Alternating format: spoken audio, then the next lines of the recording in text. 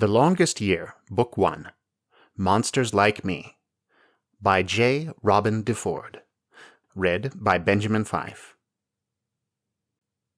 This book begins with a dedication. For all children of my siblings, future and extant. From Aunt Jan. And a quote.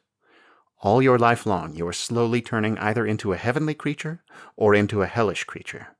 By C.S. Lewis. It all started with the bike accident. Well, in fact, it all probably started billions of years earlier than that with events too minute and complex to bother getting into here. But for Matías, it all started with the bike accident, though he didn't realize it until later. He'd turned 14 a couple of weeks back, and the bike had been his birthday present from his parents. Matías more than half suspected them of getting it for him as subtle encouragement to stop playing video games so much, but he didn't mind. The games would still be there, assuming Angelo didn't take it into his head to dismantle the PlayStation and scrub its parts individually or something. And biking around was as fun in its own way. Plus the bike was really nice, and probably no more than a few years old. His mama excelled at finding high-quality stuff only a little used at great bargains, and this bike was in good condition. Better condition than he was in, actually, which he supposed only proved his parents' unspoken point. And he still felt a little stiff and sore from the first several days after-school rides. But this was wearing off, and he figuring out the gears, and how not to get his jeans and shoelaces caught in the twisting pedals. Friday looked like rain after not too long, so he enjoyed himself while he could. One particular hilly street, not far from his house, rotated through his top 3 favorites to descend, though making it back to the summit always left him breathless and sweaty, and with legs that seemed on fire. But then the whistling wind in his face on the way down, the G-forces, and the rush and the growing speed as he raced to the bottom. He officially loved this bike. He'd made a game out of the manhole covers that dotted the streets at regular intervals. He would weave and swerve from one side to the other and see how many of the covers he could still manage to ride over. The higher the asphalt around the cover, and the greater the consequent jolt as he crossed it, the more points he got. He kept a running tally as he went, but too lazily for it to be very accurate. Nevertheless, he compared each day's overall score to the previous ones, in general terms at least. He never did manage to assign an appropriate negative point value to the act of crashing and burning. Not that there was any burning involved, fortunately. Crashing and bleeding would have been more accurate, and that was bad enough. The last manhole cover before the steepish slope of Unabridged Street met the flatter Palm Tree Drive, meant he had to slow down or even stop as he looked around for traffic at the bottom. But he didn't want to miss this final cover because of its high point value, so perhaps he wasn't as careful as he should have been.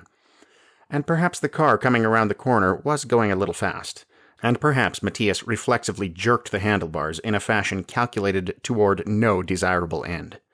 Whatever the case, he bounced, twisted, panicked, lost control, flew, fell, and skidded. It would have been worse if he hadn't landed in the gutter, since a buildup of leaves and mud there kept his chin from direct contact with the pavement. But it would have been better if he hadn't landed in the gutter too, since then his forehead wouldn't have scraped right along the wall of the curb, and his body wouldn't have scraped right over the drainage grate. He felt a sharp pain in his right side, where chest turned to belly, and then his bike fell on top of him, and he finally stilled. He waited several moments for the driver of the car to appear, all aflutter, to see if he was okay, but nobody seemed to be around. Then he would have jumped up and shouted after them that they were jerks for scaring a kid on a bike half to death, and not bothering even to stop and make sure he wasn't seriously damaged. But from his mouth as he opened it came only, "Ouch, ouch, ouch, ouch," followed by a word he would have gotten in trouble for at home, and that he immediately regretted saying aloud. Slowly he disentangled his legs from whatever part or parts of the bicycle they'd become entwined with, and pushed himself up onto his knees. The pain in his side only worsened as he moved, and he was a little shocked, though not truly surprised, to see blood when he looked in that direction. A corner of the drainage grate, protruding somewhat where either the metal had warped upward, or the concrete beneath had eroded away, had caught him in the side as he skidded, tearing both his t-shirt and his skin. With a groan, embarrassing but better than swearing, he climbed to his feet and moved to pick up his bicycle. He did this one-handed, as the other had already, seemingly of its own volition, clamped down over the injury, and it was a little clumsily that he hauled the vehicle up onto the sidewalk and set off on foot in the direction of home. His face hurt where it had ground along the curb, and he thought mud was dripping from his chin. His knees and hands had also been scraped as he'd fallen, though his jeans had fared better than his shirt, and the entire experience had been an injury to his pride as well as to his person. But honestly, none of it hurt as much as the wound to his side. He could feel the area growing sticky under his hand, and it stung and throbbed at the same time. Eventually, after a cursory examination by his mother, a wide-eyed show of fascination from his brother, who Matías knew was freaking out underneath, an immediate trip to the clinic, and an extremely painful washing or sanitizing or whatever they called the process, it required 8 stitches and a square of some squishy stuff taped to his side over the spot so he couldn't even see it anymore, and a recommendation of standard painkillers as needed. "It could have been worse," Mama said as they walked home from the clinic, together under one umbrella against the rain that had started while they'd been inside. "Yeah," Matías agreed, looking down at the torn, bloody shirt he'd resumed wearing for the trip home. "I could have been totally pressurized inside and popped like a balloon when I got cut." "I meant I'm glad you had your tetanus booster," Mama said with a smile, "but I guess you exploding would be worse too." Papa got home not long after they did, bringing the usual Friday movies and accompanying junk food for his sons and suggestion of a night out for his wife. But before Matías could allow them to leave and lose himself in the joy of Cheetos and bad sci-fi, he had to give an account of his adventure to his father. It turned out pretty fun to relate, what with speculating on the driver's motives in leaving him lying in the gutter. They were gangsters, and couldn't stop lest they give themselves away, and a detailed description of the supreme agony he'd felt, and the discovery of his near-lethal injury. He already looked forward to telling everyone at school on Monday. When he'd finished the story and Mama had added a few concise lines of less interesting detail about the visit to the clinic, Papa remarked, "Well, you're right. It could have been worse. The gutter could have been swimming with piranhas. Glad you survived." Then he and Mama headed out for their date. Matías adored Friday nights for a number of reasons. First, the movies Papa rented for them. He loved terrible old science fiction with hilarious special effects, and he loved guessing at the endings, incorrect though his hypotheses typically proved. Then he and Angelo didn't get junk food the rest of the week because of some combination of health and financial concerns. But Friday nights they were allowed chips and soda as long as they had real food to go with it and cleaned up after themselves when they finished. Third, though only in his second week of high school, Matías was already a little tired of having to get up an hour earlier than he had for middle school, and ready to appreciate the heck out of staying up late and sleeping in the next day. Tonight, though, owing to the continued pain in his side, and a certain amount of unusual fatigue resultant upon the events of the day, he didn't feel much like hanging around far past 9:30-ish. So after a feast, a stupid plot twist nobody could have predicted, and a hasty cleaning up of the den, he went to bed. He usually slept on his stomach, and feared that either the abnormal position in which he lay tonight, or the pain from flipping over without thinking, might keep him awake. But he escaped these fates. In fact, he fell asleep fairly quickly, satisfied with the day despite its t-shirt ruining quality. He had no idea his life had changed until what felt like mere moments later, when he found himself waking up somewhere he'd never been before. The first thing he truly noticed, and he only considered later in retrospect how odd it was that this should be the case, was the pleasant color of the stone. He'd seen red rock, and always considered it more an insipid sort of pink than what he would properly call red. But the stone comprising this cavern, rough cut in uneven walls that rose not far above his head, was a lovely, rich red-brown that looked almost edible. He found himself smiling vaguely at it. Actually, he was a bit vague in general, and as such did not at first notice he was vague. It was a vague vagueness. Therefore, how much time passed before the world around him started to drift back into focus, he had no idea. There were, as always, sounds and sights, besides the stone, and other sensations, but at first they all blended together into an unfamiliar but seemingly unimportant blur. Eventually, though, frustration at his own lack of coherence began to push for greater comprehension, and his brain started to sort out the stimuli. And the very moment he came to a full realization of what he saw, he let out a cry and stumbled backward until he hit a wall and, losing his balance, slid down almost into a crouch before he caught himself and scrambled back up. He was surrounded by monsters. Closest to him, on his immediate right, was a giant ant or spider sort of thing, all legs and hairy top and shiny sides and antennae and stuff, that even now turned toward him, as if he'd attracted its attention with his sudden movement. Beyond that stood a huge frog person covered in warts or something, upright but hunched over as if to avoid hitting its bulbous head on the low ceiling of the cave.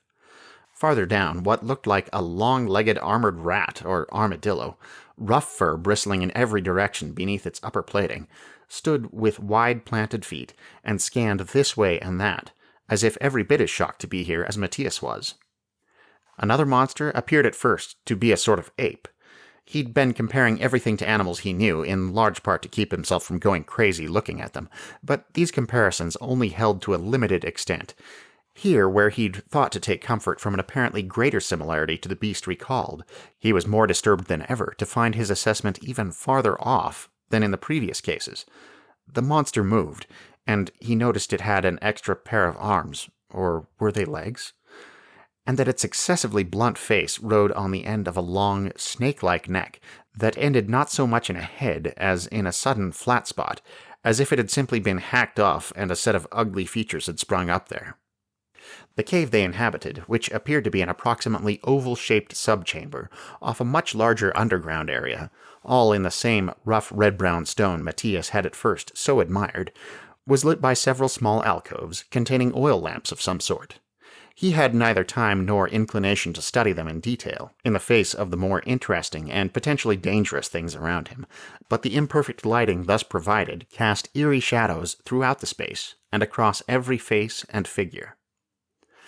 For the few moments since he'd come to his senses, he'd been surrounded by a thick, tense silence, in which all the monsters, he guessed, gazed around warily, wondering which would attack first, and how best to fight each other. But then an unexpected sound drew his attention in the direction he hadn't yet looked. To his left, in the air at about chest height, hovered what he had to assume was another creature, based on the noise it made, but that more resembled a fluttering piece of paper with scalloped edges. He supposed it might be considered somewhat butterflyish, since it fluttered and dipped in much the same manner and was covered in colorful designs more or less symmetrical, but it was about as big as a piece of printer paper, and didn't seem to have discrete body parts the way a butterfly would. It bobbed up and down in wavering, dipping, rippling movements that appeared disconnected from any form of flight Matías was familiar with, but while it seemed a strong breath of air might blow the thing away, it had no trouble staying aloft and in place. And it was crying, very distinctly crying. The noise was a quiet, thin keening like nothing he'd ever heard before, and he had no idea what body part it issued from or how, but he recognized a wail of misery beyond any shadow of doubt. For one thing, it tried simultaneously to speak. "Mommy!" was the first, and for a while the only word he could make out. "Mommy!" Fear and confusion sounded in the cry. Honestly, it was pretty close to how Matías felt, or at least would feel once he had room for anything besides astonishment. The paper monster's unhappiness was only a part of what took place to his left, and even as Matías wondered at the display of despair, he also absorbed what lay past it. For on its other side stood a large bird thing, very straight and upright, with colorful plumage trailing from wing and tail, and a long, sharp beak. And Matías had looked this direction just in time to take in, beyond that, the most amazing sight of all. A misshapen mass was rising, slowly but steadily from the cave's rock floor. This strange figure seemed composed of the same stone from which it arose, but far more mobile and malleable as it grew and altered. It almost appeared to be struggling within itself, as if something inside were trying to burst free, putting out odd protuberances, now on one side and now on another, before having evidently reached its desired size. It settled and resolved itself into a definite shape, that of a bird-like creature similar to the one already present. The feather patterns were altered, the beak shaped differently, and its eyes were closed, but it clearly represented the same species. And then, afterward, Matías could never quite describe this part to his own satisfaction. The rocky quality of the figure seemed to fade somehow into something more organic and more colorful. What had previously resembled a statue came gradually to resemble instead a living being, in a motion or transition much like growth or natural progression. If stone could evolve into flesh and feathers, and movement and consciousness, all in the course of a few astonishing seconds, Matías thought it would look exactly thus. The second bird monster opened its eyes and shivered all over its body so its feathers rippled from the top of its head to where they ended above a pair of powerful scaly legs. It didn't seem to recognize just yet what lay around it, or even that it had made a journey, and Matías realized, finding its apparent vagueness familiar, that he must have been brought here in the same way. Obviously some strange power had pulled him, and probably all the monsters, right through the earth of wherever this was, and the trip had been disorienting at best. Toward that strange power, to the sound of the wailing paper monster's continued cries for its mommy, Matías looked next. At least he was fairly sure the creature standing several feet away facing the line of monsters must be the one that had summoned them all, for it was lowering its arms from a pose Matías might have specifically expected from a monster-summoning magician. If Matías had at all previously believed in magic, or monsters, or funny little fox people like this thing and its companions. All relatively humanoid, though a good foot shorter than Matías, there were 3 of them, covered in reddish-brown fur or hair that probably made pretty good camouflage against all this similarly colored stone. The central figure, the one that had evidently done the magic, or whatever it was, had around its head and neck what looked like a lion's mane of a darker hue than the rest of its hair, and wore a sort of leather sling across its chest to hold some large object against its side, the first item of anything resembling clothing Matías had yet seen here. The other 2 fox people, though not significantly smaller than the magician, yet seemed dwarfed by it somehow. Perhaps it was that the first had only a scraggly sort of mane in an insipid light orangey brown, and the second no mane at all. Or perhaps it was the way they held themselves in comparison with their leader. The latter had an aura of command about it that the other 2 entirely lacked. Then, to Matías' surprise, one of them, moving closer to the leader and reaching out an arm as if to offer support, a thin, stiff-looking arm, the hand at the end seeming almost more like a paw, spoke in a perfectly intelligible male voice, if in a tone so low Matías could barely make out the words, "Master, you'll harm yourself if you—" The leader did appear as if he could do with the support of his subordinate's arm, for he had an almost raggedly weary demeanor, and drooped slightly where he stood, but he brushed the proffered assistance aside, and said, "Yes, that's enough." Enough what? Matías wondered aloud before he could stop himself. It might not be wise to draw attention in a room full of dangerous-looking monsters, nor to question the tired magician that had brought him here yet, but the words were already spoken. He needn't have worried, though. Even if the magician planned on replying after the fleeting glance he threw at Matías, he was cut short by another question voiced somewhere off to the human's right. "Who are you?" And someone else asked at nearly the same moment, "Where are we?" "Yeah," said, of all things, the ant creature beside Matías. "What's going on?" "Mommy," wailed the paper thing. So apparently all the monsters could talk. Perhaps there wouldn't be any attacking quite yet then. With a nervous glance at the jaw things of the ant monster, Matías could only hope. The fox magician swept his gaze along the line. Matías didn't know whether the construction of his face made it impossible for a human to read his emotional state, or whether he simply wasn't displaying one, but he seemed entirely impassive.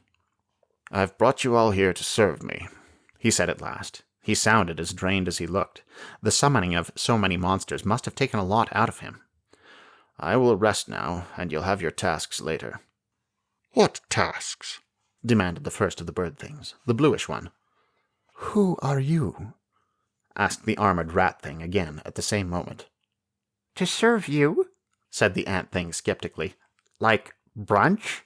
The fox magician merely turned and started to walk away, and at least one of the others obviously planned to join him. Observing, besides that the magician had 2 tails, that the only people aware of what was going on here meant to abandon them, Matías protested.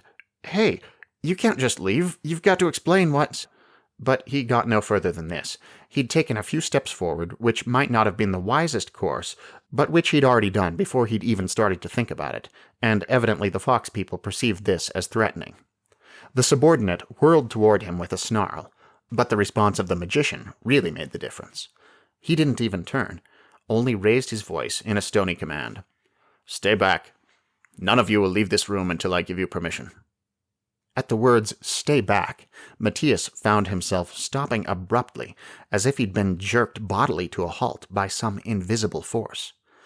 Open-mouthed and motionless, he stared after the continually departing fox people until they were out of sight. After that feeling of total inability to ignore the command, he knew without even having to test the theory that he wouldn't be leaving this room until the magician returned and told him he could. Evidently, the guy had some sort of control over those he'd summoned, making, "I've brought you here to serve me," a much more serious statement than Matías had believed. "Are you all right?" asked the blue bird creature to his left. "Yeah," he said, and was a little surprised at how stunned his own voice sounded.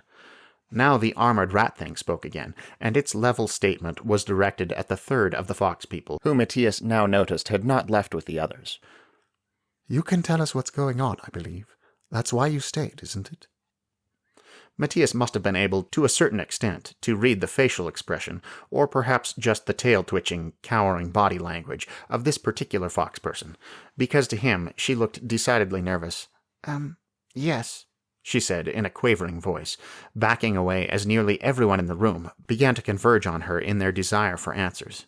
Matías thought he would be cowering too if all these diverse and creepy-looking monsters had been advancing on him.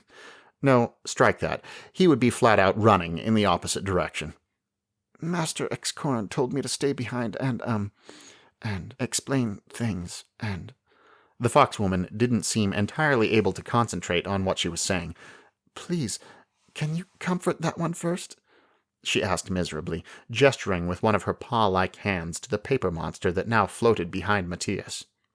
One birdman was already trying to do so. "Hey," he said, gently. "You're all right. You're all right. Mommy's not here right now, but I'm sure you'll see her later.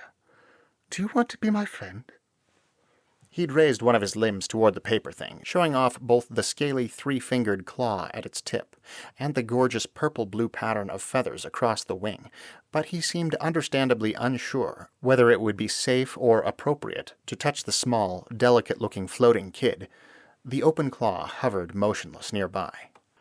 Whether there was some reassuring familiarity in the gradiented colors of the outstretched wing, the paper thing was itself primarily aqua, blue, and gray, or whether the young monster was running out of energy to keep wailing, the way children, at least in Matías' experience, tended eventually to do. The keening subsided. "I want Mommy," the thing declared, still sounding tragic, but now a good deal more intelligible. "She's back at home," said the birdman soothingly, "and later when you go home you'll see her." It was the most convincingly delivered lie, or at absolute best, unverifiable speculation, Matías had ever heard. But gradually, listening for specifics in tone and verbiage, he started to get a strange feeling as the blue-feathered guy continued. "Then you can tell her all about the adventure you had, and all the new friends you met. Won't she be excited?" No, the birdman definitely wasn't actually saying the words Matías thought he heard.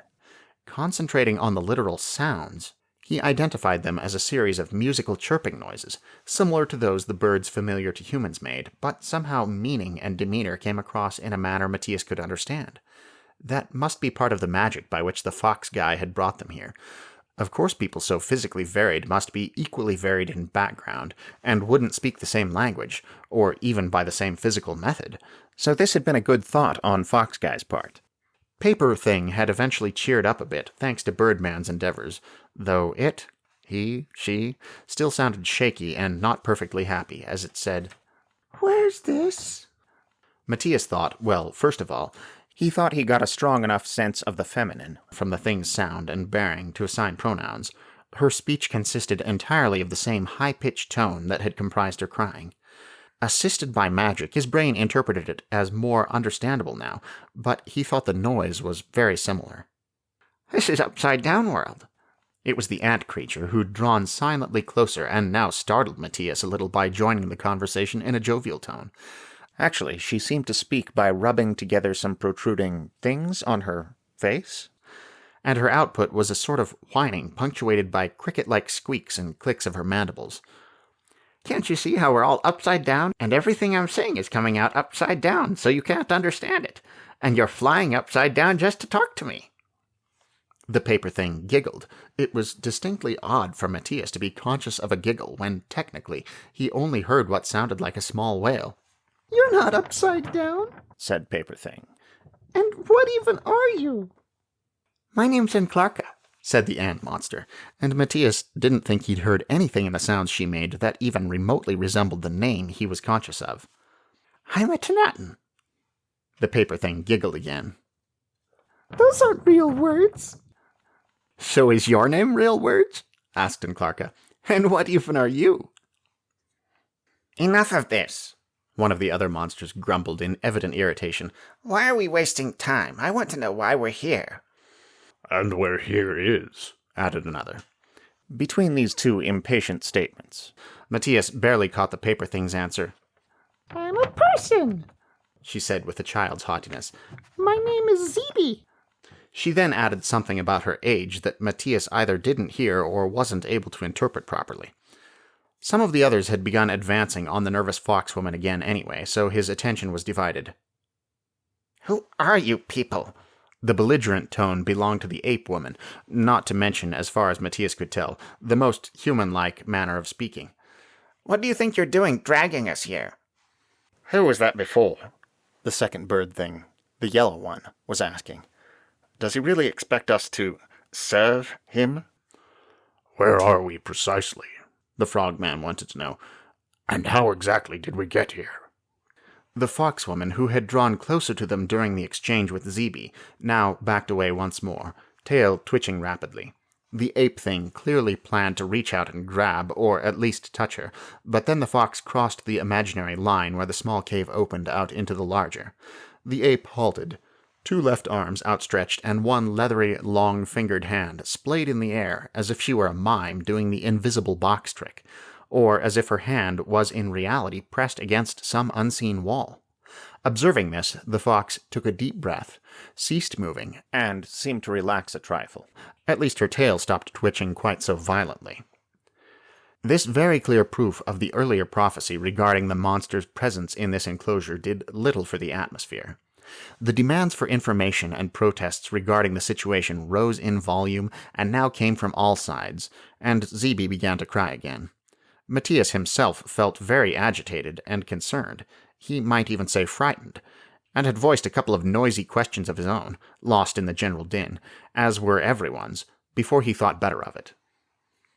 "Friends and colleagues," this loud and forceful remonstrance came from the armored rat thing, as it moved in an unexpectedly stately fashion to put its odd form between most of the other monsters and the foxwoman, just inside the boundary of the room.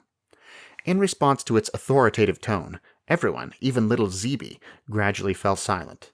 "Friends and colleagues, please calm down and listen to me. Yes, that's right. Thank you very much. You all have questions, and so do I. But it won't do us any good shouting them at our new friend here.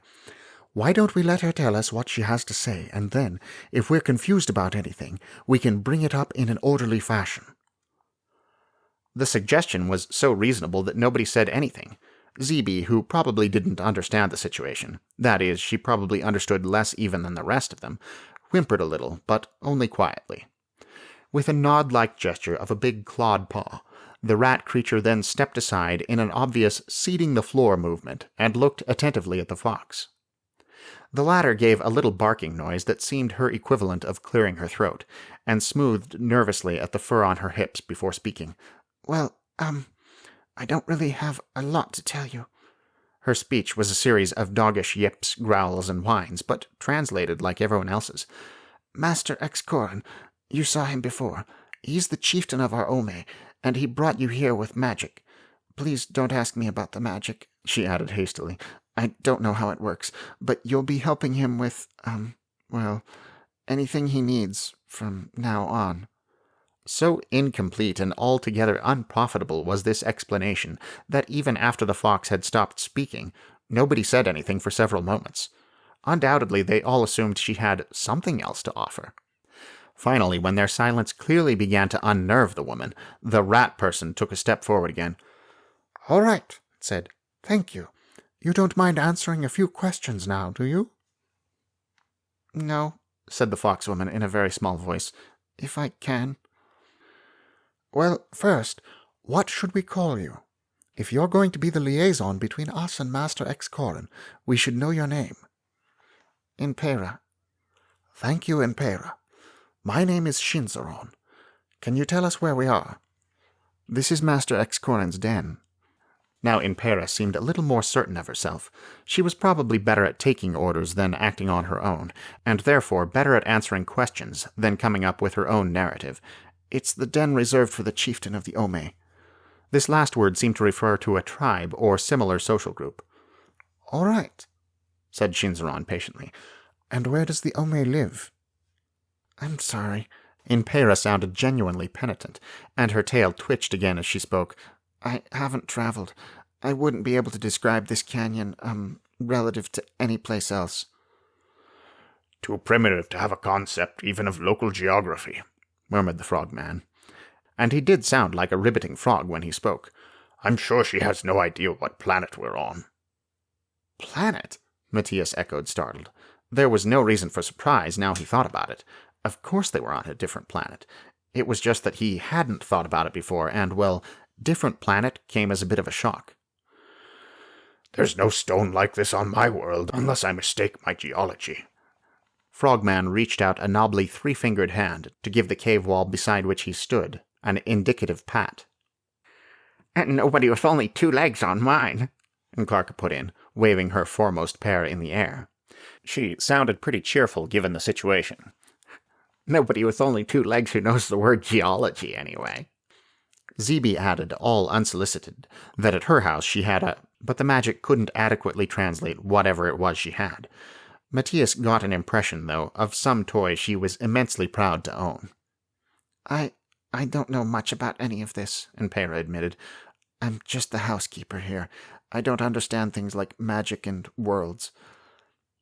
And what's this about helping Excorin with whatever he needs? Demanded the ape creature in the same almost aggressive tone as before, causing Impera to take a step back. If he thinks he can keep us trapped here... We know he can, broke in the yellow bird man. You already saw what happens when you try to leave this room where he told us to stay. What he can't do, he went on grimly, is force us to help him with anything against our will. Matías had felt that disembodied energy jerk him to a standstill when Excorin had commanded him to stay back, and wouldn't be surprised to find the fox magician could force them to do other things.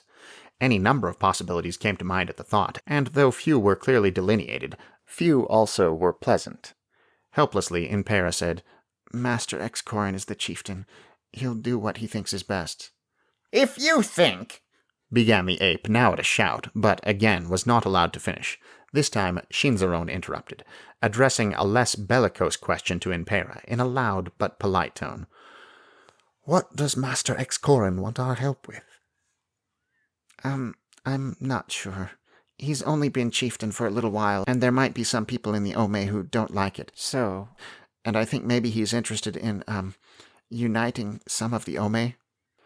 A conqueror, the frog interpreted. He's taken over this area, this Ome, and he plans on taking more. And he wants his own private army of monsters to help him. They all stared at each other, silent, aghast. At least Matías was aghast. Yesterday he'd been happily riding his new bike over manhole covers in his own neighborhood, wondering what kind of chips his papa would bring him that evening. Today, he was one of an army of monsters out to conquer caves full of fox people on an alien planet. This had to be some kind of bad dream. And into the heavy, uncomfortable quiet, Impera squeaked uncertainly, does anyone want anything to eat? It had taken an extremely, frustratingly long time for everyone to explain the very varied type of things they ate to the poor, confused housekeeper, but eventually she'd gone off to try to meet 8 completely divergent breakfast orders, and left the monsters to themselves for a while. The ape was the first to speak. Hunkering down into a squatting position on the ground and tucking up her middle set of arms and her long tail like a coiling snake, albeit one with far too many extremities. She growled out, Well, this sucks. He can't force us to do anything, insisted the same birdman that had made this point before. we have our agency. Yeah, but this is magic, Matías objected. I'm sure it follows different rules than the ones our worlds follow. I mean, I don't know about yours, but there's no magic on my world. He spoke a little absently, attempting as he was to follow two conversations at the same time. Zeeby had started fussing again, and N'Klarka and the other birdman were trying once more to calm and cheer her. We'll have to escape, said the yellow birdman. To where? Wondered the frog creature. To another Ome? To another set of caves? Another continent? What good will that do? We can't allow that Excoran to enslave us, the yellow bird replied resolutely. I at least won't give up and let him do whatever he wants with me. That attitude is understandable and even admirable, said Shinzaron, but we don't have enough information yet to plan an escape. We need to be patient and keep our eyes open. I believe we all have eyes. I've got 4, N'Klarka put in helpfully. Evidently, she too was listening to both conversations. But I don't think Zeeby has any. That should even out then, Shinzaron allowed, tone appropriately light in response to N'Klarka's facetious remark. Once we know more about this situation, we can plan seriously. Until then, I think it would be wise to act as if we are willing to work with Excoran. It depends on what he wants us to do, said the yellow bird inflexibly. I won't comply with anything immoral. Hopefully it won't come to that, Shinzaron soothed him. But it will be easier to get information and to carry out whatever plans we eventually make if these people believe we're cooperating. That's right, said the ape reluctantly. I'm not interested in helping him, but if he thinks I am, he may go easier on me. Everyone looked grim, though, honestly, Matías wondered how he could tell. I submit we all introduce ourselves, said the bluebird man. It was the first time he'd contributed to the group discussion. Matías thought, despite the impression he got that this was a fully capable adult, the guy maybe felt a little nervous. This immediately made Matías sorry for him, given that he himself wasn't always the least awkward member of any assembly, so he voiced his agreement with the proposal. Yeah, if we're all going to be working together to get out of here, or just working together doing whatever that weird little guy's going to have us doing. It occurred to him belatedly that weird little guy might not go over too well in a group of decidedly weird-looking animals mostly smaller than he was.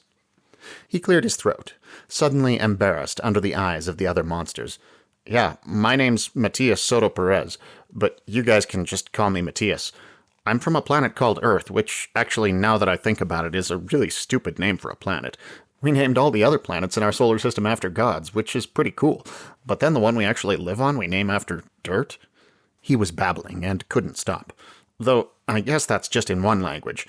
Well, I think a lot of languages, actually. They call it that, but in another one I speak it's called world, and I guess that's not so bad. But not everybody speaks that language. Much to Matías' relief, in a grinning sort of tone, N'Klarka mentioned here that her home had a similar name. The word she spoke was split, somehow, between the translation world that was relevant to the discussion and the proper noun current that Matías would have to use if he ever needed to refer to N'Klarka's planet. I bet you guys call your son the sun, just like we do, too, she went on. Anyway, my name's N'Klarka Melkern T'Nkon-Ing. She accompanied this string of utter nonsense sounds with a curious little gesture of the antennae that Matías read as a sort of handshake equivalent. And we all already know real words. I mean, Zeeby. Matías had expected Zeeby to reveal some other useful fact about herself at this point, to go along with the age she was and the toys she had, but seeing everyone's attention on her, she shied away, curling up slightly and turning what Matías believed was her back to them. Possibly to smooth over the child's embarrassment, the blue bird man put one of his powerful-looking taloned feet a half-step forward and said, And my name is Jay Ashikawa. My planet is also called World. He threw what seemed to be an amused glance at Matías. And I come from the northernmost continent. I thought you sounded Baklawe, said the other birdman. I'm Shikawaja, from the other side of the world. And he made a stiff, splay-winged sort of bow, which Ashikawa returned. I wonder why there are 2 of you and only 1 each of the rest of us, mused the frogman. Matías assumed it was because those 2 could fly, which must be a useful trait for the minions of a conqueror, and unfortunately, he'd said it aloud before it occurred to him that it might come across as a little insulting. Whether or not anyone took offense, no one replied. Instead, the frogman introduced himself next. My name is Verge, and the name of my planet is That Which Exists. Oh, that's a good one, said N'Klarka approvingly. Verge, what a name, made a movement with his shoulders that Matías thought was the equivalent of a nod of acknowledgement. He'd given nothing like a smile, though, as he identified his planet. He seemed preoccupied, despite the inherent interest of this situation. Matías noticed just then that his own jeans and tee and tennis shoes weren't actually the only clothing in the room. Verge, Matías would never be able to repeat that name, had on what looked like a sleeveless shirt and shorts, but they were so close in color to the dark grayish-green of his skin that they hadn't been immediately apparent. We also named our planet after dirt, Shinzaron informed them. For all this particular monster had said so far, Matías hadn't been able to parse its gender. Perhaps further clues would manifest in time, but in the meanwhile he decided they was probably more polite than it. Now they lifted one mole-like claw, undoubtedly designed for digging, and added in a smiling tone, "But in our case, the element of earth is fairly essential to our lives." So I guess I'm the only one who comes from a planet with an intelligent name. The ape-woman had sprawled onto her side, leaning on 2 elbows on the hard floor, her hairy tail stretched out to its full length, and twitching slightly at the end. We call ours second, since it's the second planet orbiting our sun. I don't see how that's any better than any of ours. Matías didn't really want to start an argument, and he had been the one in the first place to denigrate his planet's name, but he'd already made this statement before that occurred to him. The ape gave a short, disdainful laugh, which formed a bit of a contrast to the indifference in her tone when she admitted, We didn't always call it that. That was the official rename by the planet-wide Sciences and Exploration Committee in, I think, 7078. Prior to that, in my language, it was called land, as in, not ocean. You sound like a textbook, N'Klarka marveled, not entirely approvingly. The ape merely shrugged.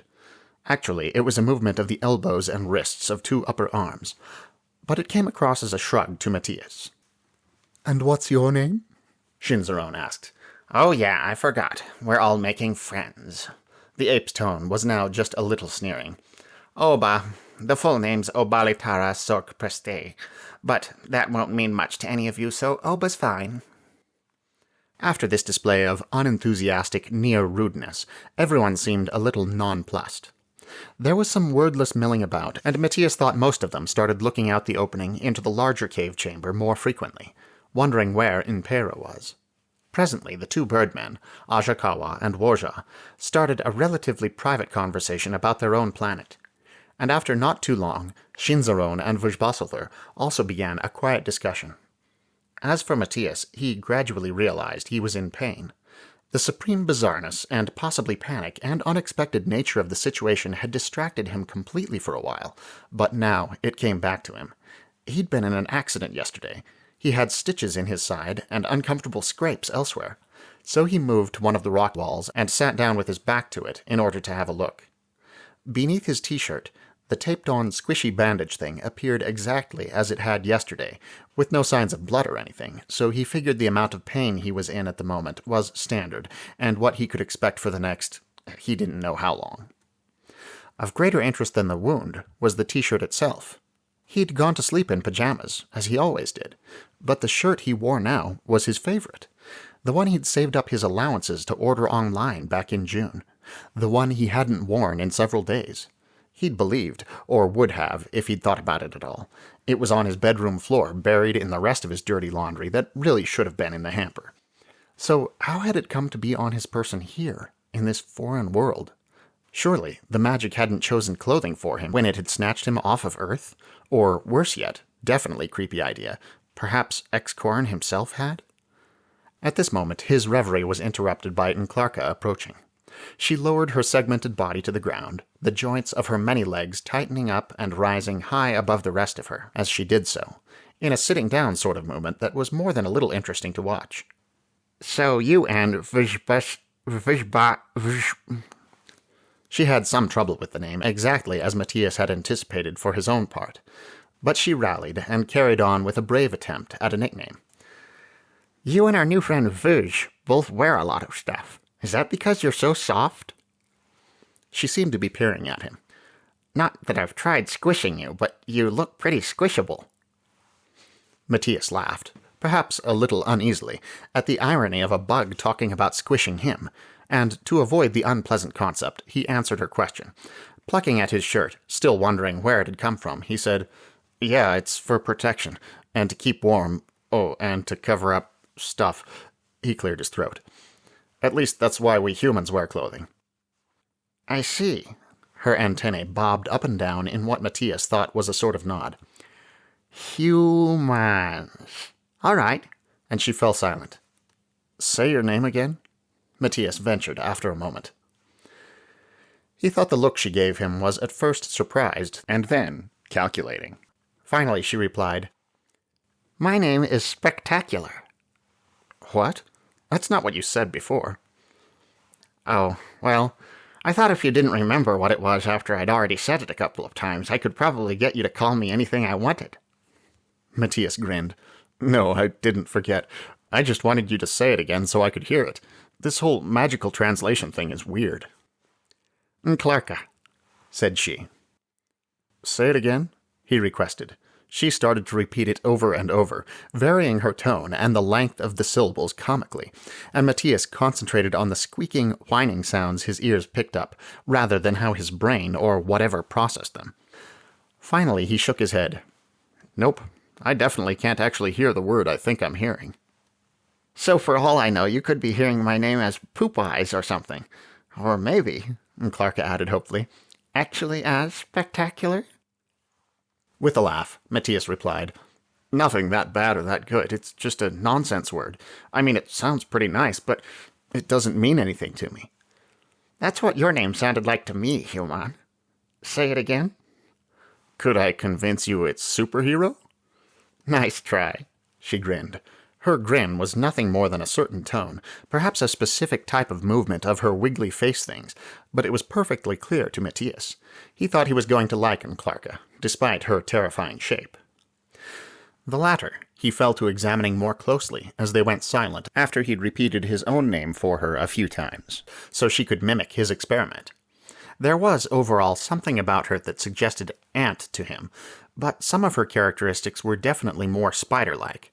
He was pretty sure he counted 8 legs for one thing, though perhaps she considered the front 4 something more like arms, since they were about half as thick as the rear ones, and seemed less muscular and more flexible. The hair or fur that decorated these back 4 legs, as well as the tops of her body segments, was various shades of orange, and appeared unexpectedly fluffy and soft, especially against the very solid-looking skin or shell, dark brown, that composed the rest of her body, and most likely lay beneath the hair as well. Matías was tempted to reach out and see what it really felt like. Lucky she'd settled beyond arm's length, since he probably would have done it without thinking if he'd been any nearer, and was pretty sure that would have been rude. As he went about this interested study, he thought she returned it with equal fascination. Surely he must appear every bit as monstrous and bizarre to her as she did to him. Actually, she probably had animals on her world that he in some way resembled, and to which she compared him exactly as he compared her to ants and spiders. He drew breath to inquire about this, but at that moment Impera reappeared. The foxkeeper was accompanied this time by 2 assistants, a couple of younger-looking foxes of indeterminate gender, each carrying a wooden tray. One of them was so small that it looked in danger every moment of dropping its burden and spilling the contents all over the stone floor. Matías felt sorry for them. What a weird and frightening task this must be. "I've brought you all, breakfast," Impera announced. Well, it almost sounded more like a question than an announcement. Already her tail had started twitching nervously again. "I don't really have any idea if it's going to suit you," she added unhappily. "Please forgive me if it doesn't."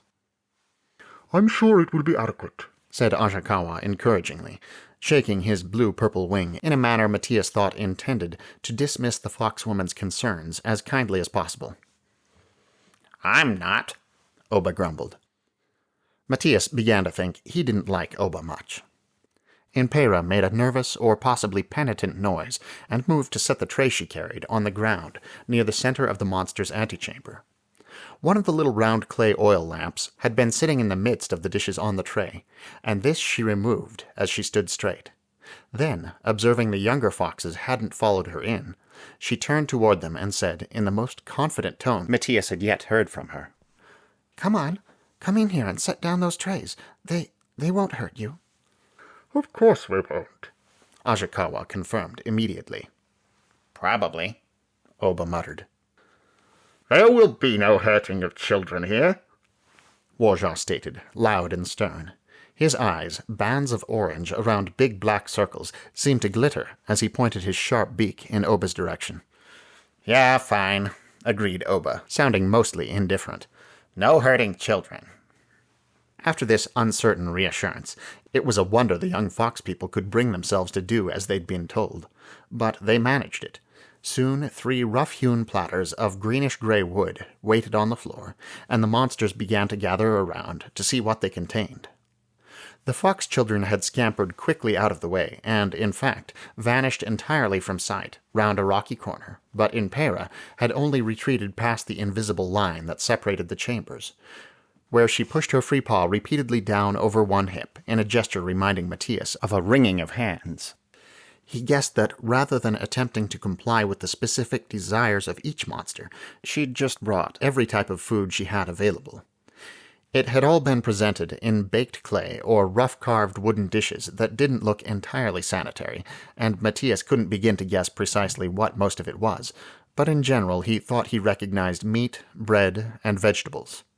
None of it seemed especially appetizing at first glance, but a not unpleasant smell rose from something somewhere on one of the trays, and made his stomach grumble all of a sudden. How safe is this stuff going to be to eat? Oba wondered. Vizbasilver pursed his big, clay-like green lips. There's no way for us to test that, but we have to eat sometime. Matías knew that if you weren't used to the types of bacteria in food and drink from a foreign place, you could easily get extremely sick from them. It had happened to him the first time his family had gone to visit relatives in Mexico. It hadn't been the most enjoyable trip for him. Here, however, he found he wasn't really worried. I bet it's translated just like all our languages, he said. I bet we can eat whatever's closest here to whatever we eat at home, and it'll work out just fine. Little optimist, aren't you? Technically, Matías was bigger than Oba, but he didn't think she meant little in a literal or complimentary sense. And you're just rude, Matías found himself replying snappishly before he'd even considered what he wanted to say. She gave a brief, sardonic laugh, seeming to dismiss him entirely, and turned her attention to the food. Annoyed, Matías did the same. He found that no individual dishes had been provided, nor any utensils, so whatever he wanted, he would simply have to extract and eat by hand. This didn't bother him much, though, so he started browsing the selection. The meat had clearly been scorched, though at least fairly evenly scorched. Seemed to have been cooked in no sauce and with no seasonings. Not that he could claim expertise on the subject, and was laid out in a stack of uninspired-looking chunks. The vegetables, on the other hand, appeared to be raw, while the greenish bread was of a solidity Matías had never encountered in bread before. Indiscriminately, he gathered up some of everything, stacking it haphazardly in one hand as best he could, and returned to where he'd previously been sitting against the wall. There he found Zibi hovering in the air a little lower than she had been before, curled up tighter than he'd yet seen her, somewhat in the manner of a dead spider. He really hoped she wasn't dead, and that he wouldn't have any occasion to think of dead spiders again in the near future. But she didn't respond when he softly said her name. Assuming she must be asleep, and interested in the manner in which she carried out this activity, he resumed his seat and watched her bob gently up and down while he ate his breakfast. None of it was too bad. He wouldn't go so far as to say the meat tasted just like chicken, or that any of it was remarkably delicious, but nothing made him want to gag either. The flavors were unfamiliar, and the rubbery texture of the chopped, pale green vegetable substance was decidedly odd, but he thought he would survive. Presently, Clarka joined him again, settling down as before so her leg joints rose up above her body and otherwise stuck out in every direction. She gestured at Zeeby with one antenna. Is she asleep? I think so. It's hard to tell. I think that ex-Corin guy must have had his brain summoned to some other planet for a minute, for him to bring a kid like that here. Matías was about to comment that he was only 14. Generally, he disliked being referred to as a kid, but he didn't mind admitting how strange it felt to be here among so many seeming adults. As far as he could discern, and that based merely on the vague impressions he'd gotten from how everyone had acted so far, only Clarka was anywhere close to his age, and Zeeby, of course, was far younger. But his remark died unspoken as he watched Clarka, for she'd begun eating, and the process was just so interesting. The wiggly things on her face that she used to talk were also evidently part of the dining process. They seemed to help keep food in between the pincer-like jaws that tore and ground it, and to guide it into whatever lay beyond, a throat presumably. So fascinating did Matías find this that he completely forgot about his own breakfast in watching Clarka eat hers. Finally, she noticed his fixed gaze, and one of her antennae twitched in the manner of a raised brow. I know I'm stunningly beautiful, she said, running a claw across the top of her furry midsection in a gesture like an affected flip of hair. But I didn't think someone with only 2 eyes could appreciate it. He chuckled weakly. Sorry, it's just really interesting watching you eat. Belatedly, he realized this comment might be somewhat rude and tried to correct it. I mean, not like you're some kind of show or... Compassionately, she interrupted him. Don't panic. We look weird to each other. She spoke through her food, and this had the same distorting effect on her words as when a human did the same, even if the mechanics were different. Everyone in this room looks weird to each other. We're all some kind of show. I don't think anyone's going to get offended, except maybe... But she trailed off before mentioning Oba's name. At least that was what Matías believed she'd been about to say. So, what do you think about that ex-Corin guy? He asked, as he started in on the last piece of meat he'd taken from the platters. Besides that it was stupid and mean of him to bring Zeeby here? She must have some kind of power he needs, something only she can do. Yeah, well, besides that, he created our bodies out of rock. Reluctant admiration sounded in Clarka's voice. I hate to admit it, but that was pretty cool. I might even say, the remorse in her tone growing, that it rocked. Matías laughed and found himself wondering the next moment how in the world, any world, a pun like that functioned under the current translation system. Did he really make our bodies, though? I mean, I'm pretty sure I had mine already. That's what it looked like, replied Clarka, and the movement of her 2 front legs seemed to be her version of a shrug. But I dropped my abduction magic on another planet class before we got to living sculpture. Again, Matías laughed. I kind of thought he dragged us right through the planet, he said eagerly. Right through the molten magma and everything, and then we popped out the other side and the rock just melted away. Clarka made a pensive noise. Well, I'm not saying that's not a pretty cool theory, or a pretty hot theory since there's magma involved, but I don't know. Either way, he's obviously an earth mage, so that means he must be vulnerable to the element of air. Does it? Well, since air and earth are opposites, Matías clarified. If he's strong in one, it makes sense that he's weak in the opposite. Are air and earth opposites, though? Yeah, just like water and fire.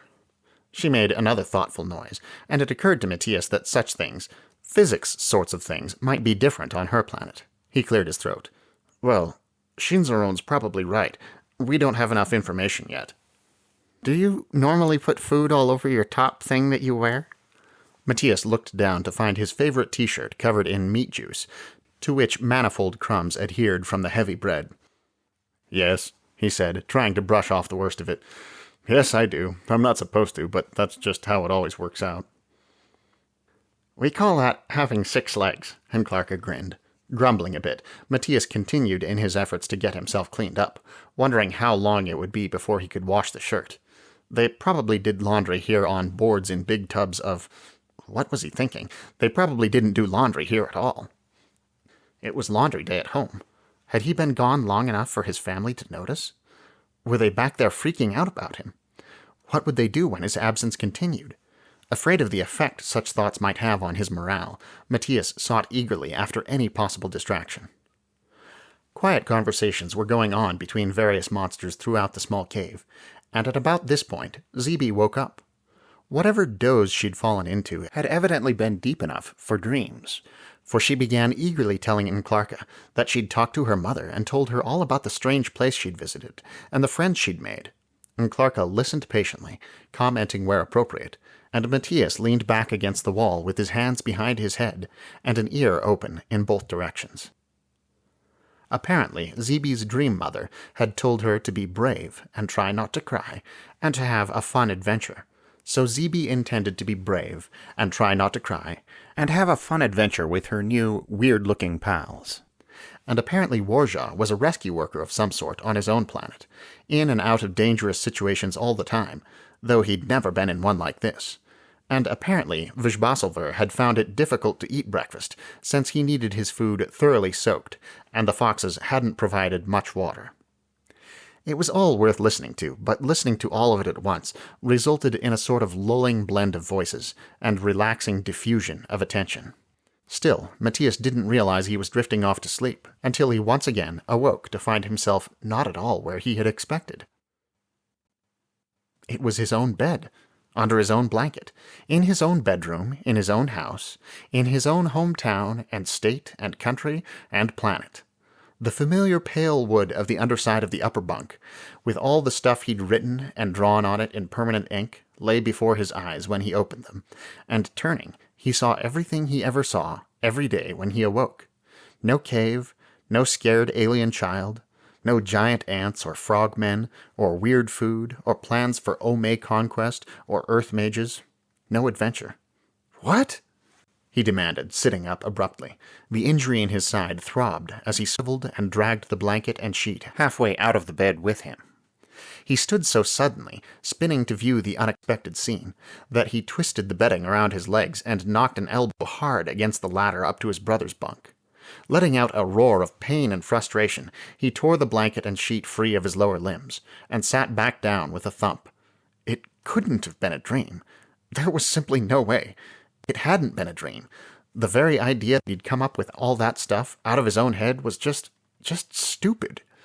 He knew he was pretty imaginative, but you'd have to be, well, actually, he thought with a slight sinking of heart, you'd have to be certifiably crazy to make up things like that and convince yourself they were real. It had been real. It was real. Somewhere far away in some other solar system, on a planet he'd never heard of, in a cave where 7 monsters were wondering what had happened to him, how he'd escaped. What had happened to him? How had he escaped? Come to think of it, how long had he been there? He rose again, stumbling over the mangled blanket and sheet he'd thrown on the floor, and went to pick up his watch from the dresser. Saturday, August 25th, 9:22 a.m. That this was consistent with waking up after Friday night movies didn't support his not-a-dream theory.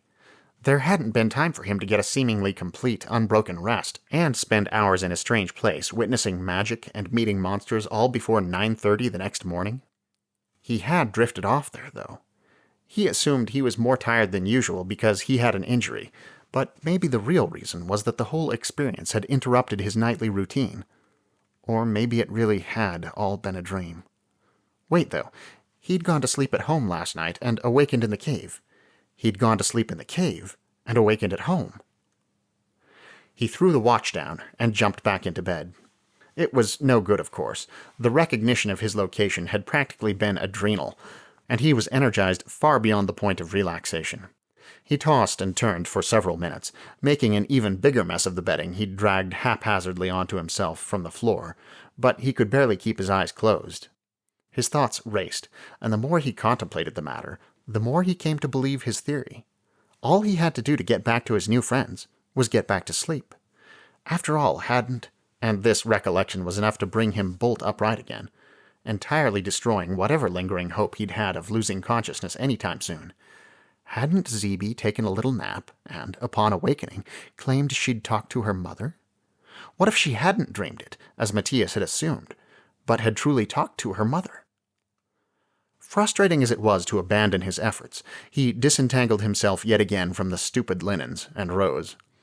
He wore the red plaid pajamas he'd gone to bed in last night, and when this fact came to his attention, he went immediately to the pile of laundry on the floor beside the closet and started digging through it. When he located a black t-shirt with a plasticky movie poster print, he stood back, held it up full length, and examined it. It definitely didn't look clean, and smelled musty from having been down with the other laundry, but there was no trace on it of the meat juice he'd dribbled there what seemed like less than half an hour ago. He wondered what that meant. Maybe N'Clarka had been right. Maybe X-Corin had created new bodies for them, and there was an extra Matías out there somewhere in a copy of this t-shirt, snoozing away and waiting for the other Matías to go to sleep, so he could wake up. Angelo came into the room at this point with the news, "Papa's making pancakes." "Cool." Matías, who had lost track of whatever idea he'd conceived of getting dressed, tossed the shirt back in the general direction of the laundry pile, and stared vacantly after it. "What's wrong with you?" asked his brother skeptically. Matías shook his head and equivocated. "My cut from yesterday hurts." "Oh, cool, let me see it." "Hey, don't say it's cool I got hurt. Just for that you don't get to see it." Angelo made a darting grab at the hem of Matías' pajama shirt, in attempting to knock his brother's hand away. Matías only managed to alter its trajectory so the fingers jabbed directly into his injury. For the second time that morning he bellowed with pain, and, shoving Angelo out of the way, he stormed from the room. There was an angry cry from behind him, but he ignored it and went into the kitchen. "What on earth is going on in there?" Papa wondered. "He hit me right in my cut I got yesterday," Matías grumbled. It wasn't fair. He knew it wasn't fair, but it was too late. He'd already said it. "Matías pushed me down," Angelo cried, bursting into the kitchen next. "It sounds like you guys don't want any pancakes," said Papa, getting ready to start pouring batter into the buttery pan. Matías' mouth watered, and his stomach rumbled even though he'd eaten breakfast elsewhere only a short while ago. "Sorry, Angelo," he mumbled. He hadn't really meant to push him, but, as his bike accident yesterday had proven, reflexive movements could easily lead to as much pain as more intentional ones sometimes did. Angelo had gone to the cupboards, and was extracting the usual complicated array of dishes he seemed to feel the need of for any meal, and at Matías' apology he said with an audible reluctance, "Okay." As the younger of the two Perez boys then moved to the table and began laying out his many dishes with mysterious care in perfect silence, their father said, "Well, Angelo?" "What?" Angelo demanded, rounding on him so readily it was clear he'd been specifically expecting this. "I didn't mean to poke his stupid cut. It was his fault." "Well, if you didn't mean to," Papa pointed out, "I'm sure you're even sorrier it happened." Angelo seemed to consider this for a moment, and then, turning to Matías, said, "I'm sorry you pulled my hand so it went into your cut." "You shouldn't have been grabbing my shirt in the first place," Matías replied. "But you wouldn't show me." "Because you said it was cool that I got hurt." "I didn't want you to get hurt." Angelo held his ground. "But since you did, it is kinda cool." Matías didn't want to admit that his brother had a point. It was a little like the monster experience. He certainly hadn't asked for it, and not every aspect of it had been pleasant. But since it had happened... "Okay, fine," he said. "Come see it." Angelo eagerly set down the plate he'd apparently been arranging at a very specific angle in relation to the bowl. The bowl Matías didn't know why he needed in the first place, and came around to Matías' side of the table. Papa also set down the pancake-making implements and joined them. They both watched as Matías lifted his pajama shirt and started peeling back the tape on the padding thing, which was by now a little the worse for having been slept in. The injury looked even worse than that. Not that Matías thought it had gotten infected or anything, but this was the first time he'd ever had stitches in a cut, and he wasn't entirely sure how it should appear. However, as Angelo had said, the blotchy redness surrounding the slightly puffy skin and the glaring purple stitches did seem kinda cool. Angelo obviously agreed, if his breathy "wow" was any indication. "You know, I didn't completely believe you yesterday when you described how much this hurt," Papa said, "but now I'm convinced. It still hurts. Do we have any Tylenol?" "There's some in my bathroom cabinet." Papa went back to the pancakes as he said this, which was good, since Matías was getting really hungry. He was also still staring down at the stitched cut in great and growing interest. because it had struck him not only that the injury formed an unusual and somewhat riveting shape, but that he'd seen that same shape somewhere else sometime recently. It looked a bit like a shepherd's crook, with an extra spot or dash inside the rounded part, and Matías could swear it was more than a little familiar. Where had he seen it? Shepherd's anything made him think immediately of church, but nothing he could dredge up thence seemed to fit the bill. In that alien cave, then? He couldn't remember. That got him started, though, thinking about the night's adventure again. Well, he'd never really stopped, only been distracted for a few minutes. So he had plenty to occupy him as he went after the painkiller Papa had mentioned. His prevailing reflection remained that it had to be real. If he didn't go back there when he went to sleep tonight, it would be the stupidest and most frustrating thing that had ever happened to him. He knew this was pretty much a 180 from how he'd felt when he'd actually been there, when he'd been fighting off or trying to ignore panic and despair and wondering whether his parents were worried about him, and if he would ever see them again. But now he knew he'd be safe at home the very next time he went to sleep. He felt he had to get back and help the other monsters out of their predicament. Not going back would be like watching the beginning of a movie just enough to get the setup and become invested, and then never finding out the rest of the story and what happened in the end. After breakfast, Mr. Perez had to leave for work. Apparently, someone's toilet had formed something like a geyser and coated their bathroom in interesting developments. So Papa, after describing what he knew of the situation to his sons, went cheerfully off to investigate. Matías usually found exploding toilets uproariously funny, but today he was too busy thinking about other, more serious things, and Papa couldn't help but notice. He advised Matías to take it easy, though he also felt the need to remind him that today was still laundry day, and homework still needed to get done. Matías acknowledged his reluctant insistence with half a grin and said he would do what he could. Agnello had wandered off to explore the special features on one of last night's DVDs. Since the laundry room immediately adjoined the den, and the walls were none too thick, the rumbling of the washer tended to interfere with the use of the television. Matías decided to wait a while before starting his clothes. He went into his bedroom, evicted yesterday evening's shirt and jeans from the chair onto the floor, and sat down at the desk. It was all real. He'd simply decided it was. He wouldn't believe any alternative. Zeebe and Enclarka and Shinzaron and all those other monsters with weird names he couldn't remember off the top of his head were out there somewhere. And so was he. His other body, that is.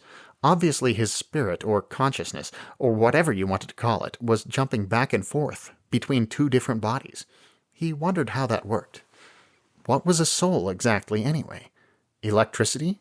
He imagined a long power line, tied at one end to his big toe here on Earth, running through space past planets and stars and black holes to some other planet far away, where it connected to the precisely same big toe of his other body in that cave. And the other power lines ran in from the other monsters' homeworlds, so the Fox People's planet sat in the middle of a web of lines, and Excorin was the magic-using, two-tailed spider that had captured them all.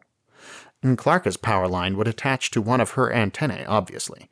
Matías had no idea where Zeebe's would connect, but maybe other types of creatures had souls made from something else in any case. This was stupid. He should do his homework. It took pretty much all day. Matías was stubborn about anything on which he'd made a good start, but even getting started taxed him when the thing was algebra, and the alternative was thinking about an adventure he'd almost had and hoped he was still in line to have.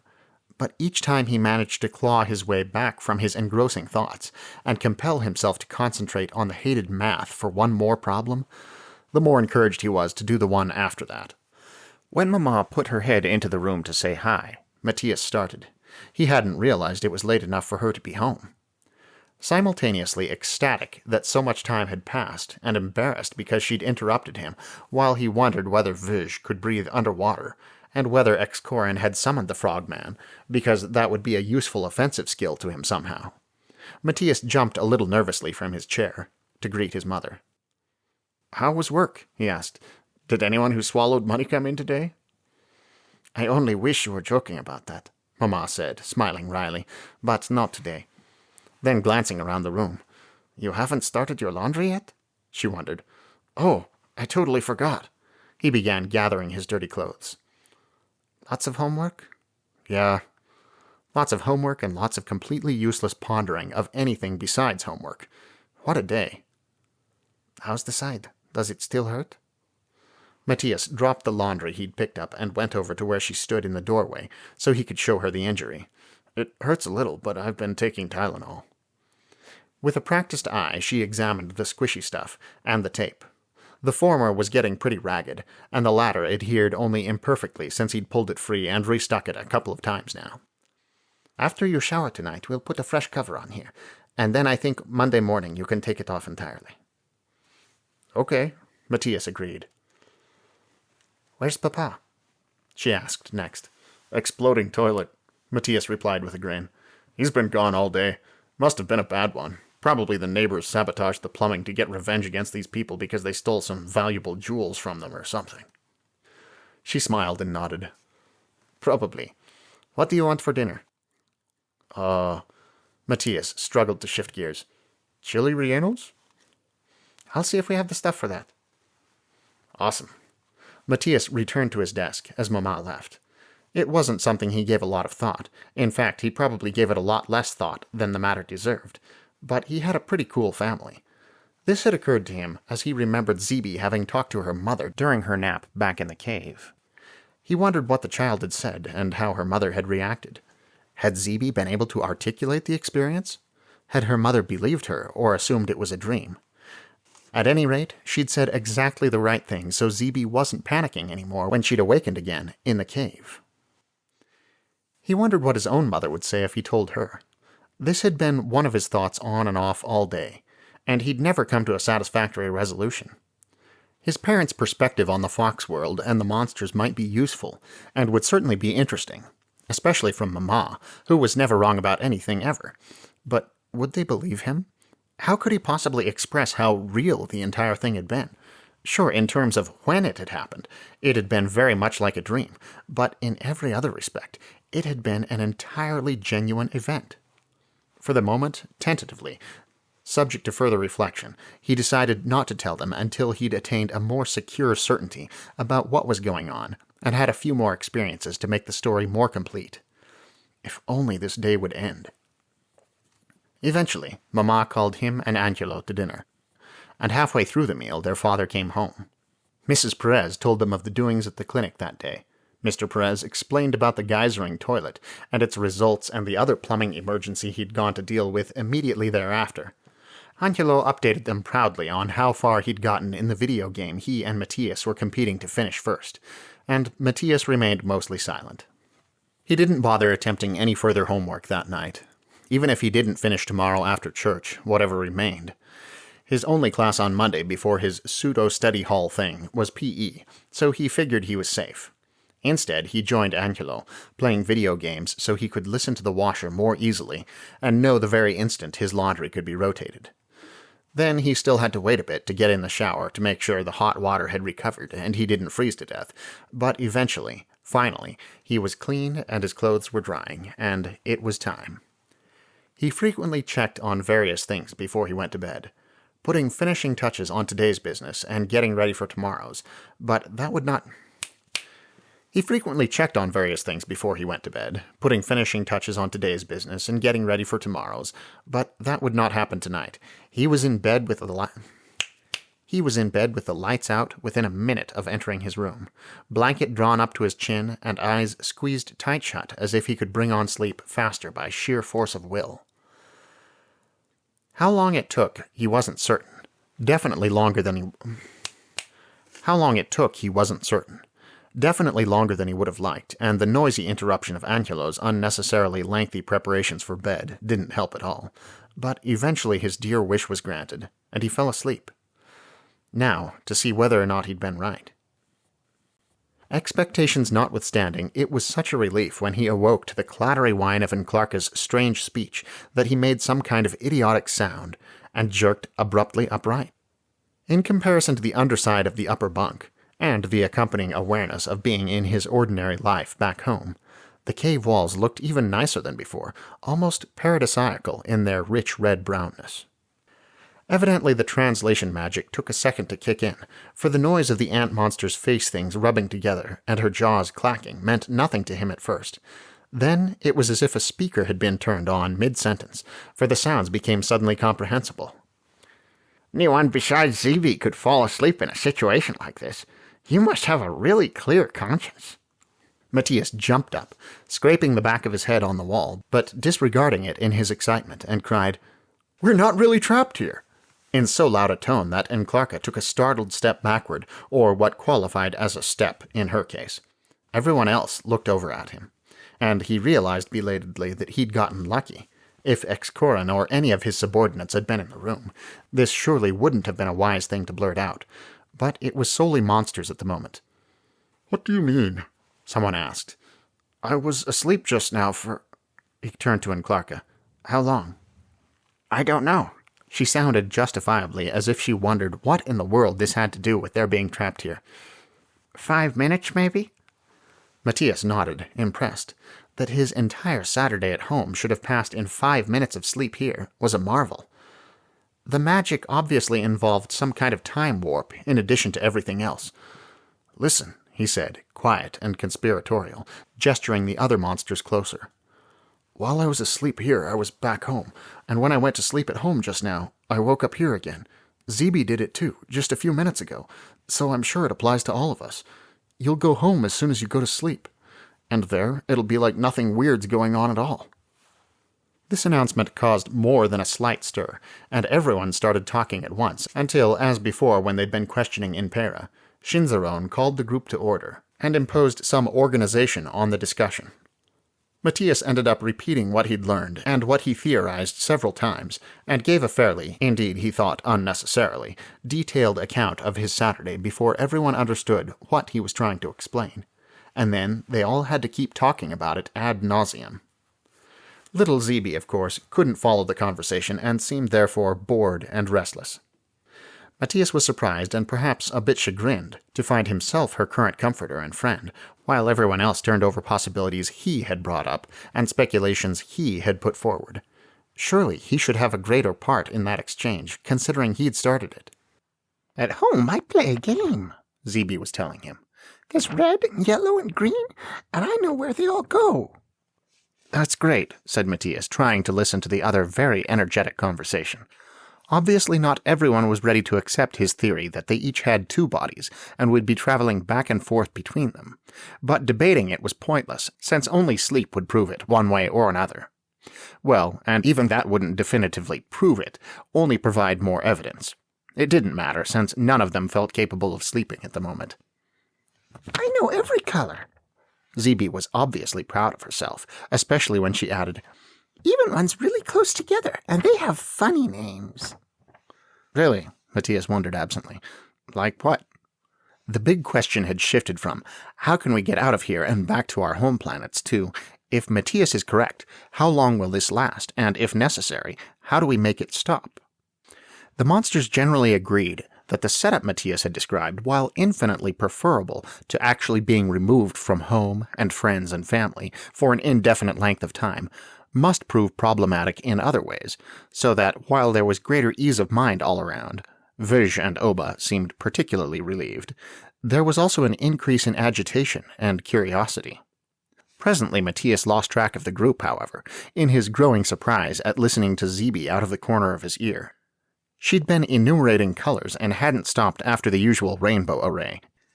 Indeed, she hadn't stopped even after a more abstruse list, including words like chartreuse and ultramarine and taupe. She was reciting every slight variation of every hue in the spectrum, and some perhaps beyond it, which evidently all had names in her language, but which to Matías' understanding came across as descriptions like "A cool dark red," and "A red just a little cooler and a little lighter than the last one." He had to assume that among a people as colorful in themselves as ZB, colors and their names must be important. He still couldn't detect that ZB had visible eyes anywhere on her rippling paper-like person, but obviously she could. Abruptly, he stiffened as he looked at her, for among the intricate patterns decorating her on both sides was what resembled a shepherd's crook with an extra little mark inside the round part. He'd already started to exclaim before he really thought about it, but upon really thinking about it, decided that adding the new theory this discovery provoked to the maelstromic discussion already going on might be unwise. His abortive outcry had gained at least Clarka's attention, and halted Zeeby mid-list. Weakly, Matías tried to cover up. "I can't believe you know that many colors. I don't think I know even half that many." This seemed enough for Zeeby, for she announced in self-satisfaction, "I can draw all of them." And Clarka said, in that tone people use when they're talking to someone else about a kid, but the remark is in truth intended for the kid, "Zeeby's smart. Smart as a smart person." Matías was about to reply, but at that moment, the other 5 monsters fell silent. Looking around, he saw why. Excorin had reappeared. The little fox mage eyed them all evaluatingly before addressing them. Matías didn't much fancy the silent scrutiny, but it did at least give him a chance to return the favor. Excorin was accompanied this time only by the other male, the guy with the straggly, little dirty-colored mane, and for this Matías was glad. Impera had seemed so frightened of them all, and understandably so. She undoubtedly rejoiced not to have to deal with them any further at the moment. Excorin probably didn't need her assistance right now in any case. He appeared less exhausted than he had before, and Matías wondered again exactly how long it had been here since the summoning of the monsters. At least a couple of hours. But they probably didn't have clocks in this society yet. Excorin's subordinate seemed harried. This was evinced by a twitching motion of the tail different from the one Impera had used to display her nervousness.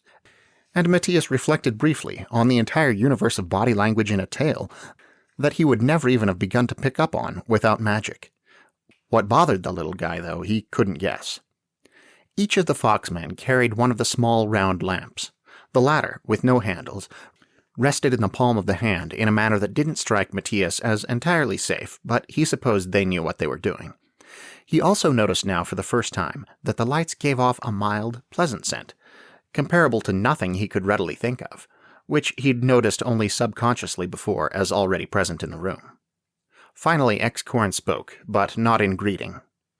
Presumably considering whatever information had been conveyed by Impera in his absence sufficient introduction, he simply got started, pointing as he did so to Verge with a finger that didn't really seem biologically designed for pointing.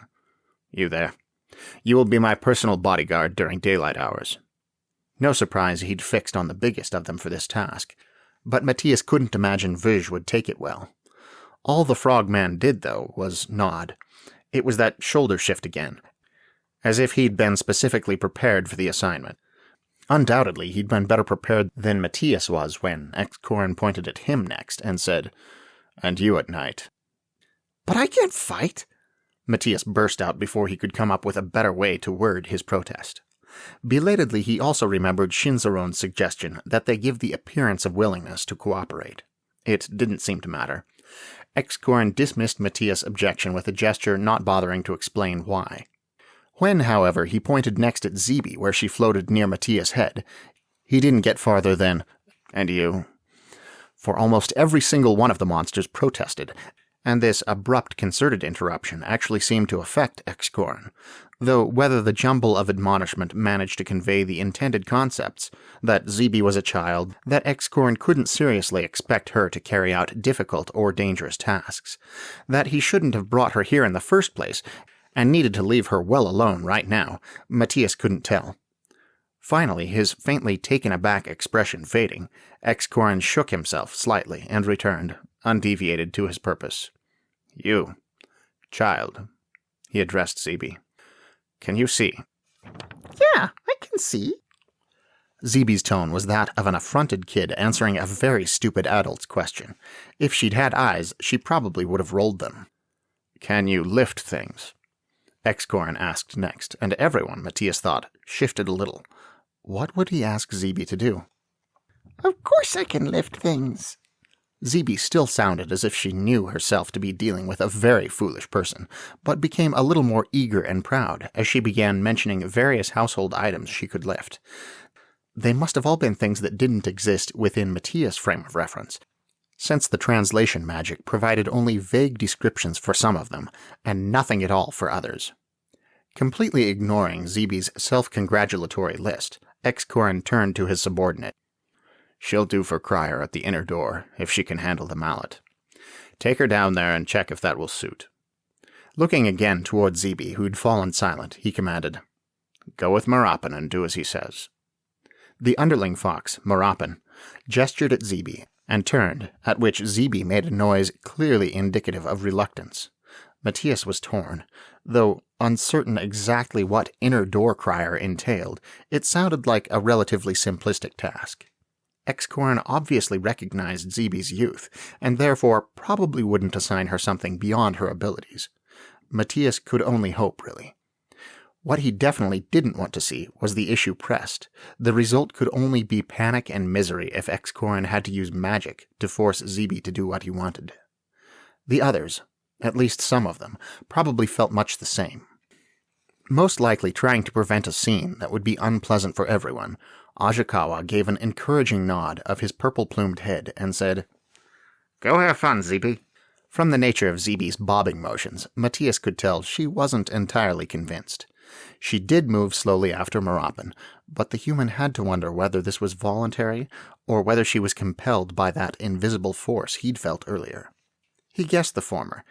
He'd been extremely startled and almost frightened in the grip of that magic, and for a kid, it would surely be even worse. Clarka added her encouragement to Ajakawa's. "He's got a mallet he's going to see if you can lift. When you see us later, you'll have to tell us whether or not you can lift it." In a theatrical whisper, she added as if to Zeeby alone, "Maybe it's made of candy." This seemed to satisfy Zeeby, for she made a noise of relatively cheerful acquiescence, and quickened her pace in following Marapin. And once those two were out of sight, most of the other monsters seemed simultaneously to breathe a sigh of relief and to bend an annoyed scrutiny on Excorin. "What kind of work have you assigned that child?" Warja demanded, disapprovingly, with perhaps a greater emphasis on the last word than his stony tone allowed for the rest of the question. Excorin turned. "Do children sit idle in your world?" he asked with a touch of disdain. "Here, everyone works. She will have an assignment she is capable of." His shining eyes, red irises around wide black pupils, narrowed as they took in Warja's feathered green and yellow figure. "You can fly?" Matías half expected Warja to flutter his wings contemptuously and use Zeeby's earlier tone to reply that, of course he could fly. But the bright birdman just replied neutrally. "Yes." Briskly, Excorin nodded. "The two of you," he included Ajakawa in his gesture, "will do some scouting for me. You'll come with me presently for instructions." Both bird monsters shifted, but neither said anything. Apparently, scouting wasn't something Warja considered immoral. Either that, or he was doing a better job than Matías had in following Shinzaron's compliance suggestion. As for Shinzaron, they were the next subject of Excorin's critical gaze, followed eventually, silently, by Oba. Finally, the fox mage declared briefly, "The two of you will guard my prisoners for now." Turning to Matías, he added, "You'll come with me to learn where my private chamber is, so you'll know where to assume your bodyguard position tonight. But then you're free to move about as you choose until then, as long as you cause no trouble and don't leave the den. You." He had shifted his attention to Verge again, but here he was interrupted by Ajakawa, who sounded simultaneously annoyed and a little nervous. "We have names, you should be aware. We're individuals with identities, not tools in a package." Magnificently indifferent, Excorin completely ignored the statement. "You," he resumed, addressing Verge, "will accompany me everywhere during daylight hours. Starting now." It was probably the tone of finality in this last command, as if Excorin was completely finished with the briefing, and about to turn away toward the business of showing Matías where his private chambers were, and giving the birdmen their scouting orders, that prompted Clarka to remark in a crafty tone, like a cheesy movie villain, "The invisibility potion worked. I'll never be given a job now." Excorin looked at her almost as if she was indeed an afterthought. "You're free to wander inside the den, too, for the time being," he said. "I won't need a steed until another day." "Ah."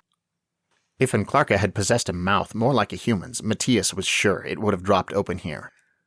"A steed? You think you're going to—" "Come," Excorin commanded, turning abruptly.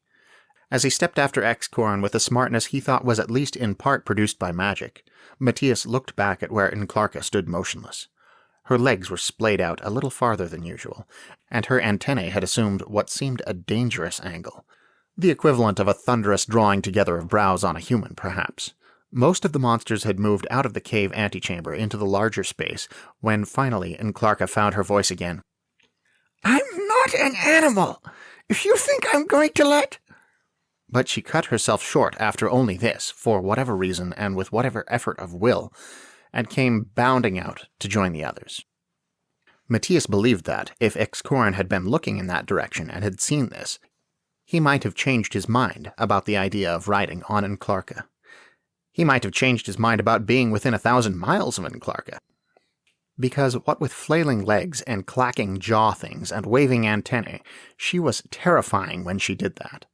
Matías had already started to consider her a friend of sorts, and even his heart was pounding. His entire frame jerked in a reflexive, shying away movement when she began to walk beside him. She looked more than a little annoyed, and he couldn't think of a thing to say. On the one hand, it made perfect sense that she found her proposed task in X-Corn's service insulting, and Matías would have liked to express his sympathy. On the other hand, she'd just scared him half to death, and Matías feared that if he opened his mouth, only stupid sounds would come out. And on a third hand, as if he'd been Oba, he wanted to look around at the parts of the cave he hadn't seen yet, and figured N'Klarka probably did too. Contrary to Matías' expectations, the walls outside the little antechamber were exactly as rough-cut as those inside. Evidently the Fox people hadn't developed either the tools to smooth out the stone or the desire to bother. There were occasional decorations, though, if you could call them that. The haphazard figures here and there, mostly simplistic scenes of Fox people interacting, looked like they'd been drawn by children.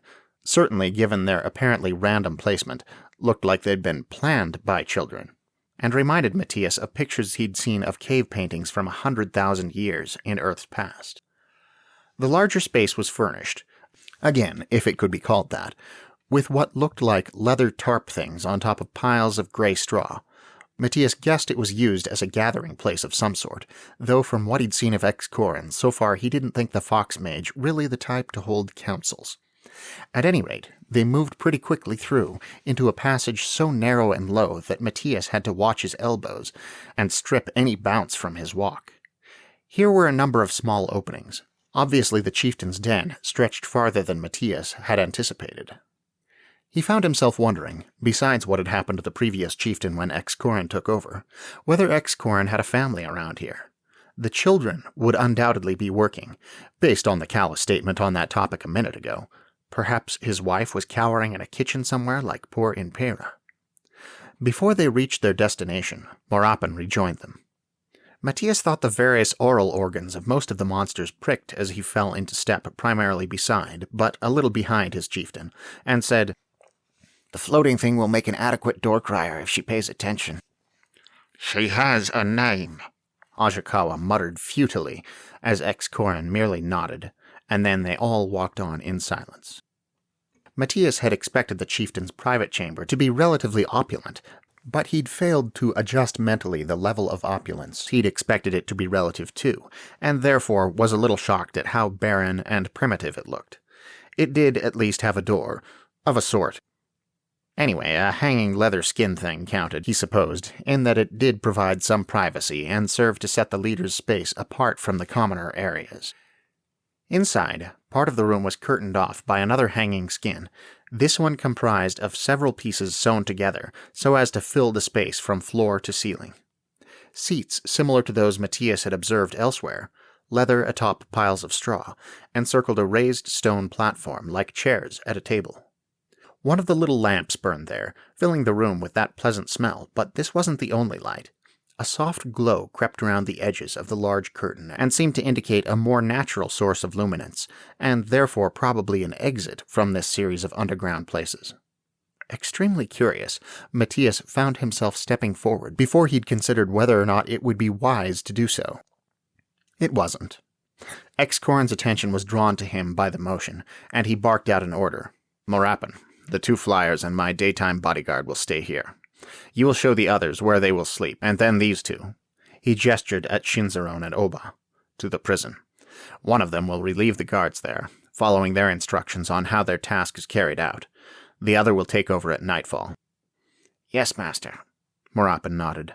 He turned toward those he was to guide, apparently decided that reiterating the command would be a waste of time, and turned away again, moving wordlessly toward the corridor. Equally wordlessly, most of the monsters followed him. As they walked up the passage and then down another, and into yet another, Matías wondered how he was supposed to remember the way back to X-Corin's chamber at nightfall after only having been there once. Actually, it struck him that he had no idea how he would know when it was nightfall. So far, he'd only had an unconfirmed hint that the sun played any part in these people's lives. Well, all right, the terms daylight and nightfall used by X-Corin, or at least translated as such, were fairly indicative, and the fact that flying creatures were needed to scout something for him seemed to guarantee open air somewhere. He didn't bother to ask, though. It would be interesting to see what X-Corin and his magic would do if Matías didn't show up for his bodyguard shift, not out of stubbornness, but simply because he couldn't find the place. The room to which they were shown, Matías had given in and started calling the various parts of the cave rooms, was larger than the original antechamber. He could still touch the ceiling if he reached up, but at least he didn't have to watch his head, and furnished, he supposed, adequately enough. Seats made of skins and straw surrounded another raised stone platform, and what he believed were intended as beds looked like larger versions of those seats. A stone trough that seemed to have been cut out of one of the walls held water, hopefully not for drinking, given the lack of drain or other method for keeping it fresh, and alcoves housed more of the ubiquitous little clay lamps. Studying it all, Matías decided that X-Corin couldn't have had any idea what type of monsters he would be getting when he did his spell or whatever. All of this, which had undoubtedly been prepared in advance, looked functional enough for someone like Matías, but pretty useless for a non-humanoid like Nklarka. Also, there was no division of any kind to section male from female. Maybe fox people covered in fur as they were didn't care about that sort of thing, but it would undoubtedly be embarrassing for Matías eventually. Once again counting on them to remember the orders that had already been given, Matías turned away after the four monsters had examined the room for only a minute or so. Shinzaron and Oba moved to follow him, and only the former gave a gesture of goodbye before they were all out of sight. Then Matías found himself alone with the ant creature, looking somewhat blankly around at their new quarters and wondering what to do next. Presently, Nklarka actually wondered aloud what they should do next. "I don't know," Matías replied. "We can move around, so I guess we probably should." "You have to start working the dog watch," Nklarka reminded him, signifying either that she had dogs on her planet, or that the translation magic was gearing up for another pun. "You might want to have a cat nap." "And go home again already? No way." Nklarka wandered over to one of the beds and started picking at it, examining seemingly somewhat absently the materials it was made of. "You really think we're going to zap back and forth between our homes and this place every time we sleep?" "Well, I've done it. Zeeby did it." Following her example, Matías had begun to pace the room and look more closely at everything in it. "And it'll be Sunday when I wake up there, and I don't know how I'm going to get through church when I'm thinking about this place the whole time." Evidently, the concept of church was familiar enough to Nklarka, for she replied in a grinning tone, "You could take over, deliver the service yourself. My beloved family in the truth, I have seen the next life, and people there have multiple tails and legs and stuff." Matías laughed. "Or maybe you should just start your own religion," she mused.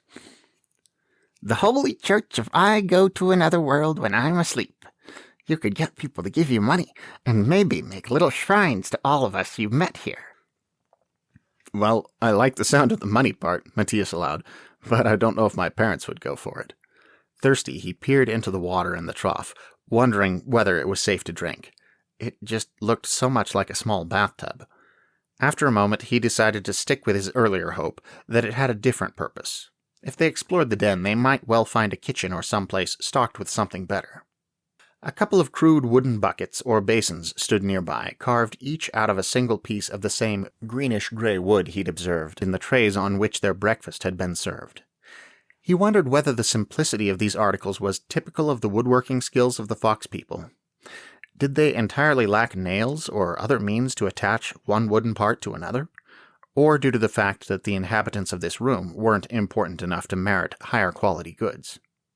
One of the buckets had a lid, nothing more than another flat piece of wood set atop the first, and when Matías lifted it, the smell thus disclosed and the discoloration of the interior made it dismayingly obvious what the intended purpose of this container was. Hastily, he replaced the lid and said to Enclarca, "Yeah, let's go explore." All right. From the other end of the room, she hadn't noticed his relatively unpleasant discovery, and soon joined him in the doorway. "These passages are so small," Matías remarked, as they set off around the curve of the one that led to and from their quarters. He realized almost immediately that he should have brought one of the alcove lamps with him. It was extremely dark here, the only visible light coming from around the bend and barely disclosing the walls. He didn't feel like going back for one, though, and the passage ran simplistically enough that he trusted he could find his way without it.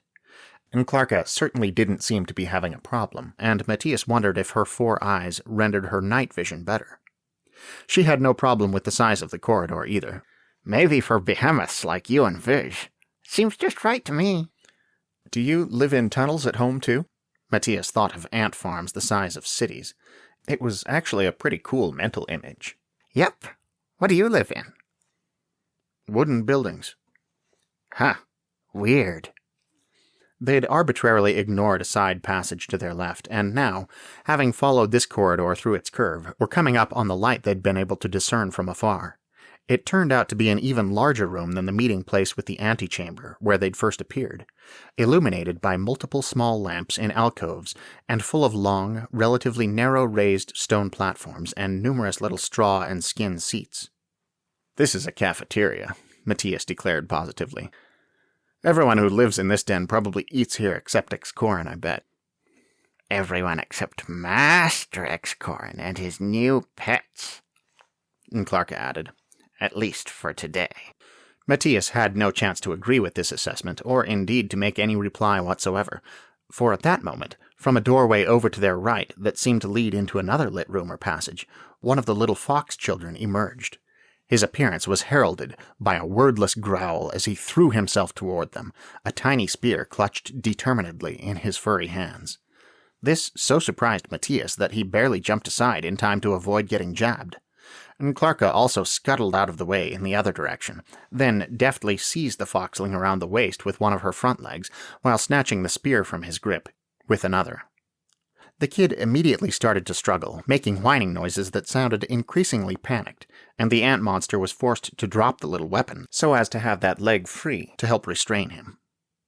"You can't come around here," the fox child whined, whipping his tail in Enclarca's face.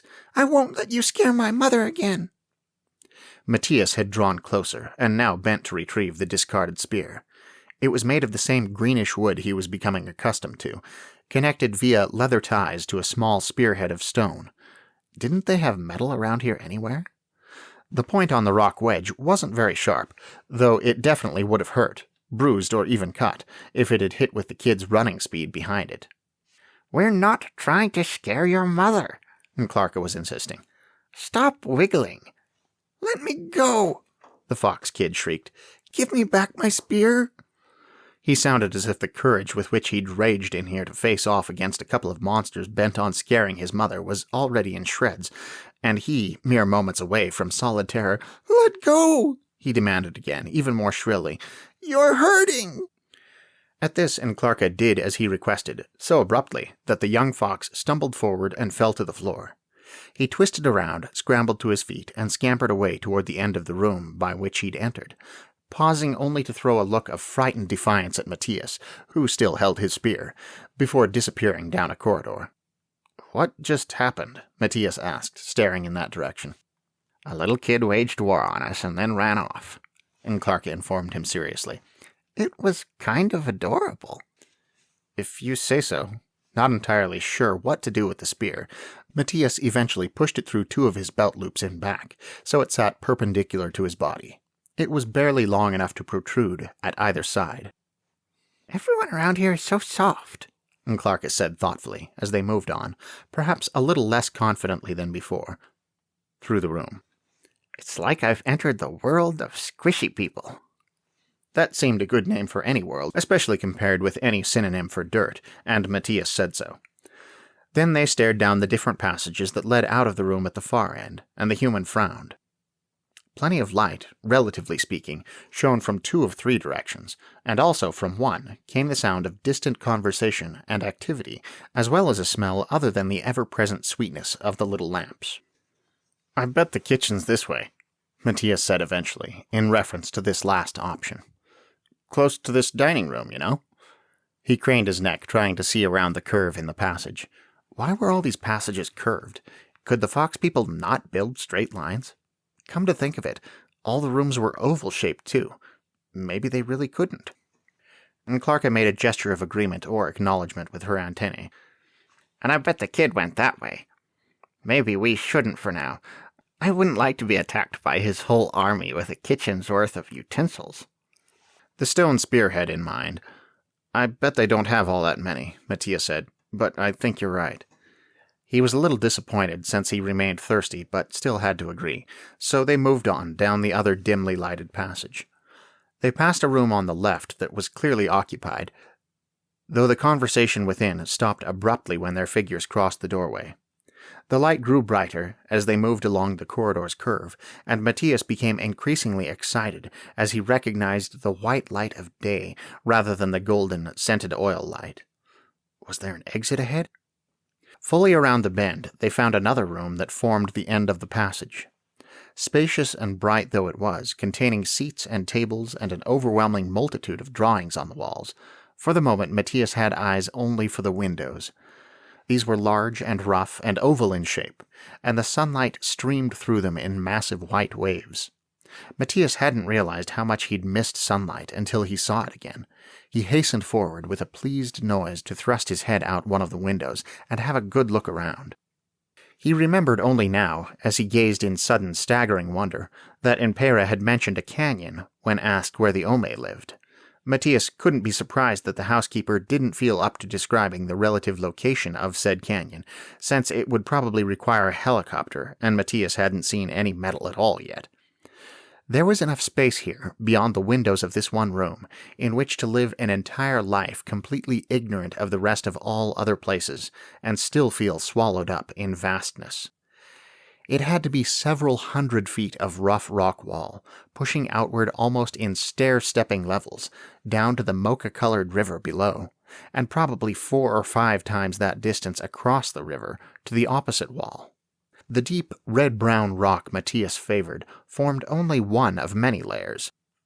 Beneath, the canyon wall first darkened to a purer brown, closer to black, then lightened again to the chocolatey color that gave the river its muddy hue, while above it faded to a paler salmon, and finally a narrow stripe of near white just before the top.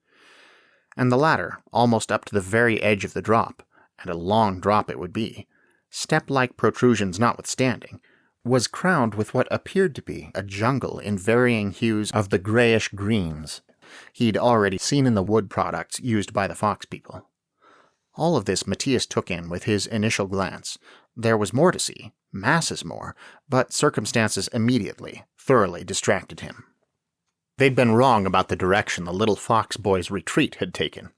Evidently the kid had thought to make a sneak attack, or perhaps spy without being seen, and had assumed a position just outside the window, clinging to some handhold or other on the outer wall.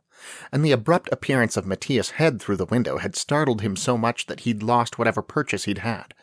The first Matías knew of it was a little orange-brown body plummeting right past his eyes, shrieking. With a cry of his own, Matías flailed out both hands toward the figure and felt one of them connect.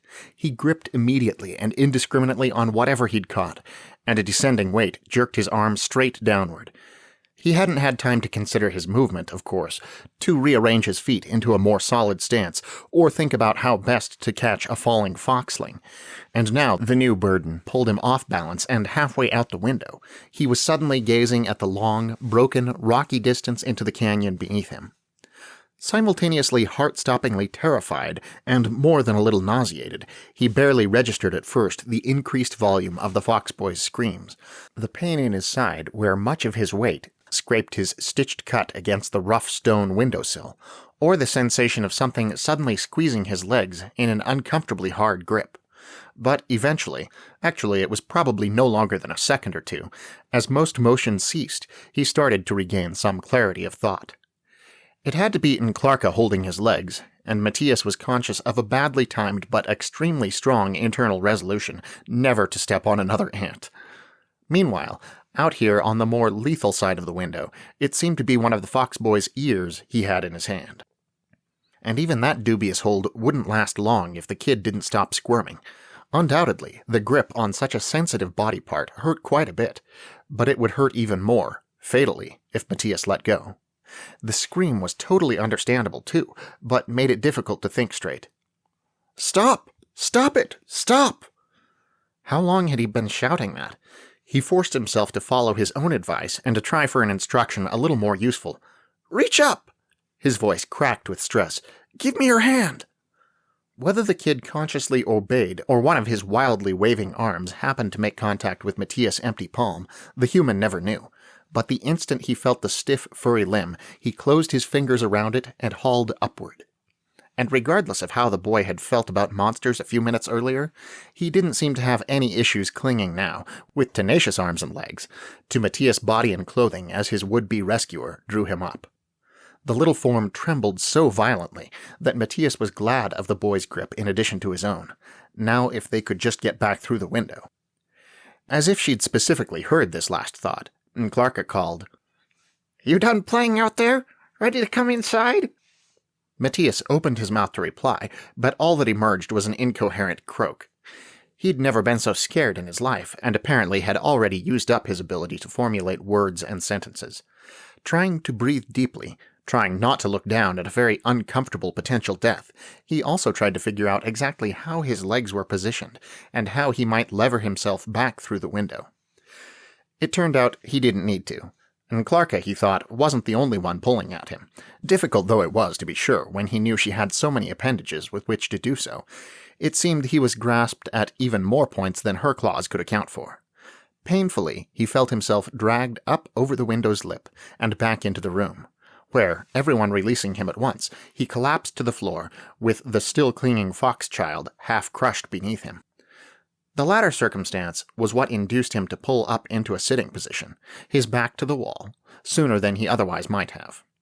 In doing so, he found Clarka and 3 unknown fox people staring at him and the kid.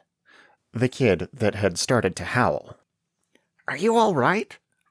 Clarka asked over the din. Swallowing nausea and closing his eyes against dizziness, Matías wasn't able to reply for a moment, but finally he forced out, Yeah, thanks. Thanks to you guys." One of the fox people started to say something, but was interrupted, indeed completely overridden, by a shriek from the doorway, very much like a louder version of the kid's sounds of terror. Matías opened his eyes again, to see Impera rushing towards him. "Bayin!" she cried, and managed to repeat the word at least twice before she'd reached Matías and snatched the child off of him. The scene that followed lacked all coherence as everyone simultaneously tried to explain what had happened, and Impera, probably hearing none of it, did that thing parents do where they vacillate between extreme relief at a child's safety and angry remonstrance for the circumstances having arisen in the first place. Apparently, Bayin knew he wasn't supposed to try to use the outer paths. Thank goodness he was all right. He could have been killed. What was he thinking, scaring his mother nearly to death? Only, thank goodness, he was safe. But what was he doing bothering Master X-Corin's monsters? And so on. Bayin, meanwhile, alternated between crying, expressing the pain in his ear and the arm that must have been twisted when Matías grabbed it, and protesting.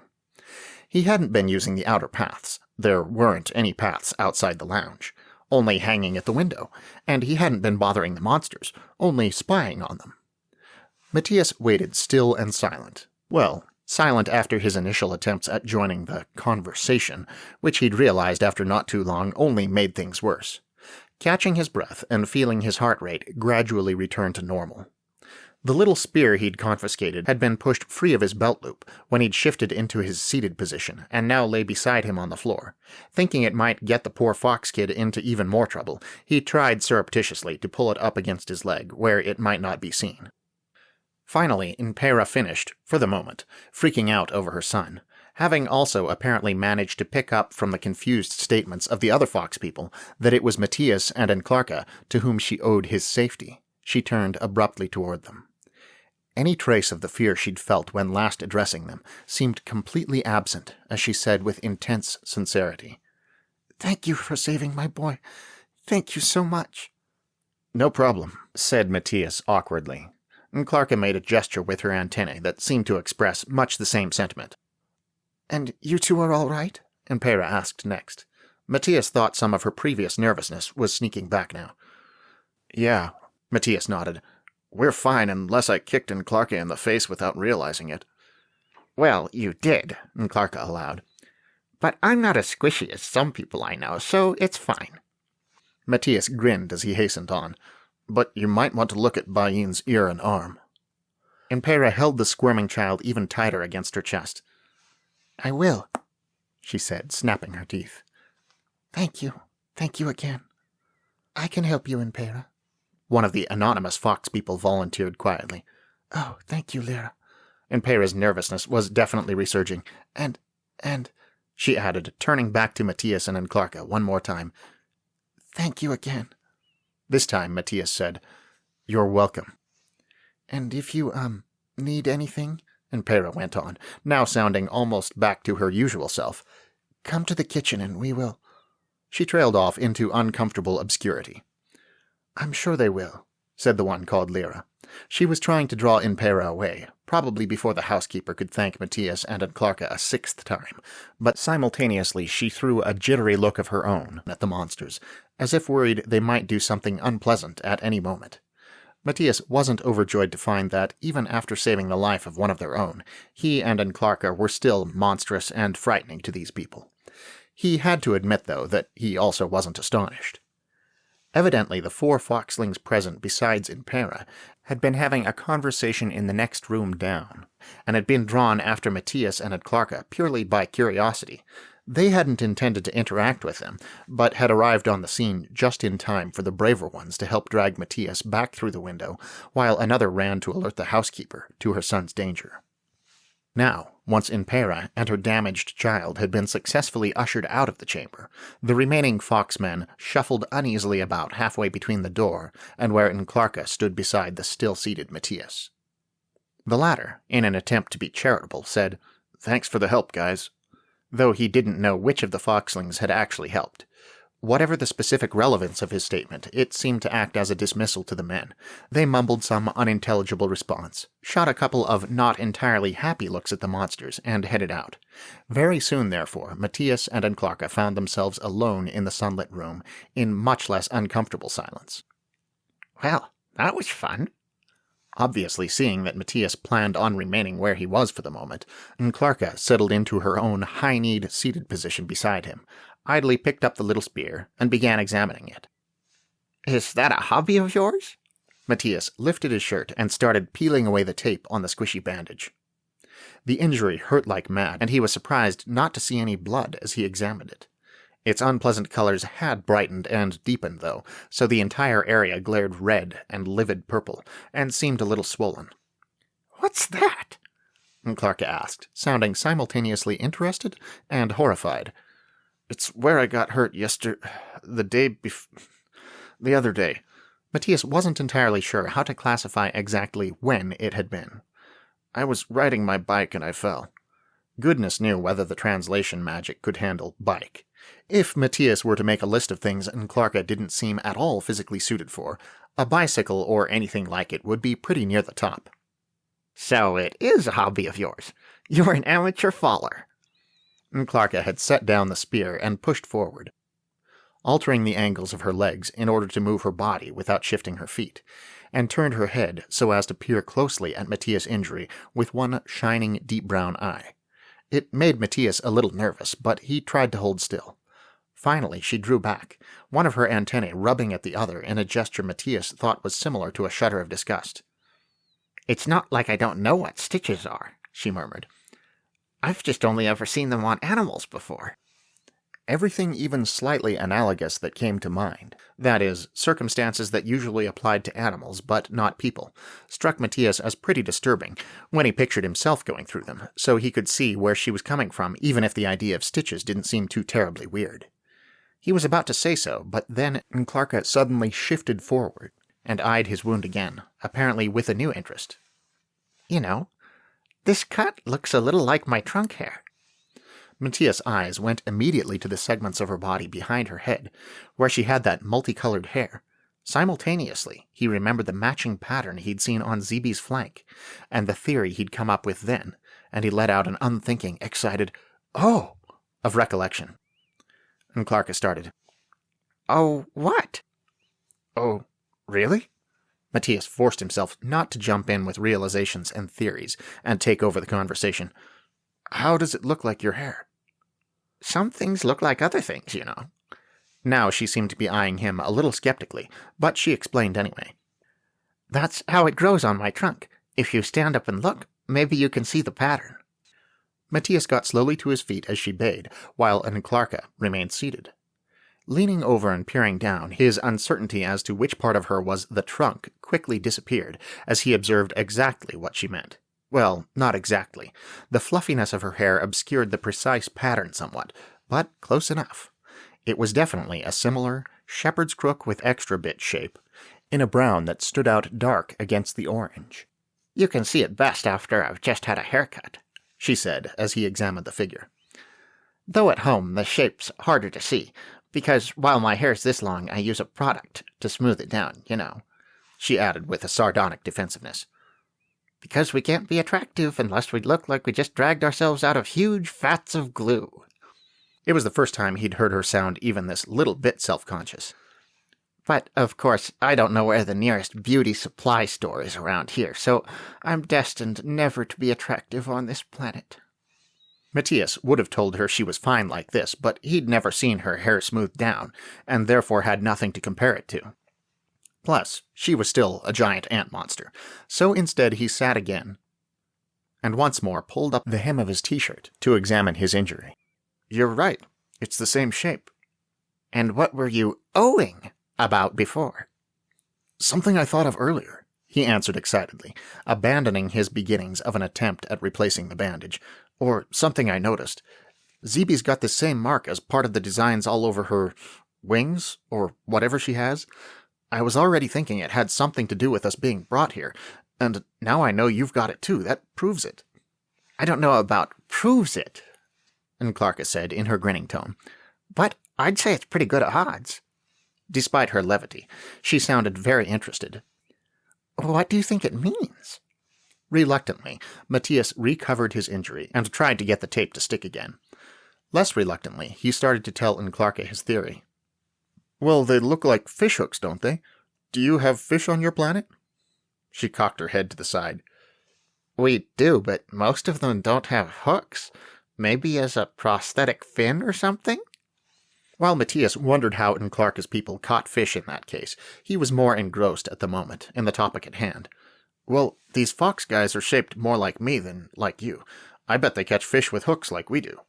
Though it occurred to him that the lack of metal he'd seen around here might put a dent in that theory, he hurried on. "So I bet X-Corin used this symbol when he—" Matías mimed a fishing cast, as if sending an invisible hook and line out to snag unwary aliens across a sea of stars.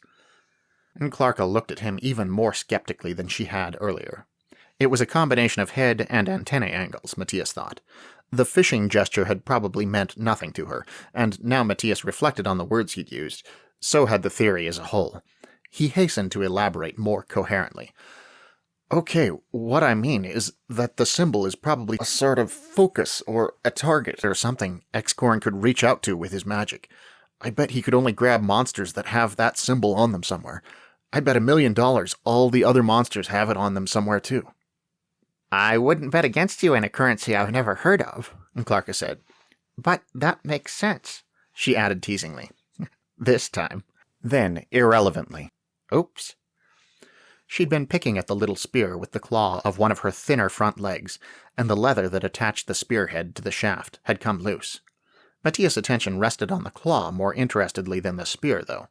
The opposable digit was very small in comparison to the main part, which was curved and serrated, but Clarka didn't seem to have any trouble manipulating objects. If she ever did, he supposed she could bring another claw into play, since it wasn't as if she had any shortage. Now she set aside the parts of the spear somewhat guiltily, after which she rose and moved toward the window. Feeling about ready to stand and walk, though they would have to see how ready he was to face that exterior view again, Matías followed her. She was saying, I don't know if it'll help us any. Knowing he was only able to bring people who have that mark on them somewhere doesn't tell us how we're going to stop the process. We may not want to stop the process, replied Matías. Reaching the window, he stepped right up to it with a deep breath and looked out again. He was pleased to find his voice steady as he went on. We might want to figure out what's going on here, like what Excorin's up to and whether it's bad or what we want to do about it first. She'd bent upward to rest her front 2 legs on the windowsill, and now she cast him another skeptical look. Maybe your name really should be Superhero if you're more worried about sticking around and helping out here than getting home. I've already been home, remember? Yeah, that's right, your eat cakes and homework. Well, I think even if we fall in love with this planet and end up married to it, we're going to want this all to stop sooner or later. And since I doubt Excorin will let us have the instruction manual on how to make that happen, we're going to have to figure it out on our own. She pulled back out of the window and put all her feet on the floor again, turning toward Matías with a solemn, serious air. And I'm sure your fishhook theory will help. Matías had been scanning the opposite canyon wall, not leaning outward, since he was sure that would restore all the terror of earlier, but still looking around with great interest. He was surprised Clarka had withdrawn from her own examination of the view so quickly. Perhaps her distance vision wasn't as good as his? Studying her bigger 2 eyes as he turned to face her, he was even more surprised to find them a much paler shade of gray-brown than they had been before, and the segments much more clearly visible than usual. Was that the result of her looking out into the light? He would have inquired, but he hadn't finished speaking. So how does this idea fit into your Earth Mage theory? Matías had forgotten about the Earth Mage theory, but remembered instantly, and, setting aside his sudden curiosity about her insectoid eyes, came up with an explanation almost as quickly. And Clarka was moving toward the door, and again spoke before he could. Come on, let's keep exploring, if your feet are working. Yeah, I'm fine, he said as he joined her. And see, fishhooks are made of metal, which is a form of earth, so obviously it was easier for him to use that as a focus than something else like... Like a net, Clarka suggested, which is what sane species use to catch fish, by the way. Yes, exactly. A hook fits better than a net, I mean. I haven't seen any metal around here. Matías made a disappointed sound. I hoped you wouldn't have noticed that. Well, maybe it's a sort of projection of a future fish hook. A distilled essence of fish hookiness. Are fish hooks so eternal they can be conceptual before they actually exist? Matías laughed. So tell me how in the world you catch fish with a hook, anyway. As Matías did so, they moved back along the passage they'd traversed before, past the same room where presumably the same foxmen they'd met still conversed, and again fell silent as the monsters went by. Past the turn-off they guessed led to the kitchen, which they still thought it wise to avoid in the interest of not scaring Bayin and Impera any further for now. Through the dining room, down the next hall, and into the turning they'd ignored earlier. And as Clarka began to expostulate on what a bizarrely and unnecessarily cruel manner of catching fish it seemed to shove a piece of metal through their palates and drag them to shore on a string, they came to another turn-off and stopped. After a few moments wondering whether to follow this, with as meaningless an arbitrary decision as before, they skipped it and moved on. Then, as Matías admitted that he'd never really thought about it, but a hook did seem kind of a mean method of catching fish, they turned a sharp corner and passed a number of what appeared to be tiny rooms, living quarters apparently, on either side of the way. Some were currently inhabited, more were empty. Few had door hangings, and none seemed to contain a great deal beyond the same type of rough furnishings that had been provided for the monsters. Perhaps Matías and the others really were honored guests. At least they didn't seem to have gotten worse than anyone else around here. And after these rooms and another crossing passage they again decided to ignore, they came upon what must be the den's main entrance. For a second time, Matías was a good deal happier than he'd expected at the sight of bright day. Apparently humans really were creatures of sunlight, and just as apparently, Clarka's people weren't, since except for her segmented eyes going somewhat milky again in clear response, she didn't seem to react at all. Instead, she reacted to Zeeby, who'd begun to make a gleeful whining noise the moment the two fellow monsters stepped into the spacious sunlit room that opened at the far end, at floor level like a doorway rather than a window, to the canyon beyond. "Hey, real words," Clarka greeted the child. "We found you." "Hi," Zeeby said enthusiastically. "You were looking for me?" "How are you?" Clarka asked. Matías thought she tried not to sound anxious. Zeeby appeared contented enough, and didn't need to be worried by an excessive display of worry. But the human believed they'd all been worried.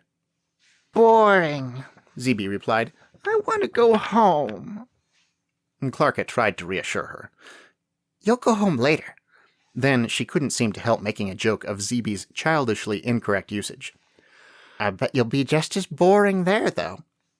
"But we have to do our very important jobs here first." "What job did he give you?" Zeeby seemed to have mixed feelings about this, for her answer came across in a blend of pride and petulance. "If anyone comes in, I have to hit the drum." She fluttered and dipped over to where an object stood near the doorway they'd entered by. Matías had seen it in the corner of his eye, but had been too distracted by the sun and Zeeby's presence to take a good look. It truly was, he supposed, a drum, made of wood, the neatest workmanship with that material he'd yet seen, with the skin stretched over one end and held in place by leather straps. The other end, uncovered, pointed toward the corridor by means of a wooden mount on which the whole rested. What kind of sound would it produce? "The mallet is here," Zeeby was saying. "See? I can lift it easy." She showed them a totally plain, slightly tapering cylinder of wood, probably a bit of tree branch with the bark removed, and definitely not candy, and lift it she did. Matías stared. This was telekinesis, obviously, but having a name for the phenomenon didn't make it any less astonishing to see a solid, real-looking object take to the air completely unsupported and remain there. The mallet hovered near Zeeby's similarly floating body, and it did occur to Matías to wonder why her usual movements, most likely also telekinetic in nature, had never struck him with a matching wonder. Probably because they, at least to a certain extent, resembled flight, whereas the floating mallet was a floating mallet. "Wow," said Clarka. "You really can pick it up easily."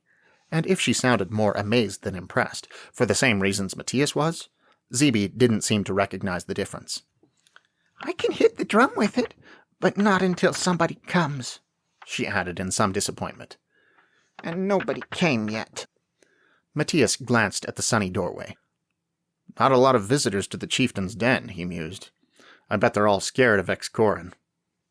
"Scared of the monsters that live here now," Clarka suggested instead. "We've been here for several hours. I bet that's long enough for the whole Ome to know. And you have to admit, we're pretty scary. Or at least you are." Matías stuck out his tongue at her, a gesture he assumed would be properly translated, but his attention was straying.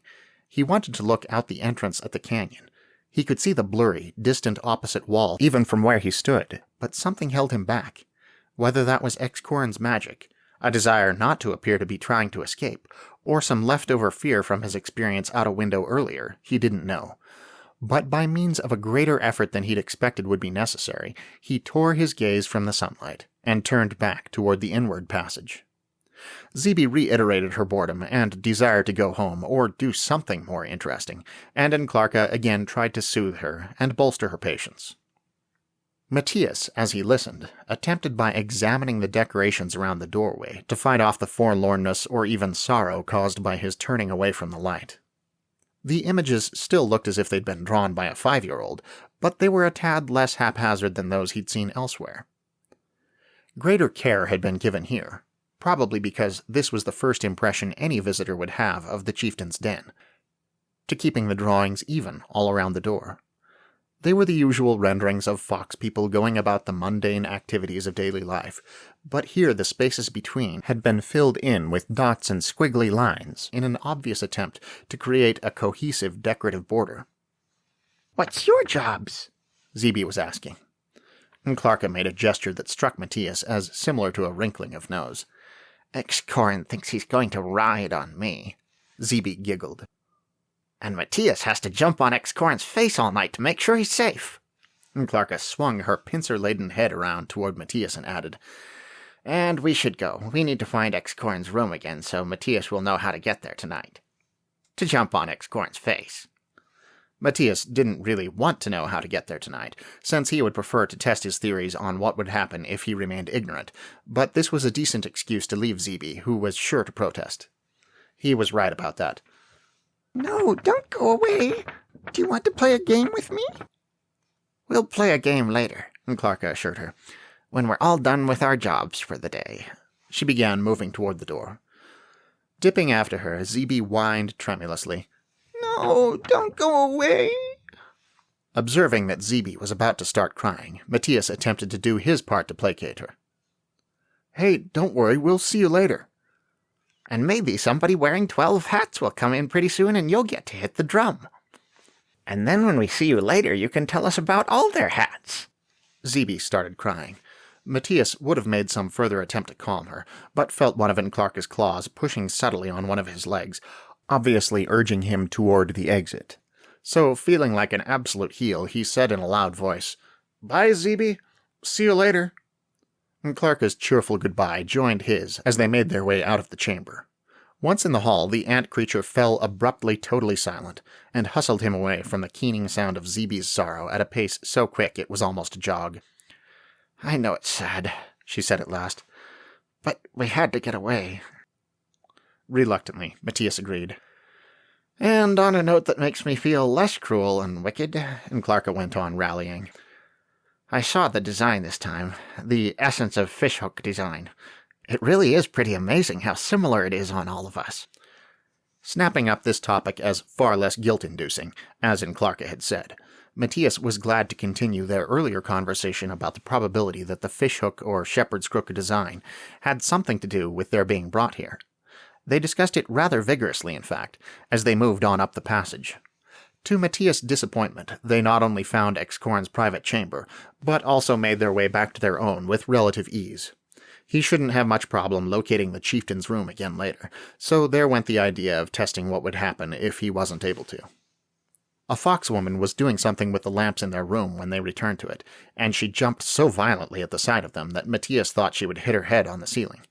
So he and Clarka hastily exited, then hung around outside in the hallway for a minute, considering what to do next, until it seemed the foxwoman wanted to emerge but was too frightened to do so with them standing there. So they moved aimlessly down the corridor again. In the cafeteria they paused once more, having no specific goal and a lot to think about. Finally, Matías said, "Let's go sit in the room at the end," pointing, "so I'll be able to tell when the sun goes down." And Clarka made a gesture of acquiescence with her antennae, and together they moved in the direction agreed upon. Once in the sunlit room, they settled into the same places they'd occupied before. There was no sign of the little dismantled spear. Matías assumed Bayin had come to retrieve it, which probably meant the kid wasn't too badly hurt. That was a relief. "It feels like we've covered all the bigger passages now," Clarka remarked. "You think so? I guess if you live underground, too, you probably have a sense about that sort of thing." "Something like that," said Clarka in her shrugging tone. "I thought this place was really big at first, but I guess it's not. Just twisty." "Oh, you haven't seen Twisty," she told him. "This place is nothing compared to home." With some interest, he inquired about her home, and as she described it to him, it seemed his earlier mental image of city-sized ant farms wasn't too far off the mark. He ambled, examining the room around them more closely. The images on the walls in here were less like cave drawings, though he supposed they still technically were, and more like graffiti, though he supposed all the drawings he'd seen throughout the den technically were this as well. Some of them had been made right on top of each other, as if the artist, if that word applied, had been too lazy to find a spot where their additions wouldn't obscure the previous drawings. Two things were obvious to Matías as he looked over the walls. First, that in this room, foxlings were often relaxed and unoccupied. Second, that these people had no written language yet, since there would undoubtedly be words among the pictures if that had been possible. Rude words, Matías guessed, given the nature of people, which he assumed wasn't all that different even on other planets. Well, and given the nature of some of these drawings. Matías returned to his seat. Clarka's description of how her people lived was interesting, but now trying not to look at certain parts of the walls and with goodness knew how many hours left before his bodyguard shift began, Matías feared he was in for a very boring remainder of the day. If he'd believed waiting for nightfall so he could begin his bodyguard shift was boring, it was only because he hadn't yet known the true meaning of boredom. But he would soon learn. The most interesting thing that happened that entire night came right at the beginning, when X-Corin asked him his name and even repeated it without any apparent difficulty. But then he instructed Matías in superfluous detail on the structure of his bodyguard shifts going forward, and to wait quietly on the outer side of the curtain in the chieftain's private chamber now. Then he disappeared behind that same curtain, rustled around back there for a while, and eventually, as far as Matías could tell, went to sleep. He should have been expecting this, but hadn't given the matter any significant thought. To him, the term bodyguard implied excitement, adventure, and intrigue. Not sitting around next to a curtain he hadn't even ever seen past while someone slept on the other side. This was really stupid. Eventually he did at least lift a corner of the curtain and take a peek, which action provided him with approximately 30 seconds of entertainment. How many seconds did that leave? If he had maybe 10 hours until sunrise, that was 600 minutes, which was... No, he wouldn't try to do the math. He wasn't that bored yet. The inner half of X-Corin's private chamber, well, inner 2/3 or maybe even 3/4 given the placement of the curtain. But hadn't Matías just decided against math? The inner part of X-Corin's private chamber seemed to contain more furniture and personal belongings than all the other rooms in the den combined, though this wasn't saying much. Unfortunately, no lamp burned in there, so the only light was what came through a large window, and it didn't disclose many details. The most interesting thing was the window itself, protected by what Matías supposed must be called a primitive screen.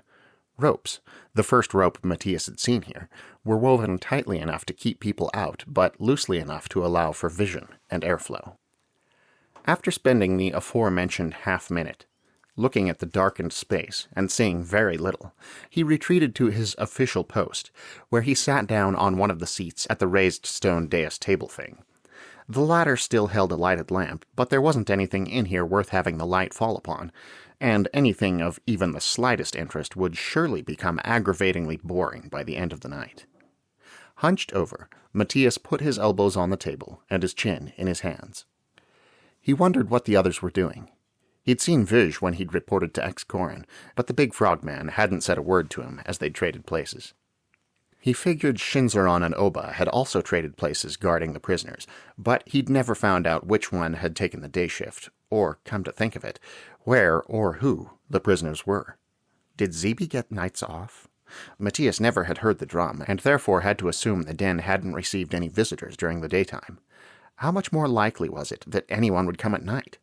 And surely X-Corin wouldn't expect her to sit around, or rather float around, that entryway 24 hours a day?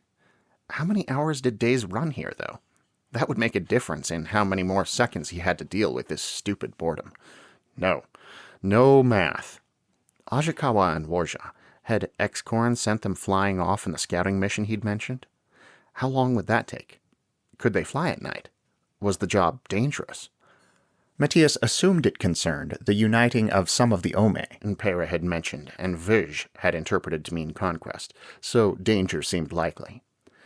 Not only that, once the scouting was over with, wouldn't X-Corin want to make his move? And he would undoubtedly want the assistance of his monsters, and that didn't strike Matías as pleasant. But what could be done about it? During the course of these gloomy thoughts, Matías eventually found himself falling asleep.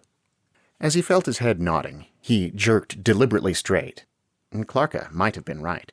Perhaps he should have slept earlier in preparation for this, but aside from the fact that he probably wouldn't have been able to drop off at that point, he really hadn't wanted to go home yet, and he didn't want to now. If he could stay up all night, it would be easier to sleep when his shift ended, and therefore get him into nocturnal habits more smoothly. He jumped to his feet. There followed a night of pacing, yawning, and thinking that maybe even math would be preferable to this. He examined the clay lamp, trying to decide what kind of oil it contained, and burned his fingers. He pulled one of the seats apart and discovered it really was nothing more than straw and leather, and a surprising number of bugs, which might have been interesting if he could have induced them to stand still so he could get a good look. He wondered what the fox people used to draw on the walls, and wished he had some so he could decorate X-Corn's outer chamber, and, naturally, he thought. It was very much like his day of homework had been. There were a lot of things to think about, but a limited number of things to think about them, so he ended up going in circles a lot. Sometimes, literally. He walked around the table and back and forth through the room. He stood at the doorway and looked out past the entry curtain, hoping somebody would come this way. He sat for short periods of time, until he started falling asleep, then got up and started pacing again. Nothing to do, no one to talk to, and not a sound from his new boss on the other side of the curtain. He was going to go crazy like this. Of course, he didn't, but when he began to notice a lightening, a greater visibility around the edges of the big curtain, and to hear distant sounds of movement and voices outside the room, it did seem as if a very complete eternity had passed. Rise and fall of civilizations, formation, evolution, and crumbling to dust of entire galaxies included, since he'd come in here. He didn't know if he could stand many nights like that, and he was starving. Impera had brought a meal to the lounge for him and Enclarca just before sunset, extremely nervous lest they be upset with her either for taking so long, or for bringing them food at all when they hadn't requested it. But that had been however many hours past. Was he to go every night without food until dawn? No lunch, in other words? He wondered what kind of schedule the fox people had for meals anyway. He stood beside the large curtain, leaning slightly, trying to catch any sound from beyond of X-Corn stirring. It wouldn't be the awakening and appearance of the fox chieftain that would dismiss him for the day, but rather the appearance of Verge to relieve him. But at least if X-Corn woke up, there would be something going on. Actually, there was already something going on. The sound of the drawing aside of the other curtain at the room's entrance turned Matías' attention in that direction, in time to see a foxwoman enter in a quiet but businesslike manner, carrying a lamp. He thought he recognized the same woman he and Enclarca had scared in their quarters yesterday, but he didn't have much time to examine her closely, for the instant she saw him, she let out a little squeak, jumped as she had then, this time spilling lamp oil onto the floor in the vehemence of the motion, and, turning, scurried out of the room. "Wait," Matías said. "I'm not going to—" But it was far too late. He might have followed after her and called a reassurance down the hall, but he wasn't exactly awash with energy at the moment. Instead, he moved sluggishly to the spot where her lamp oil had splashed onto the rock floor, and rubbed pointlessly at it with his foot. He didn't think he was really that scary. He certainly felt no fear in return of the fox people. Granted, they were all at least a foot shorter than him, so it would have been a little like being scared of his younger brother, but they were ugly. If he'd ever given it any thought before, he would have assumed anthropomorphic foxes would be, well, cute. These ones definitely weren't, and they seemed almost universally frightened of him. It was a little annoying. So was the following period of boredom. He'd believed the latter over with for now, and he'd definitely been wrong. Just because some movement sounded in the den at large didn't mean X-Corn had risen yet, and just because more than a mere touch of moonlight showed beyond the curtain didn't mean Verge was up yet either to come end this misery. Matías resumed pacing. The first indication that this wouldn't drag on forever until Matías really did go mad, and then keep dragging on more forever, was a query from X-Corn. So unprecedented, it made the human jump. "Where is Paila?" He sounded peeved, and when, a few moments later, he pushed past the curtain and looked around, this impression did not lessen. He glanced at Matías, at the doorway into the corridor, and finally at the lamp on the table. With a slight scowl and a snappish twitching to both his tails, he moved to pick up the little light, then retreated behind the curtain once again, leaving this part of the room in near-complete darkness. The foxwoman that had entered before, it occurred to Matías, probably hadn't done so at random, and perhaps her abrupt retreat had led her to neglect whatever task she'd been there to complete. Lighting lamps? He hoped she wouldn't be punished for it, and decided to do what he could to prevent that.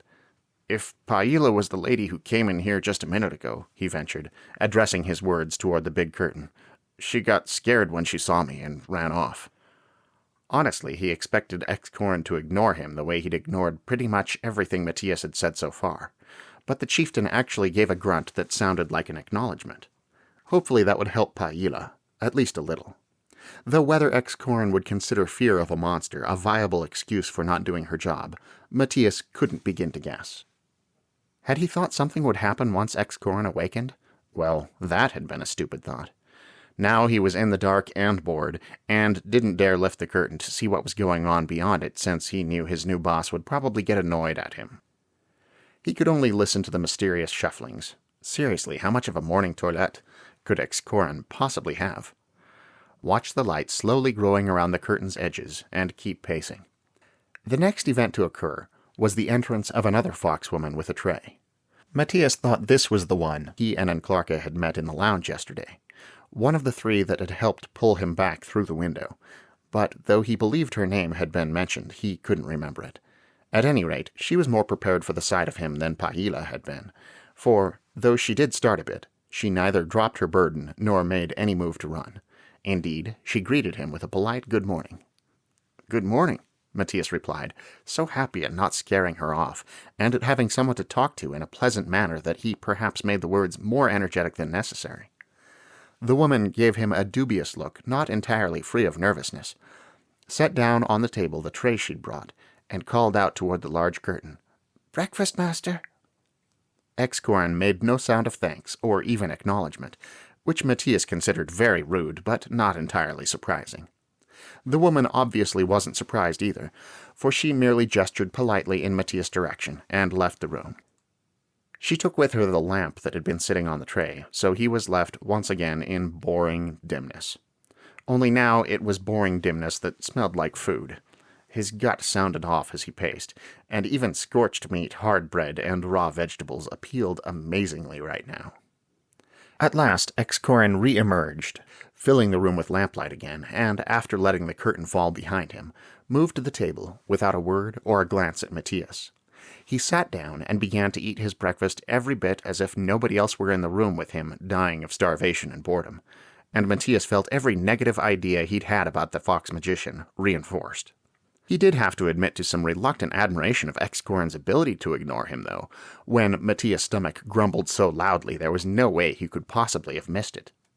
Then, glorious sight and sound, the curtain across the entry moved again, and there was Vujbasilver, resuming his usual crouch from the even more cramped position he had to adopt in the tight corridors of the den, coming to free Matías from this torture.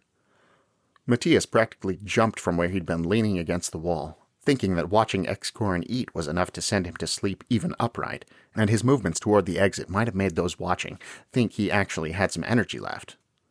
"Thanks," he said to Vuj as he approached. Vuj made the shoulder movement that was his version of a nod in response to this, and murmured in his froggy voice as Matías passed him, "You were right." "Right about what?" Matías got this far before he managed to cut himself off. Right about going back home when they slept, of course, and they didn't need to be discussing that in front of Excorin. "Cool," he said instead. "Have a good day." And with this, he was out the doorway into the hall, leaving the curtain flapping vigorously behind him. On his way back to the monster's room, he heard before he saw Shinzaron escorting a clearly reluctant and unhappy Zebi to her post in the entryway. Speculating that the sight of him might only put the kid in a worse state, especially since he never had seen her yesterday evening as he'd promised, he stepped into a side passage until the voices faded. Shinzaron was probably on their way to guarding Excorin's prisoners, for they didn't seem to be retracing their mole-like steps even a minute or two later. So Matías hurried on. The only monsters left in the quarters when the human entered were Enclarca and Oba. The latter was in the process of settling her snaky, many-armed body onto one of the beds, complaining as she did so about its primitive construction and speculating she would never be able to get to sleep. Matías guessed she'd taken the night shift guarding the prisoners and, like him, had no rest as of yet. And Clarka, on the other hand, had been seated at the little stone platform table.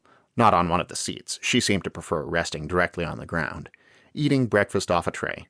But when she saw him, she jumped up and came bounding over.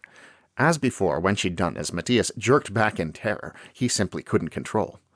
Evidently, she realized the reason for his abrupt movement, for she cried in a mock-threatening tone, "I'll snap your squishy limbs off!" He laughed weakly. "Good morning to you, too." "You were right. I woke up at home, just like you said." "Yeah, Vish said so, too." Matías suddenly felt more tired than anything else. But that didn't mean he didn't immediately move to see what the others had left him for breakfast. "That was a huge relief," and Clarka went on, following him back to the table. "It wasn't that I didn't believe what had happened to you, and thought you were crazier than a four-headed snake with no tail, just that I couldn't be sure we all got cut in on the same deal." Matías, wondering how a snake could have no tail, nodded as he began grabbing at the meat and bread, and gray-green vegetables that remained. "But I was as boring at home as Zeeby." This was the first time he'd heard Clarka so energetic and excited, and from the sound of her voice, the magic translation of her voice, it really was based on relief. "Everything was normal. Everyone was where they were supposed to be, and nobody did any song and dance about me disappearing to another planet. You know," Oba snarled suddenly from where she lay with her back to them, to the extent she had a back, on one of the far beds. "some of us haven't had any sleep yet, or experienced this magical relieving trip back home."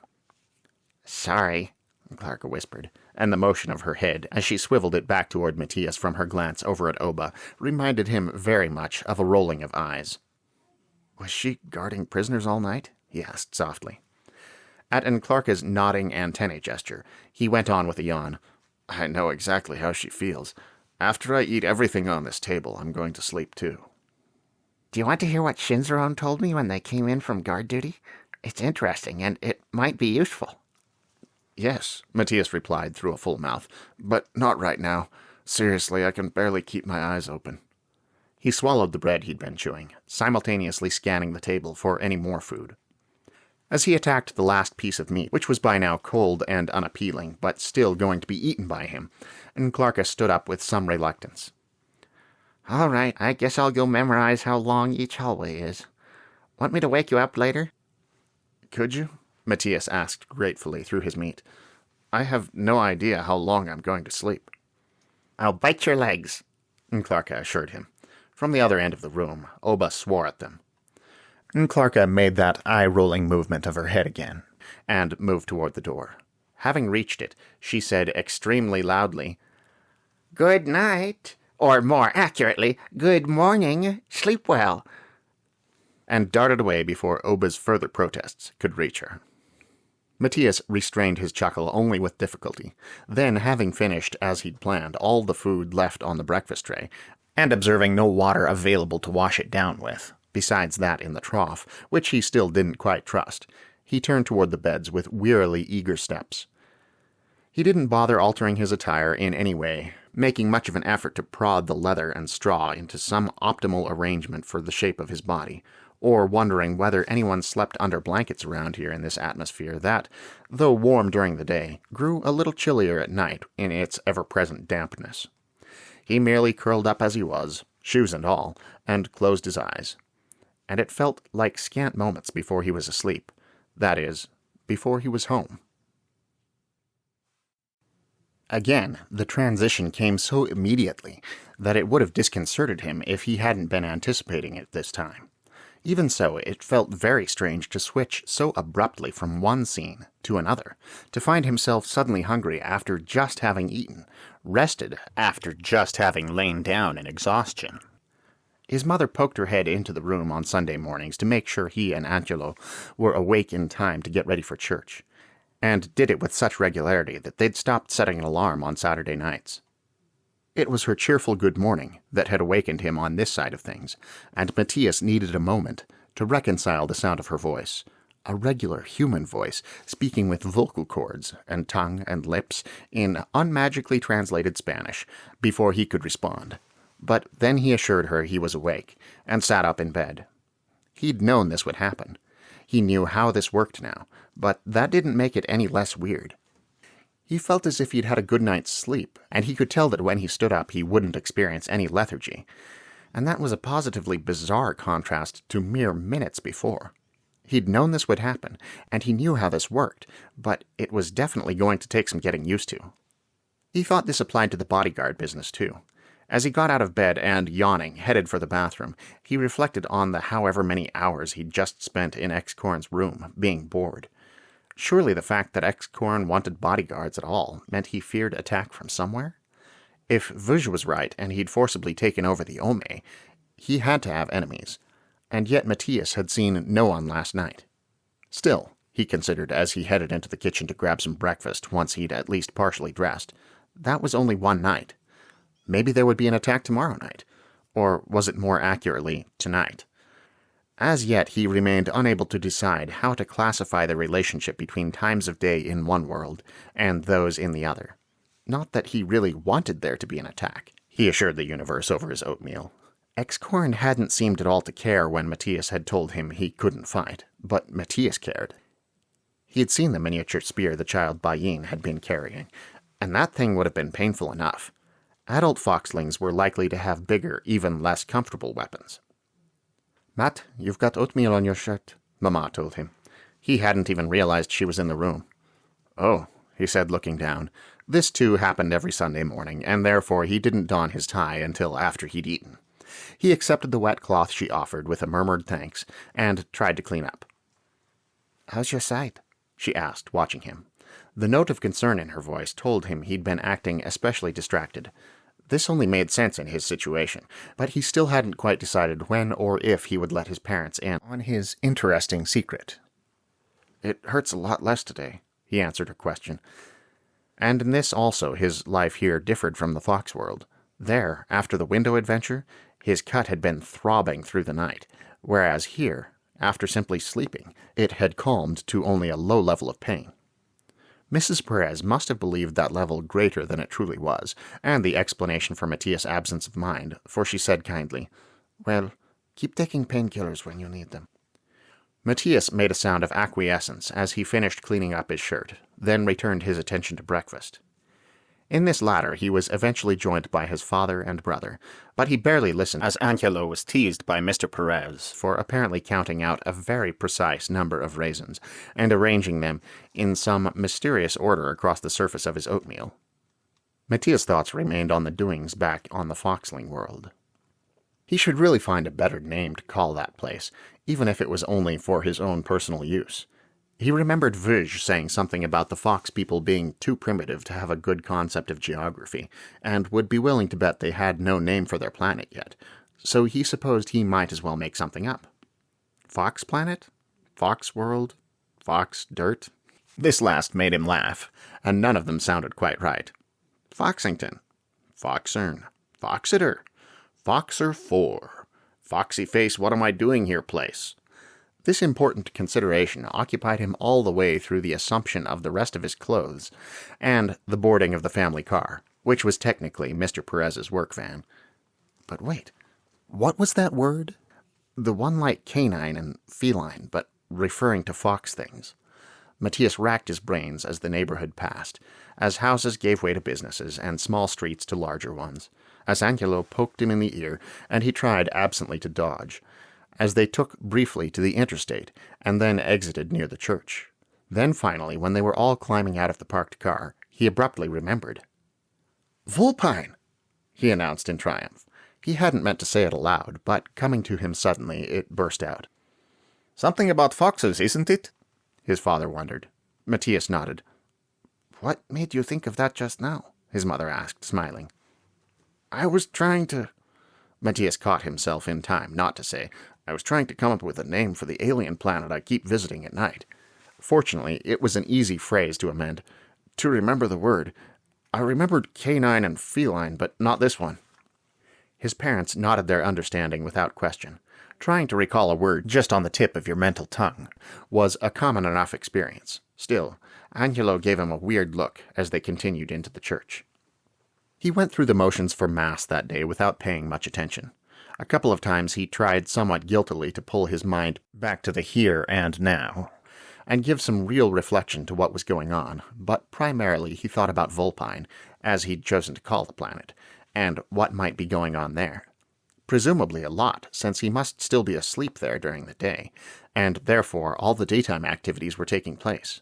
Zeebe watching out for visitors hoping to get a chance to hit the drum, Verge guarding Excorin, Shinzarone guarding the prisoners, and Enclarka bored out of her antennaed skull. Was it a skull? He supposed that if she had an exoskeleton, the head part was probably called a skull, but he would have to look it up. He did look it up. After church on the family computer, he sought out all the information he could find on the internet about ants and spiders. There were two problems, however. First, despite how interesting a lot of this was, he had no way of knowing which parts of it, if any, could be applied to a giant alien eight-legged creature that perhaps only superficially resembled the ants and spiders of Earth. Second, Angelo needed the computer to type and print a report he had due tomorrow, and Angelo was so picky about things like that. Changing every setting, from font size to margin width a dozen times until it met his incomprehensibly exacting specifications, that he would probably be at it for the rest of the day. Perhaps grumbling a little, but at least satisfied to have learned that those wiggly things on Enclarka's face were most likely called pedipalps, Matías gave up the computer and decided to ride his bike for a while. It was the first time he'd been out on it since the accident. And though nothing could completely distract him from his thoughts about Vulpine, this activity did at least provide an interesting new direction for them. If he hadn't been out riding that day, if he hadn't been playing that game with the manhole covers, if his parents hadn't given him the bike for his birthday in the first place, there would have been no adventure. It was an uneventful ride, and he managed to enjoy himself despite being on Earth. He even stopped to talk with Caitlin Stafford, an across-the-street neighbor and old friend, when he saw her outside her house as he headed home. He feared he was distant and a little weird for this brief conversation, and probably left Lynn considering it no wonder they didn't really ever hang out anymore, but at least he was interacting with the world with a certain degree of success. At dinner, however, he realized abruptly that he needed to brush up on this interaction, and without delay. A neighbor he used to play with in younger days, and now just occasionally waved at in the halls at school, might not matter too much, but his relatives were different. They tried to have a big dinner with his mother's side of the family, many of whom lived in town and who often gathered on Sunday evenings to eat and hang out as frequently as they could, and tended to make it there every other week or so. And this time his grandparents and aunts and uncles and the cousins that were paying attention clearly noticed his absent-mindedness. The excuse provided by the cut in his side lasted only as long as it took to tell the story, since the injury had occurred too far back to conceivably be paining him much still. So he made a concerted effort, striving to get invested in the next topic they discussed across the mountain of Abuelita's chicken tamales. It was a normal conversation such as always took place here. Papa told a funny plumbing story which reminded Mama of an article she'd read, the major point of which was debated by Tio Umberto with his usual enthusiastic argumentativeness, and it all had to be explained to the younger cousins, including Angelo, who thought it sounded a lot like an episode of something he'd recently seen on DVD at a friend's house. None of it was spectacularly engrossing, but none of it was what Matías would ever have considered uninteresting in the past. It wouldn't be fair to dismiss it now, just because something new was going on in his life that he would rather think about. After all, this was his life too. He felt he did pretty well. At least he received no further strange looks from the 9 adults that eventually dispersed into chattering groups across his grandparents' living room and kitchen and back porch, nor from the 7 kids that cleared up and washed the dishes, their appointed after-dinner task. He figured he'd managed to pull it off. Then he joined his cousin Gerardo in playing video games for a while, making another attempt at staying invested. This one wasn't quite as successful as the previous, since a much smaller audience monitored his progress, and he didn't do very well at the game, which earned him some teasing from Gerardo. Nevertheless, when all of a sudden he remembered that there remained bits and pieces of homework assignments he hadn't finished yesterday, he was able to double up on thoughts having to do with Earth life and keep himself thoroughly occupied without admitting Vulpine-related tangents for at least 3 minutes. So he patted himself mentally on the back for the evening's multiform efforts when, later than normal bedtime as was often the case on family dinner Sundays, he lay down to sleep. But that didn't mean he wasn't as eager as he had been last night to get back to Vulpine. Clarka was biting his leg as promised, which was not merely disconcerting and a little painful, but downright alarming. Matías jerked away from her with a startled cry and rolled off the skin and straw bed onto the stone floor with a painful thud. "Are you all right?" she asked, obviously trying not to laugh. "Yes, fine." Matías sat up and rubbed the elbow that had hit the floor hardest. "You are one scary monster, you know that?" "I am the ultimate evil," she agreed, in a malignant hiss. It was weird to hear a hissing phrase with no S's in it. "Be careful or I'll bite your soul out right through your legs." Matías laughed, but honestly, Clarka frightened him no less when she deliberately put it on for the sake of humor. He still wondered at Excorn's stated desire to use her as a steed. Wasn't that little guy afraid of anything? "Did you get through church all right?" she asked in her normal voice as Matías climbed to his feet.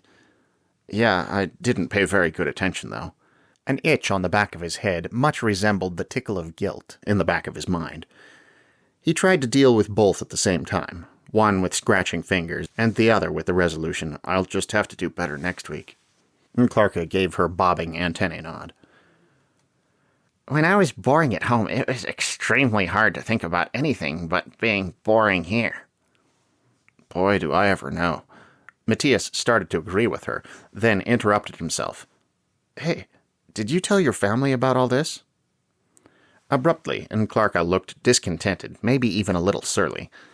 "I started to, but they didn't believe me. And it wasn't like they thought I was crazy or dreaming or something. I couldn't even get them to believe I was seriously trying to convince them." Well, it's not like you go around making jokes all the time or anything.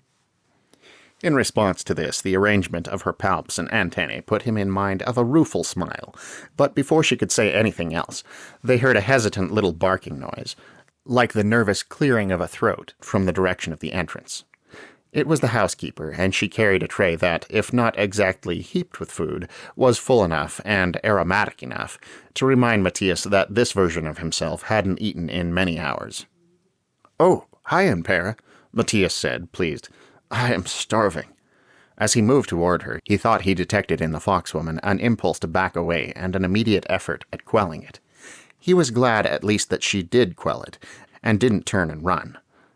"Let me get that," he said in, hopefully, a non-scary tone, reaching for the tray. She gave him what he believed was a smile, an expression involving a rather creepy baring of some of her rear teeth, and that also still looked a bit nervous. "Mistress and Clarka asked if I could, start sending in some food at around this time of day, since 2 of you have to sleep all day and, leave before everyone else comes in." In carrying the tray toward the stone table, Matías had turned partially away from her, but speculated she was making that self-conscious pushing down on her hips gesture again. What interested him more was that Clarka now rated a mistress, and the fact that Impera had said 2 of you, the latter being the more recent point. It was the one he inadvertently began to comment on. "Oh, Clarka, you actually thought about Oba?" He managed to cut himself short before he could specifically imply this was a surprise because Oba perhaps didn't deserve such consideration. Clarka laughed and answered that otherwise Impera would have to bring food for Matías, then Oba, then the rest of the monsters, and would end up running around like a chicken with its head cut off. The idiom she actually used had something to do with some creature on her world that apparently went frantic when nesting. Clarka added that, since she hadn't seen any of that mystery animal here, better to let Impera deal with the monster's evening meals in 2 installments rather than 3. Impera looked as if she would have preferred not to hang around for this entire explanation, but did sound legitimately grateful as she said, "That's very kind of you." "Don't forget your lamp," Clarka added, observing Impera about to turn and flee into the dark tunnel despite the relative friendliness of the scene. The ant monster moved to the table where Matías had set the tray, lifted up on her back legs, and used 2 of her forelegs to pluck the lamp from the midst of the dishes and carry it back between a couple of claws to the shrinking Impera.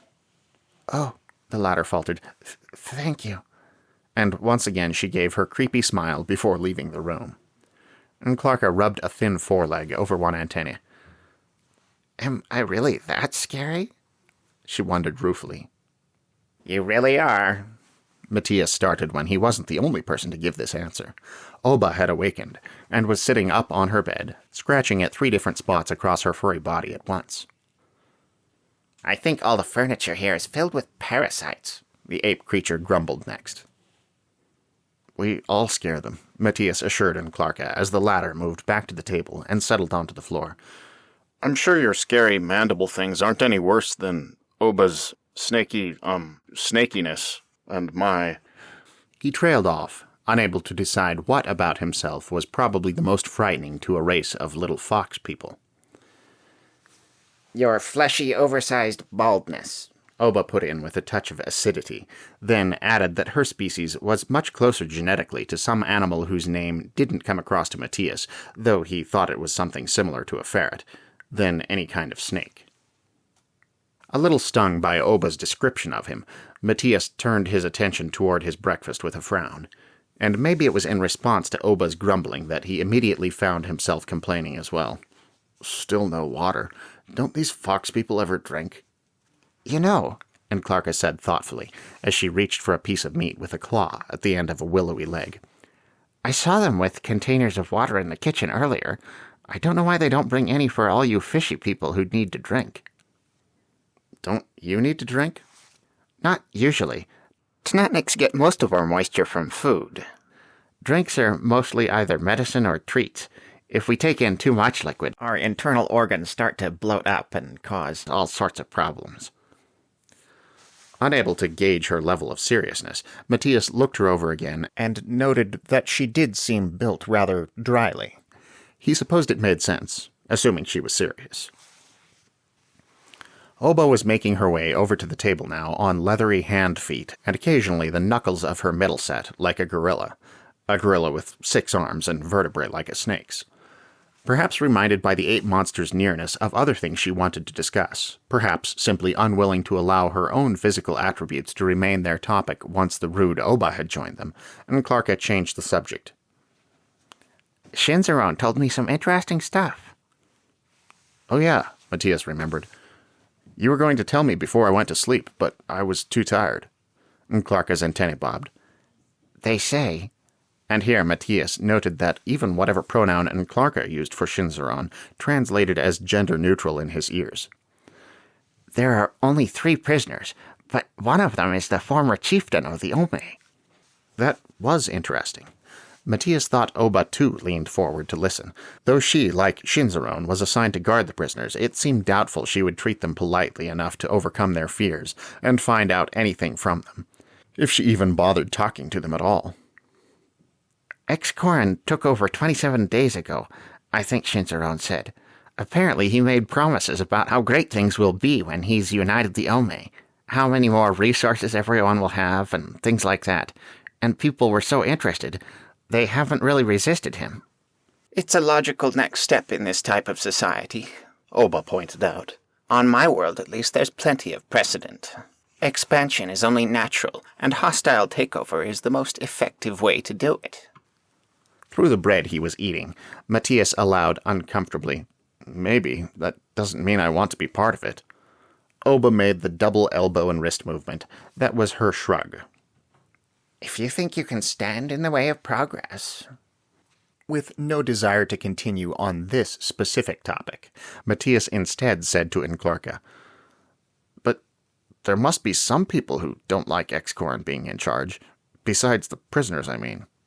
It's not like the paper boy comes by every morning with news from outside, Clarka replied. So of course Shinzaron wouldn't know either. And Matías added newspapers to the list in the back of his head, titled, Things Clarka apparently has on her planet. Yeah, of course. He found himself inclined to sigh. This information definitely intrigued him, but he wasn't entirely sure to what use he or any of the other monsters could put it. Where could they even direct these new ideas? Were they trying to escape from this place? Stop being summoned every night? Were they trying to overthrow Excorin? Prevent the uniting of the Ome and reinstate the former chieftain here? That wasn't very likely when they weren't able to disobey Excorin's orders. Or were they only trying to keep their heads down and see where this would go? Wait the whole thing out, perhaps? As adventures went, this one felt pretty aimless so far. Oba's thoughts seemed to have been running along much the same lines. Well, let me know if you ever find out anything useful. And Clarka made what was obviously an exaggerated obeisance, flattening herself to the floor and wiggling 2 front legs in the air, while her last body segment swung back and forth in the rear. Yes, of course, madam, right away, madam, was her mock servile reply. Oba twisted her neck around in a gesture like a roll of eyes, and continued her breakfast, wondering if every night here would begin this way before he went off to his pointless bodyguard shift. The human somewhat gloomily did the same. Last year, in 8th grade, Matías had done everything with his 2 best friends. Then one had moved to New Jersey over the summer, and the other had ended up at a different high school because it turned out he lived a single street too far from the one Matías was attending. So Matías had no close friends at school yet. He ate lunch with a big group of general acquaintances and said hi to plenty of people in the halls, but nobody specifically met him at his locker before class to ask if he'd seen the latest episode of whatever last night, or tell him some hilarious story about his pet turtle. He figured he would make some new good friends eventually, but for now, on Monday morning, he just imagined what it would be like if his new monster friends went to school with him here. If, instead of Vulpine, their adventure had brought them to Earth, and they were all required to attend high school for some reason. This train of thought entertained him mightily, and there was plenty of opportunity to indulge during PE. Next, however, came Study Enhancement Lab, a bizarre failed experiment the school made everyone take as a freshman. Some days there were activities and assignments. They'd done a learning style test and some kind of worksheet on what they'd found most effective about their favorite teachers in the past, that sort of thing. And some days it was treated as a proper study hall, in which they could get work done for their other classes. Frustratingly, there was no way of knowing beforehand which it would be. After only 2 weeks of this, Matías had already discovered that whenever he counted on spending SEL finishing homework due later that day, the entire period would be taken up by a lecture on time management or healthy lifelong learning attitudes. Whereas if he came in with nothing he needed to accomplish, he would be presented with a big further nothing to do, and have to idle away the hour in some teacher-approved method, which usually involved staring at his hands and trying not to hum. Today he got the best of both worlds. The presentation on effective test-taking lasted only long enough to get him well into the middle of an interesting daydream about Scary and Clarka versus bullying upperclassmen, and left him in no fit state to concentrate on homework for the remainder of the period. It took some serious strength of will to bend his attention toward what he needed to do, and he feared his efforts were half-hearted at best. After lunch, he remembered belatedly that he had at some point looked forward to telling his lunch group about his bike accident and the subsequent sewing up of his side. How funny that the story he'd been excited to relate only a couple of days ago had since been so completely overshadowed that he should forget about it. He would probably still tell it at some point, but inside he would know all along that the part he couldn't tell, what the accident had led to, was 100 times more interesting than the part he could. Once again, he turned over the idea of being totally open about all of this to anyone he happened to talk to, but it seemed an even less viable option now than before. He still might share with his family sometime, because they were cool, but the rest of the world would think him crazy, and even talking to his parents about it seemed a worse idea since Clarka's experience. Granted, her family was probably totally different than his, besides each having 4 times as many legs, but he remembered what she'd said about their not even believing she was serious. Matías could easily picture his own family reacting like that, but whereas Clarka's problem was that her story would be received as just another of her many jokes, Matías had always been given to creating wild hypothetical scenarios, and would simply be presumed to have taken that one step further. At this point in his musings, his science teacher seemed to notice that the entire class might not be paying perfect attention to her lecture on rain shadows, and brought them all, including Matías, back to proper order with a statement loud and pointed enough almost to be an expostulation. Overall, despite a few hitches and general impatience, the school day passed without too much difficulty. Starting his homework afterward was about the same. Keeping this up once he got going, however, proved a little harder, since it was based entirely on self-discipline.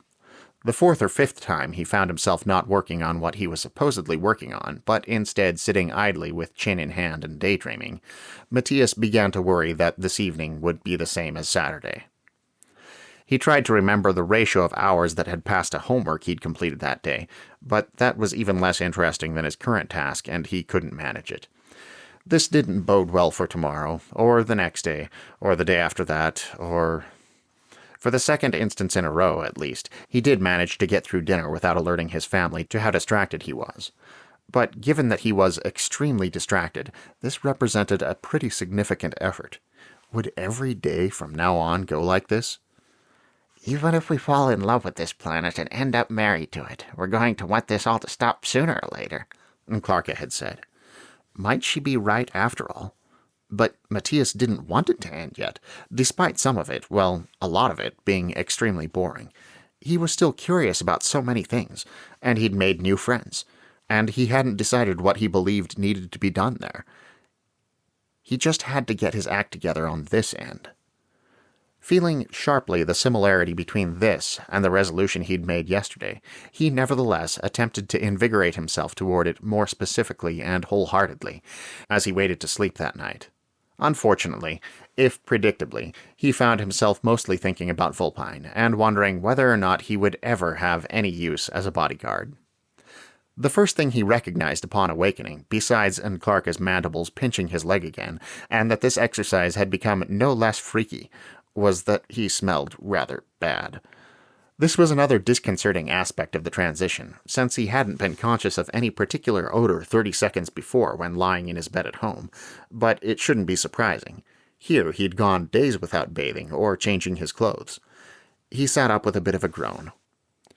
He wasn't the most devoted to cleanliness of everyone he knew, so when he started to be able to smell himself, a line had been crossed. Ashikawa and Warsha are back, was Clarka's eccentric good morning. She sounded as if she'd been practicing saying the names of the two Birdmen, and pleased at her success in articulating them now. I haven't actually seen or talked to them myself, since Excorian's had them buttoned up in his pocket all day. But I've been sneaking around listening in on people's conversations, since I had nothing better to do, so I heard about it. How do you know what a pocket is? Matías found himself saying, as he scrambled off his bed and moved toward where a tray waited on the table. His teeth felt really gross, but he'd already determined that a midnight snack was no luxury graveyard shift bodyguards were allowed around here. He couldn't afford to skip breakfast. Clarka informed him. We do wear things sometimes, and pockets are kinda the point. Matías looked at her as he started in on his breakfast, trying to imagine a pocket-bearing garment that could be fastened onto her inconveniently shaped body and be at all useful once it was. He feared it would involve a lot of straps, probably with buckles. She would have to spend an obnoxious amount of time getting into and out of the thing, most likely.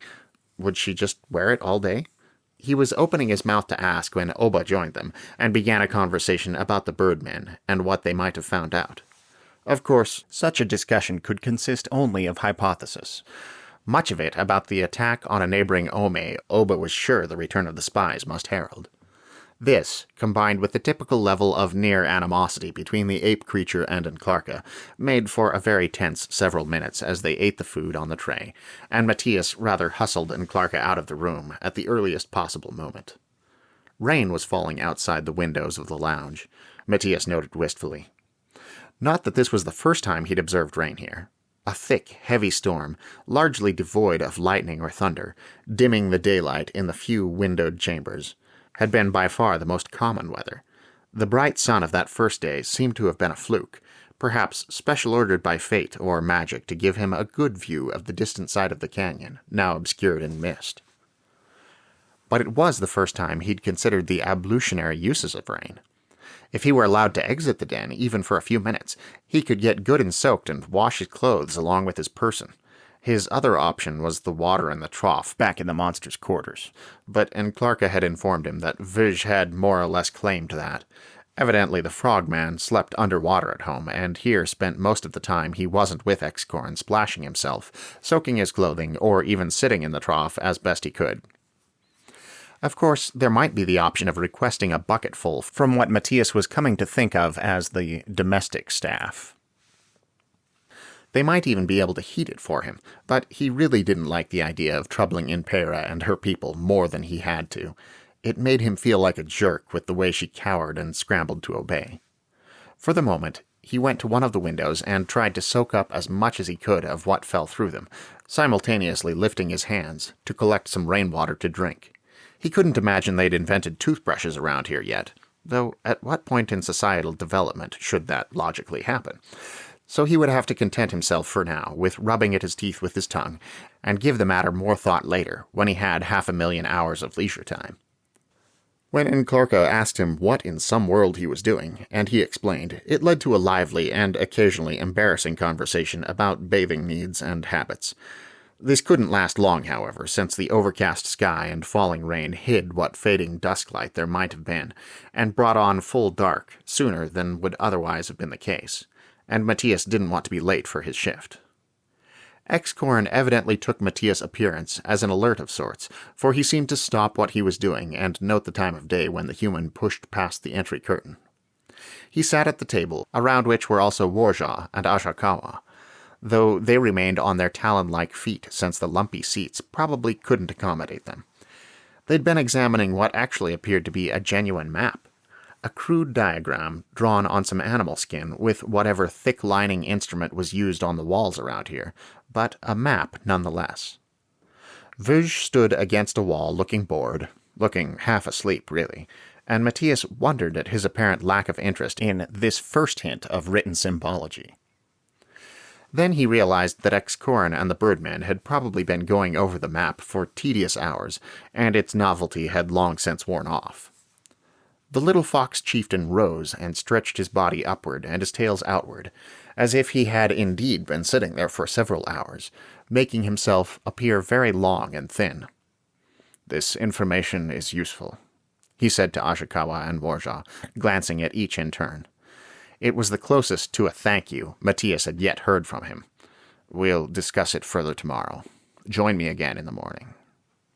Warja appeared irritated. Matías thought it was the angle at which his yellow and green feathers stood out. Ashikawa, on the other hand, looked tired, and this was more of a full-body droop. Neither of them seemed pleased at the idea of coming back in here tomorrow to continue discussing whatever they'd found out over the last few days. Nevertheless, they both gestured their compliance before turning to depart. "Hello again," Ashikawa greeted Matías when he saw him. Getting the feeling the Blue Birdman had forgotten his name, Matías blurted it out in reminder before it occurred to him that Ashikawa, who'd been the one to insist before that Excorn call them by their names, rather than you, or a description, might be a little embarrassed to have forgotten. But Ashikawa just cocked his head in a manner Matías interpreted as similar to a smile on a creature with lips, and said kindly, "Yes, have a good night, Matías." He sounded tired. Warja put a talon-like hand on his companion's narrow shoulder, as if to usher him out in response to this weary tone, but he too gave a gesture of acknowledgement, brief but not unfriendly to Matías. And then Matías was alone with his boss again, since Verge had slipped silently out almost as soon as the human had appeared. Despite the serious manner in which Excorn gazed down once again at the map, Matías believed the chieftain's actual thoughts were elsewhere, probably an elsewhere represented on that very map. But then he shook himself abruptly and moved to roll the skin and remove it from the table. The moment seemed unpropitious, but Matías found himself stepping forward impetuously and addressing Excorn thus. "Hey, I was wondering—" The chieftain's demeanor in turning to look at him was no more promising than Matías' timing, but now he'd started, he might as well continue. "I haven't had a bath since I got here, and I'm getting kinda smelly, and I was thinking the easiest thing for me to do would be to just stand outside in the rain for a little." I could get my clothes clean that way too, and it wouldn't be any trouble for anyone. Faced with X-Corn's unreadable and mostly unblinking red eyes, Matías found himself rambling uncontrollably. I don't know if you guys ever take baths. Maybe having fur all over you makes it so you don't have to. At least not unless you've been out in the mud or something, kind of like some animals I know at home. And obviously you don't wear clothes, so you wouldn't know what it's like to have gross, dirty clothes on. But it's gotten bad enough where I can smell myself and... X-Corn had transitioned from impassive regard to a slightly more pointed and fascinated examination of Matías' person, and now broke in. I understand what you're asking. No, don't leave the den until I command. You'll have plenty of opportunity to wash in the rain in coming days. This answer held no anger, only an almost bored authoritativeness, and Matías felt that, though his concern had been specifically addressed, he had somehow been entirely overlooked. And then X-Corn, taking up his map, turned and walked past the curtain, out of sight. Disappointed and annoyed, Matías moved to assume what was becoming his usual position against one of the walls, the spot from which he could most easily see all potential points of interest, and brood. Useless. Useless this entire day, even counting from the beginning of his Earth Day, which seemed a troublesome precedent.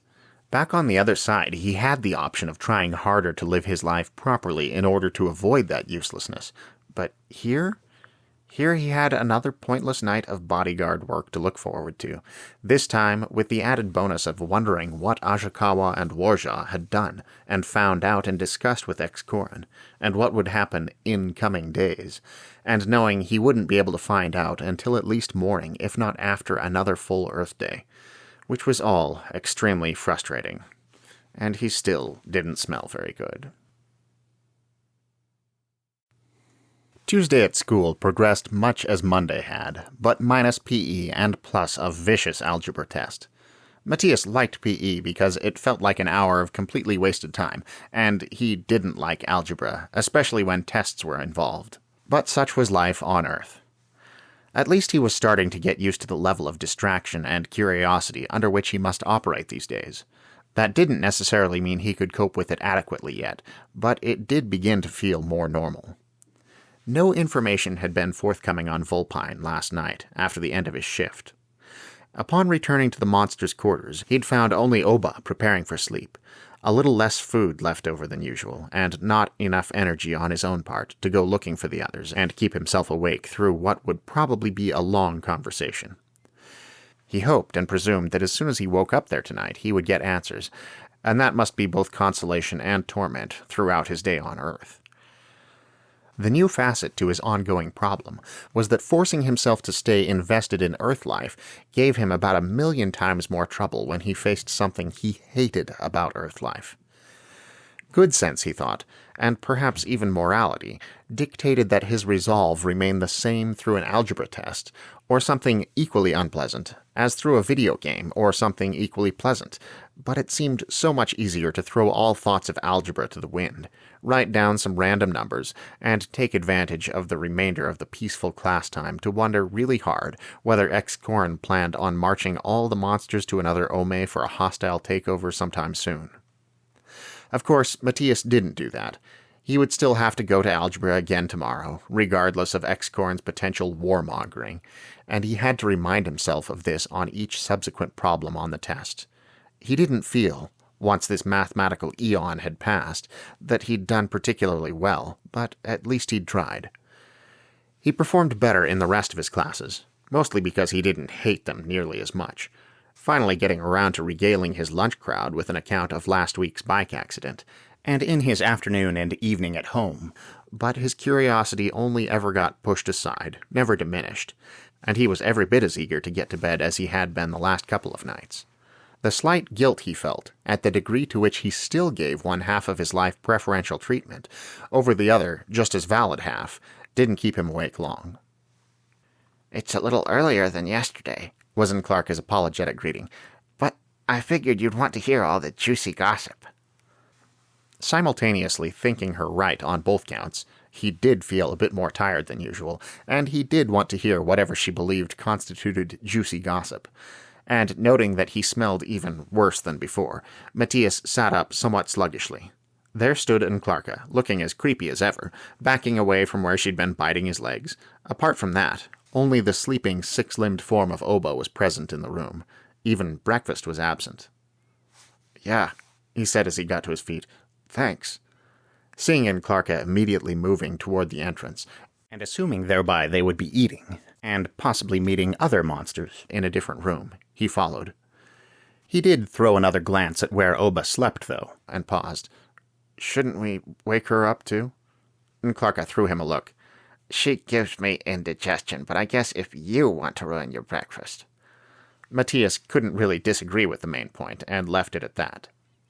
His guess had been correct. Ajakawa and Warja waited in the lounge. The birdmen must be, he thought, as much creatures of sunlight as he was, for each stood squarely in front of one of the windows, despite being unlikely to make out a lot through the rain. As when Matías had seen them before, they looked very proud and upright, and also, here with what light there was in the fading day through the storm glistening off their feathers, and the droplets that ran down their sleek bodies, very beautiful.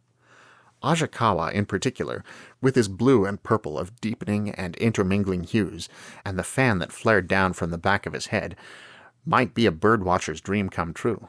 But even Warja's bright yellows and greens, which somehow, on him, managed to look more austere than cheerful, caught the light and attracted the eye. "Wow, I think you guys are the handsomest of all us monsters," Matías said as he came into the room. He wouldn't really have said it aloud if he'd given it any thought beforehand, but it was too late now. "You think so?" Warja sounded amused. So did Ajakawa as he replied at about the same moment. "Thank you for the compliment, Matías." Embarrassed, Matías turned toward the table that held the breakfast tray. He thought Clarka was eyeing him skeptically, but by the time he looked directly at her, she'd stopped. To his surprise, he found the contents of the tray seizing his attention and raising questions, which naturally he voiced as soon as they occurred to him. "Shouldn't there be more here? Aren't you guys eating too?"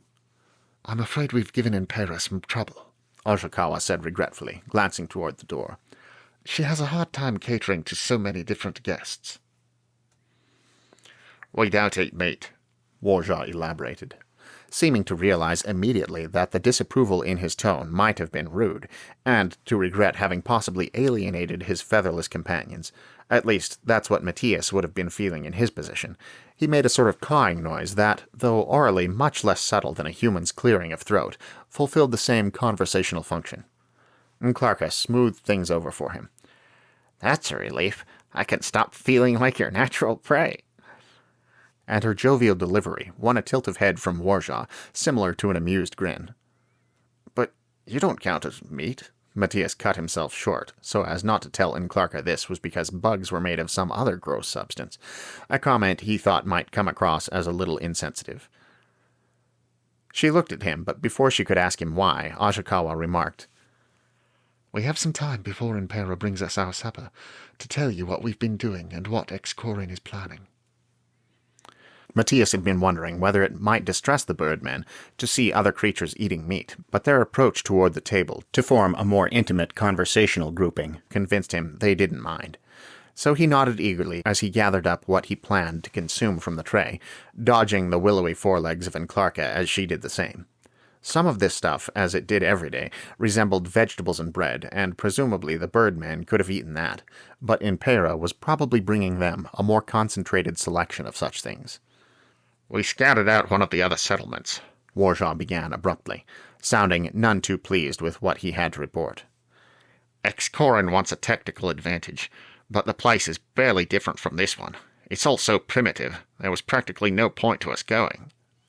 "Which is understandable at this stage in this culture's development," Ajakawa put in reasonably. When Warja made a gesture of wry assent, he went on. "What felt strange about it to me was to consider a world where people can't fly." He laughed. It was a self-conscious sound, as if his casual opinion were a bit of an imposition.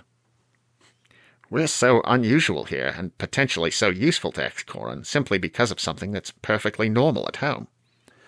Warja made the same gesture again, a rippling of feathers on his slim shoulders, and briefly related what else there was to tell about their journey.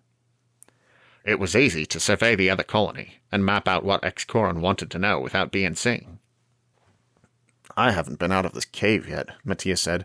I even asked Excorin if I could yesterday, but he said no, so I don't even know what it's like outside. The canyon walls are full of caves, Ashikawa described. In some places they have paths carved between them and all the way down to the water, but paths made of wood and rope are more common. Very unstable looking for people who can't fly, said Warjaw critically. But not as bad as climbing around the cliff walls without any path at all. Half the time I can't even see the handholds they use when they do that. Though he'd said bad, Ashikawa sounded admiring as he mentioned this process. Warjaw said, They do have some buildings on the surface, but they're crude and seem to be used for storage more than lodging. Some tunnels lead up there. This den has one. And they have herds of some kind of animals and some gardens or farm plots. Excorin doesn't want to damage the farmlands or run into any of the herds if he can help it, so the exact layout of the farming and foraging areas was some of what he wanted us to find out for him. So we're definitely going to that other Ome, Matías confirmed with a sinking heart. Somewhat grimly, both of the birdmen made that nodding gesture again. Excorin plans to march us all over there in a few days. Warjaw looked especially displeased with this news, and sounded even more determined as he added, And then we'll see exactly how minute his power over us is. If he wants me to attack innocent villagers, he'll have to force me. He'll probably retain us for scouting and spying, Ashikawa said soothingly, and leave our unfortunate friends here to do the actual invading. No invading from me, and Clarker grumbled. I'll be busy steeding. Ashikawa waved a talon in a gesture like a headshake. I don't know how long Excorin expects to last as a leader with that kind of objectifying attitude. And now he plans to take over a second colony, Warjaw said. Well, if you're bad at something, Clarker remarked, abruptly bright, you might as well do twice as much of it, right? Matías stayed silent. Suddenly he regretted eating so much, for he felt a little sick to his stomach. He'd known an imminent march to another territory was probable, but he hadn't, until now, given a lot of thought to what that would require of him. Did Excorin really plan on using the monsters he'd summoned as an invasion force? That is to say, would Matías be required to hit people in the pursuit of Excorin's goals? Ashikawa was right. It was a horribly objectifying attitude on the part of the little fox leader. Matías had specifically told Excorin he couldn't fight, but perhaps Excorin saw him only in terms of his relative size and outlandish appearance. He probably didn't care that Matías didn't want to attack innocent people any more than Warjaw did, and possibly considered it every bit as immoral. He probably didn't care that Matías also disliked the thought of being attacked by innocent people. Ashikawa obviously read Matías' expression. The translation magic was truly remarkable. When we discussed this earlier, we came to an agreement. It seems likely that the unfortunate villagers will take one look at us and surrender. Hopefully it won't come to the point Warjaw is worried about. Matías appreciated the comfort, but didn't know how much he could take it to heart. He supposed he would have to wait and see what happened. Hey, did Excorin say whether he's planning on taking ZB?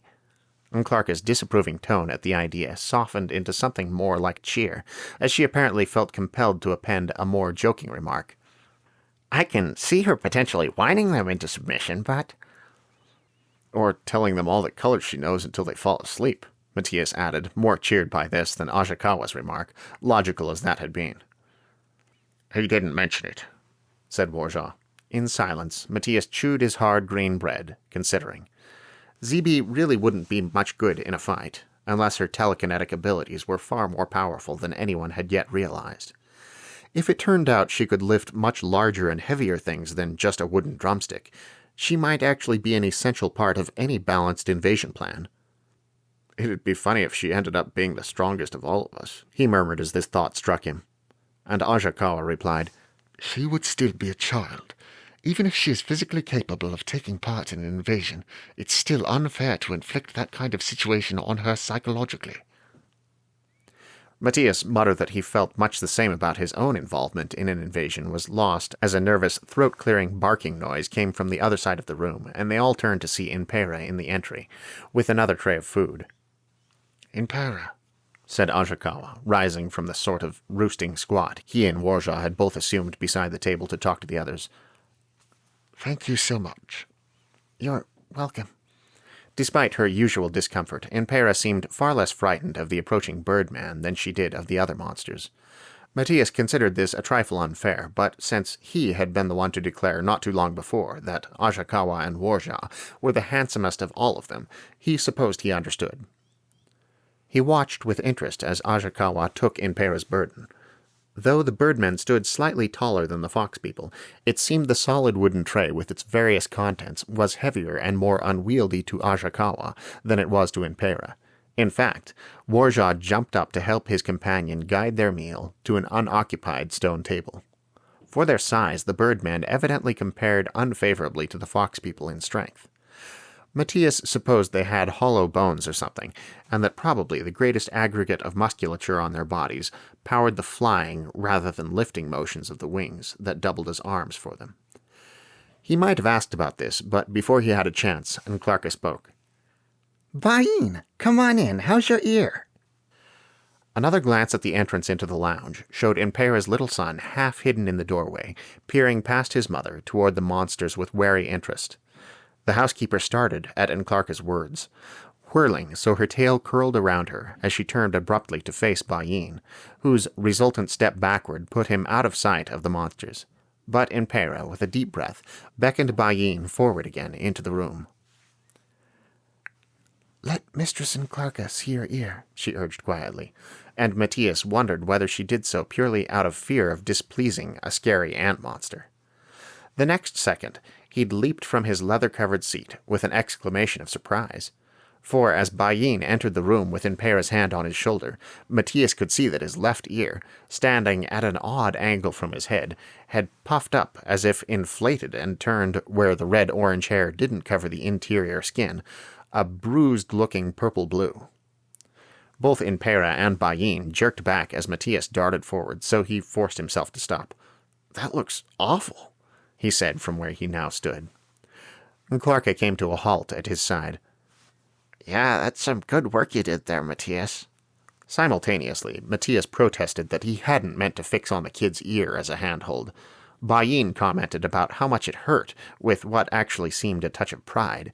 Impera defended the rescuer of her son, and Ajakawa asked what had happened. Then Clarka laughed at the conversational chaos, while Impera, Matías, and Bayin all tried to explain at once. "Enough!" commanded Warja, loudly and somewhat grouchily from where he still stood beside his supper tray. "Matías, tell us what happened." So Matías, after sticking out his tongue at the still chuckling Clarka, related the story of saving Bayin from falling from the window of this very room. While he spoke, Clarka crept closer to the child, who only shifted nervously and did not retreat, and reached an antennae out to brush delicately at the damaged ear. "And wouldn't it be cool," Matías couldn't help finishing, "if it's all puffed up now because it's full of helium, so he could float if he fell again and nobody would have to catch him?" For this he got from Clarka another quiet laugh, from Warja a reproving look. The ant monster reported, "It feels liquidy. I think it's full of blood, though I guess it could be." And she mentioned some kind of drink that seemed to be the equivalent of a fruity soda. "It hurts a lot." This reiteration of Bayin's largely unheard statement of a little while ago yet held audible pride, and Matías thought of how much pleasure, rather childish he had to admit, he'd taken in describing his bike accident to his friends at school earlier. It seemed some aspects of human nature, for lack of any term more universal, were much the same wherever you went. Impera obviously didn't appreciate this aspect of foxling nature, for she said severely, "It could have been worse, Bayin. You could have a broken body instead of just a broken ear. That's why you should do what I say." As before, her nervous reluctance seemed to drop entirely away when she talked to her child, rather than the terrifying servants of her master. Jerking his shoulder from his mother's grip, Bayin protested, "I told you I wasn't using the paths." "You shouldn't have been bothering these people in the first place." For this, Bayin seemed to have no reply, and Matías guessed him too embarrassed to admit to Impera that he'd been bothering the monsters on her behalf. I think it's very appropriate for me to be bugged, Clarka remarked. Once again, Matías had no idea how the pun worked with the translation magic, or how it came across to the others, but it was clearly deliberate. She overrode Impera's subsequent apology with, We don't mind having Bayin around, do we, guys?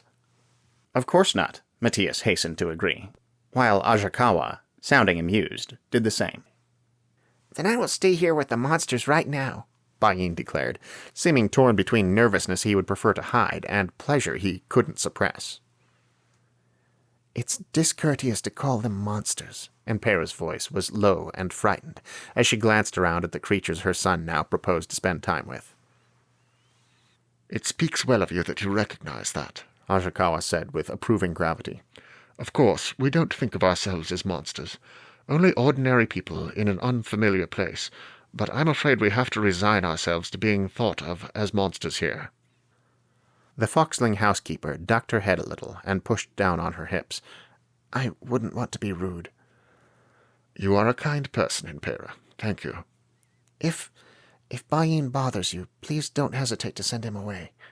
She was backing toward the doorway now, still making skittish gestures, but she also gave to the room in general that teeth-baring smile Matías had seen before, and she must truly believe they had Bayin's best interests at heart, or he didn't think she would have consented to leave him here at all. The monsters watched Impera out of the room, then turned toward Bayin in her absence. Observing that the combined gazes of the four of them made the kid uneasy in spite of his brave determination to remain in their presence, everyone looked, more or less quickly, back toward their respective breakfast trays. In some ways, Ajakawa said musingly after he'd swallowed some bread with a head-tossing motion Matías thought he'd seen in earthbirds in the past. Uniting some of these Ome is a desirable step. If X-Corin could find some reasonable way to do it, Warjaw put in dourly, which he can't, or won't bother to.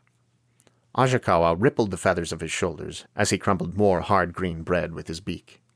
With distaste, Clarka remarked, Oba thinks it's inevitable. Like this always happens in every society. She may be right, Warjaw agreed. And as Ajakawa said, the unity itself is a good thing. More resources, more diverse resources, more awareness, not to mention a bigger gene pool. But the method many societies use to achieve it is unacceptable. Watching Bayin standing somewhat awkwardly nearby, trying to hide his perturbation, and avidly listening with his one good ear to a conversation he probably didn't more than half understand, Matías couldn't rid his head of the image of being forced to attack fox people exactly like this. The young, the unarmed, the terrified, all smaller than he was, all never having seen anything like him before, and he felt sicker than ever. Unacceptable wasn't nearly a strong enough word. Well, us being here is a little like time travel, isn't it? Clarka picked idly at what food remained on the tray she shared with Matías, as if by now far more interested in the discussion than hungry. Maybe we've got a chance to make a difference around here, to get these people into resource-sharing clubs without beating each other up. Except that Matías had been about to point out that the time travel stories he was familiar with usually reached some kind of twist where changes made to the past had unexpected and often devastating effects on the future from which the protagonists originally came, but then realized that this situation wasn't, as far as they knew, time travel in the traditional sense, so this protest didn't exactly apply. Ajakawa, however, picked up the discarded beginning and took it in a different direction. Except that assuming that we know better than the people in a place like this, simply because we believe we come from more advanced civilizations than theirs, seems very dangerous. Is it safe or appropriate to meddle? What we can do is whatever we believe to be right from one moment to the next, Warjaw said. The bigger questions aren't unimportant, but if there seems to be no right answer to them, we have to focus on smaller things. Where did you all come from? This query from Bayin seemed a belated response to Ajakawa's statement. It had probably taken him the length of Warjaw's to work up the nerve to ask. The atmosphere in the room lightened abruptly and considerably as they all looked at the young fox again. Here, at least, was a question they could answer. Well, actually, Matías couldn't answer it at the moment. He couldn't even stay to listen to what seemed to be shaping up into a very interesting cooperative description of the windy planet Ashikawa and Warja came from, as he realized the already dim light had lessened discernibly in the last few minutes, and someone would probably be coming in with a lamp any time now. In fact, he might even be a little late. Not that he felt he owed X-Corn anything, but knowing perfectly well how boring at least his end of the job was, didn't like to make Verge suffer any more than he had to. So he stood with a sudden good-night statement, immediately regretted interrupting and wished he'd merely gestured instead, accepted the amused well-wishes of his companions in some embarrassment, and headed out of the lounge toward X-Corn's room.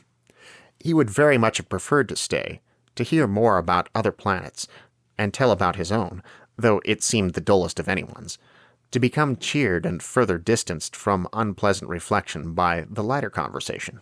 He cursed X-Corn a little, morosely, as he walked the dark, cramped stone halls. Would it be a good idea to meddle in the societal development of the Fox people? Was that a question they could even answer? And could he do what he believed was right from one minute to the next, when magic compelled him to do morally ambiguous things? Would he really have to attack innocent villagers? Was there any way to make all of this stop before it came to that?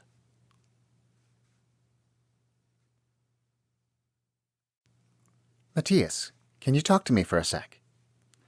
Breaking away from the classroom exodus, Matías made for Mrs. Byers' desk, heart already sinking.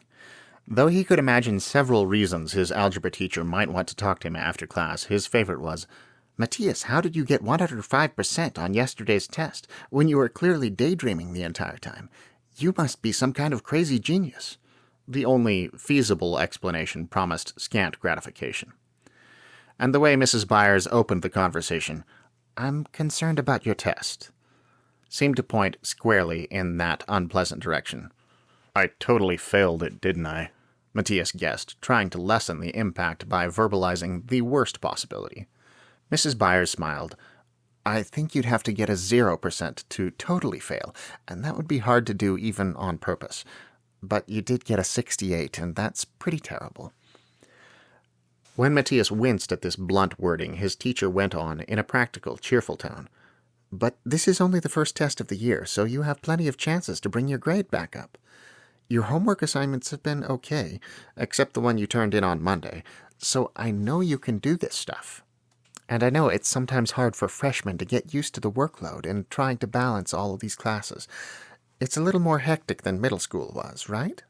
Just remember, if you're having a hard time, I'm here for an hour every day after school, most of the time, and I can help you with anything you're not getting. Or there's the tutoring program, if you think you could use a dedicated study buddy." Funny she should think it was classes Matías had a hard time balancing, and honestly it was kinda cool she could be so frank and understanding about this. At the same time, though, Matías didn't much like being held after class and lectured, and he felt a little as if he was being unjustly shamed, despite the fault resting almost entirely with him for poor performance he knew all about. And, unfortunately, it was this latter sentiment that came out as he immediately began to defend himself. "I know about the tutoring program. They said I can tutor people in Spanish next year if I want to." Observing Mrs. Byers' suddenly more closed-off expression, as if she'd realized she had another one of those students to deal with, and regretting the tone he'd taken, Matías felt the blush that had been growing ever since he'd come to her desk intensify as he struggled for a more courteous statement, and a less belligerent sound. "So, yeah, thanks. I'll get a tutor if I need one. Like you said, though, I can do this stuff. I just need to not get distracted." And he managed to refrain from adding, "Which is never going to happen as long as I keep going to another planet every night and worrying about meddling with the development of primitive societies and beating up little fox people." This, of course, only compounded his level of distraction. Now, whenever he wasn't thinking about Vulpine, he was thinking about how and why he needed to stop thinking about Vulpine, with thoughts about this world and the things he needed to get done in it, the thoughts he actually should be having, squarely in third place. He'd known he needed to improve his concentration on his Earth life, but apparently he hadn't been putting in enough effort. And what advice could he give himself? What goal could he set, other than work harder?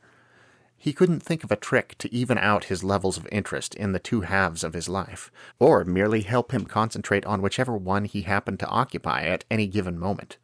Should he tell his parents, after all? He really did think their counsel would be of value, but only if they believed him. And cool as they were, how likely were they to believe something like this? How likely was anyone to believe something like this? Matías had nothing whatsoever in the way of proof, and the more he tried to convince someone his experiences were real and not imagined, the crazier he would probably seem. The end result, he speculated, wouldn't be good advice on how to deal with the situation, but unnecessary consternation on his parents' part about his mental health, and possibly steps taken in some sad and obnoxious direction that would make passing algebra even less likely. It occurred to him, however, during a lecture on the Jamestown settlement in his next class, that this avenue was not entirely closed to him. He wouldn't, after all, be forced to tell his parents the exact truth in order to ask for their advice. The scope of his situation, perhaps, could not be captured in analogy, but he could certainly come up with something similar and possibly obtain a useful answer. So that was what he spent the rest of U.S. history and freshman PE and health on. Deciding how he would word his explanation did nothing for his absorption of the colonization lecture, but at least in PE, they were merely playing volleyball. Well, honestly, it didn't do much for his game performance either, but that he wouldn't be tested on later. Eagerness and impatience to get home and talk to Mama led him to skip showering after volleyball, which decision, as far as it could be called such, he regretted during the bus ride home. He could console himself a little with the reflection that this body didn't smell as bad as his other one, but that thought, being about Volpine as it was, and despite its specific reference to Earth life in contrast, must be weak solace. Still, none of this in any way hindered his journey home. So the usual time of afternoon found him headed toward his house from the bus stop, with steps springier than might have been expected of someone looking forward to telling his mother about a failed algebra test. He was able to exchange relatively pleasant and present greetings with Caitlin from across the street, and even to give a wave to her usually grouchy brother Kelly, before they split for their separate houses. But he mostly looked forward to talking to Mama. She knelt at the coffee table working on a jigsaw puzzle when he found her, which gave him a moment's pause. Of course she liked putting puzzles together, or she wouldn't do it. But it was something she generally used to make herself feel better after a less-than-perfect day at work. Seeing this immediately changed what he'd intended to say into, "Are you okay?" A touch of wryness showed in her answering smile, as if she would rather not talk about whatever had happened at work, but knew Matías was well aware of why he sometimes found her doing puzzles when he got home from school. "I'm fine, Gordo. Some people aren't that lucky." "Did someone die?" Matías wondered as he dropped his backpack on the floor and went to sit down opposite his mother at the coffee table.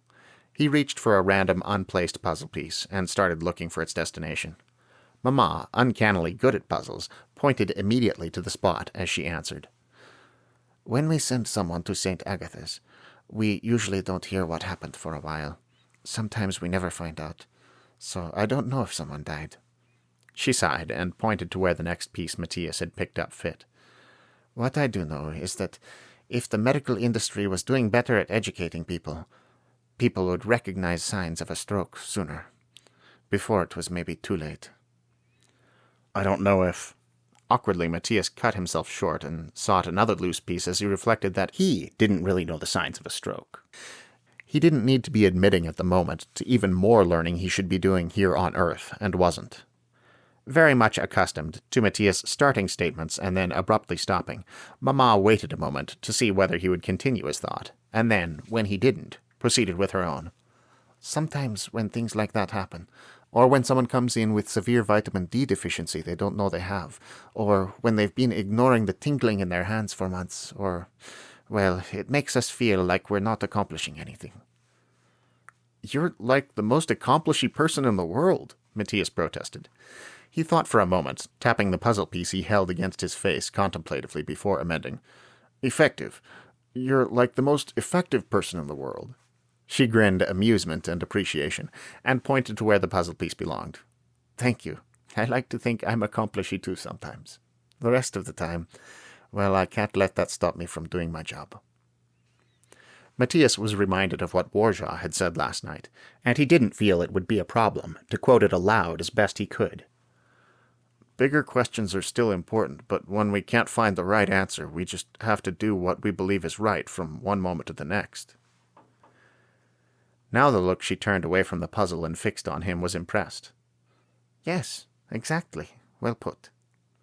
Well, I didn't. I heard it somewhere. Matías kept his gaze on the coffee table. For several minutes they worked on the nearly complete puzzle together in silence, if it could be called work. In fact, it soon turned into a not very competitive contest to see whether Matías could find where the latest piece he'd selected went before his mother did. Each spot she pointed out to him made him more determined to locate the next one on his own, but their increasing amusement didn't improve his puzzling skills, and eventually they were laughing too hard to do much of anything. Seeding the field, Matías stopped picking up pieces entirely and allowed his mother to finish, while he got hold of himself after his laughter. He felt relatively comfortable bringing up what he'd been mulling over for hours, but that didn't mean the wording he'd planned on using worked out for him anything like what he'd anticipated. "I need help with school," was not even a little bit what he'd wanted to say, but it was what he said. And he certainly wouldn't have followed it up with, "I failed an algebra test yesterday," if he'd had his mind firmly on his earlier plans. Now Mrs. Perez appeared startled and concerned. Before she could say anything, Matías tumbled on in an attempt to correct the false impression he'd undoubtedly given her. "I don't mean algebra is hard and I need help with it. The subject isn't hard. I mean, the work isn't hard. What's hard is that it's so boring. And I don't just mean algebra. I mean all of school. And I don't even mean that it's really boring, just comparatively boring." After this somewhat messy beginning of an explanation that got him, more or less, around to his real point, Mamma's expression had turned quizzical and perhaps somewhat amused. "I mean, like, everything else I do outside of school is more interesting than school. You know, playing video games, being at home, riding my bike, that kind of thing." Here his vulpine earth analogy strained its seams, since the aspects of his earth life were all about equal in interest. Being at home wasn't really that much more fascinating than being at school. Even video games weren't more interesting than school to the degree that vulpine was more interesting than earth. But it was the best he could do. "And all the people I meet at school aren't as cool or interesting as people at home." "Thank you," she said with another grin, and allowed him to continue. "And then I try to pay attention in class or when I'm doing my homework, and it's hard, because I have all this other stuff that's way more interesting to think about. So the point of all this is," he took a deep breath, "how am I supposed to force myself to pay attention to one thing and keep working on it and keep my mind on it when everything else is so much more interesting?" Mamma was silent for the few moments it took her to place the last 3 or 4 puzzle pieces. Then she sat back from the finished product, leaning on the hands that had so recently been brown flashes across the coffee table, and looked at her son. "First," she began slowly, "I want to say I'm impressed that you recognize this. A lot of kids go through high school, I think, maybe even college, without ever realizing they're having this problem, and it's mature of you to think about it and be trying to solve it." Matías wasn't sure what to say to this, since he would never have come up with this idea in relation to school if it hadn't been forced upon him in relation to entirely different and rather bizarre circumstances. He didn't think he could accept what amounted to praise and admiration from his mother, but he also couldn't explain that he couldn't accept it. So in the end, he said nothing. "And second, I want to say," she smiled sardonically at him, "welcome to life." "What?" wondered Matías in surprise. "Yeah, this is a real-life thing." Mamma still appeared regretful, but maybe amused at the same time. "Even grown-ups have this problem. Even if you have the most fun and interesting job in the world, there's always going to be times when you'd rather be back home with your kids or still in bed. There's no way you'll be 100% engrossed 100% of the time in what you're doing, even if it's extremely important." So Matías was more than a little dismayed. "This will never end?" "I wouldn't exactly say that. I'm afraid it'll always be a problem, but just like any problem normal people have to deal with, it'll get easier with practice. You already recognize it's a problem, so you're already starting to work on it. So that gives you a head start. You'll keep practicing, and as you get older, you'll get better at it. But that doesn't help me right now. She shook her head. I don't know what else to tell you. Life's not always easy. I can't believe that's your answer. Matías' frustration was real, but his tone facetious. Of course, he wasn't actually upset with his mother. I thought for sure you'd tell me there's a secret magic concentration potion people get to drink 3 weeks after when they turn 14 with this big ceremony and everything. As an afterthought, he added, and it would probably give me superpowers too, and then I'd find out that you and Papa are secretly superheroes, and I'd get to join you fighting crime secretly. Ha, like you had time for that. The thought cheered him up a little. No, I'm afraid not, she grinned. But remember that I and your papa are always happy to help you try to concentrate on your homework if you need us. Yeah, thanks, he sighed exaggeratedly, puffing out his cheeks in a pouty expression. I guess I'll go take a shower and then try to work on some of that. Good idea. What do you want for dinner? Now you're asking me to concentrate on something else? I know you can do it, she laughed. Hamburgers. It's cheating to ask for what you asked for last night. No, it's not. I really want hamburgers. She gave him a smile like, I'm on to you, but stood up and moved toward the kitchen. Well, we'll see. And Matías went to take a shower. He wasn't sure what to think about what his mother had told him. Despite being an understanding person, sometimes she was even more practical than she was kind, and the answer she'd given seemed very much in keeping with that. That her solution to his problem had amounted to get used to it, he couldn't exactly be pleased, but at the same time, the only advice he'd had for himself had been, work harder, and Mama's words had pretty much agreed with that. Matías considered his mother more or less the smartest person he knew, so to have her basically confirm what he'd already been thinking made Matías himself feel smarter. Still, he decided to ask Papa about it whenever they had a convenient moment to talk alone. After all, getting a second opinion from another doctor didn't mean you didn't trust or respect the first doctor, right? It just meant you wanted a different perspective. Besides, it would be nice to have another go at wording the thing adroitly from the off. The chance didn't come until right before bed. He could have done it sooner if he hadn't felt it would be awkward to ask in front of his mother the same question he'd put to her earlier, and he didn't much feel like admitting this kind of thing in front of Angelo at all. But when Mama had gone to take a shower and his brother was working on homework in another room, Matías seized his opportunity. Hey, Papa, he said as he entered his parents' room where his father sat at the computer. Hey, Matt, Papa replied, swiveling the computer chair to face his son. Did you know koalas are so stupid they can't recognize the food they eat every day if it's on a plate instead of on a branch?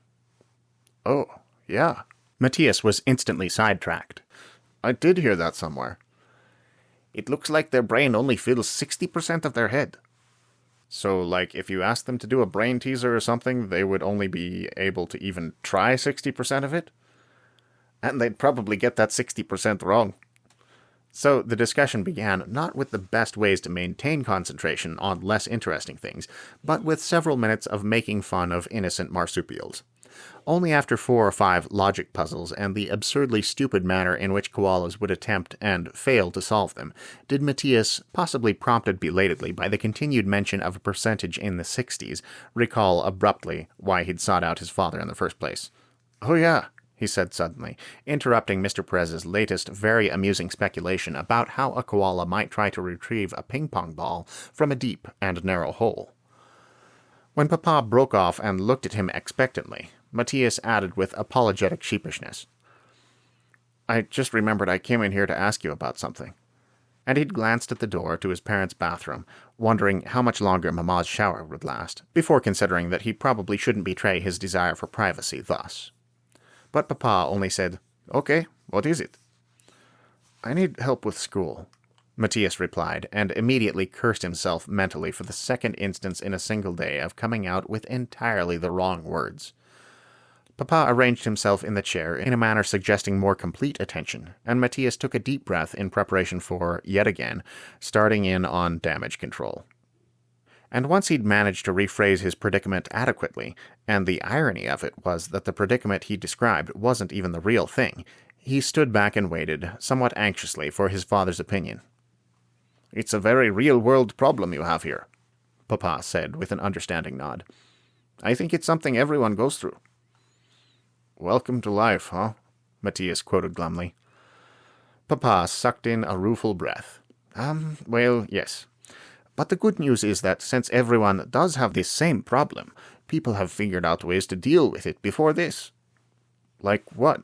Maybe his father knew about the magic potion where his mother didn't. "Well, some things are more interesting than other things, but that means the other things are still interesting, right? They're not completely boring, just boring compared to the first things, right?" "Yeah." "So you have to find the parts that are interesting and focus on them. Anything can be fun, and keep your attention if you can just find the good parts."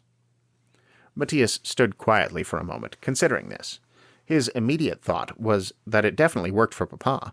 Mr. Perez always took interest in everything. Matías didn't think he'd ever seen him bored in his life. Though it might come back to what Mama had said earlier, and the fact that his father was 35, and had been practicing this for who knew how long. Still, the suggestion seemed a fairly concrete one, something Matías could actually try. "Yeah," he said again, nodding pensively. "Yeah, thanks. That's pretty good." "I'm a pretty good guy," his father confirmed. Matías grinned at him. "Yeah, you are. Good night." "Noches," replied Papa with a wave, and turned back toward the computer. As he got ready for bed, Matías found himself more engrossed in this business, specifically his parents' answers to his incomplete question, than he'd been in anything not directly related to Vulpine since he'd first appeared on Vulpine. And that was impressive. Moreover, it heartened him. Maybe he really could do this. Find the interesting stuff in Earth life and focus on that, Papa said. And it would get easier as he practiced it, Mama said. That wasn't so bad. "Oh, you're awake already," Clarka remarked in some surprise from across the room. One nice thing about the instantaneous nature of the transition from Earth to Vulpine was that his mood hadn't reset as it would have if his mind had actually gotten any sleep the way each of his bodies had. Of course, that could turn out to seriously suck if he ended up having some really bad night at home that then carried over into his mindset on Vulpine.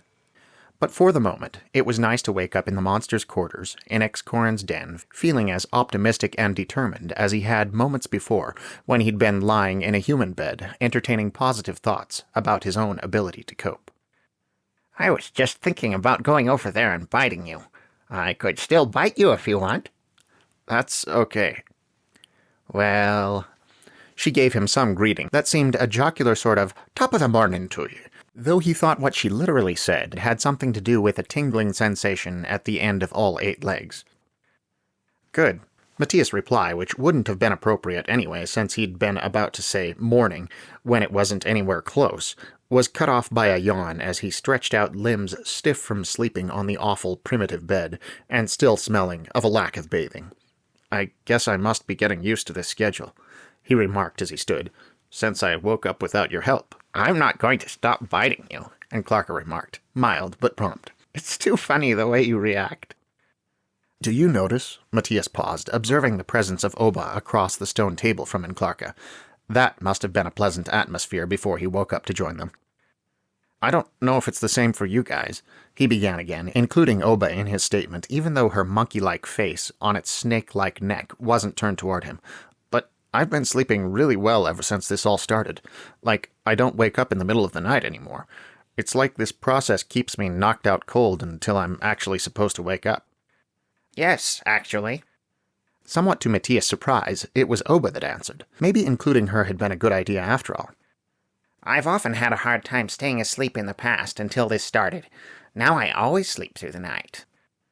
Clarka, for once choosing not to pick a fight, returned to the table across from the other monster and settled down again, saying, "My broodmates are noisy clowns who couldn't stay in bed all night if you paid them, and they don't know that if they wake me up with their midnight wrestling match and then I go back to sleep. I've got 2 days here with just those 5 minutes at home in between.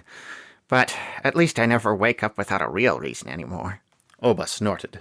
As he helped himself to breakfast, Matías inquired after the other monsters and learned of their whereabouts. Zibi, Shinzaron, and Vij all still at their shifts, while Ajakawa and Warja conferred with Excorin again. None of this was unusual, but Matías had gotten the idea that perhaps something new had happened around here in conjunction with his waking up a little early under his own power.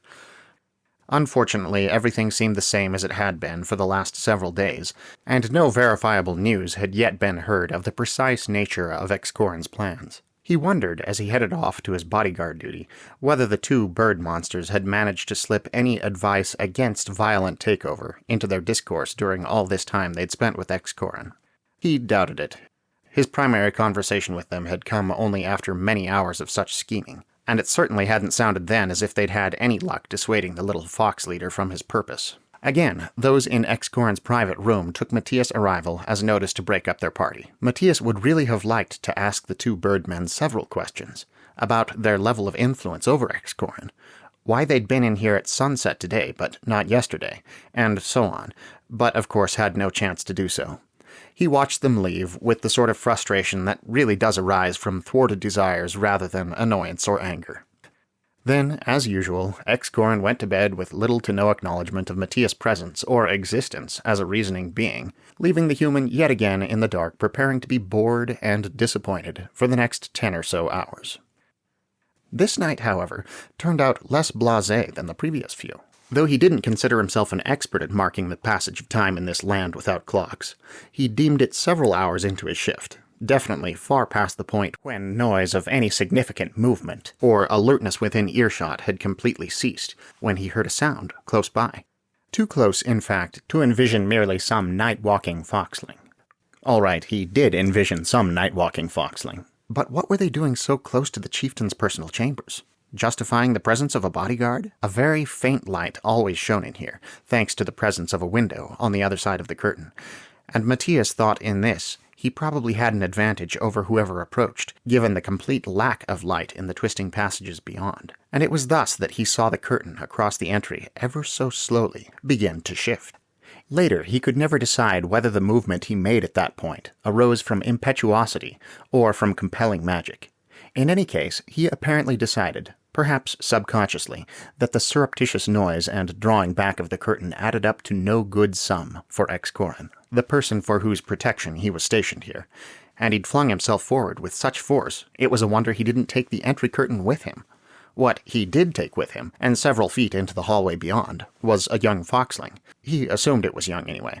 Since he'd been on Vulpine, he hadn't, to his knowledge, met any geriatric examples of the species, and thus far only from height variance had he been able to make any distinction among different ages. His current guess rode on the size of the form he had pinned to the stone, as well as the idea that the relatively soft fur against his skin probably indicated youth rather than age. Something, a weapon perhaps, had been knocked to the floor on impact with a clatter that seemed stupidly loud in the lightless tunnel, but the unknown foxling, though it had given a bit of a squeak as it thumped to the ground, went completely silent as it struggled against Matías' greater weight.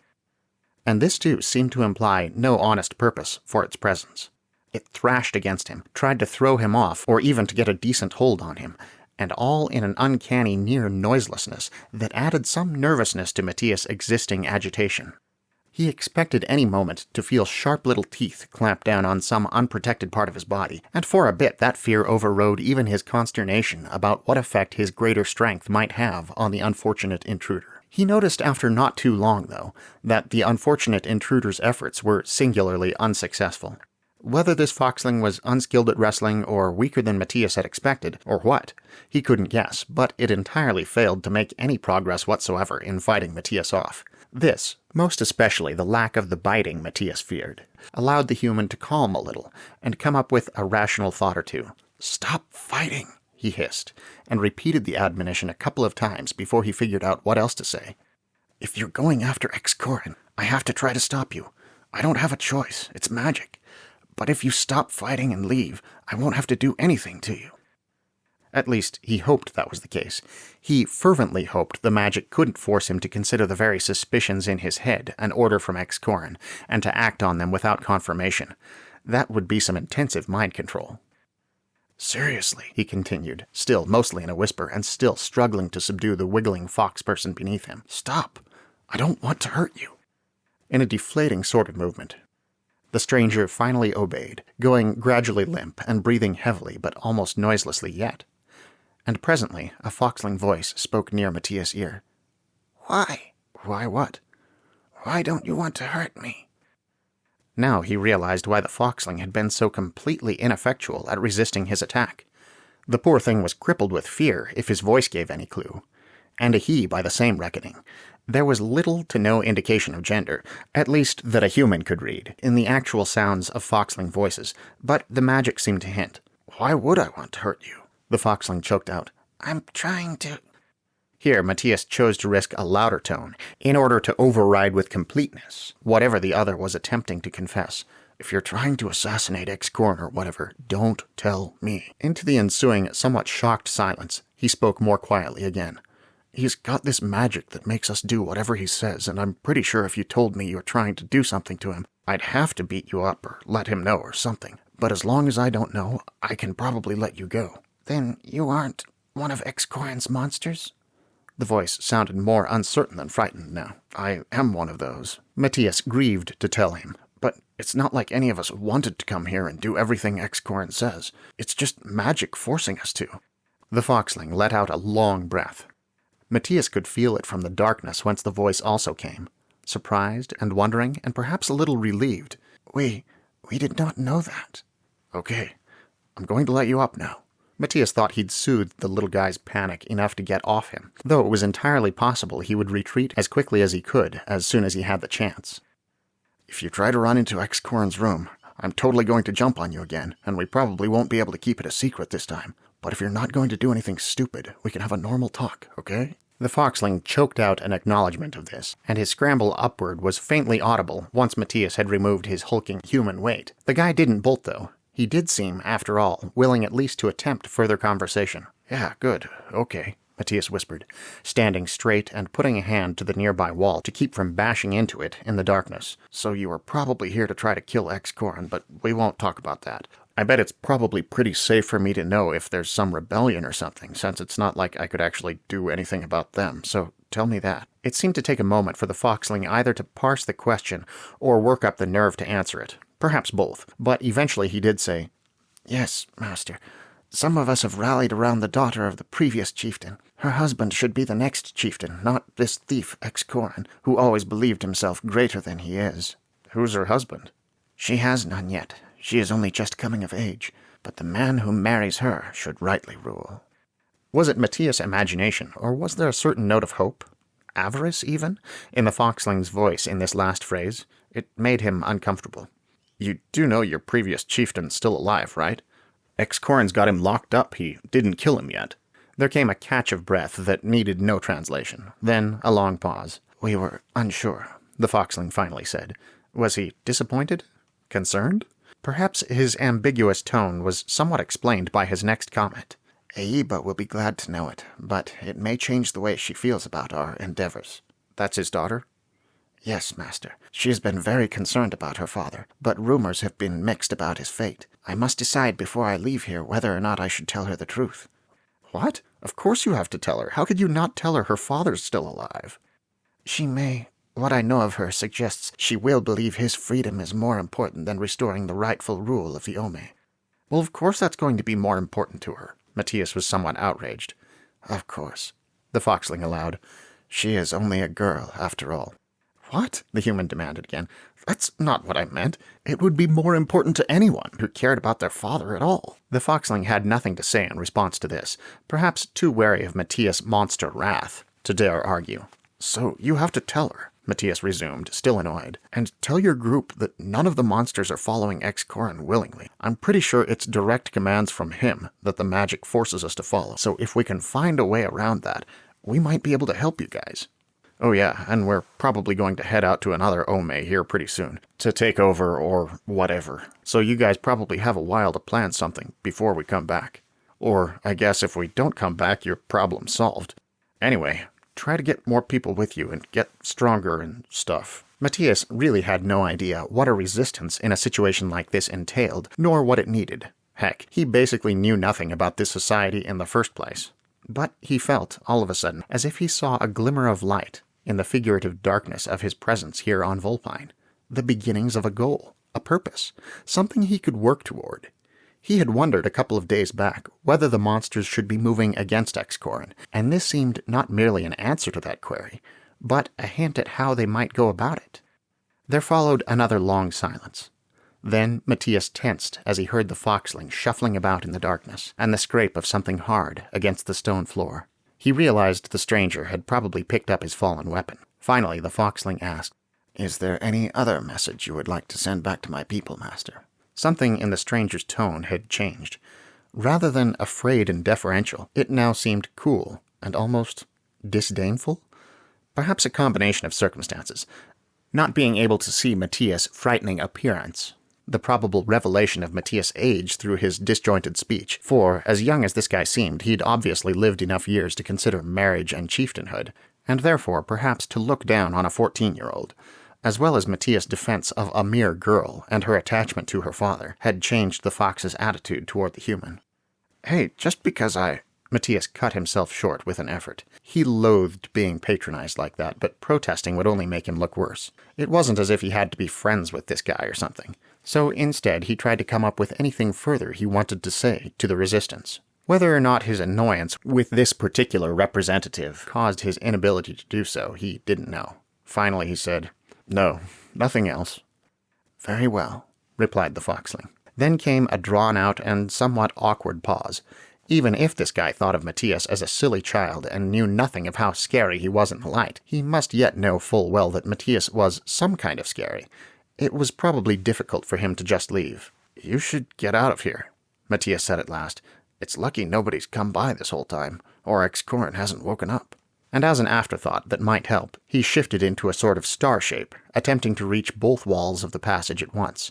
The hallway leading to Excorin's room stretched barely wider than the full span of his arms, but with them flung out and his feet planted firmly apart, he still blocked the way pretty efficiently. Not that the unknown foxling could see that, but perhaps he could sense it somehow in the darkness. "Yes, master."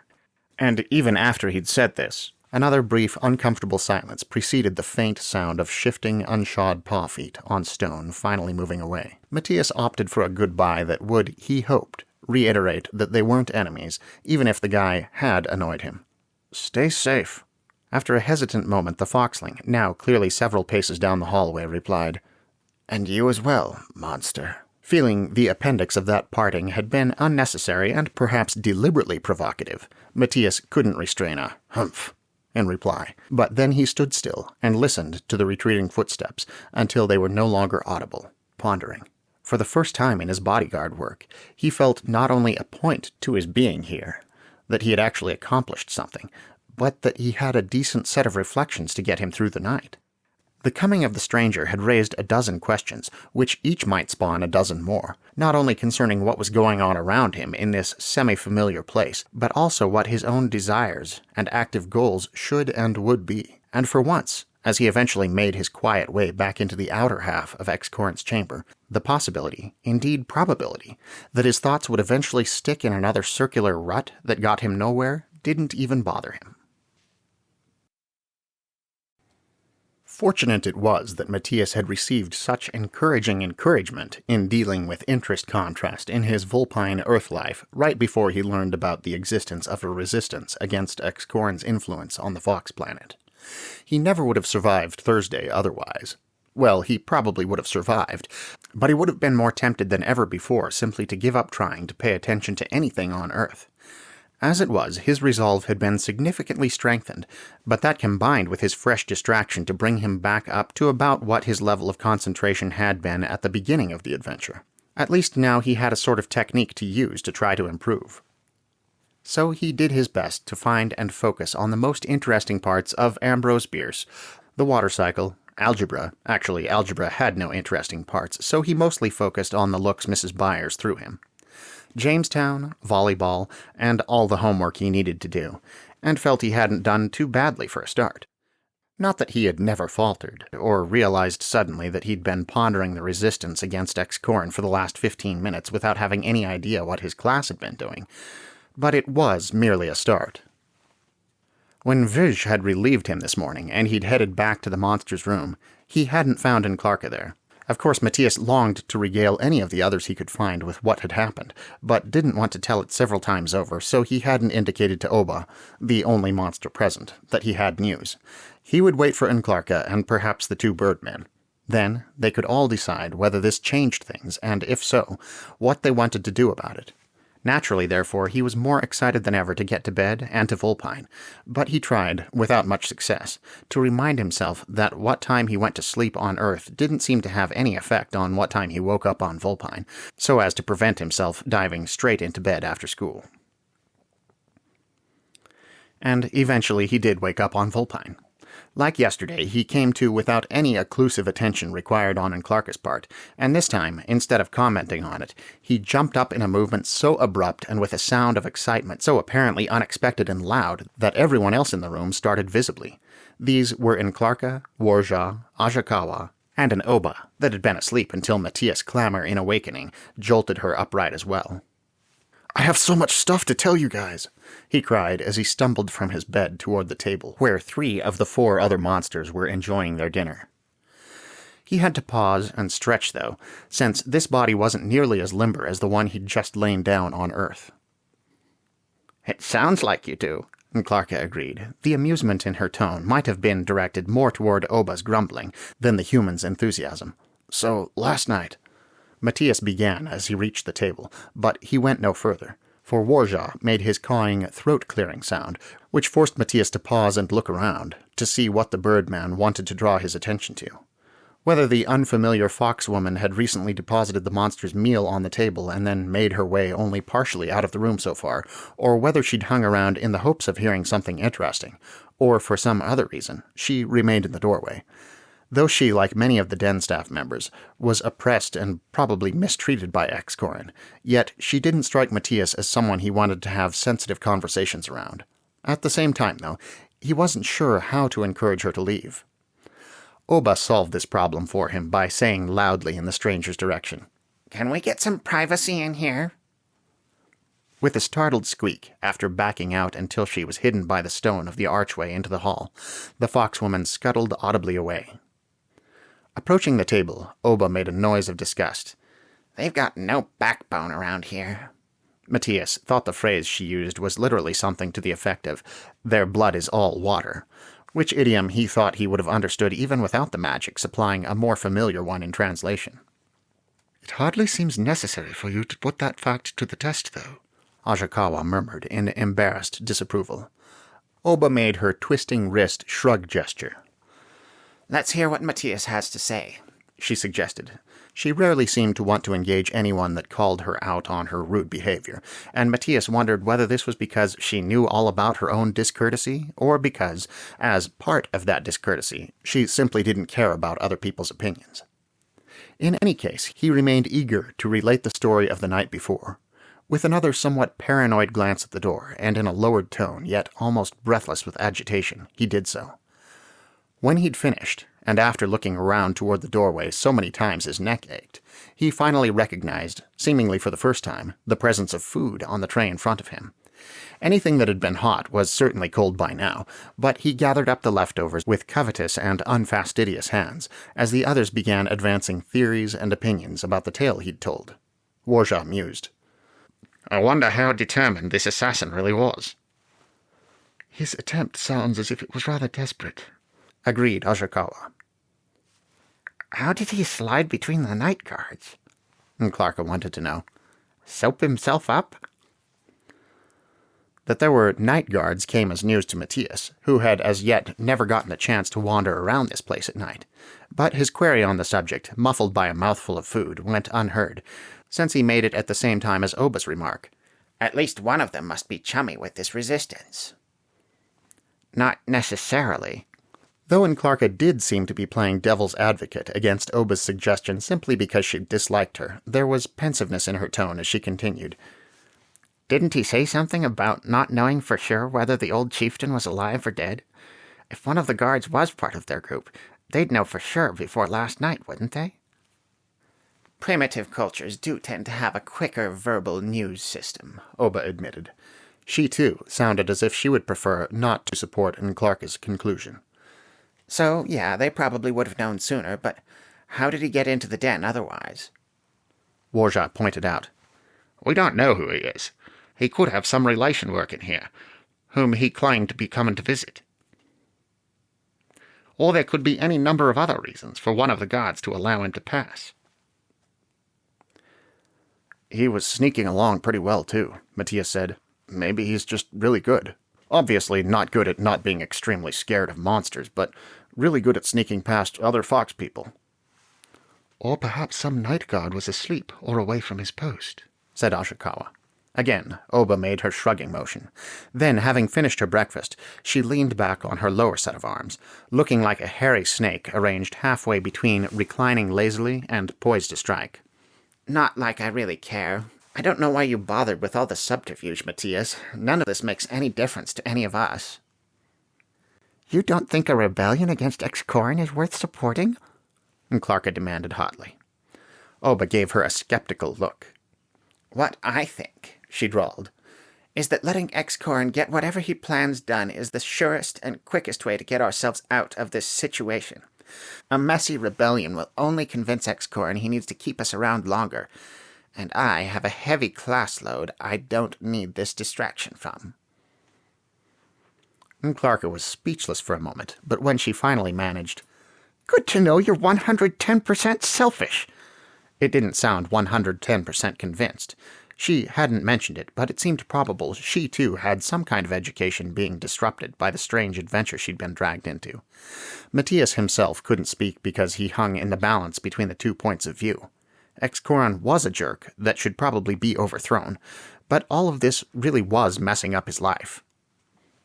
I prioritize, was Oba's short reply. Regardless of whether we prioritize based on personal convenience or morality. This pointed statement of Warja's, Matías thought, contained more than a hint of reproof. One thing is clear. We, monsters, cannot directly oppose Excorin's will. I think most of us have tried at some point. He glanced around the table to witness the nodding gestures of his companions. So the question is not whether we are his enemies, but whether we oppose his enemies. Do we give this rebellion whatever covert aid we can at any opportunity that arises, or do we report what we've learned to Excorin and follow his orders to defeat them? Report them, answered Oba at once. Once Excorin's in a stable position with no serious threats to his power, he won't need us anymore, and we can get back to our sane lives. Ashikawa said, We can't be sure of that. I fear that, with the amount of information we have no real control over whether or not we're summoned here, acting one way or the other solely in the hopes of ending all this. He gestured at the reddish stone walls around them. Isn't likely to get us anywhere. What do you think we should do, then? Warja inquired. The blue-purple birdman seemed pensive. I favor a more neutral approach. I still don't like the idea of interfering too much in the direction this society's taking. I would prefer not to see people hurt, but other than that, I don't know that I want to get more involved in the conflict than I'm forced to. How much damage do you believe we're in a position to do? This question might have been posed in argument against Ashikawa's position, but Matías got the feeling Warja really wanted to hear his fellow's opinion. I don't know. I don't know if anyone could ever calculate something like that. I just feel it's too great a risk to take. Oba put in impatiently. We also can't know that Excorin isn't a better leader than the guy he replaced, that he won't be better for these people than whatever came before him. Like you say, it's impossible to calculate. If we try to take every little thing into account, we're going to drive ourselves crazy with everything we don't know, and never end up doing anything. What I know for sure is that this nonsense is making a huge dung heap of my life, and I want it to end, and that seems like a good place to start. Warja seemed grave as he replied. Another thing we know for sure is that Excorin usurped the ruling power over these people, not based on any misdeed of the previous ruler. Seeing Oba planned to protest, he raised his voice and added, In this den surrounded by Excorin supporters, we would have heard by now if there was some complaint against the previous ruler. No, Excorin clearly seized power and imprisoned people who should be free, entirely inappropriately. As you say, Oba, it's possible he's a better leader than what they had before, and we've already discussed the desirability of the general idea of Ome consolidation. But he has committed wrongs against his people and introduced a situation of continual injustice. Can we ignore that? Of course not, Clarka burst out, antennae waving wildly. But are those considered wrongs in this society? Ajakawa seemed loath to point this out, but did it anyway. It's not unheard of for usurpation to be a norm during certain lengths of a society's development.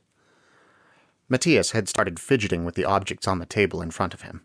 This behavior didn't arise from disinterest in the conversation, but from an inexplicable agitation and impatience that increased by the moment. That guy last night did call Excorin a thief. Just the fact that there is a rebellion at all means some people around here don't think it's right or normal for Excorin to do what he did. Warjaw emphatically agreed with him, but Oba continued to protest. But we're not the police around here. It's not our responsibility to bring criminals to justice. That's true, but if we're faced with a choice between throwing in with a criminal or with those who oppose him, the right answer seems clear. Plus, it's not like Excorin's been all flowers and chocolates to us, said Clarka hotly, mentioning items unique to her culture rather than the ones the translation magic provided. It's not just your life and your classes that are getting messed up, Oba. Ajakawa regarded Clarka with what appeared to be pity, though he sounded self-conscious expressing it. You, I believe, have more to complain of than any of us. Matías felt as if he'd missed something. Why? Did something happen? Superhero, Clarka, seeming startled, addressed him suddenly by a heretofore unused nickname. Don't you need to get going? Oh, crap. Matías jumped to his feet, realizing all at once why he felt so agitated.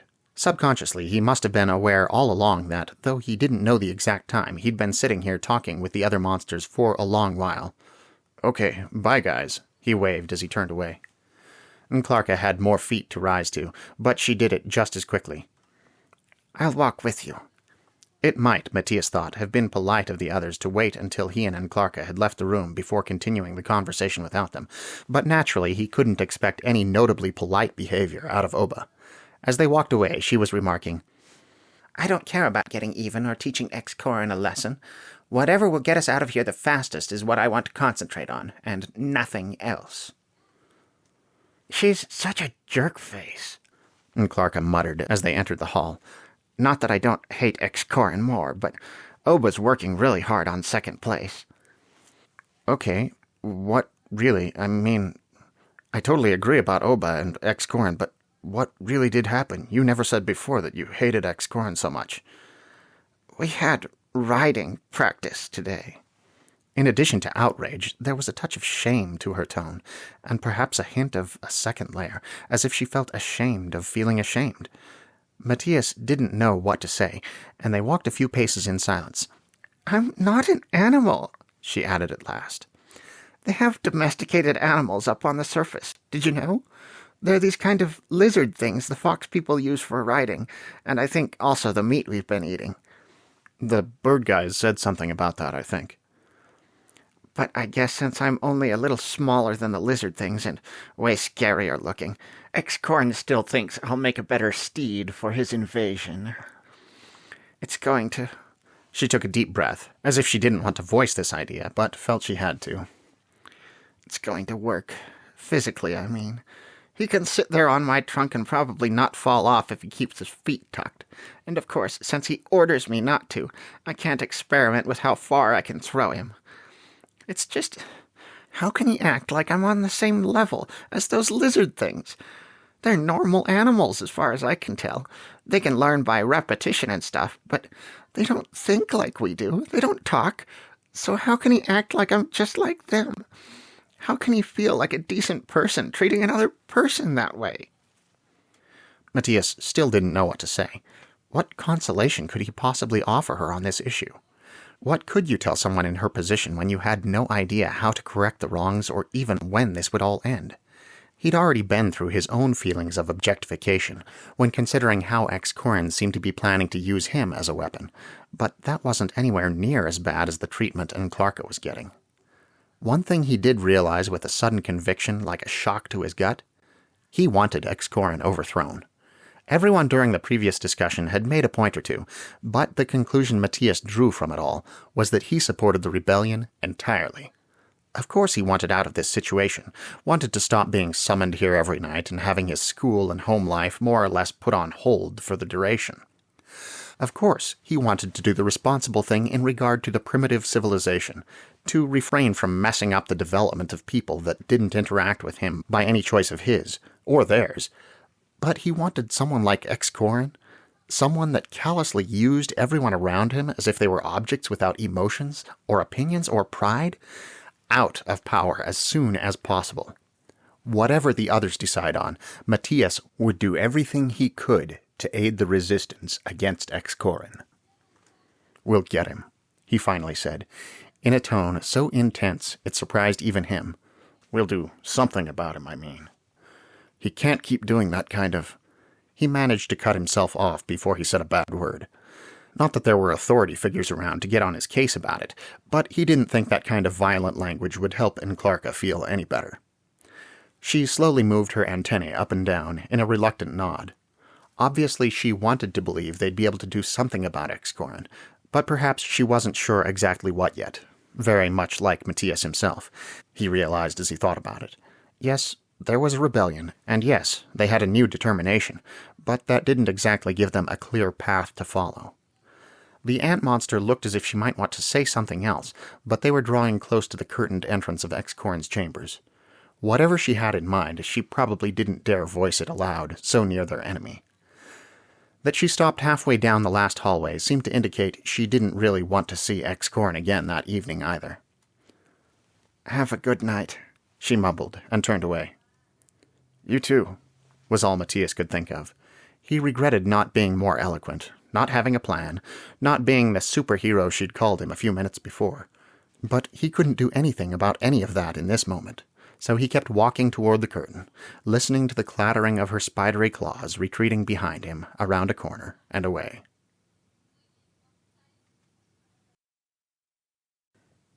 "What?" In his startlement, Matías made this exclamation so loudly that Clarka winced. Then he shook his head and said, "Sorry, that shouldn't be even a little bit of a surprise. It's not like we didn't know we were going soon, but leaving in the morning just seems so sudden, you know? Especially when he wasn't even reconciled to leaving in general yet. Like it's not leaving in a couple of days or leaving on Wednesday or something, just leaving in the morning." "Yeah, he really should have told us earlier," Clarka agreed. "I don't know how I'm going to get all my appointments rearranged on such short notice." Matías saw her point. It wasn't as if the journey to the other Ome would be any different for the monsters even if they'd known its precise time of occurrence many days in advance. They didn't exactly have busy schedules they needed to clear. Still, he would have voiced his extreme discomfort with what they might have to do at that other Ome, and how he definitely didn't feel ready for it if he hadn't awakened Oba with his noisy surprise. "Are we leaving in the morning?" she grumbled as she sat up in bed. "You're not only the chosen elite are going." This seemed like general-purpose sarcasm on Clarka's part, rather than aimed specifically at Oba. "Oh, good." Oba's subsequent gesture, in contrast to Clarka's statement, seemed very pointed. She lay back down onto the leather mattress and turned away from the other monsters. Clarka, irritated, added loudly, "Ex-Corin does want you to hang out with him before you go to relieve Shinzaron tonight, so he can give you your instructions for while we're gone." "Great," Oba muttered. "So who is going?" Matías asked, returning his attention to the friendlier of his companions. "All of us here," and Clarka gestured around the table with one foreleg, "and Verge." "That's it?" Matías had said this before the implications of the information really hit him, but immediately thereafter succumbed to reverie. Zebi probably wouldn't be going due to her age. At least Matías hoped this was the reason. Shinzaron and Oba would probably continue guarding the prisoners.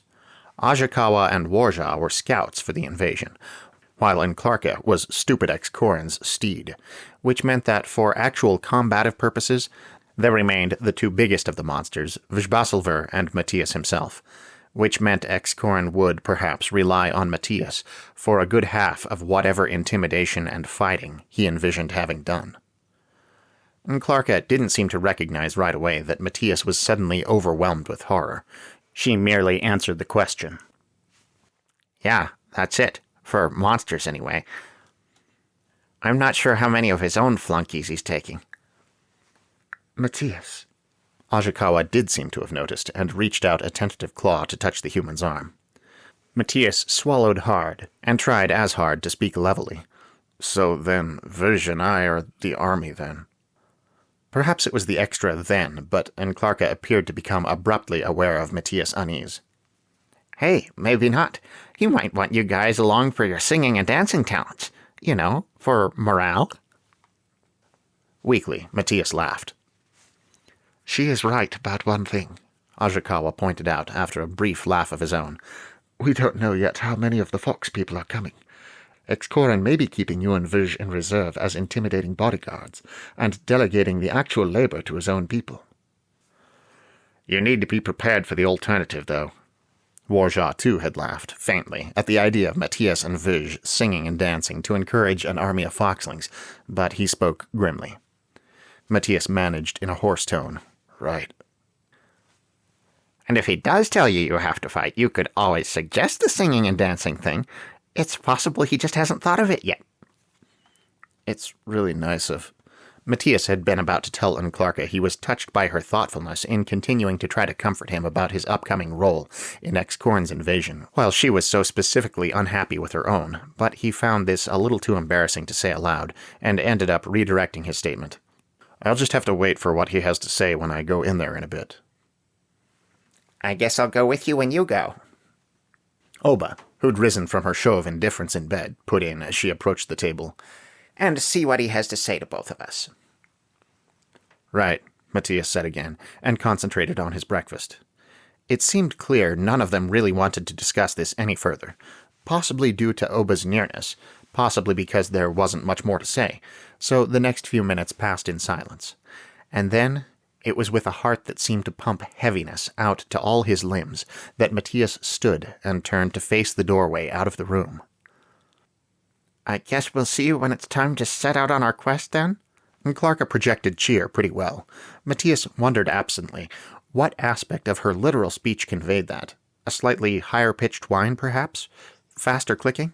He would probably never know. He tried not to let his own tone descend too much into dreariness as he replied, Yeah. Half a hallway later, Matías realized Oba had followed him. She had stated this intention, but Matías hadn't expected her to carry it out so unobtrusively.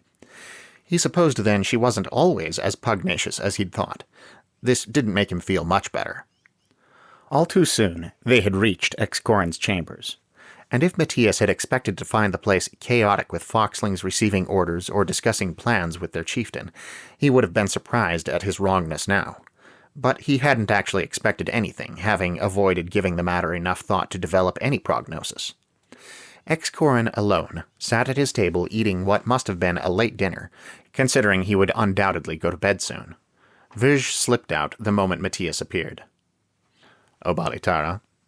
This was less a greeting from Ex-Korin and more a call for her full attention. I will be leaving first thing in the morning for another Ome, and taking some of the other monsters with me. You will remain here to guard this den, along with Shinzaron. Okay, Oba replied. At least, so her answer translated, and it struck Matías what a casual and possibly even indifferent term of acknowledgement it was. Oba might be cooperating with Ex-Korin for safety's sake, but she sure wasn't bothering to make herself appear enthusiastic about it. But if Ex-Korin cared, he didn't show it. He continued, I'm assigning new guards to the prisoners for both daytime and nighttime so you can patrol the entire den. Do so ceaselessly. Do not remain in one place during your entire night, every night. Question everyone you meet. Anyone who cannot give a good account of himself should be taken immediately to Marapen for identification. No outsiders are to be allowed into the den while I am away, and any such intruders are to be killed. He'd said it. The K-word had dropped.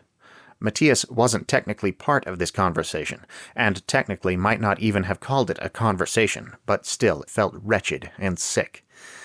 Not least because he kinda got the impression X-Corn would be pleased if anyone intruded on the den while he was away and had to be killed, as a warning to everyone else of the power he wielded. Not that his power wouldn't be plenty well demonstrated at the other Ome if killing was on the menu. Matías thought he might vomit up his mystery meat and green bread. What he actually did in his struggle to control himself was completely miss the rest of X-Corn's evidently fairly specific, detailed, and repetitive instructions to Oba. By the time he'd mostly stopped freaking out about the idea of possibly being forced, not merely to attack, but to actually try to kill foxlings at the other Ome, X-Corn had finished with Oba and was dismissing her. And she left the curtained room without a single word to Matías, with which she might otherwise have comforted him and redeemed herself somewhat. Now X-Corn, who had finished his meal and risen while speaking to Oba, turned toward the human. "You will continue to act as my personal bodyguard."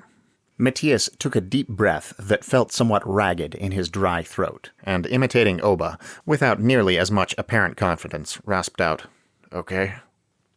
"You will accompany me when I leave for the Ome upstream, first thing in the morning."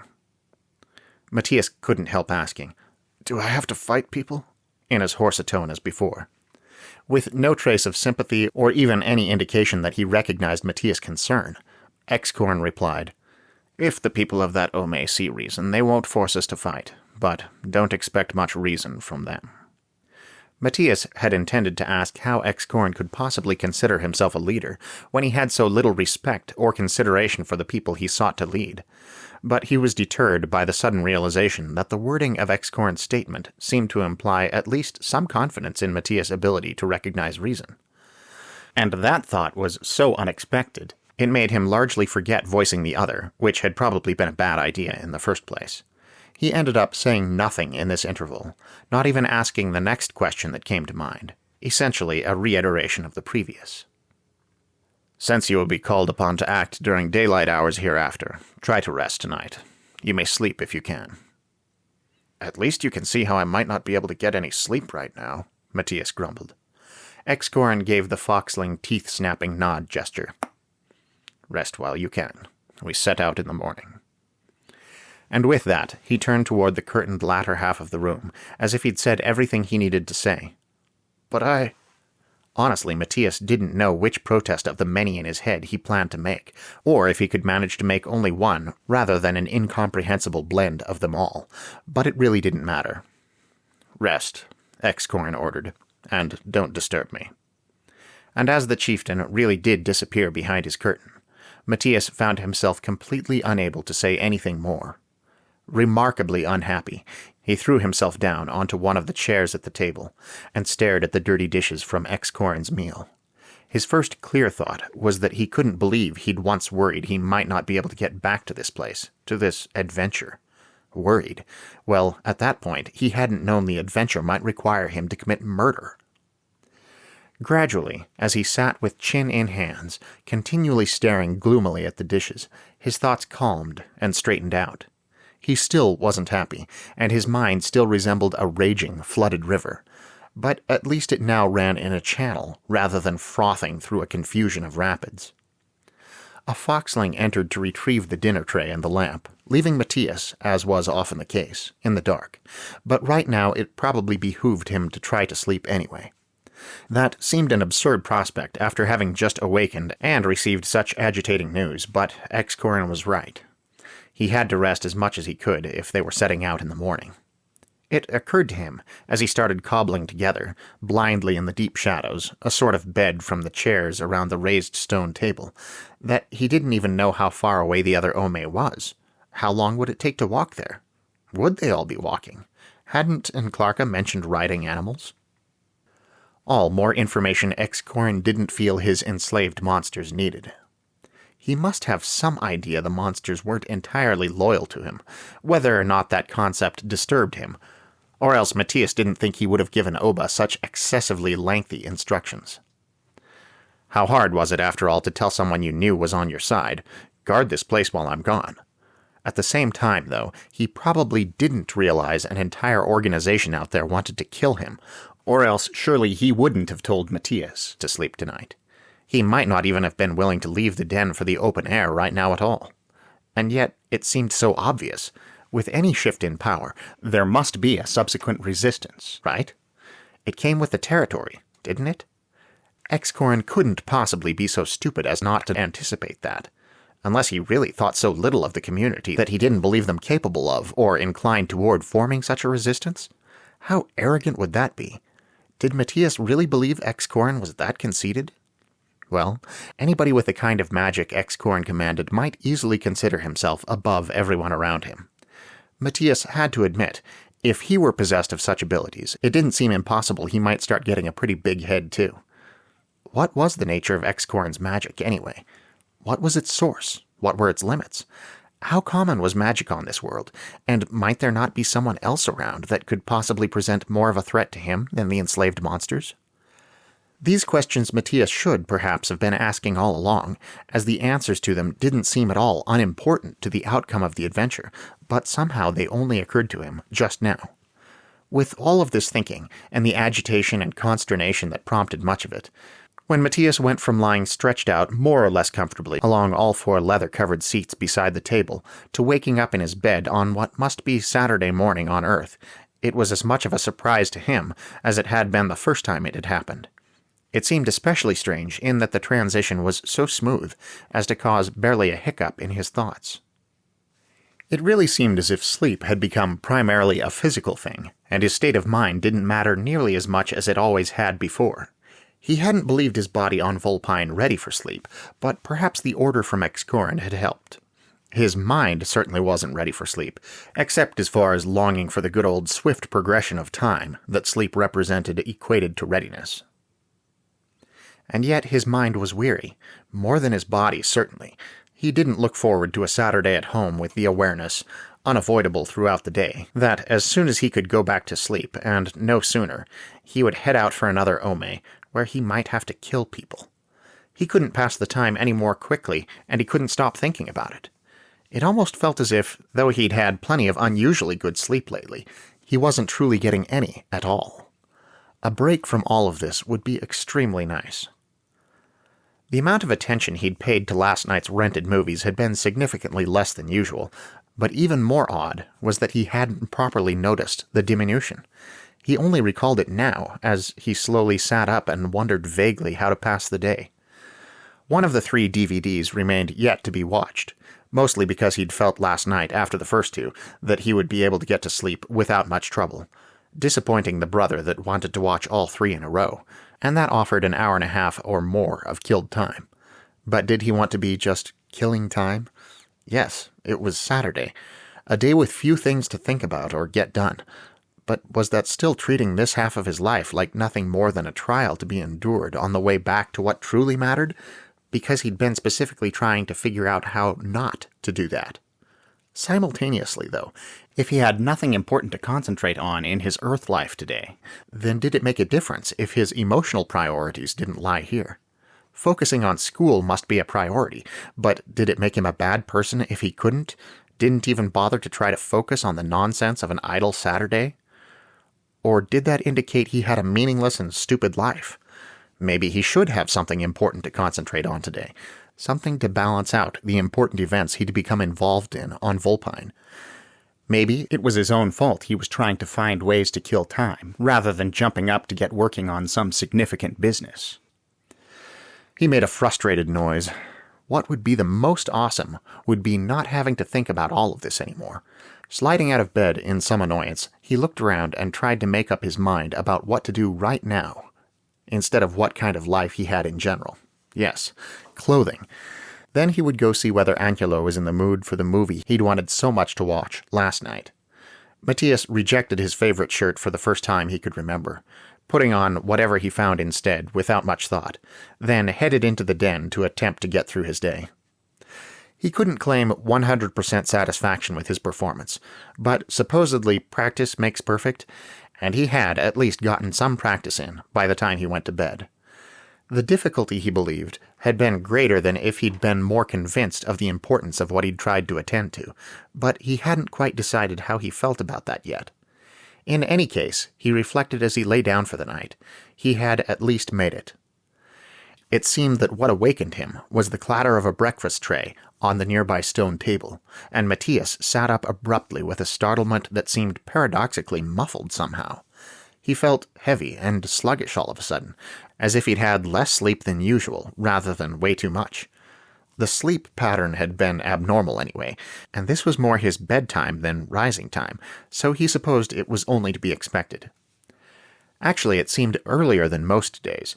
The light from behind Excorin's curtain shone only pale and faint, and, in fact, barely distinguishable in the warmer and more immediate light of the lamp on the breakfast tray. Dawn was probably finding its way down into the canyon and through Excorin's window, and he'd undoubtedly ordered his meal to be brought in early, so as to make as timely a start as possible. Rather than some lower-ranking servant, the housekeeper herself had made the delivery this morning, and now stood back and looked at Matías nervously as he dragged himself into wakefulness. She seemed to have neither anything to say nor inclination to walk away, and Matías found himself asking, through a yawn before he considered it might be rude, "Why don't you go?" Impera pushed down on her hips and appeared reluctant to answer, but at least when she didn't sound overwhelmingly frightened, though she spoke quietly. "Master Excorin has, instructions for me." "Oh, right." Matías lowered his own voice. "Of course he does." They looked at each other for a moment, foxling woman and human boy, and Matías thought it was a moment of mutual understanding. "You don't like—" he began, but cut himself off before he could finish saying something so phenomenally reckless and stupid. She gave that barking, clearing of throat sound, and turned away from him to face the curtain. "Master Excorin," she called. "It's Impera, master. Here with your morning meal." At the sound of shifting where he couldn't see, Matías realized abruptly he had commandeered all of the seats at the table for his makeshift bed. He scrambled up and started attempting to set this to rights, in which task he was still occupied when Excorin emerged. The chieftain threw what Matías believed was a dark look at the disarrayed leathers and straw, but probably since one seat had already been returned to its place more or less in its original shape, and he could see Matías was working on the rest, he said nothing to the human, only sat down and looked over his breakfast. A minute or so later, when, having finished reconstructing the area, Matías turned his attention to Excorin again, he was surprised to find himself on the receiving end of a gesture from the chieftain that pretty clearly indicated he should make use of one of the newly restored seats. Excorin interrupted the orders he'd already begun giving Impera to say, "Matías, break your fast here." "Oh, I guess there is," Matías began, observing more food on the tray than one person generally ate. He broke off without making the entire statement, however. It wasn't like the other two didn't know, and anyway, Excorin was trying to instruct Impera. This process, Matías was interested to note as he ate his breakfast somewhat awkwardly across from his megalomaniacal boss, was just as unnecessarily detailed and repetitive as with Oba last night, and he began to wonder whether this arose from a real lack of trust or merely a love of specific control, because surely Impera knew how to do her job well enough, with or without Excorin around. Matías hadn't noticed a micromanaging tendency in Excorin as yet, but it occurred to him he hadn't been with Excorin at any time when such behavior might be exhibited. Actually, Matías didn't really know Excorin at all, did he? He'd thought of him as megalomaniacal, but was that true? Several of the monsters had been unhappy about how Excorin had been treating them, but did they know Excorin any better than he was bothering to get to know them? It was a striking thought. Well, said his unhappy follow-up, he would probably have more chance than he could ever wish over the next little while to get to know the fox chieftain quite well indeed.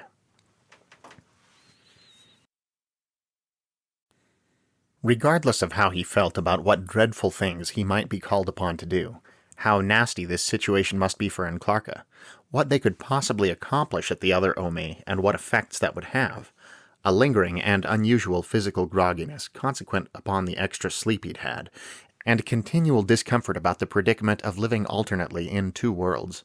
There was no possible way Matías could fail to be excited by and interested in his first sight of the terrain outside the den. As he'd glimpsed from time to time when the rain wasn't too thick for a good look out the lounge windows, a dense forest covered the surface where the deep-channeled river did not run, though less close set at first, immediately in the Ome's harvesting area, than it became further along. Matías was sure the smooth bark of the tall but bulbous trees, whose greenish-brown color reminded him of certain types of mints he'd eaten in his own world, covered the pale green wood he'd seen around the den. High above, frond-like trailing vines or thin branches mingled and dangled to create a shifting ceiling of what appeared to be numerous small leaves of a very dark green like that of a fir. Those trees, though by far the most common, comprised only a portion of what filled the area. Never having taken much interest even in what little he might have picked up about different types of trees during his 14 suburban Earth years, Matías had few adequate points of comparison for the others. Some seemed to have several stalks much thinner than a standard trunk, growing up close together like celery, while some had a single trunk with a plethora of upward-stretching branches, resembling stiff tentacles that didn't seem to bear leaves until far above his head. All he could really say for sure was that nothing much around here looked climbable. Every viable handhold sprouted too high up. The undergrowth likewise stood tall, as if reaching toward a distant sun. Matías doubted that could be true, since even under the protective canopy the forest seemed to glow almost uncomfortably with warmth. But the bushes and flowers, and what he believed might be fungi, more unfamiliar plants he mostly couldn't compare to anything he knew, all had an elongated look, as if they'd been grasped at their tops and stretched slowly upward. The air felt wet and, despite an intermittent breeze and the freely rustling leaves and fronds and smaller branches around them, very heavy. The scents of this dense humidity were manifold, and, to Matías, the foreigner, largely unrecognizable, but it all seemed so rich and lush, especially compared to the stony den, that he didn't need to know what he smelled. In this pleasant outside air, energy and some cheer returned to him, even after his strange night. Of course, he immediately experienced a touch of guilt at having any level of cheer in the current situation, but he tried not to think about that. Ex-Corin sat astride Enclarka's thorax, the most thickly furred or haired part of her body, and therefore, presumably, the most comfortable, with his little ankles crossed essentially around her neck, and his two tails draped over her abdomen. His legs got in the way of hers moving entirely freely, and she seemed to be walking, if not exactly clumsily, at least with that delicate, careful type of movement that is the precursor thereto. She also, as far as Matías could read her body language through the magical translation service, was extremely unhappy and annoyed about this. He felt awful for her, and he'd been on the verge of saying something about it, but had managed to stop himself. What, after all, could he say? "Hey, Ex-Corin, don't do that, and Clarka doesn't like it?" In response to such a statement, exactly what could he possibly expect? "Oh, I'm sorry, I had no idea." Any such protest would only be a quick way to make Ex-Corin recognize how disinterested in his service some of his monsters were, and stupidly counterproductive. It had been on the very tip of his tongue, though. He'd managed to stop himself mostly because his thoughts and intentions had been thoroughly divided in response to the vibrantly distracting other aspects of the journey, and not merely the landscape glimpsed for the first time. There were also the animals he'd heard mentioned and imperfectly described. These fascinated him for a good while. He spent at least the first half-hour of the march staring pretty exclusively at the 7 or 8 that served Ex-Corin's subordinate foxlings as mounts. The armored plates reaching up from their faces and sweeping back to protect their heads and necks reminded him of triceratops, but the huge lowering foreheads around which these plates curved made for a blunt, squarish front that didn't much resemble the pointed nose of that dinosaur as Matías knew it. The creatures, called kova, were longer and less arched in the body than triceratops too, with a flatter midsection, closer to the ground. Their spines seemed to get bigger as they went back, so as to form knobs, not quite spikes, along a growing ridge, most prominent right before body became tail. This ridge looked extremely uncomfortable for riding on, but before it grew to unmanageable heights. There was a spot where, with a sort of crude leather saddle strapped on, a foxling could sit astride the thick neck, somewhat tucked behind and protected by the facial plate, but able to peek over it and not suffer too greatly from the protruding bumpy vertebrae beneath him. At least, so Matías assumed. He certainly wouldn't be attempting to ride one of these things. It would, he thought, have been like riding a mastiff. Probably possible, but just as likely unpleasant for everyone involved. He was simply too big. Therefore he, along with Vizbasilver, moved along at a quick walking pace to match the mounts of their companions. A pace Matías guessed could have been faster, if Excorin hadn't observed both that Enclarca hadn't adjusted to carrying him yet, and was necessarily slower than usual, and that the biggest monsters on foot would probably be taxed to keep up with more quickly moving Kova. They'd passed some structures early on that had interested Matías, but that he'd not had time to examine adequately. Small buildings with several outward-sloping sides, made of what were probably wooden ribs covered in leather. And they'd glimpsed through the trees what he thought must be a cleared farm plot not far off. But as they put more distance between themselves and the den, signs of civilization faded. Even the track they followed became little more than a footpath that allowed them to walk or ride single file. As they'd already guessed, it seemed there really couldn't be much traffic between the two Ome. Matías wondered how Excorin planned to hold on to both of these disparate places once he had them. A sudden call from down the line pulled Matías both from his examination of their surroundings and his curious thoughts about Excorin's policies, and, as it was relayed up toward their leader, brought the whole party to a gradual halt. Matías looked back and forth in an eager attempt at figuring out why, but all he saw presently was one of Excorin's foxlings, who'd dismounted, making his hasty way around the rest of the party up the path toward the chieftain, as if with an urgent message. But no, Matías realized with a start as the foxling passed him by, it wasn't a message he brought, but a person. For at the foxling's side, dragged along by one arm and looking very uncomfortable in so being, was Bayin. What he was doing here, Matías couldn't guess. Well, yes, he could. Presumably the kid had sneaked along with the expedition because he thought it would be cool to see what happened at the other Ome. But he really couldn't guess what Excorin would say when he learned they had, essentially, a stowaway. Indifferent to the order of the line, Matías stepped out and followed. Excorin hadn't dismounted, only twisted around on Enclarca's back to see why they'd stopped.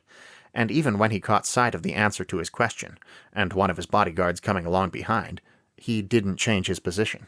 He merely waited for their approach in silence, with eyes fixed on Bayin's small form, in a manner that couldn't have made the kid feel any easier about his situation. When the foxling dragging Bayin had drawn near enough to explain without shouting, he did so, and it was about what Matías had expected. "Master, this child has been following us all the way from the den." Matías wondered how, with eyes of such warm color, Excorin could make his gaze so intolerably cold. He continued to stare at Bayin as the foxling drew up to him and pushed the child forward, though his gaze did flick over to Matías briefly as the latter came crashing to a halt behind the other two. Finally, in an even tone that nevertheless seemed every bit as chilly as his glance, he said, "You are the housekeeper's son?" "Yeah, I am." Matías could hear the defiance in Bayin's panting tone, without being able to see it on his face from behind. "How old are you?" Bayin's answer seemed to be the equivalent of 8 years in human terms, and Matías' worry increased. What would Excorin do to this 8-year-old kid to punish him for accompanying them uninvited? The chieftain stared at the child for another extended moment with those same cold eyes, then said, "It's impressive you were able to keep up with us for as long as you did." Bayin made no reply. It seemed that, having kept up, impressive or otherwise, had taken a lot out of him. Matías, who'd also been matching the mount's pace on foot, could only imagine how the kid on his much shorter legs had managed.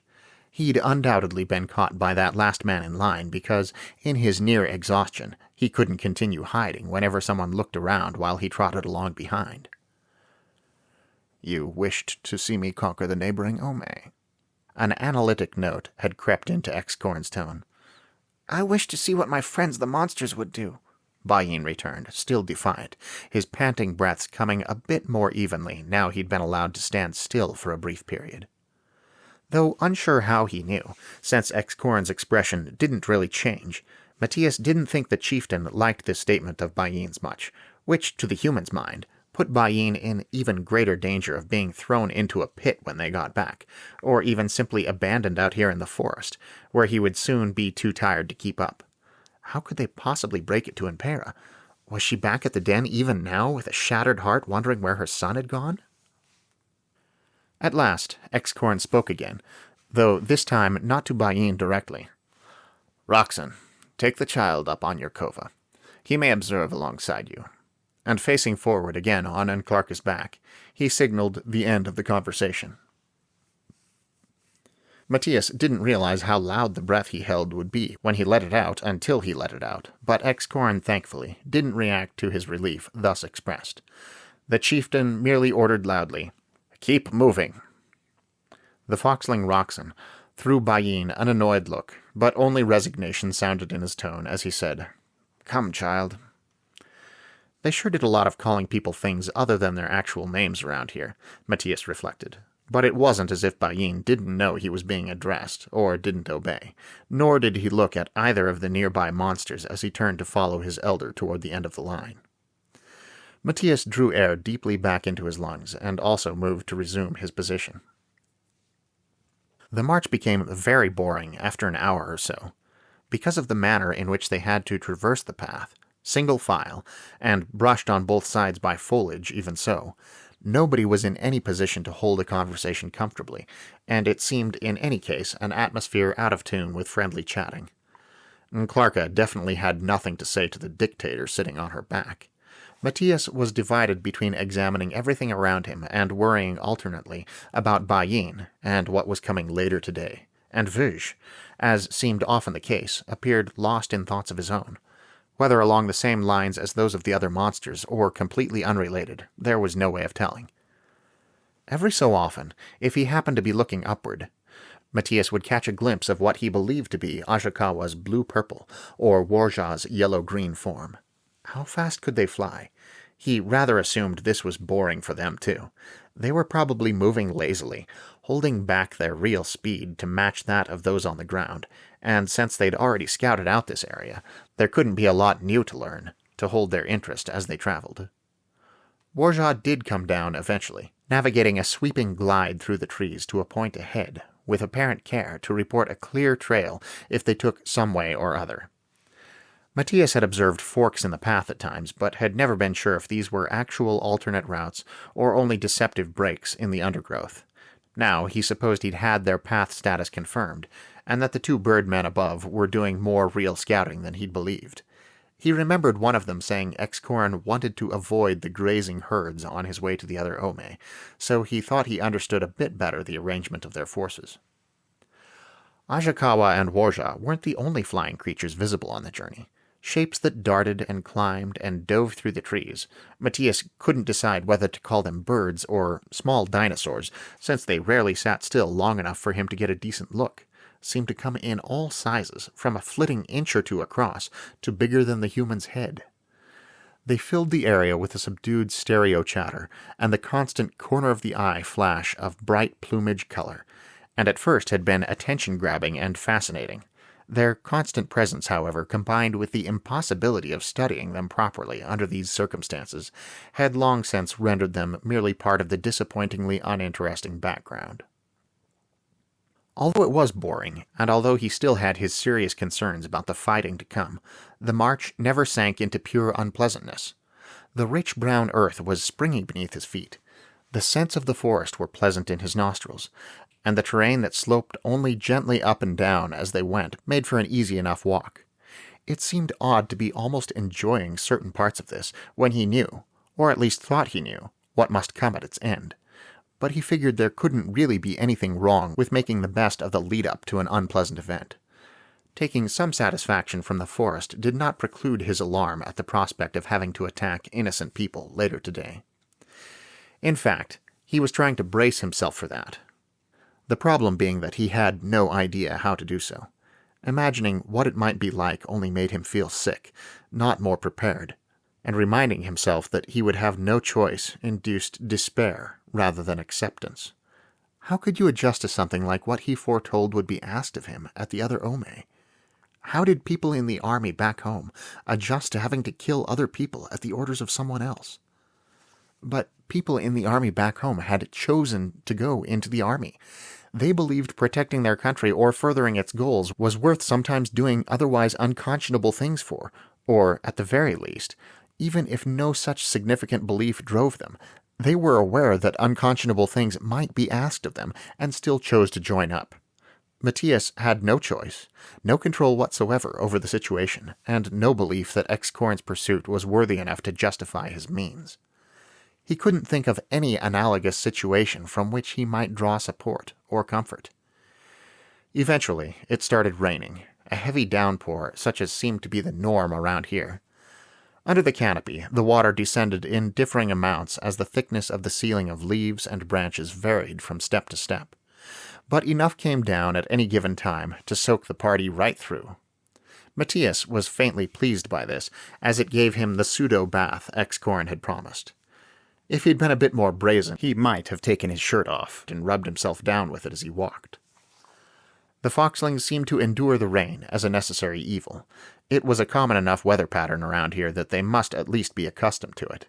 And Clarka, still assuming Matías read her body language correctly, was drooping and miserable, while the other, less intelligent mounts seemed indifferent. Ajakawa and Warja, when they came in sight, were bedraggled and perhaps a little put out by the weather. Of the entire party, only Verge appeared to take sincere pleasure in this turn of the atmosphere. He had a shambling gait, not at all like the perky hopping Matías would have expected of such a frog-like creature, but his steps did appear to have a greater spring to them once the deluge had started. Matías had stopped keeping track of how long they'd been walking, mostly because, even after all the nights sitting around in Excorn's antechamber doing nothing, he still had very little confidence in his own sense of the passage of time. But he was starting to get tired.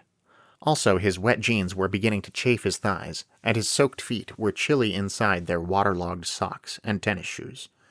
He wished they could stop for a rest, but knew sensitivity to the needs of his subordinates was not exactly Excorn's style. Just as this reflection crossed his mind, however, Excorn turned from his latest brief pause to receive a report from Ajakawa and called back, "We will rest here for a time." And he dismounted from Enclarka's thorax with a movement Matías rejoiced bitterly to find not particularly graceful. He scanned the area slowly, then cast his red-eyed gaze into the air and gestured with one paw-like hand. Though Matías couldn't tell what he sought, any mystery soon dissipated when Warja came swooping down to join them. They really were getting a break. Matías wondered if that meant they'd reached their destination very nearly, or a halfway point, or what. The foxlings dismounted and mostly leaned against their beasts, evidently unwilling to seat themselves on the wet earth, but didn't leave the animals or try to gather them together in order to interact with each other. The path remained too narrow for convenient convergence. Even little Bayin, despite his stated desire to watch his friends the monsters in action, made no move to join any of them, staying rather at the rear with the adult Roxan. This unsocial behavior notwithstanding, Matías wanted to touch base with his monster friends, if only to feel a little less alone in a crowd himself. So he crashed through the underbrush again, to get around the lizard creature and its foxling rider in front of him, and make his way to Enclarka, despite Excorn's proximity. The fox chieftain looked at him dispassionately, and Matías wondered all of a sudden, for the first time, what Excorn kept in that leather sling thing he wore across his chest. If, as seemed likely, Matías would be seeing more of his boss during daylight hours for the next little while, he might have the chance to find out. For the moment, though, he ignored Excorn as best he could and went to stand next to Enclarka. "How's it going?" he asked quietly, not under any impression Excorn wouldn't hear him, but in the faint hope that a soft tone would be rightly interpreted as a desire for privacy. Enclarka obviously didn't consider this enough privacy to give a candid answer. She said no word, only made a sound, nearly inaudible over the pattering rain, that translated to Matías as a snort of disgust and frustration. Matías really had no idea what to say next, so he just stood there, hoping at least one of them could draw some support from the other. He did feel a tiny bit better next to her, so maybe it would work the other way as well. They hadn't brought any snacks or rations or provisions or whatever you wanted to call them, so there was nothing to do on this break but kick around wishing his feet weren't so wet. The respite he'd been craving came only imperfectly with nowhere convenient to sit, but he supposed it was better than no rest at all. And at least for a brief distraction he could study Clarka's milky brown segmented eyes. She'd told him they fluttered with a cloudy chemical in response to bright lights, so she could function outside the underground environment that was more normal to her. And Matías was interested to see the phenomenon so specifically demonstrated now. It couldn't engross him for long, though. It appeared they were closing in on their destination, and this pause in their march functioned more as a reconnoitering moment than to give the riders and walkers, steeds included, any easier time of it. Ashikawa and Warja were busy reporting to Excorin the state of the other Ome that lay not far ahead, and Excorin seemed to be putting together his final approach strategy. Observing this, Matías felt the ill sensation of dread once again creeping into his stomach and limbs. It was almost time. They were almost there. Eventually, evidently, Excorin had formed his plans concretely enough to reveal them to his followers. He turned away from Ashikawa and Warja towards Matías and Clarka. As he traversed the small distance and came to stand right in front of them, Matías wondered whether Excorin's very obvious lack of fear of the monsters that terrified many of his people, and even on occasion each other, hailed from some aspect of his dictatorial personality, or from his awareness that he controlled them by magic. Or perhaps he did fear them, but hid it so expertly that Matías would never be able to tell. When we begin to move again, it will only be another half-hour or so before we reach our destination. When we do, the upper entrance to the chieftain's den will be on our right, in a clearing where the path widens just before a farm plot. He went on to describe the surface layout and the den a bit more. And, since he didn't mention any significant differences in shape and construction between the latter and the den Matías knew, the human had to assume the two followed the same lines. Indeed, since it didn't even appear to occur to Excorin to mention any significant differences between his den and the one they approached, Matías rather had to assume all dens among these peoples were constructed along the same lines. We will leave 3 of my men standing guard outside the upper entrance with the Kova. We will enter the den with the other 4, 2 of which will find the canyon entrance and stand guard there, while we seek out the chieftain of this Ome inside. He will surrender command of this Ome to me and suffer himself to become my prisoner, or he will die. The human felt his throat spasm as if about to vomit, and though Excorin's pause in speech would have been a perfect moment to interject, Matías could say nothing. Your first priority, the little conqueror went on, looking directly at Matías, is to protect me and to follow my orders. He transferred his gaze to Clarka. I will remain mounted as long as it is feasible to do so. Clarka found her tongue, as it were, where Matías had never gotten a grip on his, with the audibly sarcastic remark, "The ceilings are going to be a bit low for that. They wouldn't want you to hit your head." Whether Excorin didn't feel the need to respond to her tone, or actually took her words at face value, all he said was, "I will deal with that problem if it arises." "And what about Bayin?" Clarka wondered next. Matías was glad she'd brought it up. He hadn't really thought of it, but realized he did want to know. "He will stay with Roxanne, who will stay with me in the den." "Can't he stay outside with the animals?" Matías protested, finally able to speak. "He wanted to watch, so he will watch. If harm comes to him, recall that he brought it upon himself." When it seemed both of the monsters would have protested at this juncture, Excorin overrode them by, not exactly to Matías' surprise, beginning to restate most of the instructions he'd just given. Primarily anything that required any interpretation on the part of the monsters, presumably so as not to allow any wiggle room. After this repetition and a third, truncated iteration of what they were to do and expect, he finally asked, "Do you two understand your orders?" The glum Matías found himself compelled to answer in the affirmative, and the enforced nature of the response sounded also in Clarka's much more irritated, "Yes." Excorin gave the teeth-snapping gesture that was the foxling version of a nod. From him, it seemed even more brusque and non-specifically threatening than it did from anyone else. Then he turned away and headed down the line to repeat himself to the next set of his followers, and then the one after that. Matías might have been surprised Excorin was bothering to take his own message so many steps, rather than making someone else relay it, but he couldn't think of anything at the moment except, "or he will die." Except for the horror that might take place in a mere half-hour. The layout of the new Ome was exactly what Excorin had described, though for that knowledge, of course, the credit went to the birdmen far more than to the chieftain. And as for the plan of attack, it, too, went exactly as Excorin had said, and the people were terrified. To Matías, sad though this must be to observe, it also reassured him somewhat. With the way the foxlings literally ran in terror from the ant-monster-mounted Excorin and his huge bodyguards, it would be a serious surprise if anyone had any thoughts of contending against him.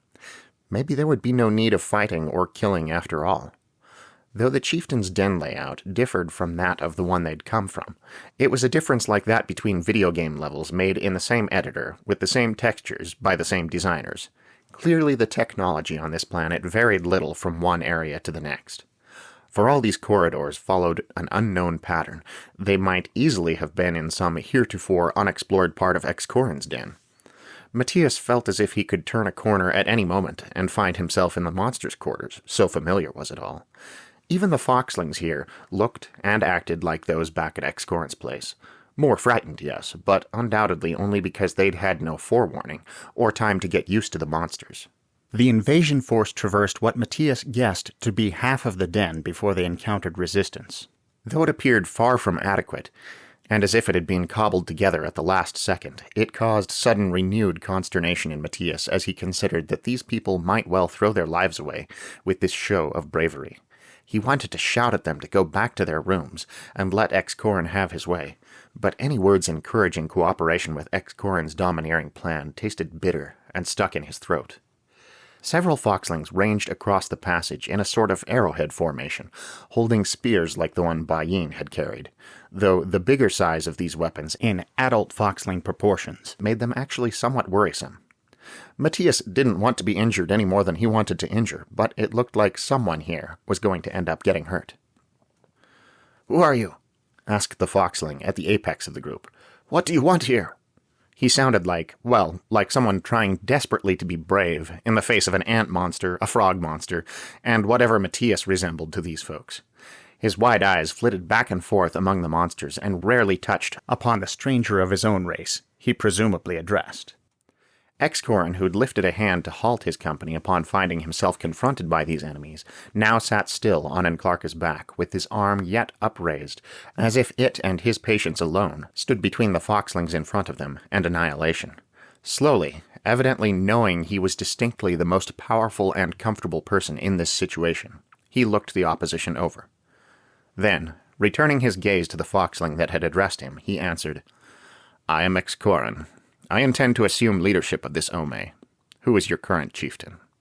The blockade of foxlings across the hallway shifted nervously. They must have guessed at some purpose such as this, and might even have had some idea who Excorin was, but couldn't be any happier hearing it stated aloud. The one in the center took a visible, deep breath, squared his stance, lifted his spear slightly, and declared in what Matías supposed was as close to a courageous tone as he could manage. "My father is the chieftain of this Ome, and I am his heir. We have heard of you, Excorin, usurper and dabbler in evil magics, but we do not fear you." Matías rather expected Excorin to laugh at this blatant lie. He himself might have laughed if he hadn't felt so bad for the guy, and so trepidatious about what was coming, but all Excorin did was continue to stare with apparent lack of emotion at the speaker.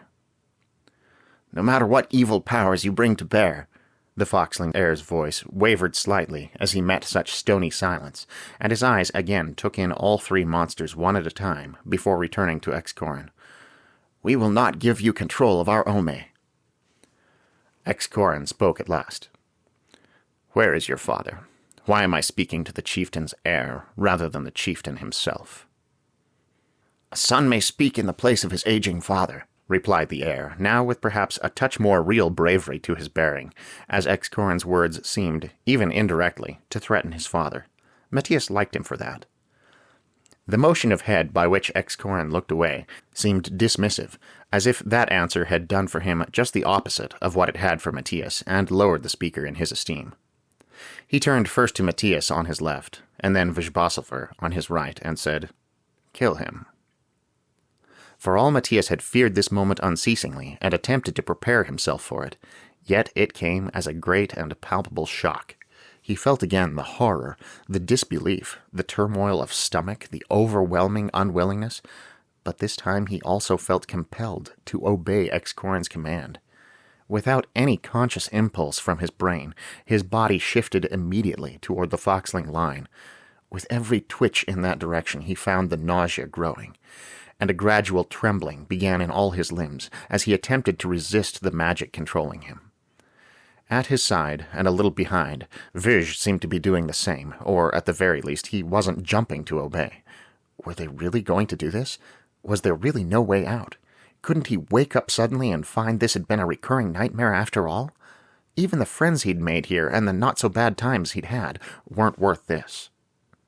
As he stepped toward the even more tense foxlings, who obviously awaited the approach of death rather than coming forward to meet it, his movements hampered as if he waded through deep mud, though not hampered nearly enough, he found his voice. No, he wasn't supposed to betray Excorin, how little he liked all of this. He was supposed to continue playing along for now, but this crossed a line. Eventually it became fruitless to keep up the facade, and this seemed like that moment. "We don't have to kill him. He hasn't done anything to you. He's just a normal guy. He's just doing what anyone would do. It's not fair to kill him just for that." Though his words emerged turbulently, his tone held surprisingly little of the hysteria he'd thought must color it. In fact, he almost sounded more like a Confederate, debating a course of action with, if not an equal, at least someone whose judgment he was allowed to question. If the foxlings he approached had any such impression, and if they did, they didn't show it in their barely concealed terror, it couldn't have lasted long, for the words seemed to have no effect whatsoever on Excorin or his resolve. Matías' current orders didn't seem to allow for his looking over his shoulder at his boss, so he couldn't see Excorin's body language in his silence back there. But that very silence spoke volumes. Excorin didn't care what Matías had to say. Excorin just wanted the job done. "We don't have to," Matías began again desperately, but cut himself off with a choking sound as he realized how close his sluggish, reluctant steps had brought him to his target. His last idea, embarked upon completely without forethought, was to try to connect with that target rather than his master. "Just surrender," he cried, and as he added, "I don't want to kill you," he'd covered the last distance. The scene turned to chaos. Matías had never done any fighting, and, honestly, would it even have prepared him if he had for facing fox people armed with spears but 2/3 his size? But he supposed that anyone, if pressed, could use the physical resources they had to strike out against an enemy. In this case, it was several enemies, for afraid, though they'd demonstrated themselves to be, the group in the corridor was nevertheless willing to stand as one against the encroaching monsters. Matías suddenly flailed in a massive movement, striking out with what felt like big, blunt fists against furry forms that gave way, he thought, more easily than the force behind his blows could explain. Verge, a mirror of his motions, joined the big, blunt attack against ineffectual enemies, trying ever to get at their actual target that seemed to have fallen back somewhat behind the others in the tumult of bodies, pushing forward, always forward, seeking the one they'd been ordered to kill.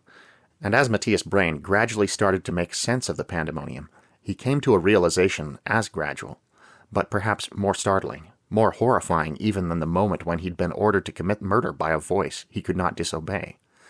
For as spears scraped across his body, tearing his clothing and his skin, and teeth driven by strong jaws sank into his arms, He found it almost unbelievably easy to shake them off or push them away.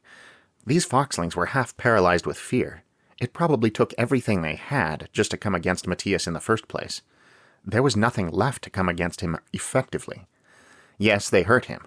He was bleeding and in pain, and that contributed to his own fear, but they also made him conscious of his own superior power. Though physically they should be able to overwhelm him, they significantly outnumbered him, after all, even with Verge at his side. As long as they continued to fear him so debilitatingly, he would always dominate in this kind of conflict. He could do whatever he wanted here, when these little guys were so terrified of him. And that knowledge would decrease his own fear, and increase his own effectiveness, which would, in turn, increase the one and decrease the other of his enemies. And that was fun. By degrees, but ever more rapidly, it downright exhilarated him to feel he was the strongest person present, that he held the most control here. He felt strong and effective and cool, like some hero in a battle scene in a movie or something. And as he finally reached the spokesperson, the chieftain's son, and got his hands on the little orange fox man, he experienced a savage thrill in noting that, for all their efforts, they hadn't been able to thwart him and keep him from his goal. And this disgusted him more than anything that had come before, than being ordered to kill the guy, or being unable to stop himself, than witnessing the pitiable terror of his enemies. He couldn't help obeying Excorn's command, and he couldn't help enjoying it. Apparently there were ways other than being a different and more formidable shape than the people around you to be a monster. As he began awkwardly pummeling the foxling chieftain's son, whom Verge was presently holding in place for his greater ease of access, he thought tears had started to run down his face, that he would soon be sick far more thoroughly than he'd feared it before, and at the same time he still enjoyed this. In fact, it was in specific response to that feeling that his nausea had heightened. He didn't know how much more of this he could take, but he also didn't know what kind of breaking point he could possibly reach while out of his own control. Would he completely lose his mind under the influence of these conflicting and terrible emotions? That might actually be kind of nice by comparison. And then the foxling beneath his fists cried out, muffled and incoherent, as if through the foxling version of a busted lip. "I yield! I yield! I surrender!"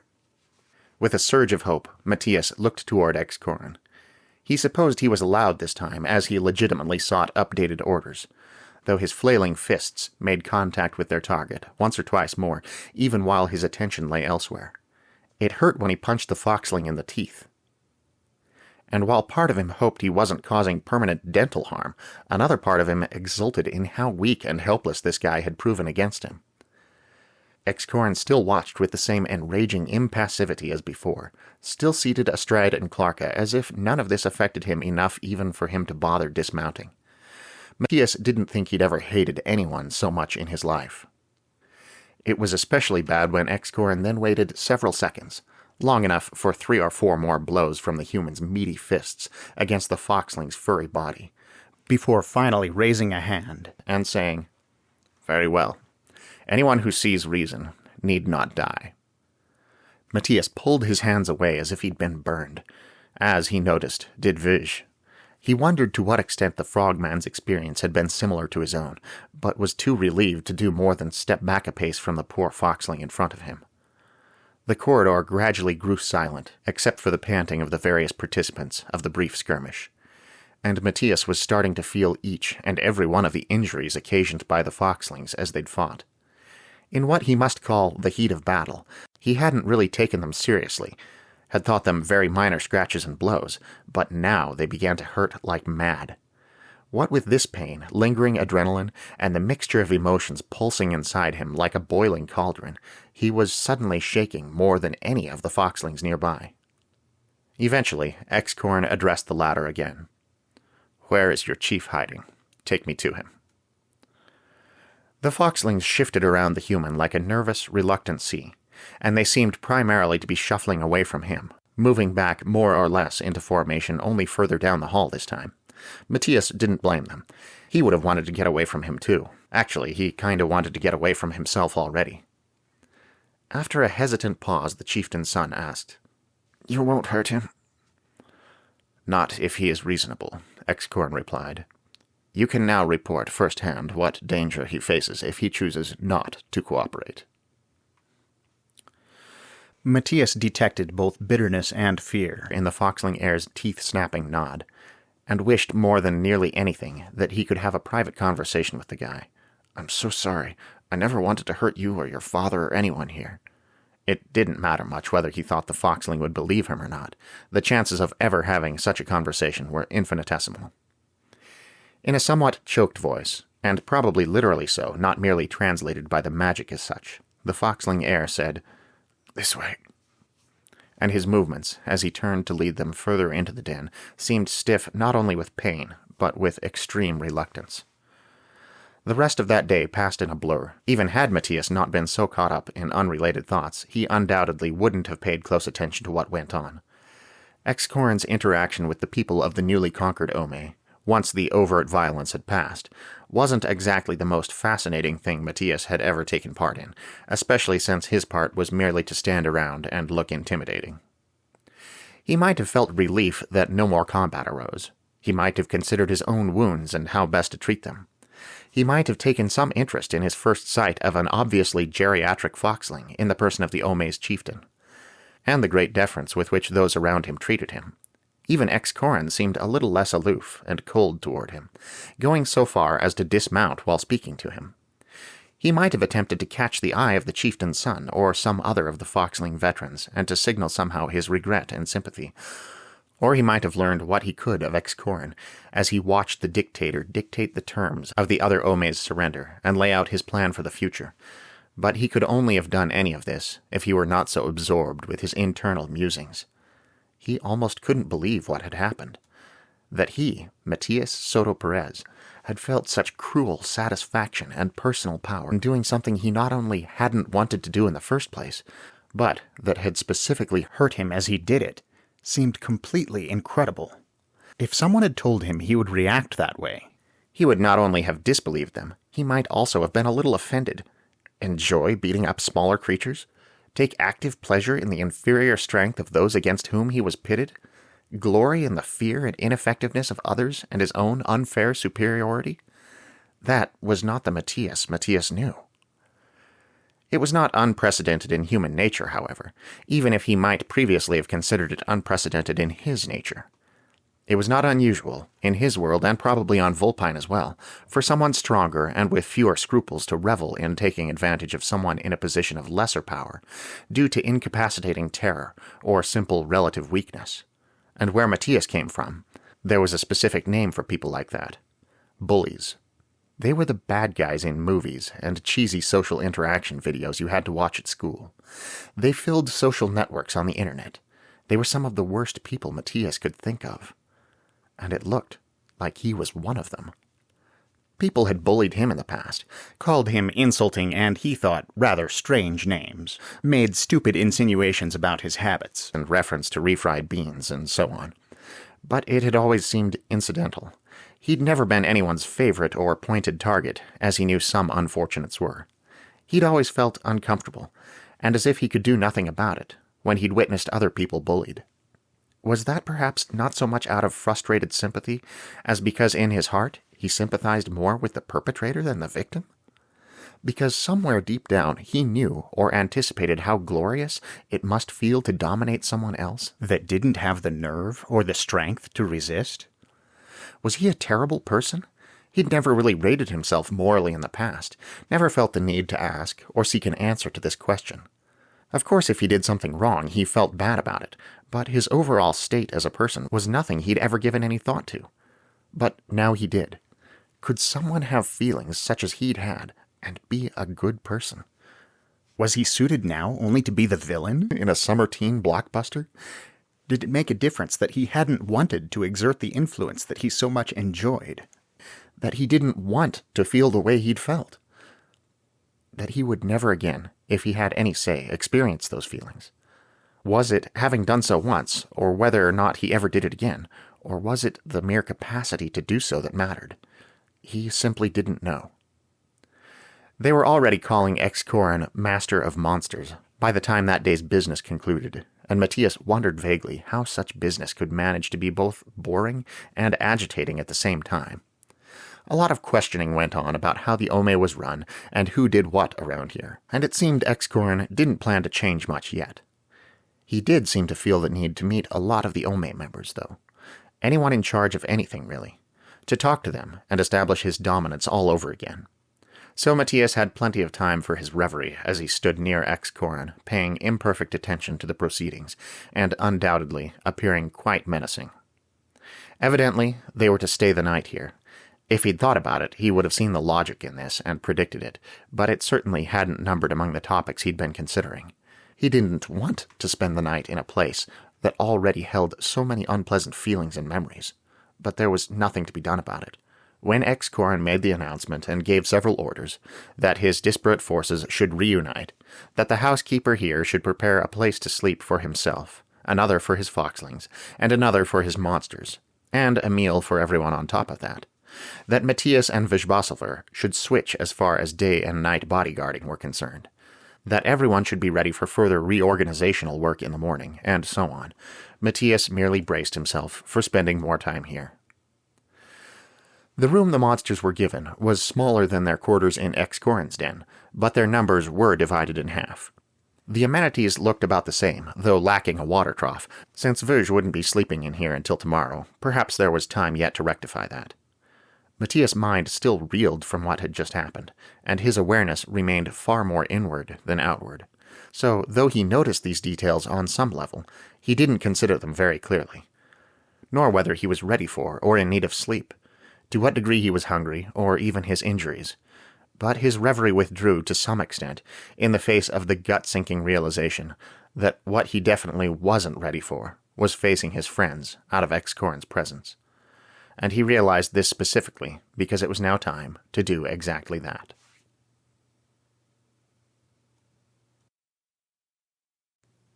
Matías! The aghast Ajakawa exclaimed the instant the monsters had been gathered to and left alone in the room they were to share for the night. You're bleeding. All the pain of his injuries seemed to have come home to him in full force precisely as the last of the adrenaline that had kept him on his feet since the fight completely drained from him, and he found himself sitting down heavily on one of the beds, head spinning. Warja spoke with calm authority. Stay right there. Don't move. We need to clean your injuries and stop the bleeding.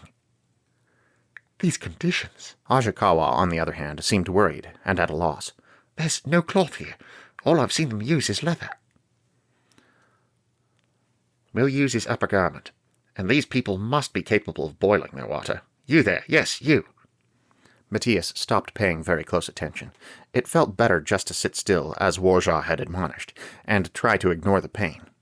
The difficulty was that only the pain and weirdness of his body distracted him from the whirlpool of thoughts and emotions his head had become, that threatened to drag him to a depth lower than he'd ever been. He could play each off the other, the physical and the mental, but he couldn't escape them both. Clarka appeared beside him, laying one of her foreclaws gently, he supposed it was gentle for her, on his arm near one of his wounds. This is what you get for being a superhero, you know. Her jovial tone became more serious and subdued as she went on. I was really impressed by you trying to go against Excorin, though. I could see how hard you were trying. I had a good view. And those last 5 words, sardonic, were the only thing Matías could cling or respond to in her entire statement. For he absolutely couldn't accept her admiration. Tried to go against Excorin, had he? Well, maybe he had, but his failure had been so complete, he'd actually ended up doing something far worse than merely following orders he didn't agree with. At another time, he would have been more than pleased that someone appreciated his efforts, but in this situation he wished nobody knew what had happened, and he certainly could not countenance any sort of praise regarding the events. His mumbled, unintelligible reply seemed only to increase Clarka's worry, for her antennae, a far more delicate touch than any of her claws, began exploring his injuries as the next noise she made expressed uncertainty and concern. Then she looked around impatiently, probably wondering where Ajakawa and Warja had gone. It wasn't long before at least Ajakawa returned from whatever relaying of orders or overseeing of foxling efforts the 2 birdmen had been working on, and he immediately joined Clarka at Matías' side. We'll have some nice hot water for you pretty soon. He must have recognized Matías' discomfort, though whether he discerned that it was mostly mental, Matías couldn't tell, for his tone was one of gentle comfort, such as might be used with a sick child. Matías didn't mind. He nodded tiredly, then did his best to cooperate when Ashikawa encouraged him to remove his shirt, so it could be used for bandages. So much for that version of his favorite shirt. Then, trying to keep his focus on the physical, he listened dully to Ashikawa and Clarka discussing his injuries. The ant creature, it seemed, was trying very hard not to refer to Matías as if he were an animal, but she did make at least 2 references to veterinarians the human couldn't really blame her for. If the only intelligent creatures on her world had thick, solid, shell-smooth skin like she did, and everything else, everything as squishy as Matías and with such an internal skeleton, really was an animal, no wonder the only treatment she could think of for injuries on someone like him would be whatever she happened to know about her world's veterinary medicine. But though Matías truly didn't mind, and Clarka seemed highly embarrassed every time she accidentally implied Matías might be less intelligent or self-aware than the rest of them. The human, glad to have this to think about, took it as proof of what a decent person Clarka was that she would care. Probably more decent than he was. It seemed like hours before Warja returned. He explained the delay, quietly to Ashikawa and Clarka, as if not wanting to trouble the injured Matías with his newly irritable mood, by elaborating upon the attitude of the locals toward the monsters. All of them frightened, yes, but to varying degrees of incapacity. Some of them were fascinated and wanted to watch from around corners without being seen, while others were barely capable of being anywhere near the terrifying newcomers. It had been a significant ordeal for Warja to get anything he needed, and his reiterations that a friend could be in significant medical trouble hadn't helped speed or smooth things. He had managed, eventually, to get what he wanted arranged, which was attested to by the arrival, not too long after his advent, of foxlings bearing leather skins that appeared to contain hot water. Matías felt some vague interest at first, since he hadn't encountered hot water around here yet, and wondered how they went about heating it. Soon, however, he was having far too much up-close and personal experience with the hot water to have many positive feelings about it. His wounds, bared by the removal of his shirt, stung viciously as the birdmen began to scrub them down as best they could with his detached sleeves. The rest of the garment, apparently, needed to be saved for bandages and shouldn't be gotten wet for fear of something Warja called strike-through, which Matías had always believed pertained to text on the internet. Perhaps he was getting a bit confused. He did feel increasingly worn out as the cleanup process proceeded, and the pain of his injuries made his head spin. He couldn't be sure he was thinking straight anymore by the time they started wrapping strips of his favorite former shirt around the spots that seemed most likely to continue bleeding, and he wished they would finish with this, and he could lie down. It seemed hot and hazy in this room, even more than the usual mugginess of Foxling tunnels, and his disoriented brain was throbbing. Ashikawa obviously recognized this frame of mind, for he tried to boost Matías' morale by saying as he worked, "And Clarka tells me you did very well back there, Matías. The people in this den may be terrified of us, but some of them are sure to remember that you tried to talk Ex-Corin out of killing one of them." Through a sort of burning fog that was beginning to fill the entire world around him, Matías couldn't help thinking that the scene had actually been a bit of a good cop, bad cop routine, such as he'd seen in crime dramas. Even if Ex-Corin hadn't actually known beforehand exactly how Matías would react to being ordered to kill someone, he'd made the best possible use of it to give the impression that the foxlings of this den did actually have some recourse. Had he ever really intended the chieftain's son to die, or had he merely wanted it to look like he did, so the people around here would be more compliant in their relief? Matías didn't say this aloud. He was past speech at this point. He felt truly awful, and wondered, without a great deal of real curiosity, what would happen if this duplicate body died while it held his spirit. If he hadn't been so worn out, he certainly would have been more curious about this, since one of the possibilities he speculated was that such an occurrence would be the final end of him, here or elsewhere. But at the moment, he couldn't much worry about it. He just wanted to lie down. Eventually he was allowed to, though it seemed approximately forever before that happened. Not wanting to think what he'd been thinking, he'd been concentrating hard on listening to the words of his companions, but after a while hadn't been able to make out much of that either. So everything both in and out of his head eventually blended into a meaningless buzz that actually soothed him to some degree. And when he was encouraged back onto one of the beds in the room, not that he needed much encouragement, by whose hands or talons he didn't know, it was with a wave of overwhelming, almost tear-inducing relief. He knew he felt bad, but the pain and haziness and fever heat had grown on him so gradually, he hadn't been aware of precisely how bad until the abrupt transition from one body to another hit him with sudden wellness, like a dive from a hot day into a cold swimming pool. It was such an unnaturally sudden and complete change that he jerked upright with a startled sound. From the doorway of his bedroom, his mother laughed. "Didn't mean to scare you awake, hijo." "No, I'm—" So overwhelmed was he by the transition, he couldn't think straight for a moment. "It's—" Even the sight of Mama, perfectly clear though it was, didn't fully register in his head quite yet. "You didn't—" She laughed again at his disorientation. "You must have been deep asleep." Matías supposed this was true. His body did always seem to sleep pretty hard while his soul or whatever spent time away from it. It wasn't the dreams of deep sleep, however, that had him so engrossed and distracted that even the transition he was getting used to came as a shock. In a way, he wished it were. It would be nice to go back to ordinary dreams after some of what had been happening to him at night lately. Matías remained so badly disoriented that even as he pushed the blanket off him and sat up, it didn't feel like he actually did it. He yawned and stretched, but though the physical sensations associated were perfectly typical, and nothing to which he'd ever been a stranger, it felt as if it were a stranger's body whose sensations he'd somehow co-opted. His mother, finished saying good morning to Angelo, threw Matías a smile before she withdrew her head from the doorway. Evidently his outlandish mood didn't show except as far as the appearance of grogginess she'd already remarked on. That was good. Trying to explain this would be difficult on its own, never mind everything it would imply and the other explanations that would then be required. When Angelo descended the bunk ladder beside him and left the room, Matías tried to shake himself out of his weirdness.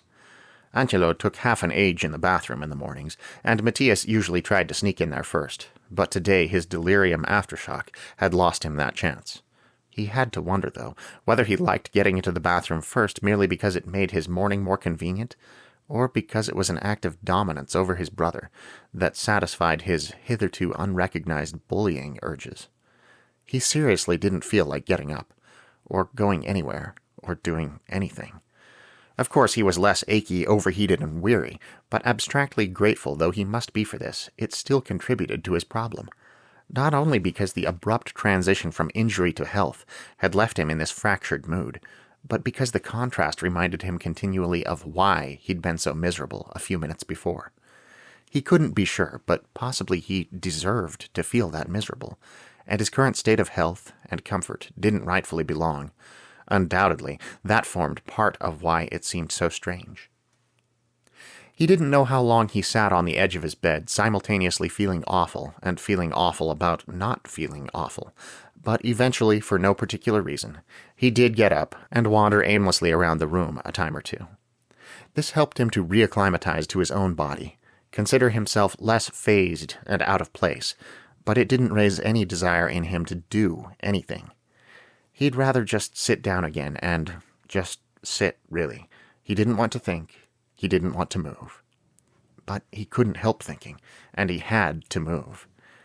He couldn't get out of going to church by telling his parents he only wanted to slump on his bed, trying to silence his brain. And if he were somehow to sit there all day trying not to think, what if he fell asleep? He would go straight back to Vulpine, where he'd done things, and learned things he never could have anticipated or desired. He would go straight back into the Ome-conquering mess and the fever and the pain and the guilt. He started searching somewhat numbly for his church clothes. He hadn't laid them out last night as he should have, and for some reason, they were as difficult and tedious to locate all the parts of as a collection quest in a video game that otherwise operated under completely different mechanics. This distracted him, but not enough. And though the simple actions of getting dressed had never held any particular interest, even that negligible diversion was withheld from him for now, since he wanted to use the currently occupied bathroom before donning a shirt he didn't need to splatter toothpaste all over.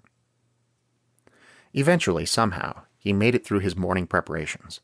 It seemed, despite wishing to use these mundane actions as an interruption of what he didn't want to brood on, the mundane actions themselves had blended into a vague sort of mental porridge that couldn't offer any potently distracting contrast with what he'd undergone on Vulpine last night.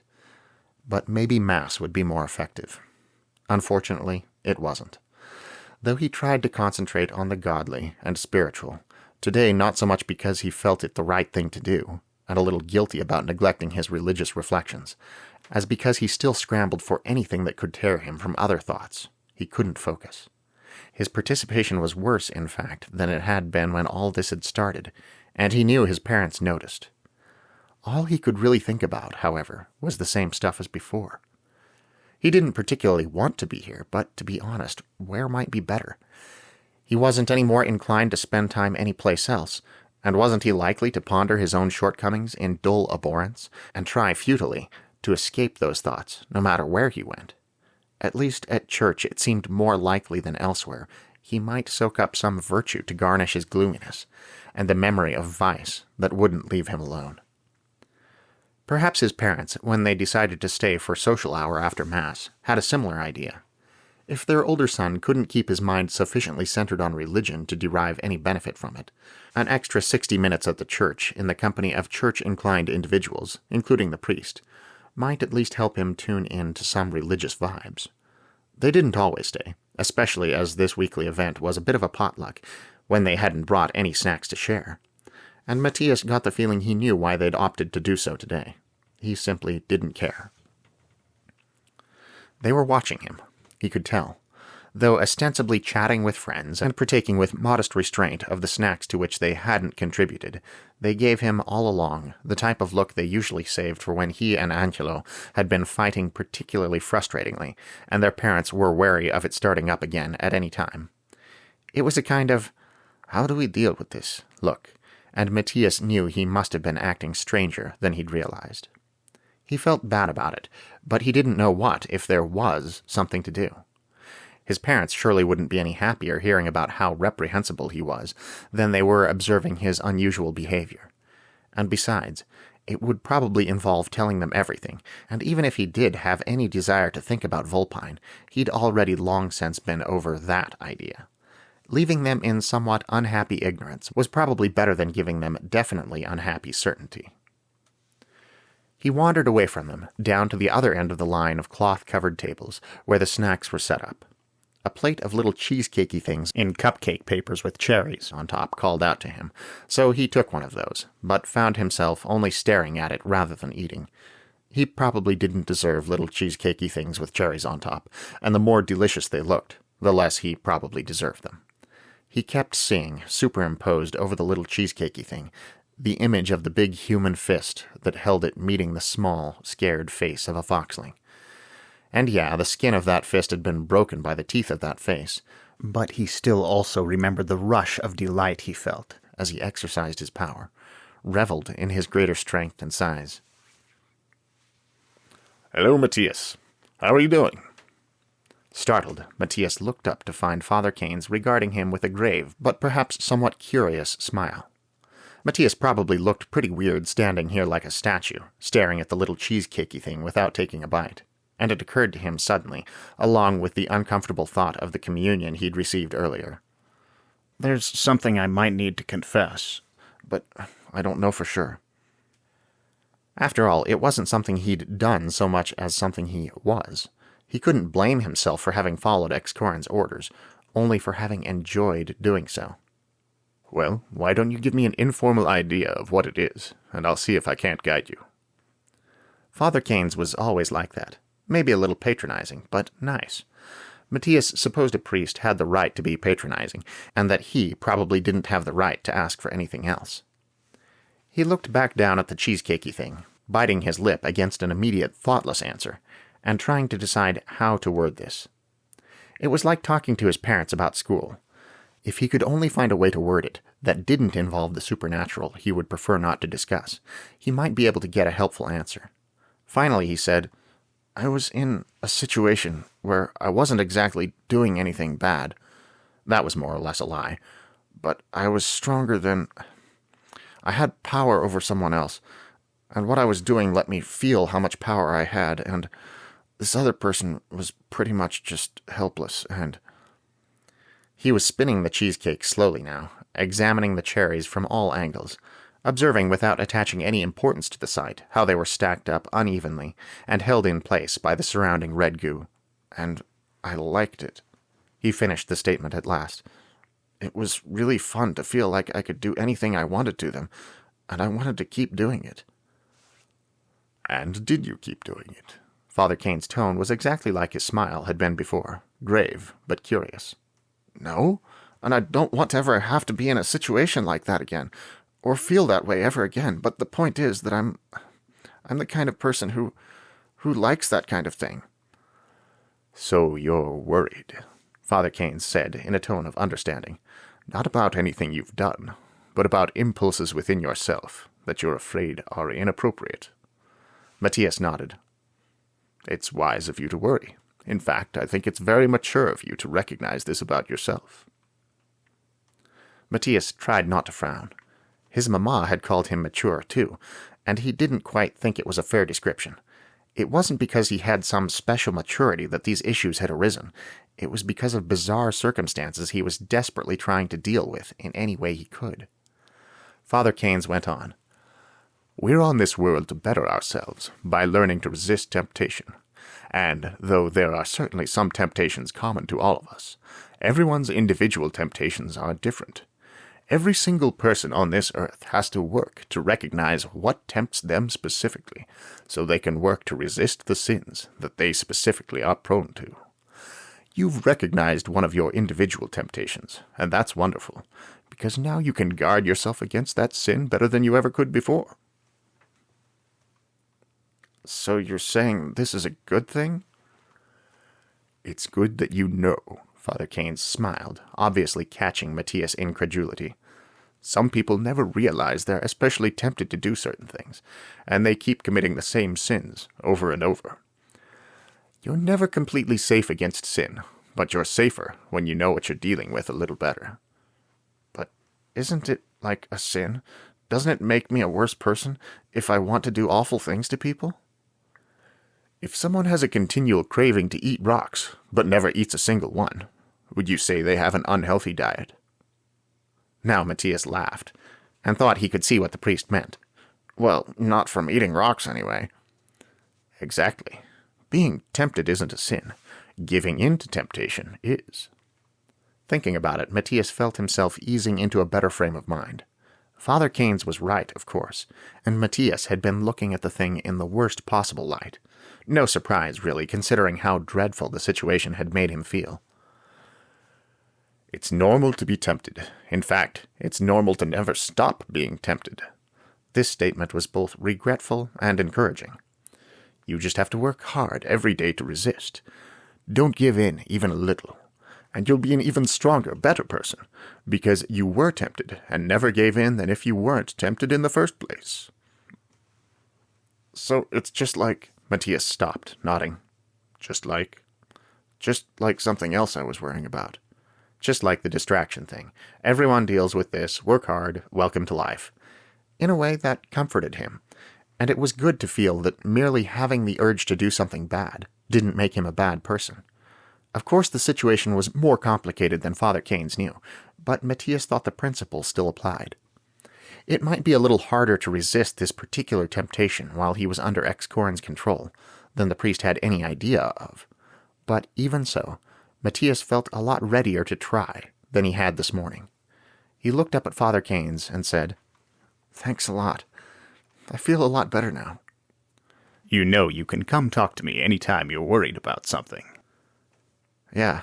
And again Matías said, "Thanks." Are you going to eat that? The father wondered next. In some surprise, Matías glanced down at the unbitten little cheesecakey thing he still held. It looked remarkably appetizing. He raised his eyes again to meet Father Kanes and grinned. "Better than eating rocks, right?" Father Kanes returned the grin, though he probably didn't know how much more deserving of little cheesecakey things Matías suddenly felt thanks to him, and agreed. Definitely better than rocks. Simple contrast might have given an impression worse than reality, but Matías was pretty sure he felt about a dozen times more ghastly in his vulpine body when he returned to it than he had when he'd left it. Everything hurt. He was so stiff he thought his joints must crack if he tried to bend any of them, and he seemed to be burning up where he lay. Good thing, miraculously good, he'd lain down in his earth bed in a better frame of mind than when he'd gotten out of it, because he didn't know what he could possibly have done if he'd come into this increased discomfort with the same dull, hopeless attitude he'd had before leaving it. He couldn't help groaning a bit upon awakening. The discomfort was just so sudden and intense, and it differed from waking up from a relatively comfortable dream to find you had a headache, because in that case there would have been hints of the headache even in the relatively comfortable dream to make it less of a surprise upon reaching consciousness. Here it was a complete, abrupt transition from wellness to injury and pain.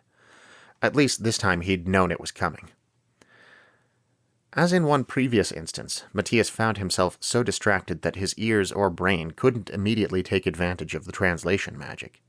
The sound of what he believed must be one of the birdmen speaking came out at first like a startled squawking, which technically it was, before comprehension kicked in and allowed Matías to catch the rest of the statement. Good morning. And now he picked up on the worry in the tone that turned the simple greeting into an expression of concern and a query. Hey, Matías replied without moving.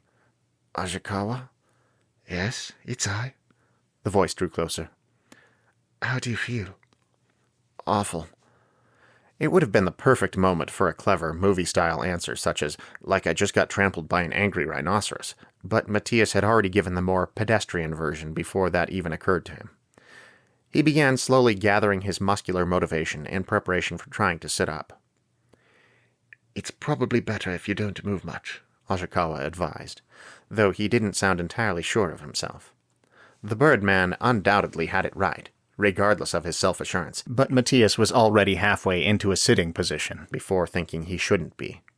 The motion acted as a test of the theory, and the simultaneous pressure and lightness in his head, the increased pain throughout his body, the rush of heat, the dizziness, the deficiency of breath, in short, every single change that occurred when he sat up, all of them very distinctly for the worse, told him in no uncertain terms that lying down was infinitely preferable.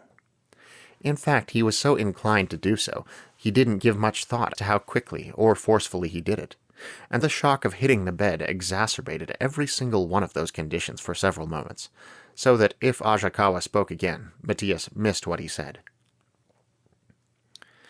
Gradually the human's head cleared, and the pain and heat returned to what he supposed he must consider normal for now.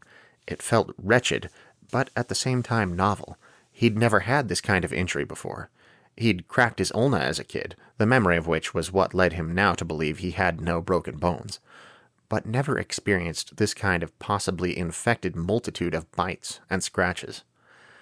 This sense of interest, he thought, gave him strength against the less pleasant facets of the adventure, and he was convinced he wouldn't have been able to feel that interest, to stay relatively cheerful in the face of that unpleasantness, if he hadn't been encouraged and strengthened in heart before coming back here. He felt more grateful than ever to Father Keynes. Matías, are you all right? Perhaps Ashikawa had said something while Matías had been deliriously lying down, and now the human's lack of response had him worried. Yeah, Matías replied weakly, attempting to chuckle, but ending up only breathing harshly for a moment. But you were right about not moving.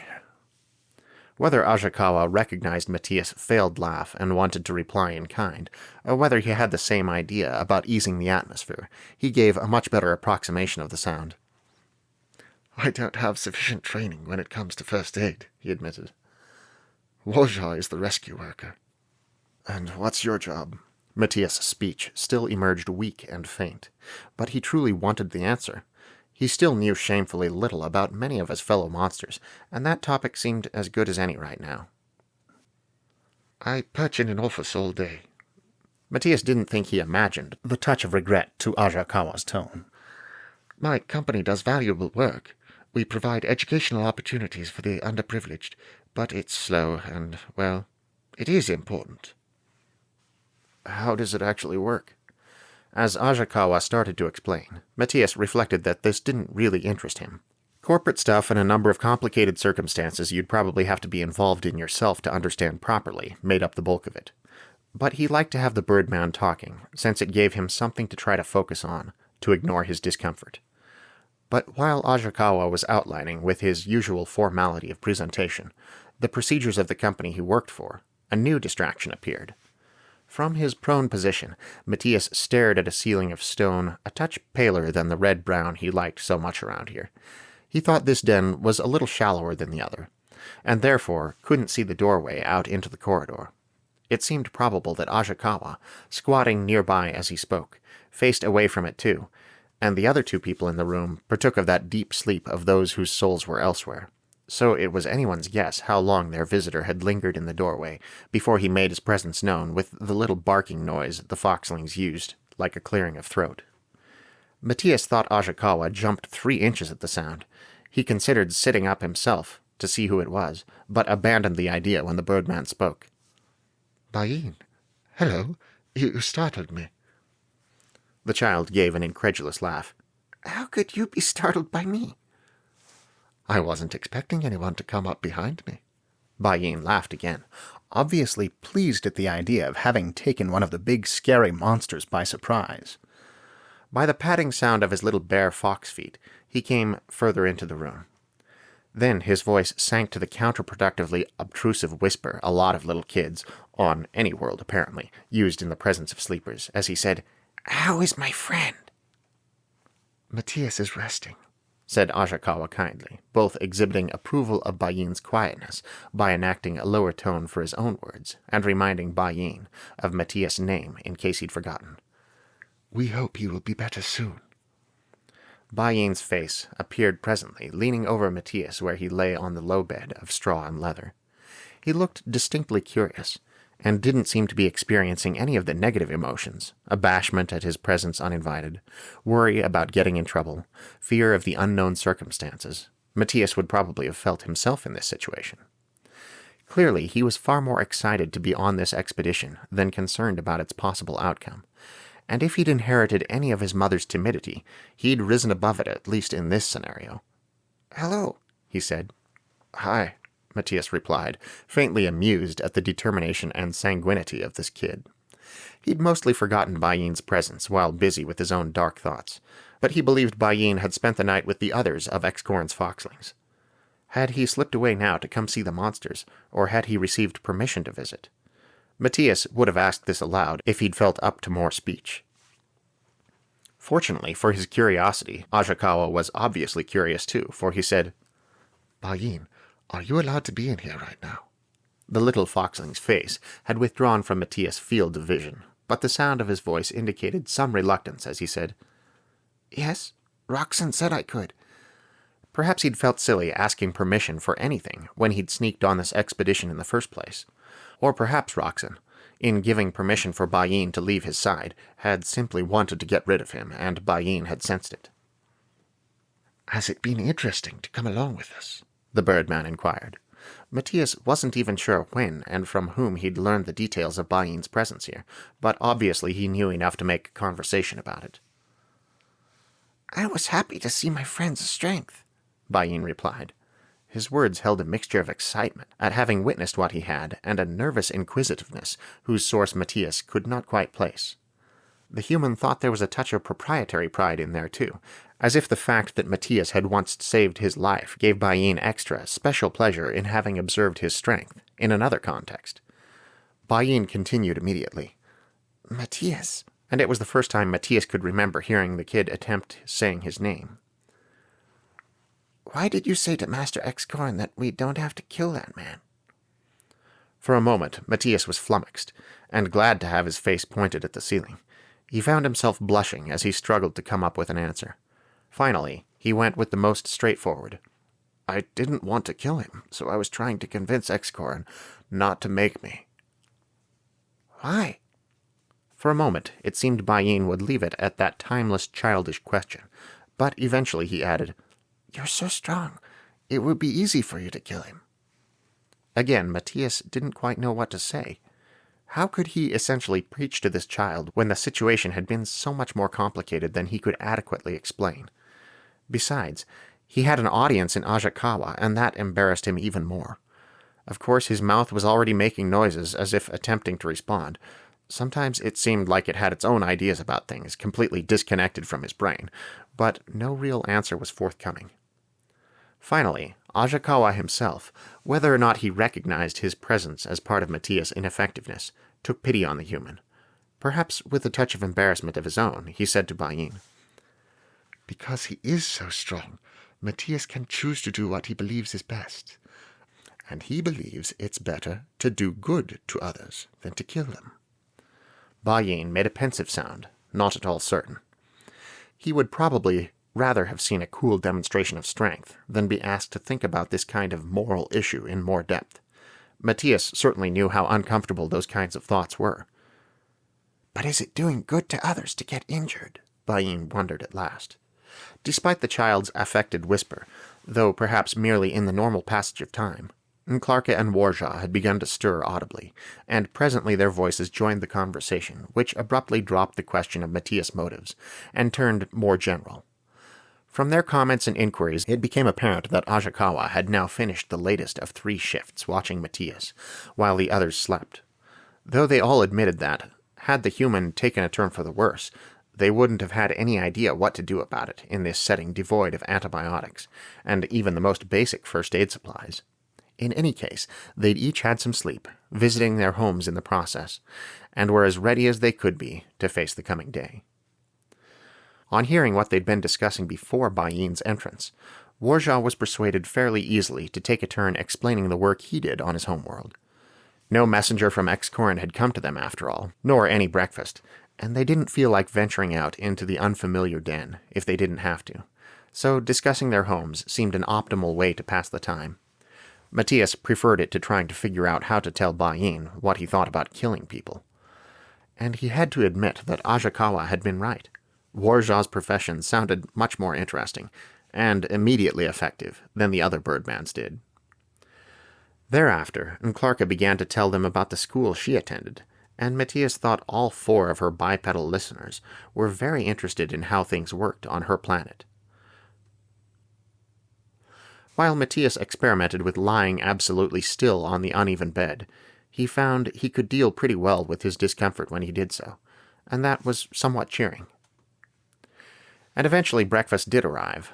Whether its far inferior quality to the meals provided by Impera's kitchen resulted from resentment against Excorin's group on the part of the staff here, fear from the same quarter, or some comparative talent of Impera's, Matías couldn't guess.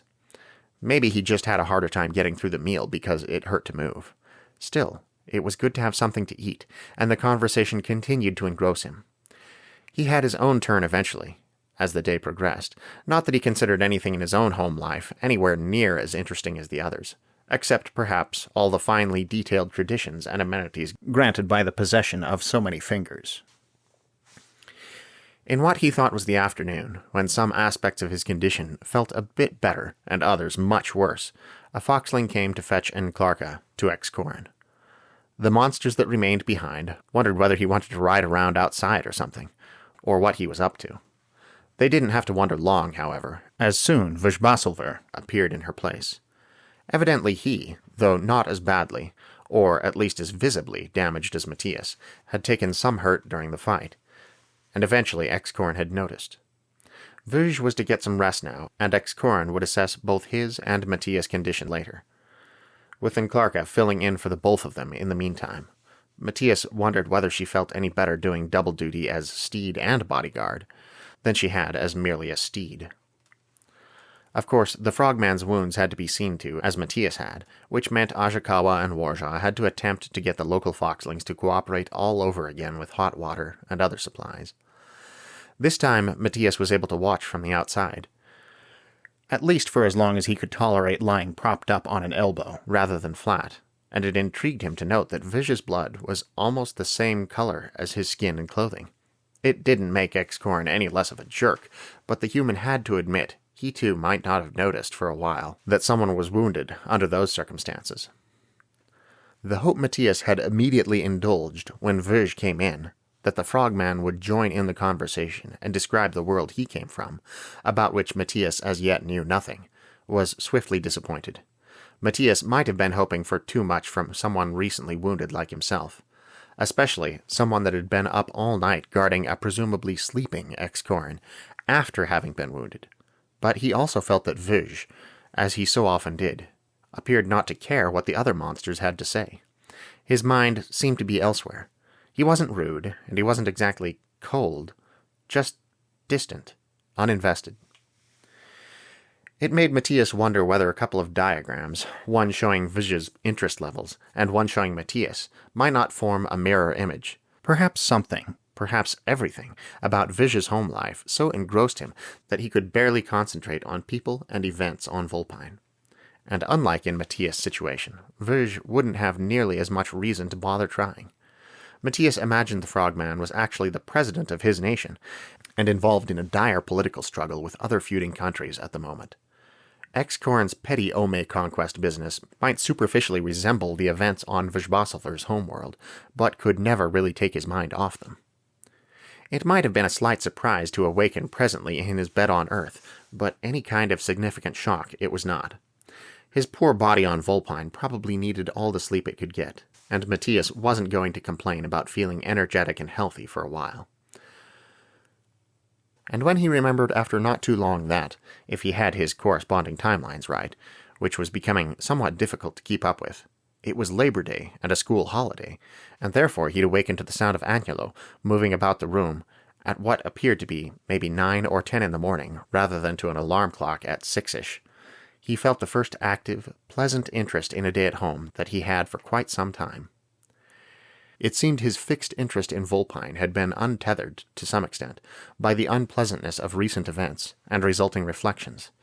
Though semi-obsessive thoughts about Vulpine did arise, as they had all along since the adventure began, the recollection of how bad things had been there over the last day and a half, and what unpleasantness had been uncovered because of it, allowed those thoughts to dispel, and give way to thoughts of Earth life much more quickly than they ever had before. Matías didn't know that he could describe himself as happy about this. After all, he only fixated on Vulpine less because Vulpine had become less fun to fixate on, not because of any strength of character of his own. But he did like to see the balance improving a bit, for whatever reason. It was the nature of neither of his parents' jobs to give them Labor Day off, so they remained absent for several hours. So Matías and Angelo were on their own for breakfast and lunch, though these essentially blended into a single meal. Then they played some video games together, rather desultory on Matías' part, followed by an hour or two working on homework. Then, despite Angelo's complaints that he didn't have a bike, and it wasn't fair for his brother to leave him alone like this, Matías decided to go out riding. Exactly as he had the last time he'd ridden, he reflected on the fact that he probably never would have gone to Vulpine in the first place if his parents hadn't bought him this bike. If he ever got around to telling them about his adventures off-world, he would have to mention that, though he wasn't sure if he would want to thank them or blame them. He certainly didn't tell, thank, or blame them that evening, though dinner conversation was lively and he actually managed to pay decent attention. Then he spent the rest of the night finishing his homework, and putting up with the occasional taunting remark from Angelo that if he'd gotten all this done earlier, he could be playing video games right now. And he went to bed having no idea when and in what condition he would wake up. Though often desperately boring, the next couple of days spent at the other Ome were exactly what Matías needed. He grew stronger with each that passed until, rather sooner than he would have done, Ex-Corin judged him fit to re-enter the bodyguard rotation. A couple of his injuries really did seem to be infected, so this was uncomfortable, but not only did it relieve Nklarka of some of the excessive hanging out with her oppressor she'd been forced to do, it also relieved the tedium a tiny bit. Not that Ex-Corin did anything particularly interesting. Matías had assumed a hostile takeover, whether or not he agreed with it, would be at least a little exciting, and it had been during the skirmish, but that had lasted all of 5 minutes. Ex-Corin's process of discussion, reorganizing, and asserting power merely via the spiritless and silent, but still threatening presence of monsters at his side was the dullest thing Matías had ever observed. He supposed it represented wisdom of a sort for Ex-Corin to solidify his authority and get things going the way he wanted them while he had the chance, so as not to have to make trips out here any more frequently than necessary. but Matías couldn't think of a stupider way to crawl through life, except for those long, eventless nights hanging around in the chieftain's antechamber. That Excorin himself never seemed bored by the proceedings did tell Matías something about the guy, but didn't really help. Meanwhile, thanks in large part to a number of naps in the middle of his days on Vulpine, the rest of the week passed on Earth. This was more days than he spent on Vulpine during, could he put it this way, the same frame of time, and it made his head spin trying to keep track of it. It would be nice to stop trying to keep track of it, but that never seemed to work. He continually attempted, futilely, to get one timeline to correspond somehow with the other, undoubtedly to the detriment of the blood pressure of both of his bodies. The good news was that the tedium of Vulpine events during this period contributed to what the unpleasantness surrounding the battle had started, and made it possible for Matías to give a much better level of concentration to events on Earth. His ability to get homework done without a lot of distracting, unrelated thought, to get through his classes with some modicum of attention paid to their content, and to talk to his family and friends as if he respected their conversation. It all improved, slowly but surely. Actually, it was a bit like convalescence. Something had been keeping him from enjoying or valuing any part of his normal life as he should, and now, as he recovered from the initial problem, he was gradually slipping back into his old routines with a new appreciation for them. Of course, that didn't mean he enjoyed his next algebra test any better than he had the previous, but he hoped his performance had upgraded on this one. He was, very gradually, clawing his way back to being a reasonable person on that end of things. On the other end of things, though fewer days passed, he longed far more for a change, and eventually it came. After interminable hours of Excorin micromanaging the running of the Ome, without ever bothering to go out into the Ome, he just imported anyone he wanted to talk to into the chieftain's den. Finally, the little dictator announced they would depart this place in the morning. They would be leaving behind 5 of Excorin's foxlings and, to Matías' relief, none of the monsters. Although there were a lot of things he didn't know and would like to, Matías had gone on with the previous not talking to Excorin much method of dealing with Excorin, and keeping Excorin from getting too precise an idea of the monster's attitudes regarding him and his goals. And Excorin seemed every bit as indifferent as before to whether Matías spoke to him or not, as long as he did his job. So, though he wondered, Matías didn't ask whether Excorin had originally planned on leaving one of his monsters here instead of, or in addition to the foxlings, and why he'd chosen not to. If he had considered it, or why he'd decided to switch Matías and Vizbasilver, and whether it had anything to do with Viz's lack of engagement, or Matías' behavior at the time of attack, or, indeed, what Excorin thought about Matías' behavior at the time of attack in the first place, or what he thought of Bayin persistently following and watching him whenever Matías was there. On this last score, Matías felt some concern. Clearly, Bayin was highly fascinated by the monsters, if not actually idolizing them, and Matías specifically. The child didn't do much to hide it, and it seemed Excorin disapproved, though the nuances of exactly why eluded the human. But even more worrisome than Excorin's annoyance was the way Bayin, perhaps in response, subconscious or otherwise, to Excorin's mien toward him, divided his attention between Matías and the chieftain, and watched the latter intently in much of what he did. Matías couldn't pinpoint anyone around here that might be better, but didn't think Excorin, whatever the reason for Bayin to be observing him so closely, made the best possible role model for a kid like that. Honestly, though, if they could get him back to his mother in one piece, as long as she hadn't literally died of grief, not knowing his fate these last several days, Matías would be pretty satisfied. Roxen, the foxling that had previously found himself unexpectedly in charge of a small child while on this mission of conquest, clearly reveled in numbering among those that would be staying here. That Excorin then assigned one of the 2 remaining foxlings, rather than one of the monsters, to keep an eye on the kid during the return march. Matías thought indicated something. He didn't know what, exactly, but speculated Excorin feared some monstrosity would rub off on Bayin if he spent too much time with his friends, and he would grow extra legs and lose most of his hair and gain the ability to fly. Matías didn't share this theory with anyone else, however, and certainly didn't demand of Excorin the reasons for his behavior. the whole point of pretending to be docilely cooperative with the usurping chieftain's goals, at least according to the impression Matías had, was to make it easier to stand against him if they ever figured out a method of doing so, as well as to keep Excorin from, in an attitude of mistrust that must arise were they to show him their true antipathy, deliberately making their lives unpleasant. But was any of that relevant if Excorin had never trusted them in the first place? Now that Matías thought about it, as they walked their diminished party back through the forest toward what he was, somewhat distressingly, coming to think of as home in this setting, Excorin had no rationale ever to have started trusting them. It was logical to assume he'd been on his guard and considering them, essentially, enslaved enemies all this time. Which was exactly what they were. And Matías began to wonder why they'd ever thought he might believe them anything else. Did this change the plan? He doubted it. He'd spoken out against Excorin once, and nothing had come of it. He was under no illusions it had been his urging that had led Excorin to call off the murder of the other chieftain's son. So honesty about his feelings regarding Excorin and his policies probably wouldn't improve the situation, so he might as well keep silent. Besides, he, as well as the monsters he'd shared the information with, still had the secret of the resistance against Excorin to protect. The less belligerent they were toward their master, the less likely he was to get suspicious and give some direct order that would force them to spill everything they were hiding. Matías might not like it much, but continuing to play along whenever he wasn't being ordered to kill someone seemed like the best option. Not that much else of what Excorin ordered him to do prompted uneasiness. At the moment, at Excor's command, Matías led one of the cova he couldn't feasibly ride, and that now went unoccupied after its previous rider had been left behind at the other Ome, and this activity he didn't mind.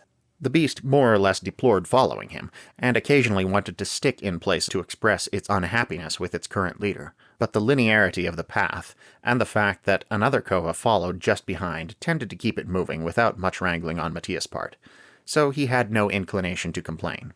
He did find himself wondering, as they walked through the rain and the trees and the colorful flying whatever they were, to what extent it was appropriate to follow the innocuous commands of someone whose eventual overall goal he knew he disapproved.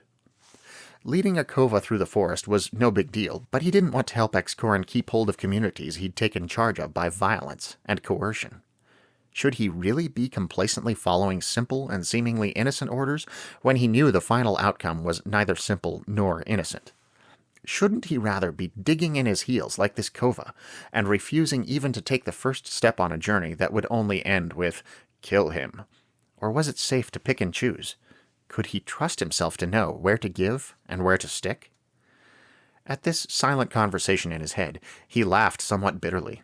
He was thinking about all of this as if he had a choice, as if Excorin couldn't compel him to do whatever in the world he wanted. The question wasn't really which commands to obey, but what attitude to display as he obeyed them all, which brought him back to the probable wisdom of feigning docility and readiness until they figured out how to do anything else.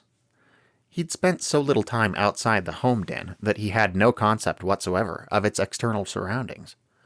So when the train slowed and came eventually to a standstill, Matías craned his neck to see what was going on, and only when he observed certain vaguely familiar foxlings that hadn't been members of their conquering party coming down the line to lead the cova away to whatever cave or primitive building functioned as the stable, did he realize they must have reached their destination. He hadn't noticed they'd been walking for so long, but he was ready for a rest. Though interested in discovering where the cova lived, Matías couldn't pay attention to that from the moment Impera appeared. Like impatient cars at a long light, the walking group had been compacting toward the den's upper entrance as the cova were removed from their midst, evidently headed for a somewhat disorderly entry, with the air of exactly what they were, tired people just returned from a trip.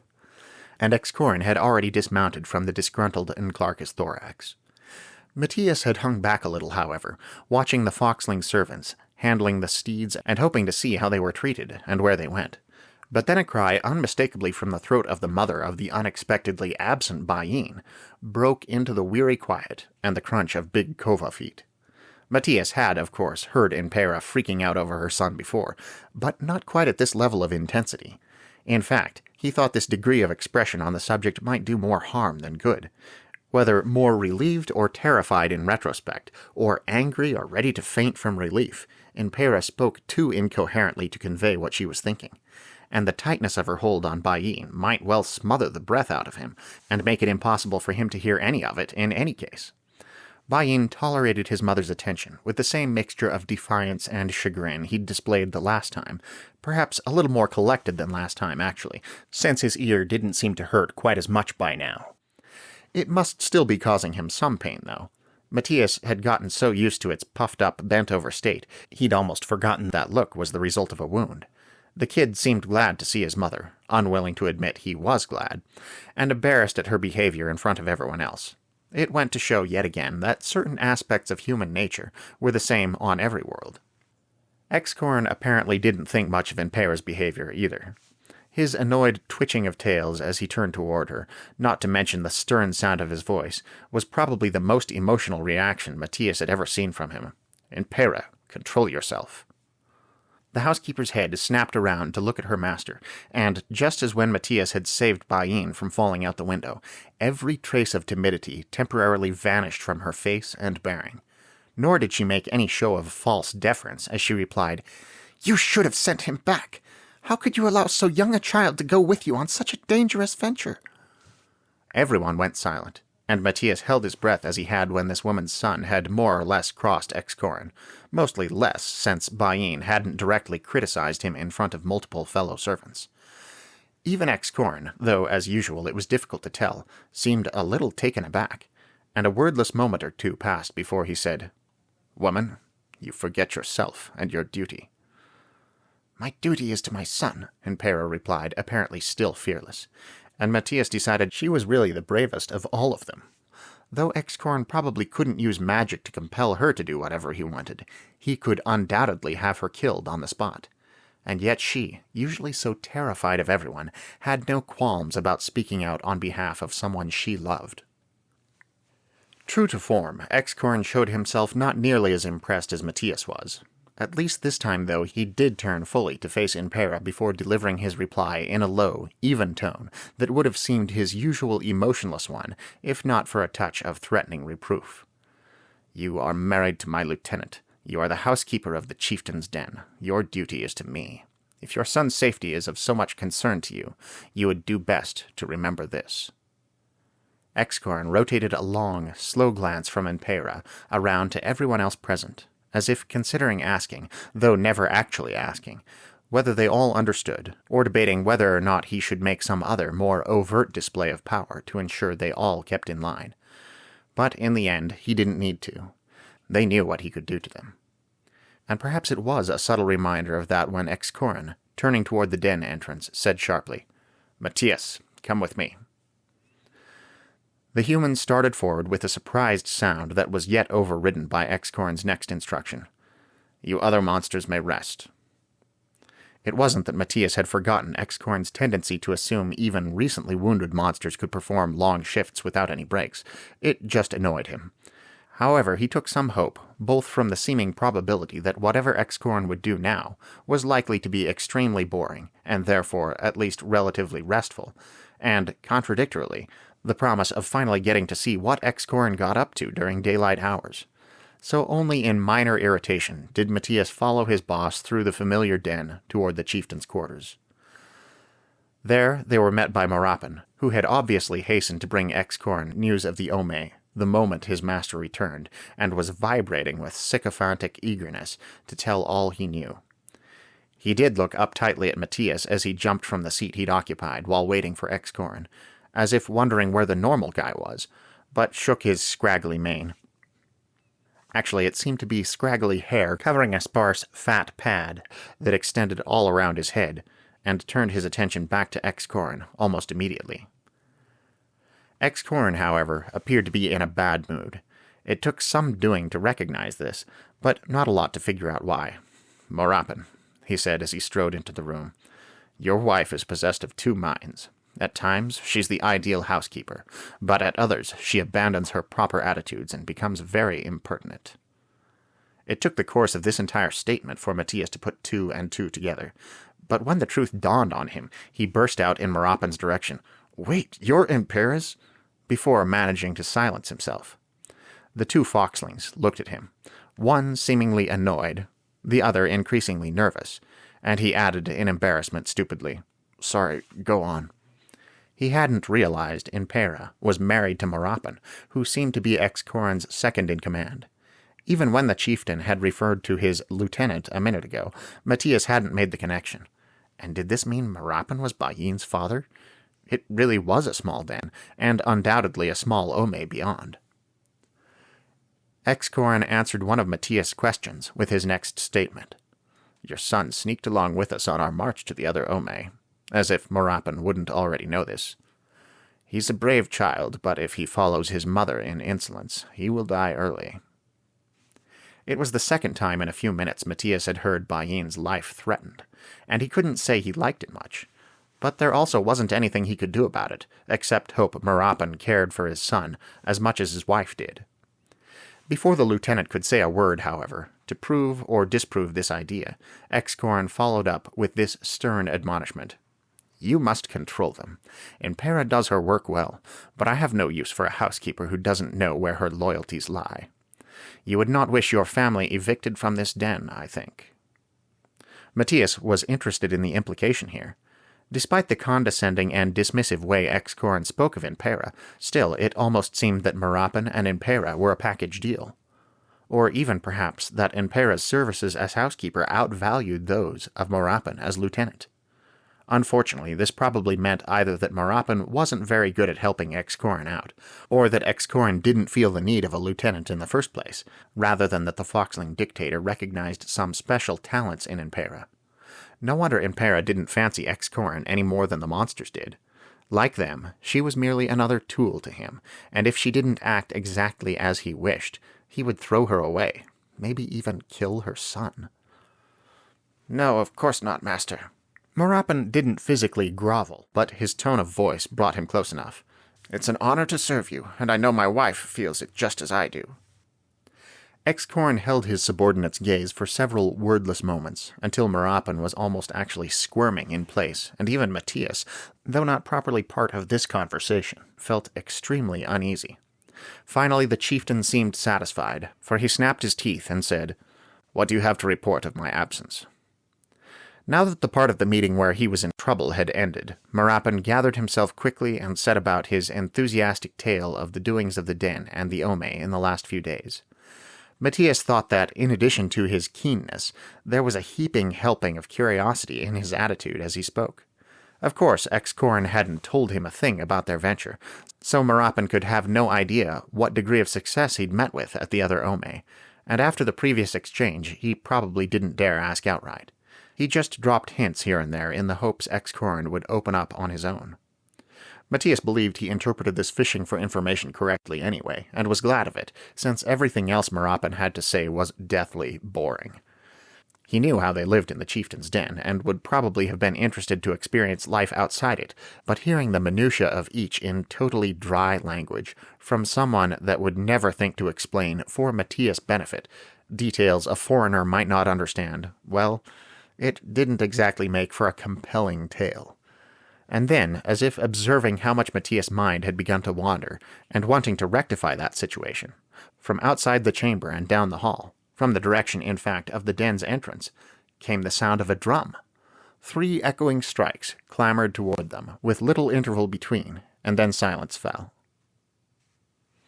"I've told the child to wait longer between beats," Marapan complained. Excorin simply commanded, "Go." And his subordinate trotted off to see who might be visiting his master's den. In his absence, Excorin took a seat at the table, evidently tired.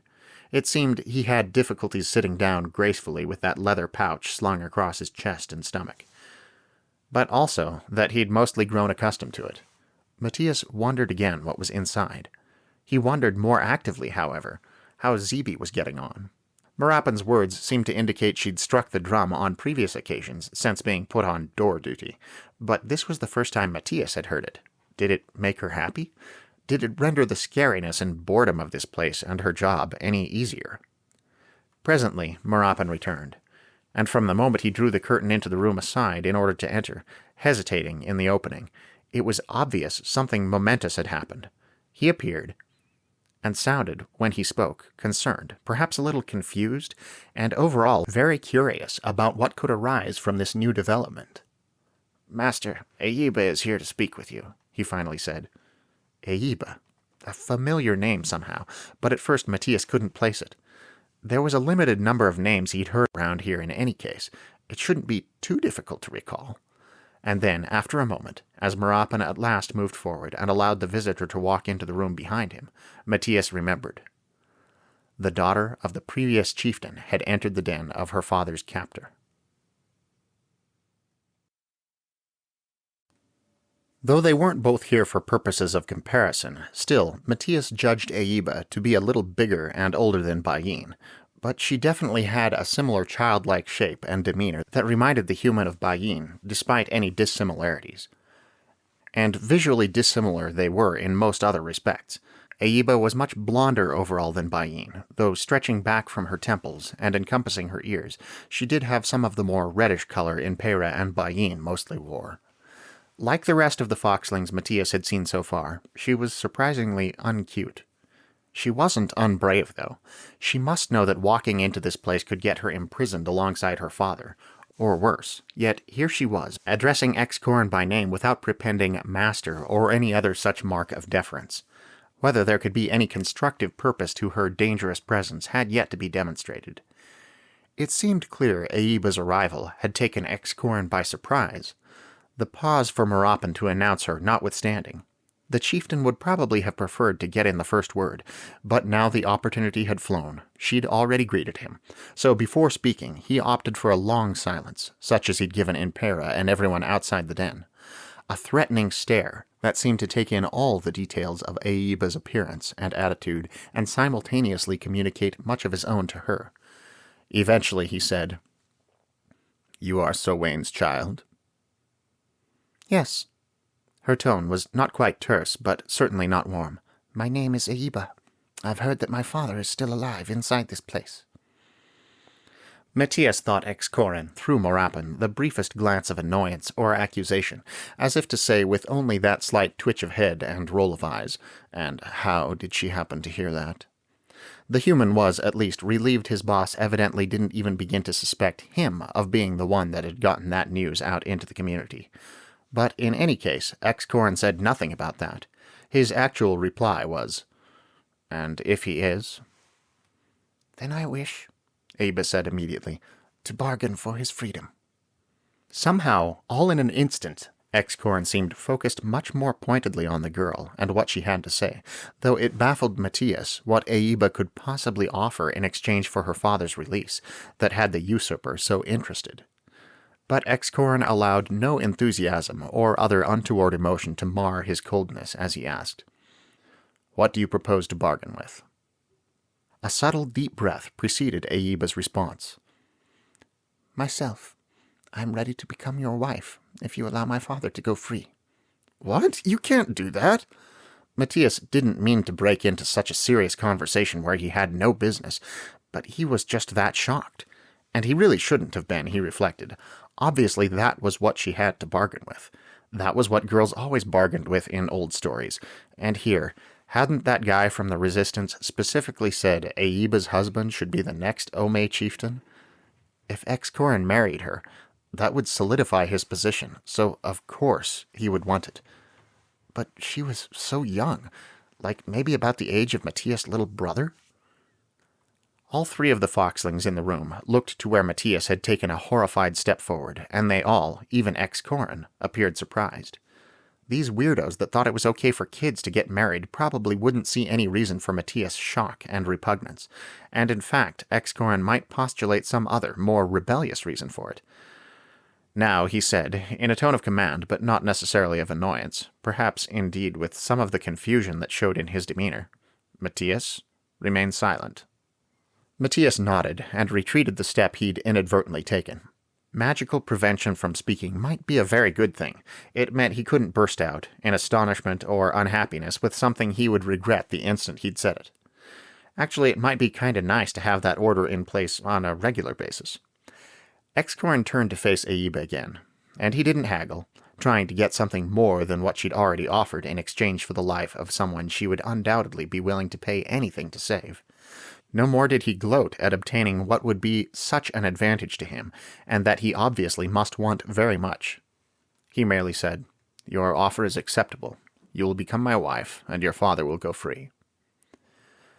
How could someone so cold consider himself a good leader?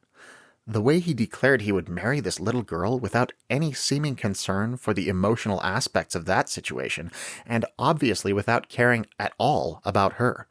How could he think anyone would be willing to follow someone that so clearly had no empathy whatsoever for those he ruled? And yet he had foxlings loyal to him. Marapan, for example, and those that had gone on the march to the other Ome. Matías supposed there were methods other than being kind to win people's loyalty. But mustn't those followers, too, realize eventually that Excorin didn't care about them at all, and rethink that loyalty? And what did Excorin care about? As the monsters had discussed, it wasn't a bad idea to unite the Ome for a greater pool of resources, but despite the promises he'd supposedly made in early days, Excorin didn't seem to have any desire to better the lives of those beneath him. Did he simply find it fun to be in charge, to the point where nothing else mattered? Evidently to Ayuba, whatever she thought of the direction Ome rulership took, how well Excorin did at it, or what his motivations might be, it was less important than her father's freedom. And Matías absolutely couldn't blame her. He'd been thinking a lot of very unpleasant things about Excorin, and wondering whether he and the other monsters shouldn't be trying more actively to depose him, and restore the rightful rulership of this group of people. But if someone he loved were in danger, or even only in an unpleasant situation he thought he could do something to help them out of, he would most likely cease to care about who was in charge around the place, and would do anything necessary. Whether this was at all a responsible attitude he should probably determine some time before he came to be of voting age in his own country. Here and now, it was totally understandable in the little foxling girl. "Good," she said. "Take me to him." Matías thought he might be starting to recognize the pattern. At this point, his immediate worry was that Ayuba issuing orders would anger the chieftain, and Excorin would remark acerbically that she had no right to command him, and needed to know who was in charge here. But such a response would have been too warm. For Excorin to imply Ayuba's behavior annoyed him would admit her to be important enough that he cared at all what she had to say. And this time Matías was a little less surprised when the real reaction turned out to be a completely indifferent-seeming compliance, as if it meant nothing to Excorin whether Ayuba met her father now or some other time, or never. It seemed Excorin did whatever would make the people around him feel the most insignificant and meaningless. Maybe that made him feel important and powerful. Maybe that was what he really liked. In any case, Matías jumped to follow when Excorin moved briskly toward the curtained doorway. That this momentous arrangement had happened so quickly didn't mean it wasn't happening, and Matías had bodyguard duties to attend to. Now it seemed Excorin just wanted to get this over with, as if Ayuba had interrupted properly important business with her power-solidifying offer and her concern for her family's well-being. But he certainly didn't plan to give the matter any more haste than seemed necessary, and suggest thereby that he cared. So they all moved through the corridors of the chieftain's den with quick but not racing steps, a measured hurry toward, presumably, the room where Excorin's prisoners were held. And it occurred to Matías for the first time to wonder exactly how many foxlings lived here. At the other Ome, he'd seen quite a few people around the chieftain's den, while those with various responsibilities came to discuss their roles and their new orders with Excorin. But Matías had gotten the sense that most of them had their own homes outside, and came and went as needed. Here, though he'd encountered a number of foxlings since his arrival, he felt more as if they were stationed here like soldiers, as if they lived in the chieftain's den and never left it. The only person he'd met that seemed to be an outsider had been that creeping resistance guy, and he'd obviously sneaked in. Well, and Ayuba now, whose visit had been heralded by loud drumbeats from Zebi. The mere presence of a crier at the door suggested that visitors were allowed during Zebi's shift at least, but there'd hardly been any since she'd been positioned there, as far as Matías knew. Too frightened? Too resentful? And hadn't Oba mentioned night guards at some point? Marapan, by his own account, had left the den at times to conduct business in his master's absence. but in general, Excorin clearly had this place on a long-term lockdown. This raised more questions than merely that of how many foxlings lived here. Was anyone else ever allowed out? Did the staff here have relatives outside? How did the rest of the Ome feel about that? Nobody said a word as they made their way toward their destination, and Matías was tired of trying to guess what Excorin might be thinking, or what drove his behavior. He only followed, keeping his eyes open. It was probably the best bodyguard frame of mind he'd yet been in, though not one he thought it likely he could maintain for very long. He'd had the prison room, the cell, the jailhouse, whatever you wanted to call it, slightly described to him by Shinzaron, during the one chance he'd had at talking to them around shifts that, despite a similar day-night division, seemed to change at different times. So he wasn't surprised now at its layout. Half the room dug so much deeper than the rest that anyone down there would only be able to get out via the rope ladder that lay, for now, near the entry, far out of reach of anyone in the hole. Of course, prisoners could stand on each other's shoulders in order to climb free, but that was what guards were for. All in all, it seemed a pretty effective way to keep prisoners, and had probably been simpler to construct than bars or a hinged door or something. The prisoners currently inhabiting the sunken area, if Matías remembered correctly, there should be 3 of them, were not immediately visible from the doorway. But Matías thought Eiba, very understandably, grew more tense as they passed through that doorway. He couldn't imagine what was happening in her head. Excorin stopped just inside the room, as if he had no interest in further progress, and said to the foxling guards that had immediately and in some apparent surprise snapped to attention the moment he entered. "Bring Sowain up." "Yes, master." The 2 guards, seemingly accidentally, said this in chorus, and Matías had to stifle a laugh at the gawky look they threw each other after having done so. He speculated that they did this all the time, that some magnetic force regularly caused their speech to come out in tandem, and it drove them crazy. Soon they might have to seek medical intervention to get it to stop. The look each of the guards thereafter threw Eiba was curious and interested, and that sobered Matías when he reflected she too would, in all likelihood, be living exclusively in the den until whatever ban Excorin had enacted was lifted. The guards bore spears such as Matías knew all too well, and now, taking them in hand, approached the pit and, with thrusts and sweeping motions down to where Matías couldn't see, began ordering the 2 unwanted prisoners to back up to the rear wall. The spear gestures seemed unnecessary, since the prisoners, Matías could see them as soon as they approached the far end of the room, obeyed with perfect dullness, as if, though they hadn't been expecting specifically this, it was yet in complete compliance with their general concept of what life had become. There was no resistance in these prisoners. Perhaps there was a touch more resistance in Sowain, for his voice could be heard from down where Matías couldn't see, remarking calmly, "If you're here seeking advice on how to run my Ome, Excorin, it's probably too late." And like his daughter, he granted Excorin no title of respect. Excorin still didn't rise to the bait. He didn't even twitch. Eiba did, however, though her little foxling facial expression didn't alter. The quick step forward she took definitely seemed eager and concerned. Yet, for the most part, silence reigned over the upper half of the room. The guards were lowering the rope ladder now, indicating Sowain should ascend, and the former chieftain continued his remarks to his captor as he obeyed. "You have already demonstrated your disregard for the Ome by refusing to go out to them. And now, I hear you have made a journey to another Ome. This can only—" But his words failed as he appeared at the top of the ladder and caught sight of his daughter. The tone in which he said her name, hoarse and quiet, lacked all its former confidence, and indeed seemed suddenly precisely as dull and beaten as the behavior of the prisoners down in the pit. Like Eiba, Sowain was mostly blond with darker patches on his head of a reddish-brown. Matías wasn't sure of his age. Honestly, he had a difficult time estimating humans' ages when they fell into that nebulous to him mid-20s to mid-50s division. But he did seem a bit older than Excorin, or that might have been merely suggested by the weariness, the defeatedness, that showed in his demeanor. He certainly looked older. Now he stood still, staring at Eiba. Then his voice had sounded before, and as he'd climbed the ladder, and finally, Excorin made a specific response that acknowledged the feelings of someone nearby and the manner in which they interacted with him.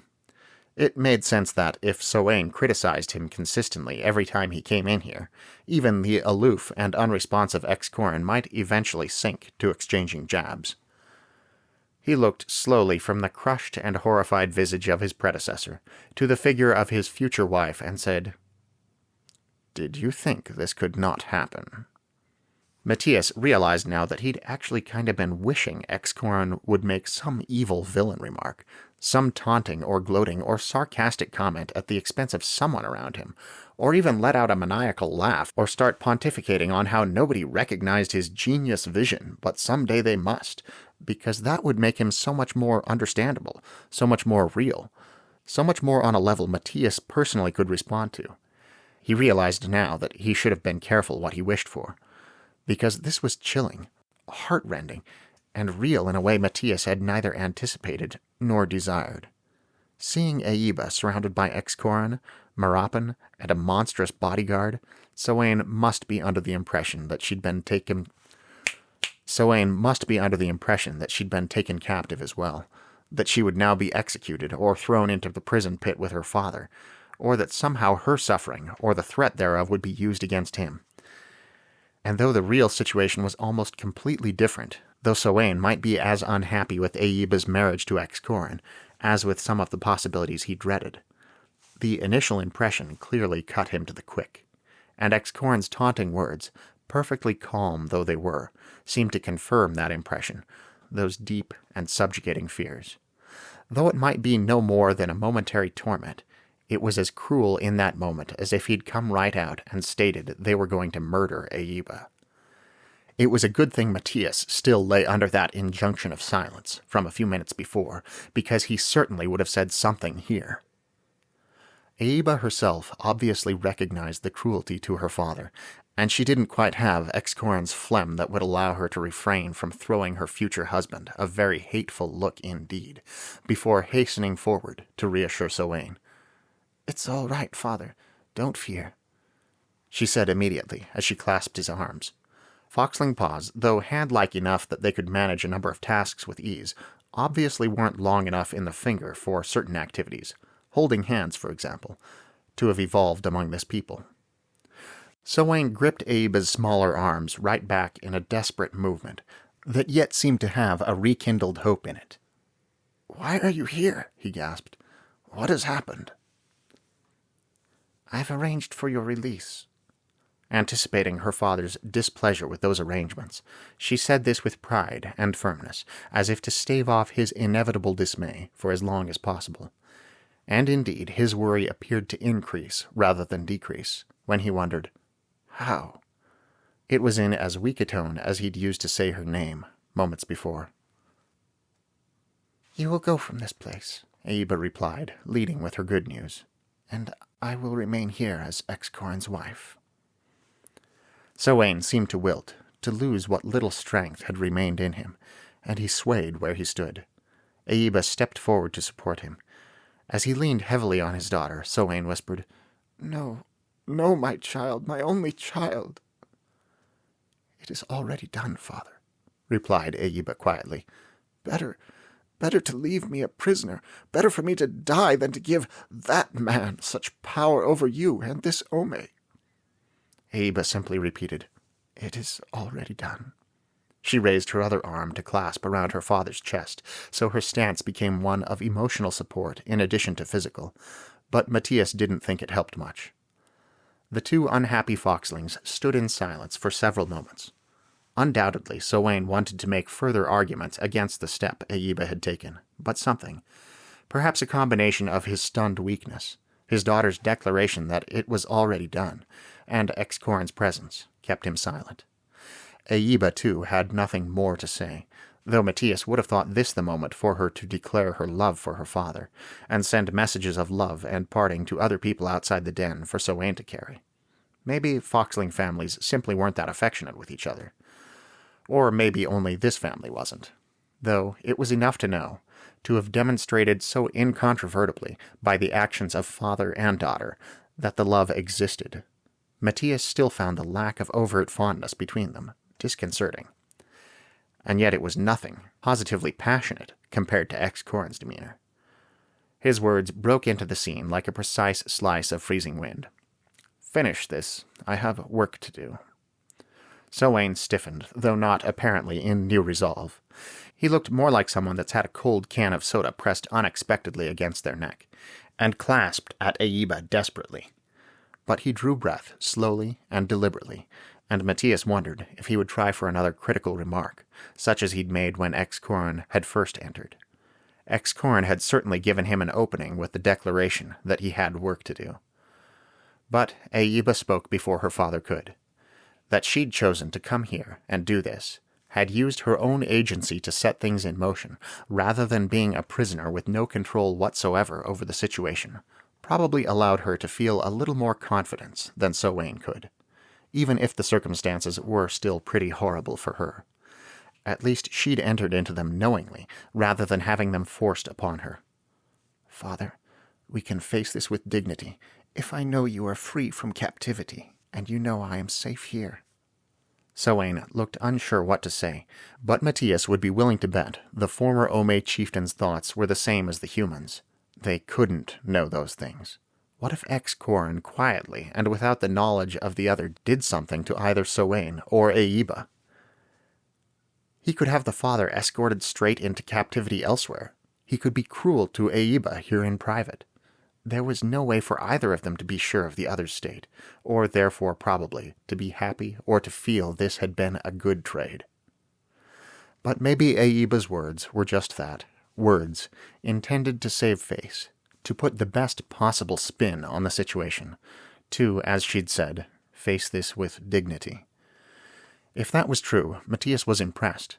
She'd demonstrated both intelligence and bravery, and had, as likely as not, inherited leadership qualities from her father that Excorin perhaps lacked. In that case, maybe she would actually be able to do some good around here, improve Excorin somewhat by her proximity. Matías suddenly realized how much this reminded him of Beauty and the Beast, the smart, dedicated young woman taking her father's place in captivity to a brutish villain.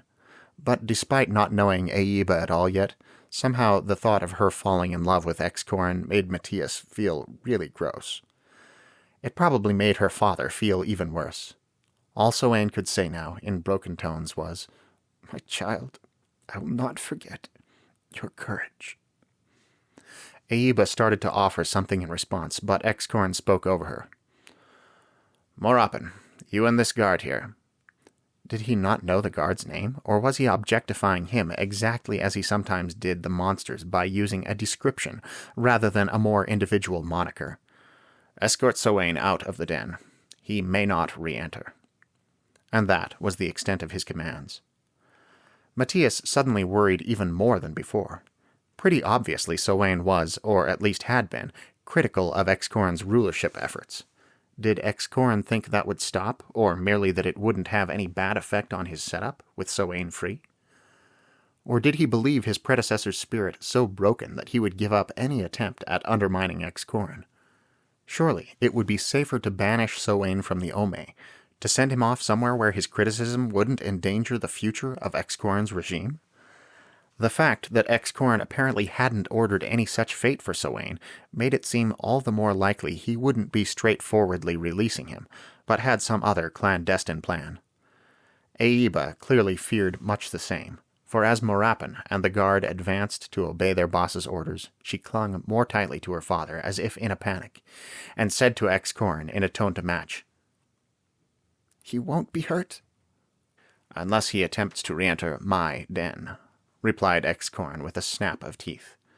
Matías thought there was a slight unnecessary emphasis on my, as if to reinforce that Excorin now more than ever led the Ome and rightfully occupied the chieftain's headquarters. But he seemed to be finished thinking about Selwyn for now, as what he said next, aimed at first Aiba and then Morapan, was, "Come back to my chamber. Meet us there when you've updated all the guards." Even more helplessly than Aiba, Matías followed as Excorin turned and left the prison room. Aiba certainly had the greater reason to be worried and unhappy, but Matías probably wondered about some of the same things she did. Would he ever see Selwyn again? Of course, he didn't know him at all, though he had been impressed at the strength of spirit the guy had been able to maintain while living as an ignorant prisoner in a pit. But surely Sylvain was a fairly important figure in the current struggle. Was he really going out to safety and relative comfort now? As for where Matías and Aiba were going, the former feared it was back to the report on what had happened here during X-Corin's absence. Back to extreme boredom. Back to a lack of any information that would mean anything to anyone besides X-Corin. And this time, with the added detraction from any potential peace of mind, of being severely worried and having a lot of agitated questions very unlikely ever to be answered.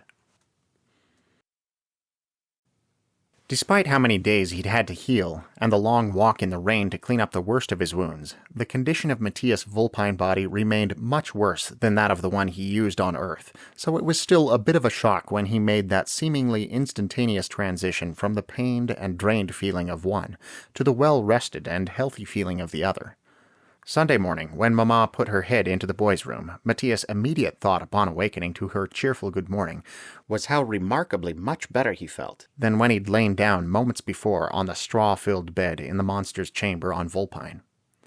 Yet another entry on the ever-growing list of problems Matías' current life arrangements were causing was that with an entire day's worth of experience between when he'd last gone to bed on Earth and waking up there the next morning, he had to give some serious thought to his Earth timeline just to recall what had happened the previous night. Was anything different about today that had been mentioned then? Had he set out clothing? Had he bathed? What was the state of his laundry? He managed to recall all of this eventually, but one of these days he really would confuse his family by hopping into the shower when he'd already done so last night. Today, as he watched Angelo dressing, a complicated process Matías had seen probably 1,000,000 times, he couldn't help thinking of Aiba and relative ages. Angelo was 11, young enough to still definitely be a kid, but just old enough to have started developing annoyingly adult attitudes in certain areas. And though Matías didn't consider his little brother quite so savvy or self-collected as the foxling girl, he believed them approximately equivalent in age. But whereas Angelo was free to select and don his church clothes with inexplicable meticulousness under his parents' roof and protection, Aiba would be entering into marriage at a pathetically young age with a calculating, unfeeling dictator. Matías found he really didn't like thinking about it, and felt disgusted as he had on Vulpine yesterday in doing so, but he couldn't stop imagining his brother forced into an arrangement such as Aiba had entered upon, having to marry, at the age of 11, some horrible jerk that didn't care about him as a person, only as a convenience, and could very easily have him killed at any time. Even imagining himself at 14 in such a situation was pretty awful. Mentally placing poor Angelo there, as his brain would do over and over again despite his best efforts, appalled him. Even if Angelo didn't get killed right away or stuffed into a prison cell somewhere, such a horrible jerk wouldn't let him live a happy or satisfying life. They wouldn't put up with Angelo's weird little organizational quirks, the way his family had learned to do. Or even if they did, they probably wouldn't let Angelo do anything he was interested in, or grow up following his own dreams instead of their orders. This proved a distraction throughout the morning, church included, easily equal to any that had come before. He still felt bad about it, especially when he didn't even like these thoughts, and he believed his parents still worried about his lack of concentration on Mass, but he didn't seem able to redirect his brain, just as he hadn't those other times. He would have preferred to do so not only because he should have been paying attention to the service, but because it would have been so much better not to have to see in his mind's eye a little brother he really did love, no matter how much irritation sometimes passed between them, forced into a dismal, dehumanizing, and life-threatening situation. As a defense mechanism, since he fell so miserably short of channeling his ideas properly, he turned the whole thing into a daydream, or a series of daydreams, wherein he rescued Angelo from the unhappy circumstances in any number of ways. It was a sort of mental defiance, a response to, "What if this horrible thing happened?" with, "Well, then I would."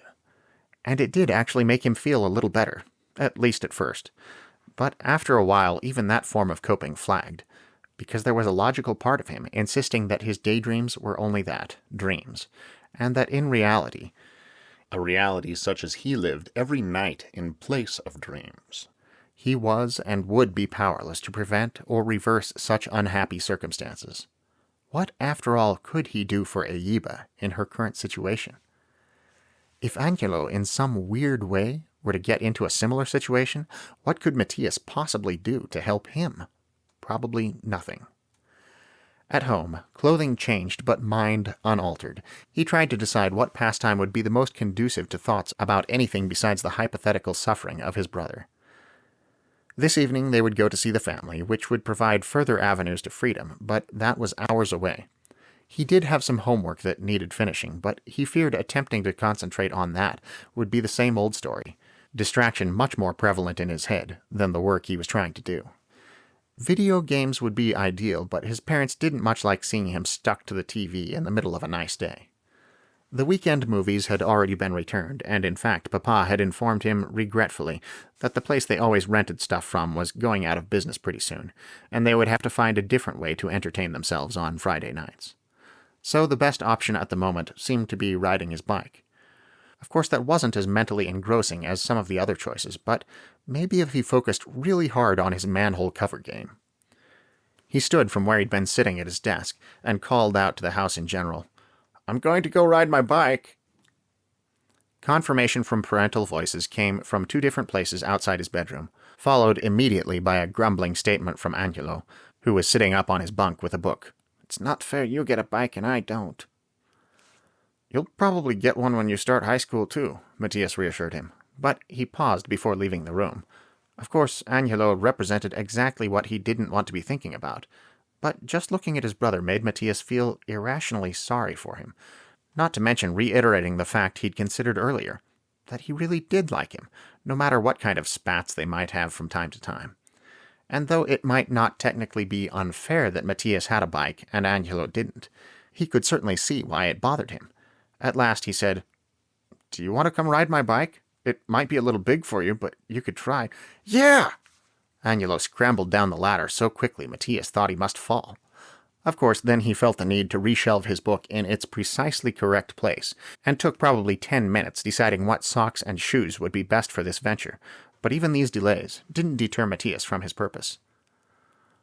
"Angelo's coming with me to ride my bike," he called as they left the house, and this time the parental acknowledgement sounded a bit surprised from both sources. Matías' bike was somewhere between kid-sized and full-sized, and as such proved, after all, almost too large for Angelo. He'd learned to ride on his friends' vehicles, which were smaller and more suited to the length of his legs, but it wasn't impossible for him to get going on this one, and the glee he displayed in so doing made Matías feel slightly better about his unpleasant daydreams. Nothing could make him feel better about the problems he would face on Vulpine when he went to bed tonight, but at least he'd increased his brother's happiness. Evidently, upon observing that Matías was mostly just standing around watching Angelo see how fast he could go back and forth past the house, Caitlin came outside after a while and crossed the street to chat. This was absolutely optimal, for it provided the real distraction the cycling hadn't turned out to. And Matías could truly think about something else for a while. He felt sincere gratitude to her for the conversation, but had no way to articulate his appreciation that didn't sound totally weird. Eventually, Angelo took a spill that was probably directly related to how he had to strain his legs for the bottom of the pedal's arc, and not being entirely used to handbrakes. As Matías helped his brother, who limped exaggeratedly, yet tried very hard not to cry, back to the house, Caitlin wheeled the bike alongside them, and, at Matías' direction, leaned it against their garage door before waving goodbye as they climbed the porch steps and she headed back home. Mama came hurrying out. Immediately they entered the house, as if she'd been alerted by a special mama sense of a child in need of her expert care. Angelo's account of falling down on his brother's bike and skinning his knee seemed lengthy and unnecessarily detailed, but Matías reflected that not only was excessive meticulousness Angelo's style, this was also reminiscent of his own desire to elaborate to anyone and everyone on his own bike accident. Of course, his bike accident had, by giving him the scar that had allowed him to be summoned to Vulpine, dealt out much more meaningful repercussions than Angelo's, but the urge to tell a dramatic story remained the same. But what if the repercussions weren't so different after all? What if Angelo's bike accident led to supernatural adventures the same as Matías had? Matías watched in even greater interest as Mama got Angelo patched up. He wouldn't need a trip to the clinic, and there didn't seem to be any interestingly shaped injury that could magically link him to someone on a distant planet. But maybe some other aspect of the event would drag him into an off-world adventure like the one Matías was having. Maybe Angelo, like Matías, would be elsewhere every night while his Earth body slept. Maybe he too would have a secret. And what then? It sure would be nice to have someone here to commiserate with about the problems Matías faced on Vulpine.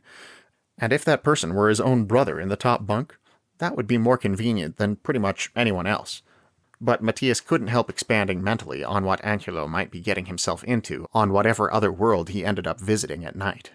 And he couldn't help, as he hadn't been able to all day, no matter how unlikely and illogical it might be, imagining Angelo dragged into a situation like Aiba's, wherein he was bound to a heartless dictator for the rest of his life.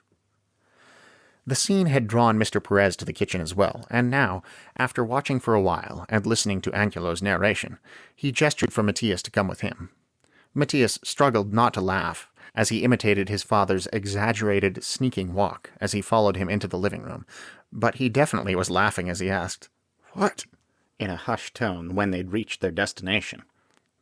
"Maybe it didn't turn out too well." Papa gestured in the direction they'd come, looking rueful. "But it was really nice of you to let Angelo ride your bike." He sounded pleased as he added, "It's good to see you being so nice to him. I know he annoys you sometimes, but you're being a good big brother." This was the mature question thing all over again, and it made Matías very uncomfortable. "I'm not being nice to him," he began, without thinking. But how could he go on to say he'd mostly allowed Angelo to use his bike because he felt really bad about something that hadn't actually happened to his brother and wasn't remotely likely to? He keeps saying it's not fair I have a bike and he doesn't, so I just thought I'd give him a turn." Papa was smiling as if Matías were being modest or something instead of refusing to take undue credit. "Well, I'm proud of you." Matías remained uncomfortable and thought it would be a good idea to change the subject. Something else preyed pretty heavily on his mind anyway, so it was easy enough. "Papa, aren't there places where people, like really young people, are forced to get married against their will?" "Yeah." Papa's reply came immediately but sounded surprised and curious. "I think that happens all over the place, even here. Why do you ask?" Matías had to stop himself and reword before he said something that would sound even weirder than the original question. "I heard about a girl who had to get married who was about the same age as Angelo." "Where?" In the Middle East somewhere, I think. It was the only thing he could come up with, and he didn't know whether or not it made sense. He didn't know whether or not it was appropriate. In any case, his father seemed to believe him. He frowned and nodded sadly. "I know it does happen." His expression changed to a sympathetic smile. "Has this been bothering you all day?" Matías nodded, unable to give any more specifics. "And you are imagining Angelo in that same situation," Papa speculated, "and felt really bad, and that's why you let him ride your bike." "Wow, I can't believe you guessed that." Matías supposed he should have expected this, but he was still surprised and impressed. Papa gave a rueful grin. "I know you too well, mijo. You've got a great imagination. It's a good thing until it starts ruining your day." Matías sighed. "There's nothing I can do about it." "Probably not directly," Papa agreed, then pondered for a moment. "But I'm sure there are organizations trying to stop those super young marriages from happening. You might feel better if you looked up one of those. You might even be able to make a donation." "Yeah, For a moment, Matías felt a surge of hope, but the contrary thought that immediately killed it had to be voiced. I don't know. It might not make me feel better because I'd still know the problem was there and I wouldn't be very much help," he grimaced. "And would it be okay to feel better when the problem was still there? I don't want to feel like I'm saying, okay, I donated. Now I don't have to think about it anymore." Especially since there was little chance he would be able to avoid thinking about it, no matter what Earth organization he donated to. Mr. Perez's somber expression did not change. But though that same mood colored his tone, he also sounded impressed as he remarked, "You're growing up so fast. It's very mature of you to think about it that way." "It's not mature." Matías hadn't meant to say this so loudly, as if he were angry. In fact, it might have been better not to say it at all, but since he had, he went on with the bitter explanation. It's just reality. It's just the way things are. I can't pretend something bad's not happening just because I did some little thing to make me feel better. Papa nodded. You're right. That is a more responsible way of looking at things. Matías noticed how he avoided using the word mature again. But you know what else you can't do? You can't worry about every bad thing that's happening in the world and let it ruin your life when it's not even happening anywhere near you. Do what you can do and move on. You're allowed to be happy, even if someone else, somewhere, isn't. And that was about as far as this could apply to the real situation rather than the hypothetical one Matías' father believed. Because in truth, it wasn't someone else somewhere in the world suffering. It was someone Matías would have to see on a regular basis but be completely unable to do anything for. Was he allowed to be happy like that? Was he able to be happy like that? Papa's expression softened. Do you think it would make you feel better to make a donation? Matías considered for a moment.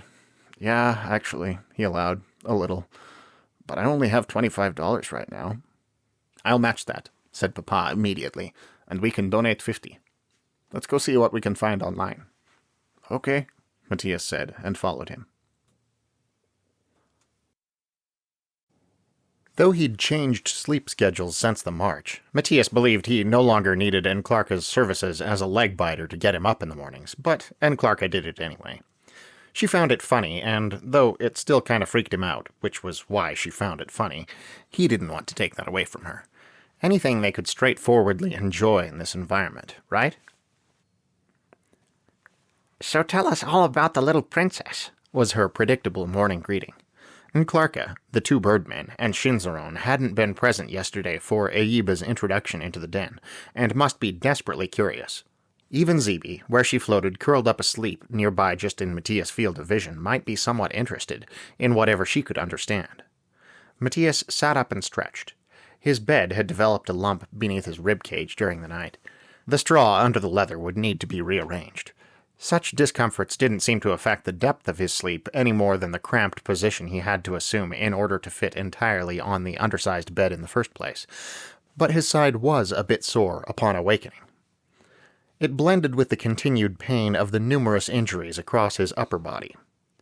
Warja and Ajikawa, roosting next to each other not far off, still slept, but Shinzaron was awake and stretching like Matías. As Matías rose, he bade them good morning and added, I haven't talked to you all that much since everything started. The rough-looking fur covering Shinzaron's body, beneath the armadillo-like plating along their back, now flattened out rearward, in a gesture Matías read as a smile. It's true we've seen very little of each other while you were the nighttime bodyguard. Do you think you'll be happy with your shift change? Matías shrugged. He'd made his way over to the table, though it stood empty, and taken a seat beside where Enclarca crouched, but he still looked at Shinzaron. It'll be more interesting, he allowed. Not like X-Corn ever did much in the night besides sleeping, and it got really boring just sitting there for hours and hours. He lowered his voice as Shinzaron, too, drew near the table. You probably heard about the one interesting thing that ever happened before we went out to that other OMA.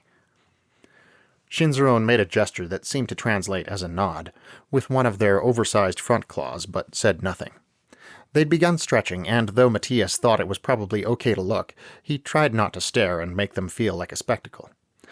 The plates along their back shifted a little with a slight creaking sound, but in general their entire spine seemed pretty straight and stiff.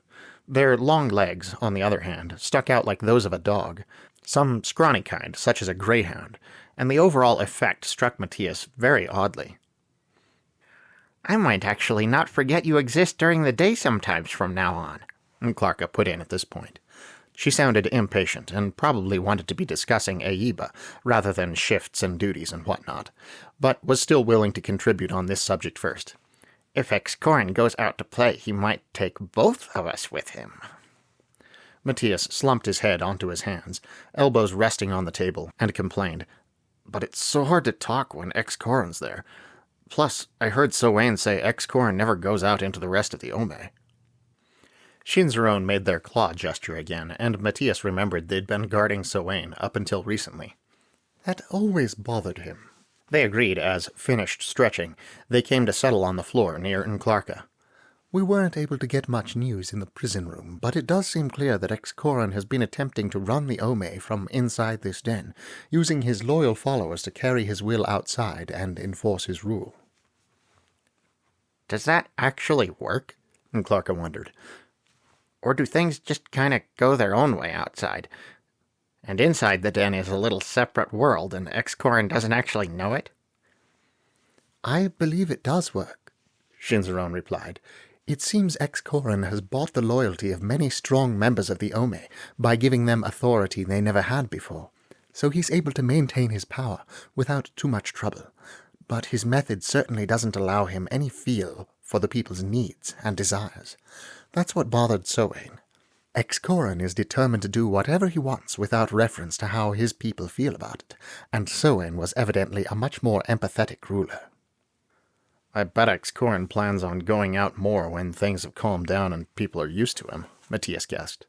Again, he lowered his voice as he added, I bet he knows there's a resistance against him, and that's why he wanted bodyguards in the first place, but as soon as his guys can figure out who the resistance is and get rid of them, Excoran will feel safer going out into the canyon without worrying about getting assassinated. You may be right, Matías. Shinzaron sounded a little frustrated. It's difficult to get any clear impression of what's going on around here in the situations we're in, but you may be right. What about Verge, though? He's been doing the daytime shift up until now. Hasn't he gotten any information about what Excoran's up to? Shinzaron made a different gesture with their claws that translated to a shake of the head, and simultaneously Clarka ran one of her foreclaws over an antennae with the same meaning. It was Shinzaron that spoke. Verge Bosselver is so distracted by something at home, I don't know what, that he doesn't seem to notice many details of what's going on around here, or even if he does, we probably wouldn't be able to get it out of him. This confirmed Matías' vague impression of the big frogman, and he nodded. Well, I'll pay as good attention as I can, he declared, and we'll see if I can get us any information now I'm the daytime guard. At that moment, they noticed Zeebe floating over to them in a bobbing movement that looked groggy somehow, her curling edges reminiscent enough of yawning that she induced a yawn in Matías as he watched. When his mouth was free, he greeted her. "Good morning, Zeebe," "Hello, friend," she said. "I forgot your name." He enlightened her. "How are you doing around here? Is it still super boring?" She sounded pouty as she came to hover right over the middle of the table in front of Matías' face. "Yes. At home I get to have fun every day, but here there's nothing to do but watch the stupid door all the time, and nobody ever comes for me to hit the drum except yesterday when somebody did come, and some other times when somebody did come. And you guys were gone for so long." "We missed Zeebe's birthday," Clarka said confidentially. "Yes, you did," Zeebe agreed, accusatory, then began to describe the festivities that had taken place at home to celebrate that event. If Matías understood her correctly, the type of treats in which her species indulged for such a celebration were colors, or special combinations of colors.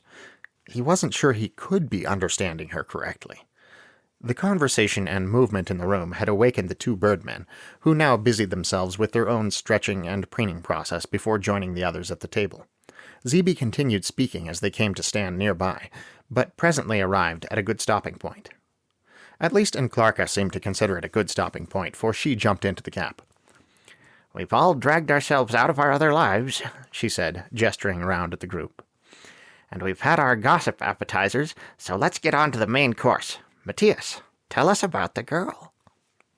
Matías swallowed, suddenly slightly nervous, as he often was when all attention in the room transferred to him. But these were more or less his friends by now, so it shouldn't be too bad to tell them all about yesterday, and at least they lacked Oba's abrasive presence. So he started to explain how Aiba had appeared and interacted with Excoran, the deal that had been made, and how everyone involved had behaved. Zeebe, it seemed, understood little of this, and quickly became bored. When Matías reached the end of the section of the story none of the rest of them had taken part in, and paused for a moment, the little floating creature bobbed toward Clarka and said, "Do you want to play a game with me?" Clarka hesitated visibly, and Matías believed he knew why. It was unfair for every single person in this room to have had their life intruded upon like this. But for a little kid that didn't even really understand, someone that should have been free to play and learn and enjoy herself, not be forced to listen, practically in a stupor to the conversations of those older than she was, and then go off to a dull duty she had no choice but to do. It was an outrage perhaps not as great as Ayiba's forced marriage to the much older dictator that had held her father prisoner, but still pretty great. It only made sense Zeeby would want to play a game right now instead of floating around, bored, but if Clarka agreed to play with her, she might miss the rest of the story. She was spared the decision by the appearance in the room's doorway of Impera, heralded by the nervous foxwoman's usual throat-clearing bark. Matías remembered seeing 2 children, one of them probably Bayin, assisting Impera in carrying trays for the initial meal they'd had here. These days, if she didn't send one of the other women in the den with the delivery, she brought the entire thing on her own. And Matías wondered whether the children accompanied her less frequently because she worried about their safety. He hoped not. He was sure all the monsters would be inclined toward the children's good, or, at worst, innocuously indifferent. But Impera must be even more paranoid now than before, after Bayin's disappearing act. Anyway, here was breakfast. And it really was breakfast this time, now Matías had a new schedule. The monsters received the tray gratefully onto the table in the midst of them, and set to. And at first, though they undoubtedly would have liked to continue their conversation, they ate in silence, due to the shaky, hovering presence of Impera. The food here never changed. Every meal included the same meat, the same bread, the same vegetables as the first day and every day since they'd appeared in this place. Matías supposed that, in a society like this, recipes had yet to be invented, and the luxury of variation was unheard of. He didn't like it much, and sometimes even found it difficult to force himself to eat it all. It probably would have been downright impossible if he hadn't had his mother's cooking and school lunches to break up the monotony, but at least there was no shortage of food. He didn't know how his many wounds, which hadn't ceased to be extremely bothersome, even here at the home den, would have been able to heal if he'd been forced to starve. Today the difficulty dining was even greater than usual, not due to any quality of the food itself, but because this was the first time he'd ever seen Zeeby eat. Thinking back, he couldn't recall exactly what she'd been up to when their food had arrived that first day, but obviously she hadn't partaken of it while he'd watched, because there was no way he could have failed to note the remarkable manner in which she did it. It seemed he hadn't misunderstood her at all a few minutes before when she'd chattered about her birthday party. She truly did eat color. How this worked he hadn't the faintest idea, but it engrossed and distracted him. He could barely remove his eyes from the process of hues flowing up to Zeeby in a sloppy stream, leaving the food beneath her grayer and even less appetizing in their wake. Hovering around her for a moment in a messy cloud before apparently being absorbed into her body somehow, it so fascinated him that his own progress of nourishment had never seemed so dull and uninteresting. The others, who'd presumably all seen this many times, and had a chance to get used to it, watched in amusement as Matías stared, and the entire meal took significantly longer than it probably did on most mornings. Eventually, Impera left, and the fact that she'd stuck around for so long in the first place, whether to observe Matías apparently very entertaining gawping at Zeeby, or for some other reason, indicated how much more comfortable she was with the monsters by now, and Clarka, clearly the most impatient of all of them, returned immediately to the previous topic. So that poor kid Ayiba is a prisoner now, just the same as we are. I fear things will be much worse for her, Ashikawa said grimly, than for us. None of us have been forced into marriage. Your compassion is creditable, Ashikawa, but our situation is still remarkably bad, Shinzaron pointed out. It may not be marriage, which I'll grant may be worse, especially for a child, but we are still slaves. We can't disobey direct orders from Excoran, and we have no idea how to get ourselves out of the situation. Ashikawa said, That isn't likely to make Ayiba feel any better. And Shinzaron replied, But it could potentially make her an ally. Yeah, Matías put in glumly. I'm sure that's why Excoran said she's not allowed to talk to us. Did he? Shinzaron wondered. That's unfortunate. Matías squirmed a little. That's kinda probably my fault. I was really upset by the idea of her having to marry ex-Corin, and I kinda spoke up without meaning to, and it may have made ex-Corin suspicious. Ashikawa gave him a serious look. You have a kind heart, Matías. You shouldn't regret that. A kind heart combined with a loose tongue might actually be something to regret, Warja muttered. Whether or not Matías is too nice for his own good, And Clarka looked at him with what he interpreted as a grin. and I think we all know the answer to that question. The real question is whether or not Aiba can help us at all. That's... In embarrassment, once he'd managed to shut his mouth, Matías reflected that nice or kind wasn't an accurate description. The truth was that painful experience had taught him how much the things he said or did without thinking could hurt others, so he tried to be aware of the effects his behavior might have. Of course, that only made him more awkward, since it had ushered him into a stage where he often had this awareness, but hadn't yet developed the skill of curbing his impetuosity. Shinzaron, as people often did around Matías, waited a moment to see if he planned on offering a complete idea, then pressed on with one of their own. If he's already suspicious of her, and has forbidden her from speaking to any of us. That must mean he thinks there's some way she could work together with us against him. And Clarka interrupted eagerly. Or else he wouldn't have bothered giving that order. He wouldn't mind her talking to us if he wasn't nervous about her. And us. Making ex-Corin nervous is not our goal. Warja often sounded so harsh, and Matías didn't think it was just because he'd recently said something perhaps a little insulting to the human. And therein lies our problem, Shinzaron said. We don't have a goal. I know, and Clarka complained, and she made reference to some domesticated animal that was housed in a loop-shaped cage at home because it thought it was reaching new territory if it explored the circle without ceasing. But maybe if we had more information about ex-Corin, we could decide on one, and Aiba seems like the perfect secret agent to find out that information. Warja said, I frankly would like this to stop. It's exhausting and inconvenient. Matías definitely agreed. He thought he saw Ashikawa throw his fellow birdman a disapproving look, however, before Warja finished his thought. But it wouldn't be right for us to work exclusively toward our own benefit in a situation like this. We can see the evil, for lack of a better term, being perpetuated here, and we have a responsibility to do what we can against it. And at these words, Ashikawa appeared to relax. Shinzaron's fur bristled pensively. I don't know that I would describe it as a responsibility. We didn't come here by choice, and remain here under duress. We're under no obligation to help these people in any way. Only the obligation some of us feel not to ignore wrongs we are capable of righting. Warja's tone was inflexible.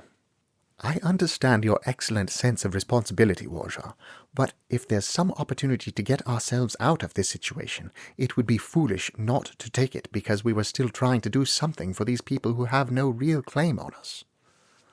The birdmen's faces weren't malleable the way that of someone built like Matías was, but through some minute clue of body language, Matías wasn't even sure he recognized. He thought Warja frowned, but said nothing. And now Matías had a thought. I bet getting us out of this place, so we're not summoned anymore, would be helping these people.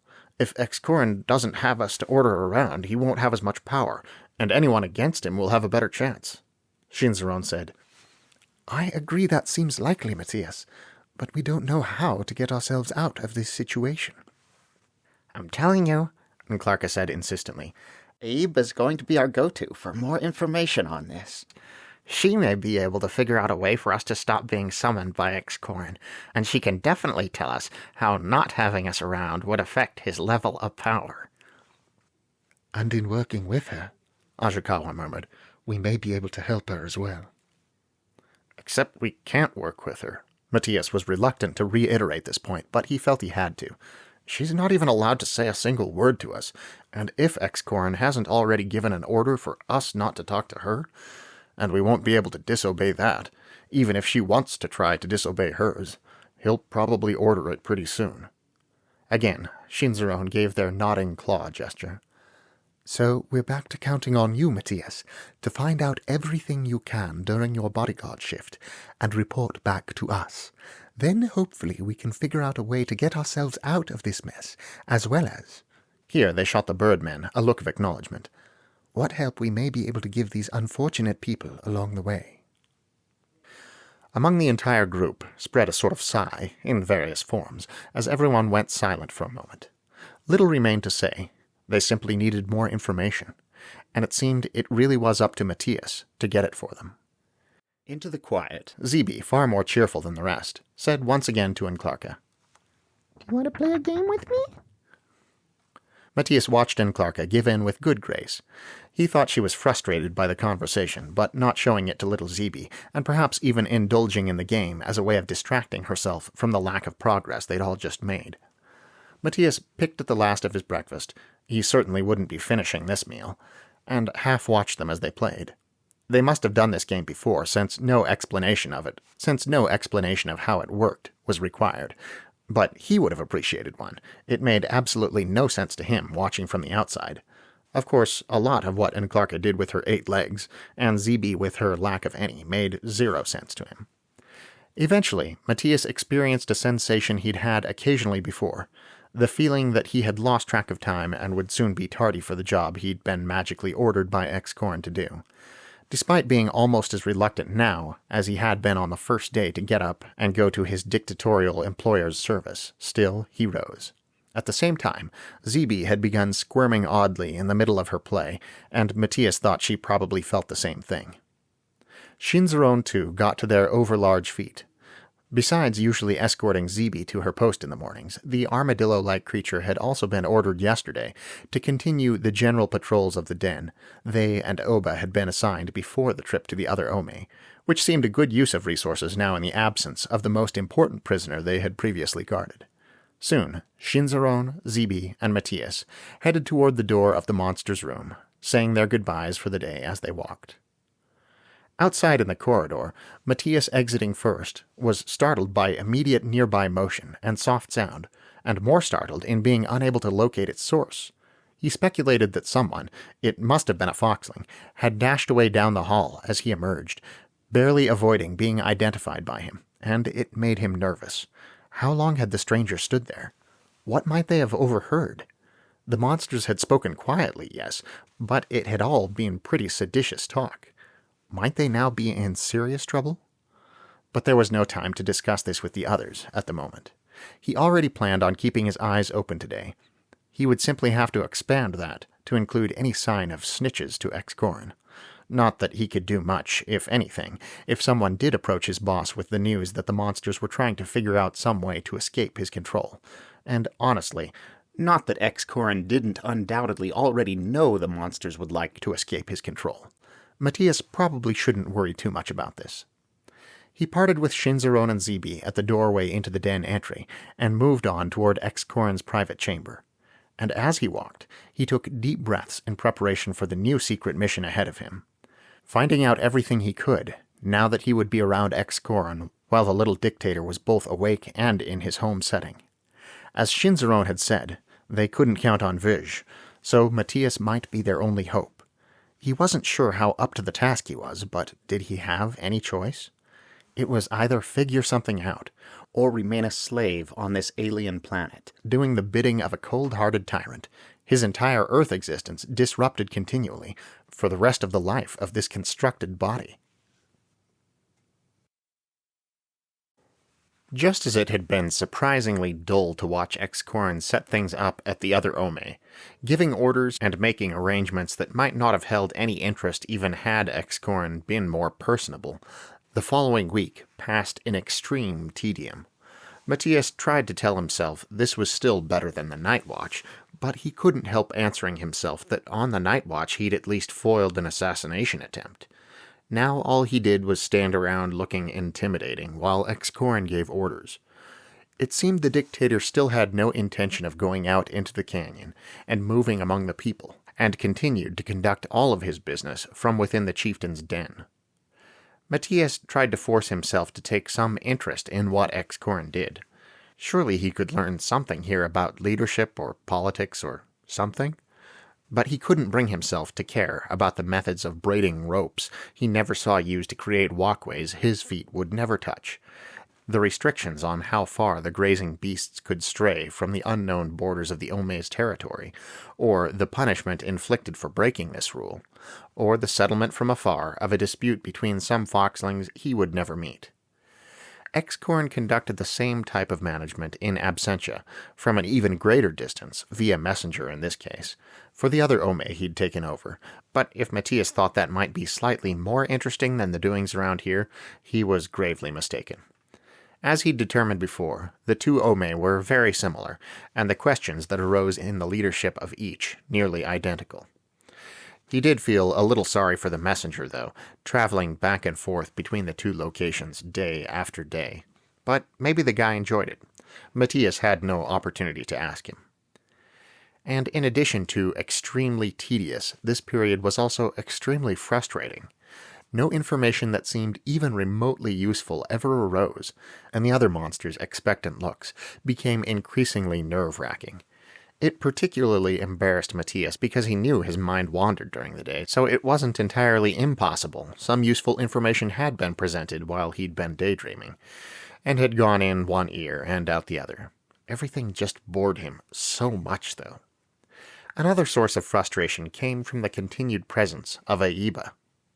Though Excorn had eventually given a magical order for Matías not to speak to her, the human had no such injunction against watching her and feeling ongoing pity and dismay in regard to her situation.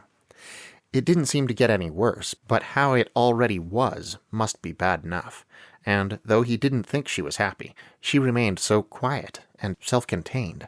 Remarkably so, he thought, for such a young person. He couldn't even begin to guess at her thoughts about her situation, and about Excorn. Okay, well, he could begin to guess, and did with great regularity, but that was all it could be, guessing. He could never really know, especially without ever having a conversation with her. And if there was nothing he could do to help himself and the other monsters, there was certainly nothing he could do to help Aiba. So mostly he, just as she did, suffered in silence. Yet again, or perhaps still, the tedium of his circumstances on Volpine had the dubious benefit of allowing him to concentrate slightly better on what happened back on Earth. Oh, he was still distracted, and his brain, constantly forced to switch back and forth between two very different sets of problems and reflections, began to feel more than a little ragged. But the mere fact that he had two lives wasn't as difficult to deal with as it had been originally. Homework and studying, especially the loathsome algebra, still gave him difficulties, because sometimes even the mind-numbing following Excorn around while he dealt with the incredibly mundane routine intruded into his thoughts when he was supposed to be working out math problems or memorizing properties. This troubled him particularly when it came time for the next algebra test, which he failed as he had the previous. He did slightly better on it than before, though, and his lesser assignments were gradually improving as well. Was he slowly getting a grip? He couldn't be sure. This adventure had completely destroyed his Earth social life as well. When you meet with friends every night on a foreign planet, and when much of your thought process on a regular basis bent toward how you could help those friends out of a predicament you shared with them, you had little impulse to seek out other friends for more casual interactions in your other home. Matías continued to hang out with nobody at school, and only his family afterward. He might have reinstated his friendship with Caitlin and Kelly across the street, as at least the sisters seemed interested in.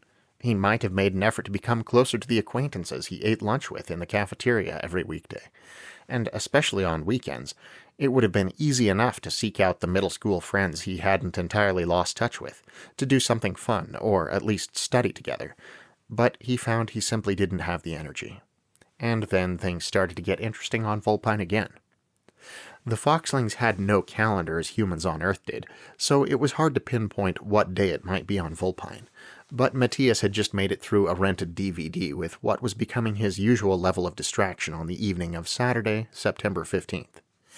He'd barely had the presence of mind to try to predict the ending, and he knew Angelo had noticed, but what could he do? In any case, things changed once he went to bed. Breakfast with the other monsters was the usual affair, Clarka making jokes, the two birdmen and Shinzaron futilely debating their position here. Zeeby soaking up color from the subsequently gray and kinda gross-looking food on the tray, and Matías trying not to feel he'd let them all down yet again by failing to uncover any facts about Excorin and his magic. But while they were all still busy eating, assuming what Zeeby did could be called eating, a foxling came into the room.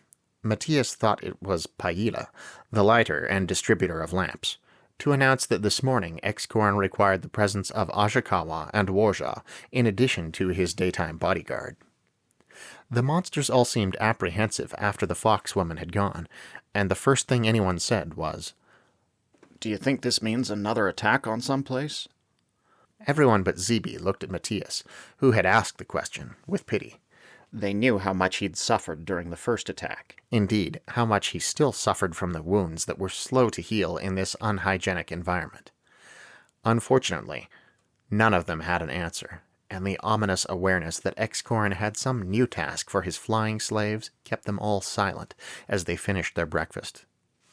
Doublebutt probably doesn't need me, Clarka said as everyone else rose. but I'll come along for moral support.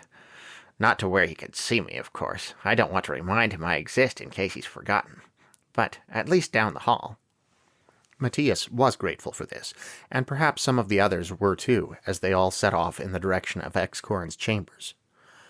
When Zeeby and Shinzaron broke away to head for the entrance and Zeeby's post, the levitating child was talking again about her birthday in great excitement, and Shinzaron answered intermittently. When the remaining four neared their destination, Clarka stopped. I guess I'll flitter away and consider the beauties around me, she said. The interior of this den is so picturesque. Good luck to you all. And the sound of her many claws tapped back down the corridor in the direction they'd come. Past the entry curtain, Inside the outer half of Excorin's quarters, they found Verge appearing distant and bored while Excorin and Ayiba ate a silent breakfast at the table in the center of the room. Matías fleetingly recalled his speculation that Verge was the president of his nation back home, and far more concerned with its doings than the goings-on here, but didn't really have time or energy to dwell on that right now. And Verge only gave them a nod of acknowledgement and silently left the room. Ayiba glanced up at them, her gaze as distant and assessing as it typically was, then back to her food. Excorin didn't look at them at all, only ordered the two birdmen to come stand beside the table. Matías, sighing silently, took his usual place against the wall. He was anxious to find out what Excorin wanted Ashikawa and Warja for today, but even with that anxiety, the boredom was already setting in.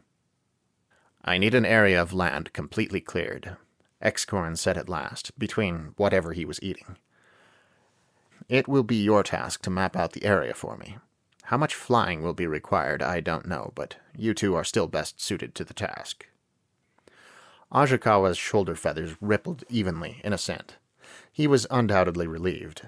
The two birdmen were probably the best suited of all the monsters for mapping anything, and the clearance of land certainly made for a more desirable project than tactical charting for invasion purposes. But though he too might be relieved they weren't being asked once again to spy out the homes of others in order to determine how best to approach them with conquest in mind, Warja obviously still had his suspicions. "What is this land to be used for?" "That is not your concern." Excorin didn't even seem annoyed that Warja had asked, only dismissed the question indifferently, and continued his breakfast. Eventually, after swallowing another bite, he added, "You will be provided with materials for the map as soon as Morapan has gathered them." And that seemed to be the end of his orders for now. Matías was surprised. Usually Excorin's day didn't start until after breakfast. Usually Matías saw every moment of it, but this morning he'd evidently given orders both to Morapan and Paila before his daytime bodyguard had even left the monster's chamber, which seemed to indicate a certain level of unprecedented importance to this land clearance project. His unwillingness to tell Warja what the aim of the project was only made Matías more curious. Eventually, the dictator and his bride finished eating, but not until after Morapan had arrived with what looked like a rolled piece of leather tucked under his armpit and something else held in that somewhat clumsy way the foxlings had with their paws, where Matías couldn't make out exactly what it was. "Clear this off the table," Excorin gestured to their breakfast tray and the rude dishes thereupon, and addressed this command to both Eiba and Marapin. The latter looked distinctly annoyed at having to carry out a task he seemed to consider women's work. At least, Matías had only ever seen female or child foxlings doing that kind of thing around here, but he did as he was told.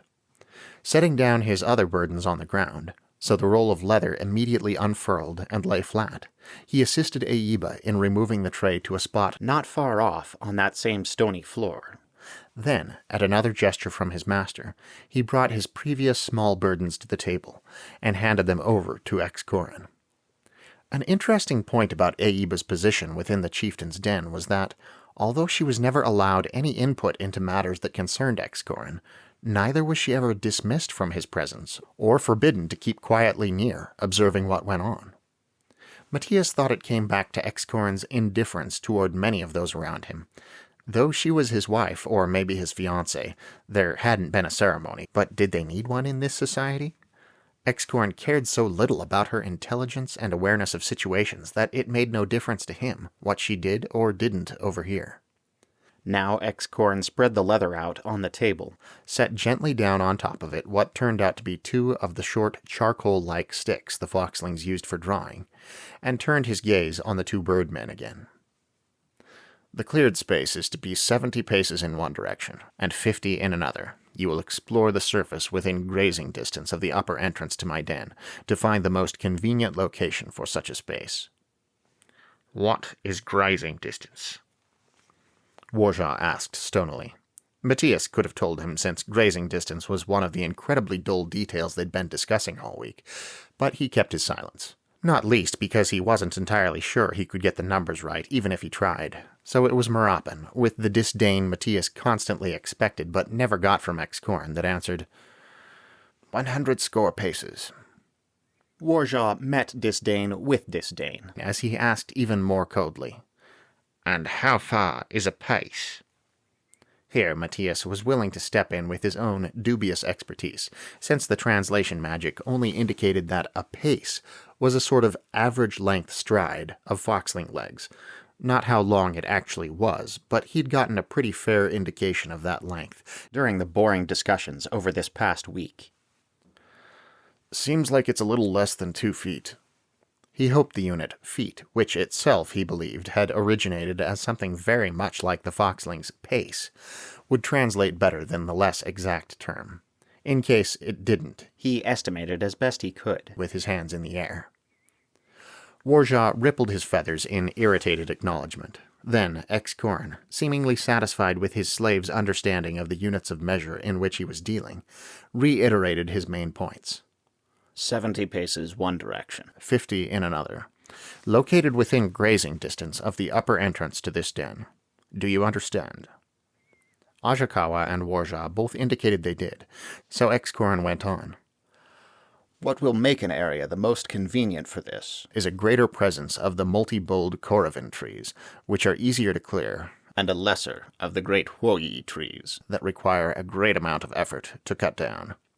You will find the best space, and you will create a map of the trees that require felling, as well as any large boulders or dense undergrowth within that space. Again, Ajakawa and Warjaw gestured their understanding, but oddly enough, Marapin and possibly even Eiba seemed the ones a little confused.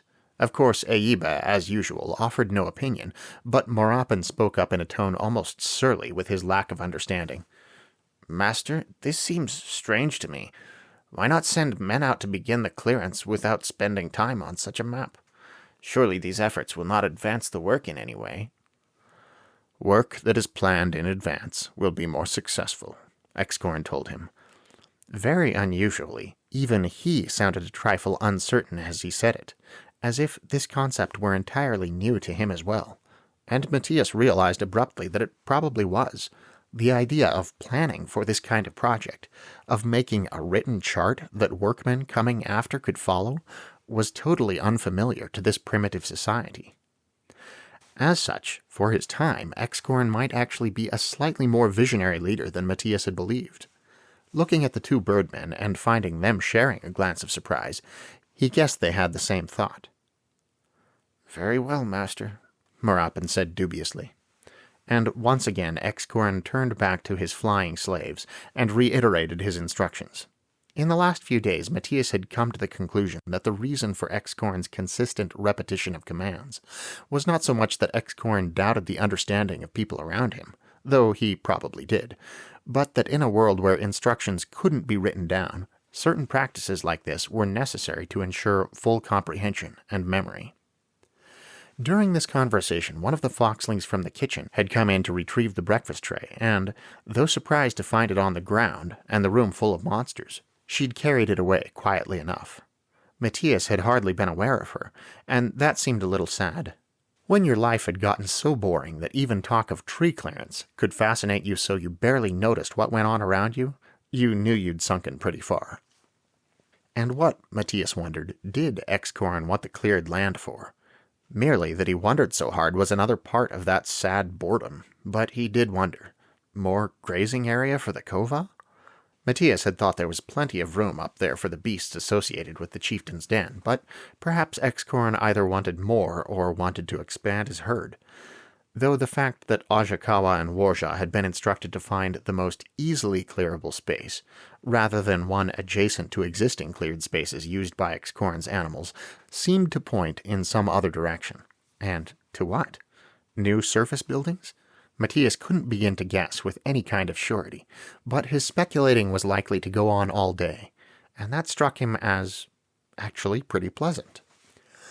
Once Ajakawa and Warja, carrying their mapping materials in their three-fingered claw-like hands, had been dismissed to get started, Excorin disappeared for a moment back into the inner half of his chamber to retrieve that stupid leather sling he always wore during the day, with whatever heavy object lay inside it. Some symbol of leadership, perhaps? And returned to sit at the table again, alongside Marapan and Aiba. This time, though, as he got started with the business of the day as usual, he commanded less of the human's full attention than usual. Matías probably should have been paying better attention, in light of this new undertaking, but he was busy much of the time, and quite happily so, speculating on what Excorin wanted the cleared land for. He certainly hadn't come up with any reasonable-seeming ideas by the time his shift ended, but still the day had been much less tedious than most. Naturally, by evening, the other monsters were far more curious than Matías could possibly be, since they didn't even know what Excorin had wanted Ajakawa and Warja for. Even Oba, who had less to do with the rest of them now Matías no longer shared a wake-up time with her, made a point of sitting with them at dinner so as to hear the news. "It isn't a difficult assignment," the newly returned Ajakawa was saying, "but it may take us a day or two longer. We need to assess various possible sites around the entrance, then compare them to determine which will work best for whatever it is Excorin's planning." "If only we knew what he's planning." Warja, like Ajakawa, seemed a little tired after the day's efforts, but other than that, none the worse for wear. Exactly. What does he want the land for? Matías, on the other hand, was precisely as tired as he usually wasn't after a day of standing around doing nothing, and had just dribbled meat juice down his bare chest, as he often did when eating distracted, and was attempting to clean it up with his palms as he spoke. "A puppet show theater?" Clarka postulated. "Something pretty unique, anyway." "A combat arena," Oba said, her suggestion far more dark and sarcastic than in Clarka's facetiousness. "He's going to get some entertainment out of us." Remembering the battle with the foxlings at the other Ome, Matías felt sick at the suggestion. The worst part was that he could easily imagine it being correct. If he were ordered to fight one of his friends to the death, of course he wouldn't be able to disobey, and he couldn't decide whether the thought of winning or losing was more ghastly. "You'd like that, wouldn't you?" Clarka muttered. Oba ignored the remark. Getting the discussion back on track, Shinzaron said, "It seems unlikely we'll find out for sure what Excorin needs the land for until he actually has it cleared. Matías, you said Excorin didn't make any more arrangements having to do with this project today, correct?"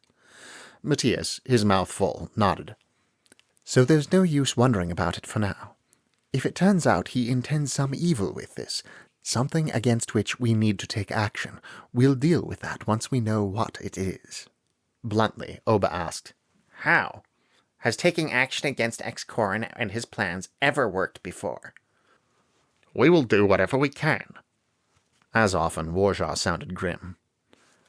And for now, Ashikawa said, as Shinzaron says, there's no use in wondering. Don't assume this is something terrible. That will only make you unhappy. He looked around at each of them, silently urging optimism. Oba gave that head-twisting gesture that was her equivalent of a roll of eyes, but made no further sarcastic remarks for the moment. She was probably technically overdue for the beginning of her patrol, but somehow she always got away with being lazy about it, heading out to walk the den well after Shinzaron had returned from their instance of the same. Matías wondered how she didn't feel that awful compelling agitation when she set out so late like this. In any case, everyone was used to her attitudes and behaviors by now, and mostly ignored her as she slowly finished up her meal and eventually left them without a goodbye. Matías did feel more comfortable in Oba's absence, making one last query about the mysterious project. You guys think he might want the land for something awful? I can't think what, but... The image of arena combat still haunted him. Ashikawa sidled up to Matías on his strong lower talons and touched the human's arm with the back of one claw in a gesture that, though somewhat stiff, clearly intended comfort.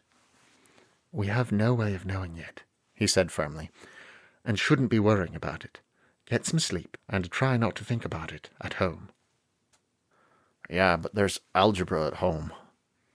Whether or not the glum algebra was translated properly, or even a concept they were familiar with, Ashikawa, Shinzaron, and Nklarka all gave a somewhat bitter laugh, demonstrating that the purport of this statement had gotten across with no problem. Then, probably with varying degrees of the optimism adjured by the more hopeful of the two birdmen, they made their way to their various sleeping positions and their various original lives. Sometimes even the mind-numbing...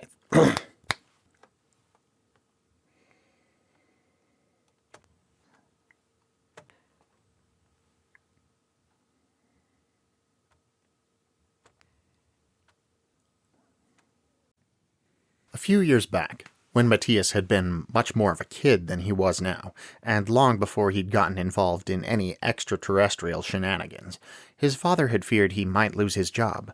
Mrs. Perez had carefully explained to the then 10-year-old Matías and even younger Angelo what laid off meant, that her own salary was not enough to support the four of them in the long term, and the difficulties they might face if the small plumbing company did indeed have to cut back, and Mr. Perez couldn't immediately find different work.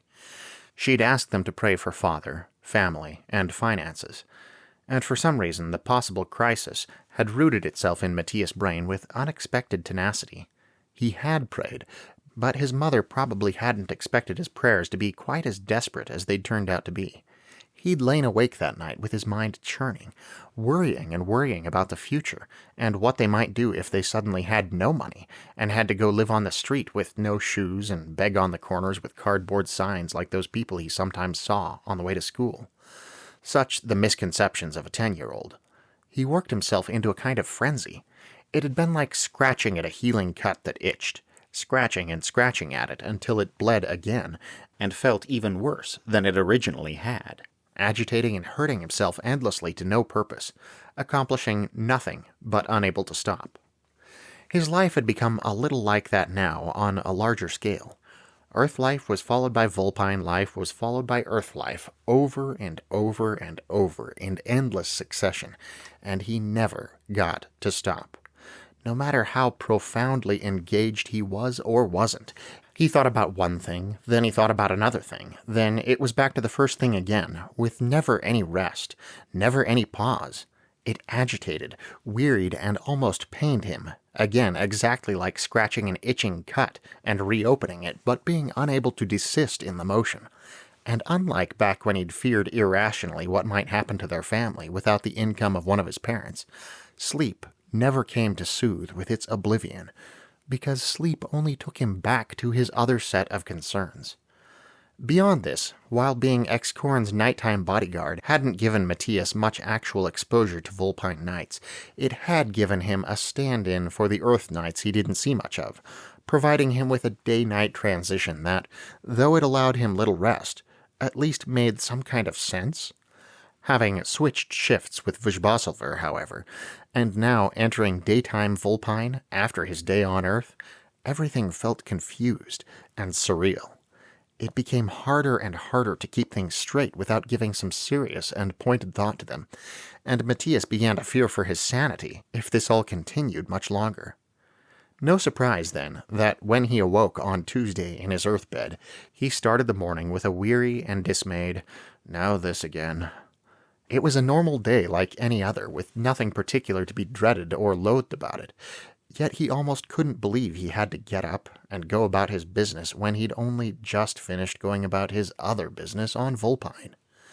Of course, nothing interesting had happened on Vulpine either, besides Zeeby claiming to have had another birthday and telling everyone all over again about the celebratory colors she'd eaten. The poor thing must be deeply bored, but Matías honestly couldn't feel much sorrier for her than he did for himself. Ajakawa and Warja had nothing to say about their surveying work, other than that it was finished, that they'd now mapped out what they believed to be the most convenient spot for Excorn's stupid project. The human got the feeling the Birdmen, not having been given a deadline by which to complete this task, had taken their time and enjoyed a leisurely walk and fly in the immediate environs of the den's upper entrance. Matías, whose last 2 days had been full of the same monotony of hermetic bureaucracy and feeling sorry for Eiba as the previous week, desperately wished he could have done the same. It certainly didn't help his state of mind that today started with Study Enhancement Lab. Trying to force himself to actually study, since for once that period remained free for this purpose, was as difficult as usual. He still wondered what Excorn wanted the cleared land for. He still wondered whether they could or should do something to stop being summoned every night. But he also had an unfinished earth science assignment due in 3 periods, and yet another algebra test later this week, and a present teacher to appease with proper work rather than daydreaming. And he was so tired. Not physically tired. His body seemed to be getting all the sleep it needed, but he was on the brink of mental exhaustion. His intro to art class, second in the day, helped a little, because he enjoyed and was somewhat engrossed by the process of making a mask out of plaster-soaked gauze strips and painting it afterward. Of course, he'd done his best to give his mask pedipalps and mandibles such as Clarka had, so he thought about her a lot of the time while working on it. Really, he never got to stop thinking. But at least the process represented some relaxation and fun. Then his American literature class provided limited sources of interest, a couple of periods later, in the form of what seemed to Matías the very twisted ideas of John Steinbeck. But it wasn't merely distraction he sought. Vulpine was very distracting. That had been specifically the first issue he'd had to deal with. And he never had any problem whatsoever thinking about something other than what he was supposed to be at any given moment. It was not thinking at all that he would prefer, even for a short while. The only class that allowed him to come anywhere close was PE, and he didn't have that one today. Algebra sucked, as always, but at least he didn't have to end with it. That honor went to U.S. history, another class he didn't mind so much, and he could say he'd survived another school day. Then the bus ride home was tedious, and he returned to another afternoon and evening, trying to force himself to do homework he had a hard time concentrating on, and to fool his family into thinking he wasn't nearly as distracted and distressed as he was. He supposed he could get used to this daily grind eventually, but not if this lack of mental rest did end up driving him crazy. He really liked his family. Mama was super smart, Papa funny and interesting, and Angelo weird, but in a good way. They probably deserved better than his thinking of them as a daily grind. But the thought that they did simply entered into the endless stream of thoughts he had to put up with in this never-ending cavalcade of wakefulness, and did him, and them, no good in the long run.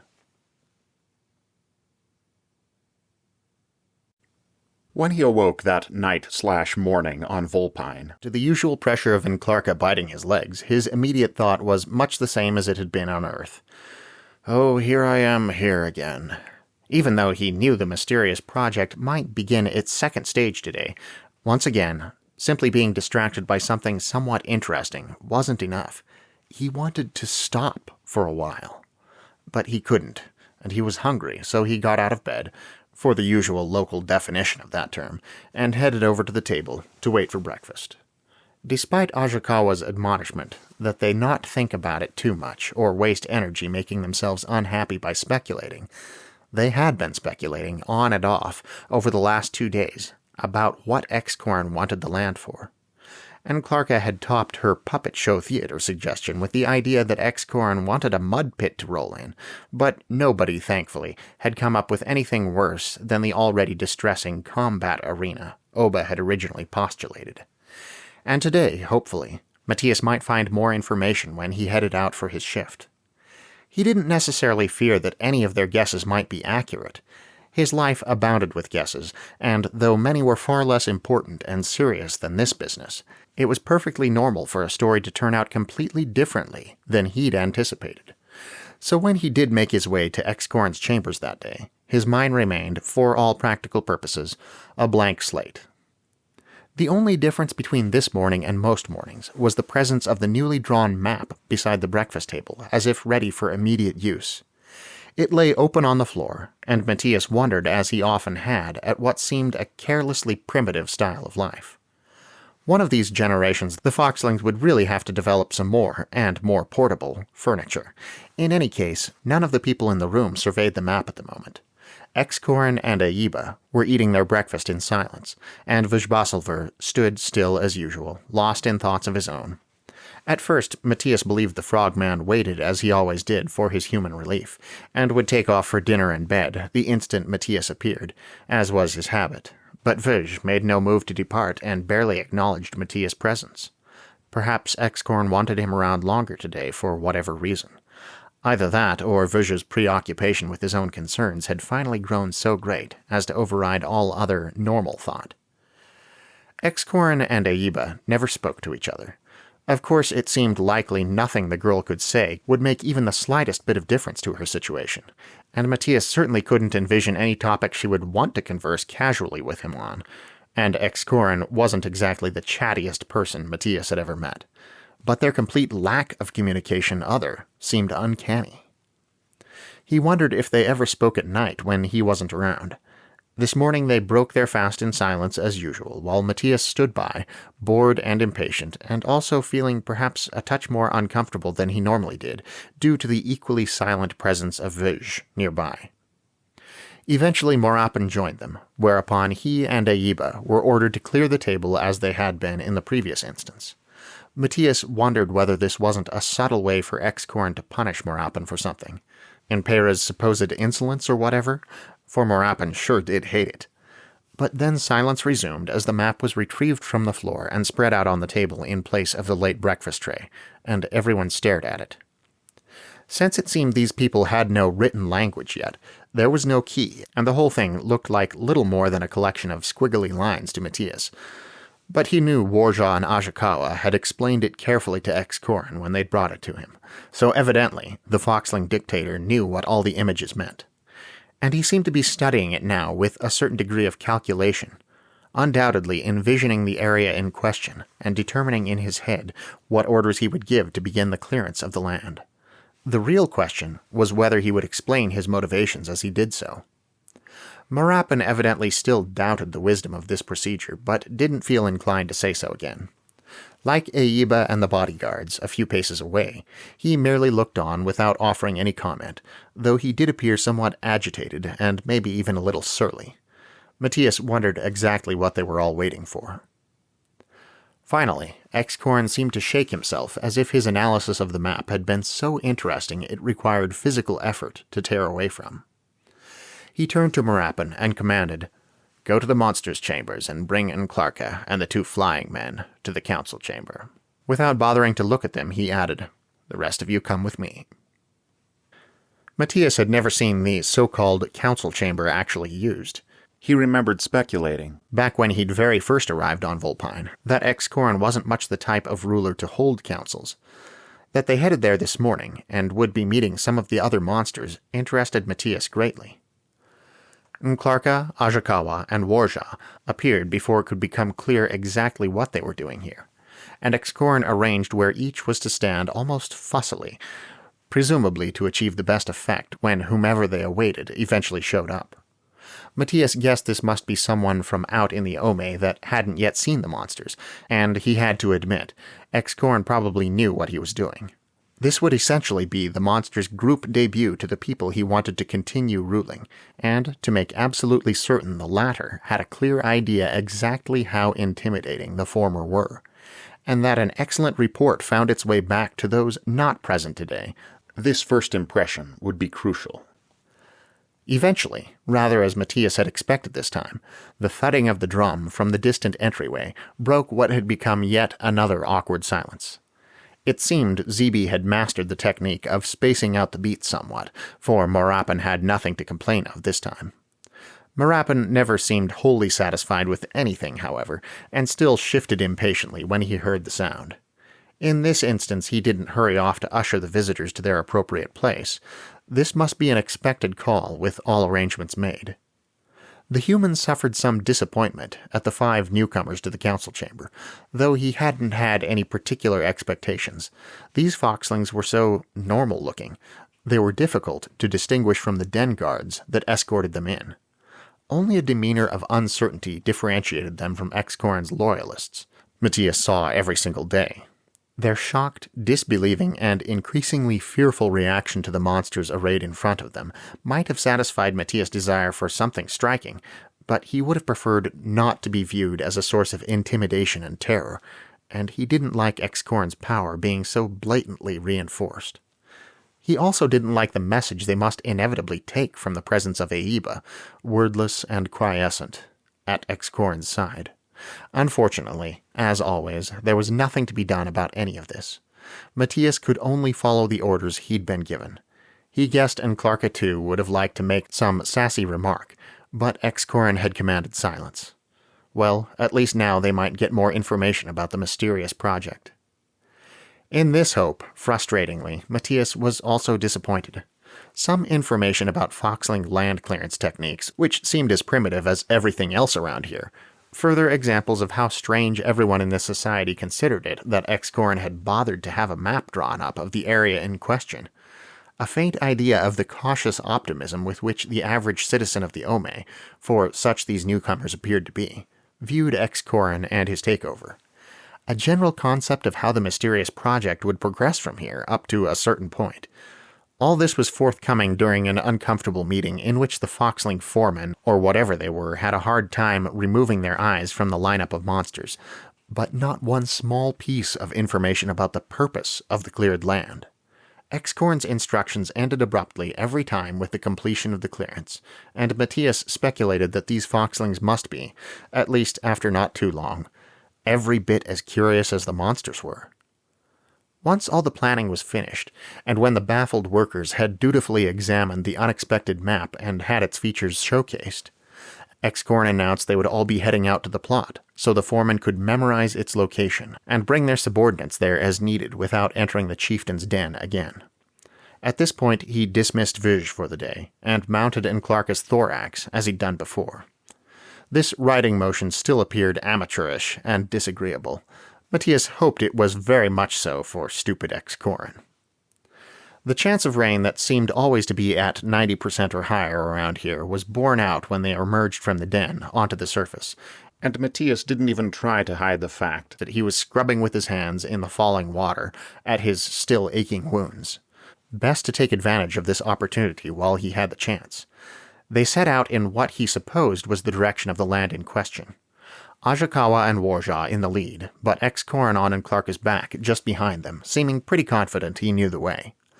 Either the birdman's description of the place had been specific enough to render him already familiar with its location, or he'd gone out to examine it when Matías hadn't been with him. Aiba walked behind Excorn beside Matías, and he wondered what she thought of all this.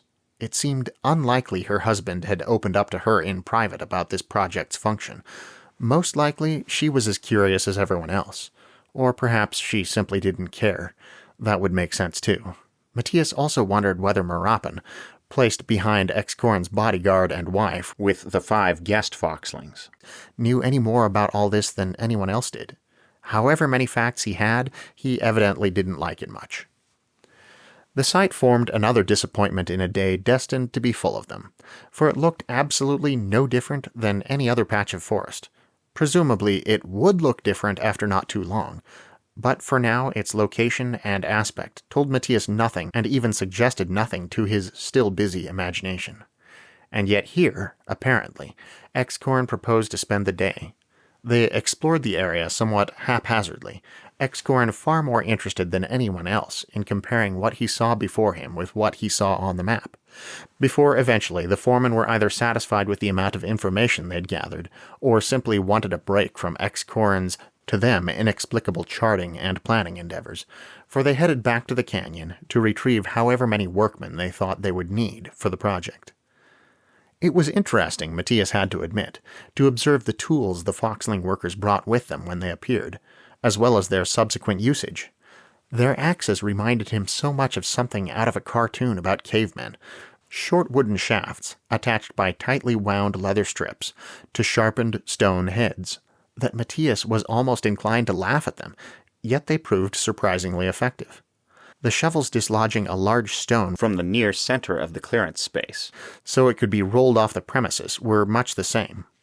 The metal that probably would have made this work somewhat faster was in very short supply, its only instances unformed chunks that had perhaps been beaten into a slightly more convenient shape with rocks, but that clearly the Foxlings didn't know yet how to smelt or direct to their will. Excorn had dismissed Ajakawa and Warja when the work got started, so the supervisory group was now limited to himself, Clarka's back, the alternately bored and only vaguely invested Matías, and the silent Aiba and Marapan. The workers, superior and inferior alike, could barely get their tasks done in the presence of the terrifying ant monster, and presumably equally frightening giant bald Matías. So Excorn, instead of standing still and watching as he'd apparently originally intended, moved slowly around the perimeter of the area where the men were working today, and merely discomforted them in batches. How long the thing would take, Matías had not the remotest idea. It was a big area with a lot of trees, and though the Foxlings at work already made pretty decent time chopping down some of them, that was the energy of a project's beginning and couldn't last. Eventually they must settle into the pattern they would follow for the next however many days, and only then could Matías hope to even begin getting a sense of how long this would stretch. Plus, Excorn wanted stumps and roots dug up. He really did seem to want to get at the soil underneath everything, and there remained boulders and bushes to take into account. Matías reflected with some dismay that, where he'd been expecting some answers from this day, and the beginning of the next stage of the mysterious project, all he'd gotten was a new source of boredom. Because even if Excorn spent only a fraction of his time out here supervising, Matías didn't think it could get much more interesting than it was now. And already it numbed his brain.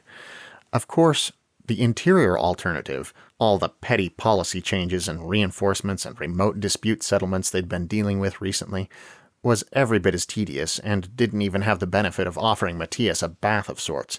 So it wasn't as if he especially wanted to get back to that. But business inside the den also didn't make Clarka quite so miserable, and in that way was preferable to being out here.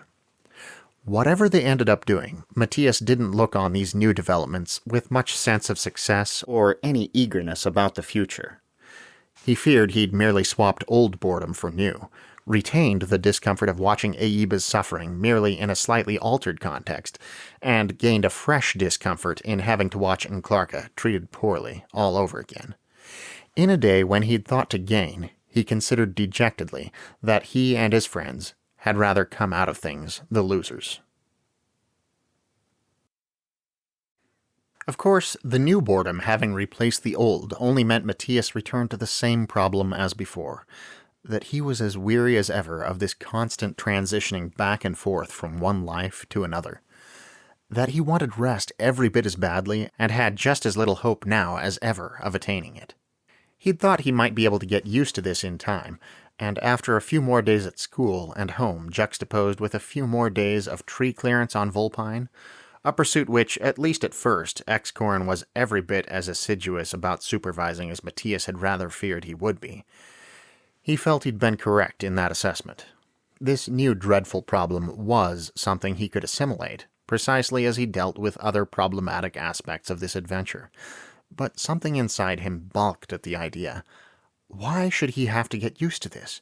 Why should he be forced to accept this change in his life, to work it into the way he dealt with things when he hadn't asked for any of this, and remained a prisoner and a slave? And on the other hand, what choice did he have? Time continued to pass, trees continued to fall, and the monsters still had no idea how or even if they had a chance at halting the summoning process. Matías had been the one essentially assigned to search for information on that subject, and in that endeavor had so far failed spectacularly. Not that he could fully blame himself. He truly believed there had been no interesting information presented since that discussion with Shinzaron and the rest. But he also knew he hadn't been paying as close attention as he probably should have. The difficulty increased with X-Corn spending approximately half of his daytime hours at the site supervising the workers. There seemed an even smaller chance under these circumstances of anything useful coming to light. So Matías' focus strayed all the more.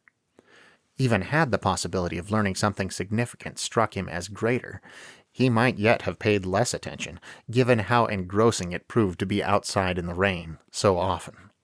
His body always felt significantly better after a good wash. At home, where he had ample opportunity to keep clean and far less distraction based on his physical state, he struggled just as much to pay attention where he knew he should. The next week started out as badly as he could imagine. That is to say, with algebra as his first class of Monday morning, and another conversation with Mrs. Byers as his first sticky moment of the school week. "Your test scores are improving," she told him, "but I'm afraid they're not improving quickly enough for you to scrape a decent grade out of this semester." She wasn't as personable as she had been the last time she'd talked to him. It seemed he had alienated her then. "Your homework assignments might be enough to carry your grade, but only if they start improving more quickly than your tests are. I really think you should think about some tutoring."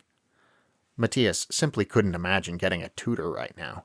How on earth could he ask someone to work with him, to try to help him, to spend time and effort on him, and then remain so minimally invested in everything they had to say? Besides, a stubborn part of him continued to insist it wasn't assistance with the subject he needed, but rather with his own self-control and mental fortitude. But how could he possibly explain this to his concerned algebra teacher, who was only trying her best to help him within the context of normal human life? He couldn't, and he didn't want to be rude to her again, even if the conversation was as annoying as it had been previously. So he forced himself to say, "I'll look into the tutoring program." It came out sounding stiff and disinterested, and she probably considered him a total jerk, but it was the best he could do. He was, perhaps, less of a jerk when he allowed Angelo to use his bike again over the weekend, and thought they might be able to make a tradition of that. He still enjoyed riding it himself, but all pleasures were becoming a bit abstracted at the moment as he floundered through the tiresome dual nature of his life. "Have you guys heard about that lake buried at the South Pole that they drilled down to in February?" Papa asked over the clinking ice in his drink at Abuelita's table that evening, causing a ripple of interest throughout the crowded room. "Turns out all you have to do to keep water from freezing is to bury it under 2 miles of ice at the coldest spot in the world." This was one of the reasons Matías' father was so cool. Interested in everything, he constantly looked up random topics and discovered facts about them for no reason other than curiosity. And he often brought them up at the dinner table out of the blue like this, to the entertainment and sometimes even education of his family. Whether only the other three at home or this much larger extended group. Normally, Matías wouldn't have to struggle to stay engaged in such a conversation, and in fact would, under most circumstances, have a speculation or two on whatever topic his papa had raised. But a lot of things taxed him right now, and his brain was just so tired he had a hard time even caring, despite any level of potential fascination. He might indeed be able to get used to this eventually, but he definitely wasn't there yet. He'd expected the next night/day on Volpine to be exactly the same as the several previous, and perhaps after a while it would be, but he'd forgotten that Zeeby had been claiming once again to be approaching yet another birthday. Whether or not anyone around her believed she could have so many birthdays in such a short period, she evidently intended to act as though it was not only possible, but completely normal. So, of course, when he awoke to Enclarka's unnecessary biting of his legs, it was also to the sound of Zeeby, alert earlier than her older companions, already gleefully discussing the celebrations that would take place at home whenever she next went to sleep. She got up especially early today, Enclarka advised him, antennae standing out stiffly in her equivalent of a yawn. Do you think it's somebody else's birthday at home? Matías suggested softly. And she's just claiming it as her own? Unfortunately, Zeeby overheard him.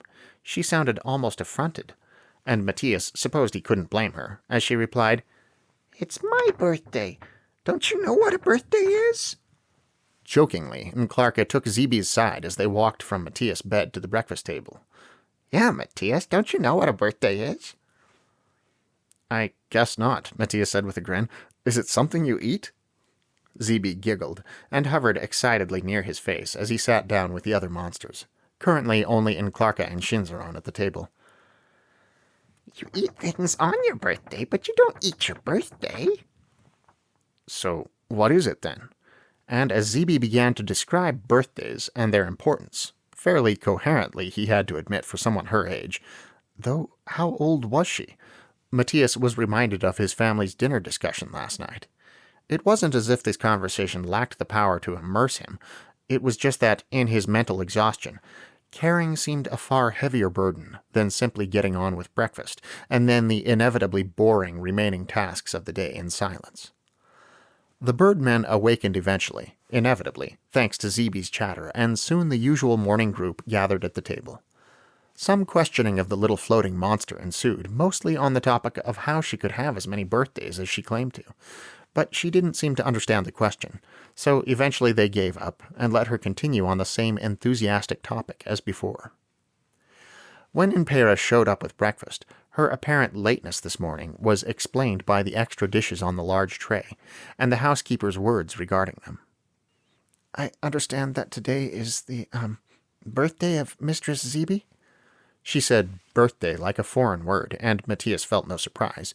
Foxling society didn't seem one wherein much casual celebrating went on, but obviously Zeeby had elaborated on the concept to more than only her friends here in the monsters' quarters, and Impera, as she continued now to explain, wanted to get in on the tradition.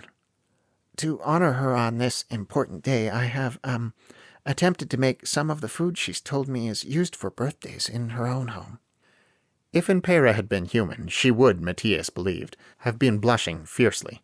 Obviously she worried about overstepping her bounds, but had taken the chance anyway, probably due to her recognition of Zeeby as a child, a category of people whose interest seemed to do funny things to Impera's level of self-confidence. That is very kind and thoughtful of you, said Ajakawa. The need to support and comfort others seemed to do funny things to his level of self-confidence. Roused from his lethargy by this novel scene, Matías leaned forward curiously to see what Impera might have provided to help celebrate Zeeby's birthday. She'd pretty much streamlined the meal process, bringing or sending in only one tray each morning and evening, and the standard array of food for the needs of the present monsters appeared today as it always did. But he found there were indeed considerably more of the rough-carved wooden bowls than usual. The space was packed from edge to edge, and must have been difficult to carry. True to her word, Impera had brought, in addition to the normal food that might be eaten by creatures with mouths and stomachs, a selection of generally unfood-like items in various interesting colors. Matías thought he saw ground-up flower petals, perhaps hair of some kind. He fervently hoped it wasn't foxling fur, and what appeared to be just plain dirt among the selections, not all of which he could so positively identify. At the sight of these delicacies, Zeeby was beside herself with joy and excitement. She squealed with delight, fluttering and dipping through the air in motions that reminded Matías of nothing so much as the gambols of an otter in its tank. But as everyone, including the little paper-like floating child, got to work enjoying their meal, she fell silent. I feel like we should be singing Happy Birthday or something, Matías remarked as he ate his own breakfast meat and watched Zeeby starting in on the flower petals. Is that how you celebrate birthdays on your world, Matías? Shinzaron wondered politely. Yeah, sometimes in some places. Realizing that if he talked too much about the song, they might ask him to sing it for them, and he didn't think he could handle that, he added quickly, "It's a group thing you do at parties when you have a lot of people there. And also break open a thing full of candy and give the birthday person presents." "People prank you on your birthday where I come from," Clarka said in a grumbling tone. "At least, the younger you are, the more that happens."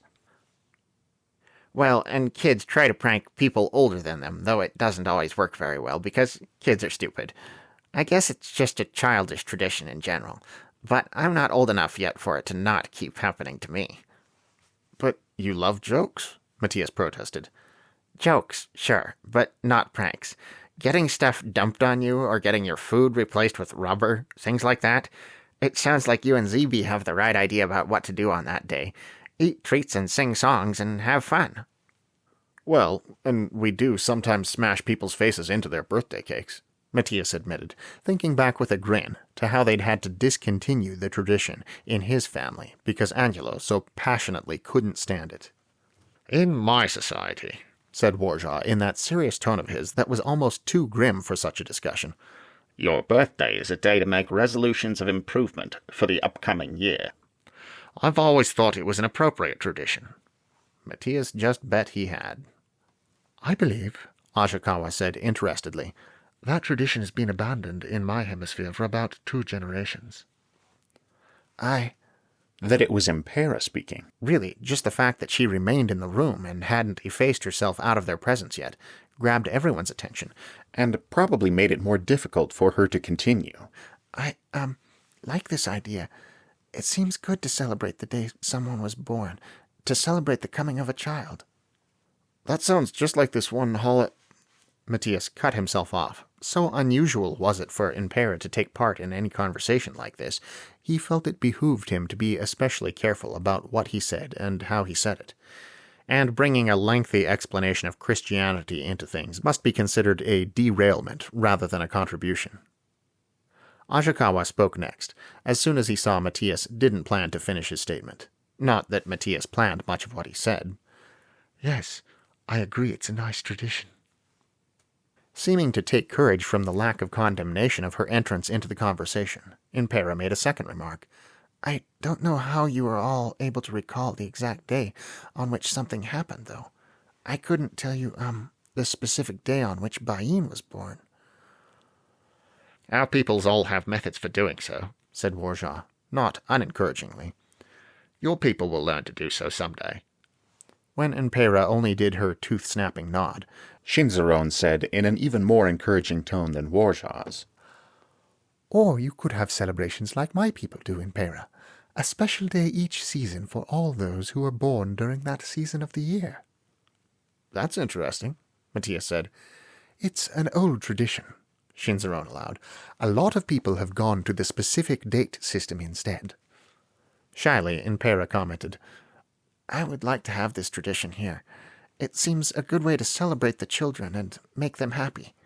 Matías quickly noted that, though she referred specifically to the children in whom she seemed so interested, she spoke earnestly to the adults, or those she considered adults, in the room without even looking at Zeebe to see how the floating creature liked her vulpine birthday celebration. It made Matías think, all of a sudden, that Impera might have more reason for being here than merely a casual discussion of traditions. "What do you want to say?" he'd already asked before he could come up with a better way to approach it. Whether or not this had been the best method of inquiry, and such bluntness rarely was with Impera, evidently the others too had picked up on the housekeeper's apparent intentions, for their focus had shifted onto her with an intensity that also probably wasn't an optimal conversational technique. She appeared desperately flustered all of a sudden, under their abruptly heightened scrutiny, and Matías immediately felt bad for having ushered in this less pleasant atmosphere. But whatever Impera wanted to say, she obviously considered it important enough for an unusual effort. Though she continued to push down on her hips in an agitated manner, and swallowed a few times in a very human-like gesture of extreme nervousness, she seemed to be readying herself for what needed to come out. Unfortunately, at precisely that moment, Zeebe began to cry. Though her wailing didn't sound quite as high-pitched and thin as it had when she'd lamented her separation from Mommy back when they'd first arrived here, the sound still grabbed everyone's attention, especially that of Impera, to whom the suffering of a child took clear precedence over anything and everything else. She might also, perhaps, feel somewhat relieved to have been granted a reprieve from whatever difficult statement she'd been working herself up to make. Child, child, the foxwoman said desperately. What is it? At about the same moment, Ajakawa asked with equal kindness but less desperate concern, What is the matter, Zeeby? Perhaps because the overlapping inquiries had been unintelligible, but perhaps for some other reason, Zeeby didn't answer the questions, but she did seem to be trying to stop crying. The attempt barely succeeded, but at least she made it. That was more than she'd done the first time Matías had seen her carry on like this. In fact, in general, she seemed in much better control of herself than she had been then. Clarka peered into the bowls from which Zeeby had been draining the color, small bits at a time, undoubtedly trying to think of something funny to say to diffuse the situation. Shinzaron and Warja paid very close attention to their own breakfasts, appearing both a little uncomfortable and a little annoyed. Matías couldn't think of anything to contribute to the scene that would be even remotely useful, but found he'd already added a third concerned query to the din before he'd even considered it might only make things worse. Finally, after what seemed a frustratingly long time, Zeeby managed to calm herself. Impera had backed off from asking what was wrong, probably more because she felt herself out of line than because she'd recognized futility. But now, when the young child at last fell relatively silent, Ajakawa took up the questioning again. What made you so sad? You can tell us. Hints of Zeeby's keening resumed, as she seemed to look around at the group and assess whether or not what Ajakawa said was actually true, and her voice wavered as she answered, No, I don't want to say. In response to this, some sound or other from the direction of Shinzaron and Warja indicated increased frustration from one or both of them. Matías had to admit to some impatience himself. Zeeby's crying had forestalled the commencement of Impera's mystery topic, and now the kid wouldn't even explain why she'd been doing it. The further persuasion required by Ajakawa to get Zeeby to open up did not bear considering, but eventually, after an even longer and more frustrating time than had been required for her to stop crying, the kindly birdman prevailed, and Matías found he was, after all, still somewhat interested in Zeeby's reasons for despair. Her eventual confession, in a reluctant and unhappy tone, was, Mommy says when someone gives you something, you have to be nice even if you don't like it, but... But you don't like the food Impera brought you for your birthday, Ajakawa finished for her solemnly. One of Zeeby's edges curled in emotion Matías recognized as her version of a nod, and she let out another faint wail as if she simply couldn't contain it, and Matías was surprised. He wouldn't have expected to find Zeeby thinking and worrying about this type of issue. Oh, no, Impera murmured in heartfelt despair that Matías, while he couldn't entirely understand it, greatly pitied. She backed away as if in horror, and added in a choked tone, I'm so sorry. I didn't mean... You've done nothing wrong, Warja put in hastily, though his words came out, as usual, more harsh than friendly. He might have no idea how to deal with crying children, or any desire to do so, but he obviously felt the need to placate Impera in an effort to discover what she wanted to say to them. This is the child's struggle with her own conscience, not something you've done wrong. It didn't work. Matías thought it might not have worked even had Warja been capable of greater gentleness of speech. Impera, looking as miserable as he'd ever seen her, said quickly and somewhat incoherently, I'm so sorry, Mr. Zeeby. I'll go. And with that she scurried out of the room. An immediate feeling of letdown seemed to move among those left behind, and Matías thought nobody was surprised that Ajakawa remained the only one with the patience to continue speaking to Zeeby. The kid couldn't be blamed for Impera's desertion, and it was supposedly still her birthday, but nobody was pleased with her right now. It appeared you couldn't simply take a bunch of random, differently hued items, grind some of them up, put them in bowls, and expect them to be palatable or even edible, let alone a special treat, to someone that subsisted off of colors. Zeeby made it clear that what Impera had offered hadn't been merely unappealing. but downright impossible to ingest, similar to eating garbage or even some manner of poison. She hadn't wanted to let on. She'd wanted to comply with her mother's instructions and be polite to someone that had generously intended to give her a gift, but it had been more than she could handle, and she felt bad about it now. Matías sympathized, and definitely found himself interested in what the process for making color food must actually be. But he remained disappointed and somewhat annoyed that they'd lost the chance to hear whatever unusually spontaneous statement the Foxling chieftain's housekeeper had wanted to make. So when Enclarca, evidently every bit as frustrated in her matching desire, rose up onto her many claws and declared they'd better get going, Matías was readier than on most days to join her wandering the tree clearance project area in unsatisfied silence.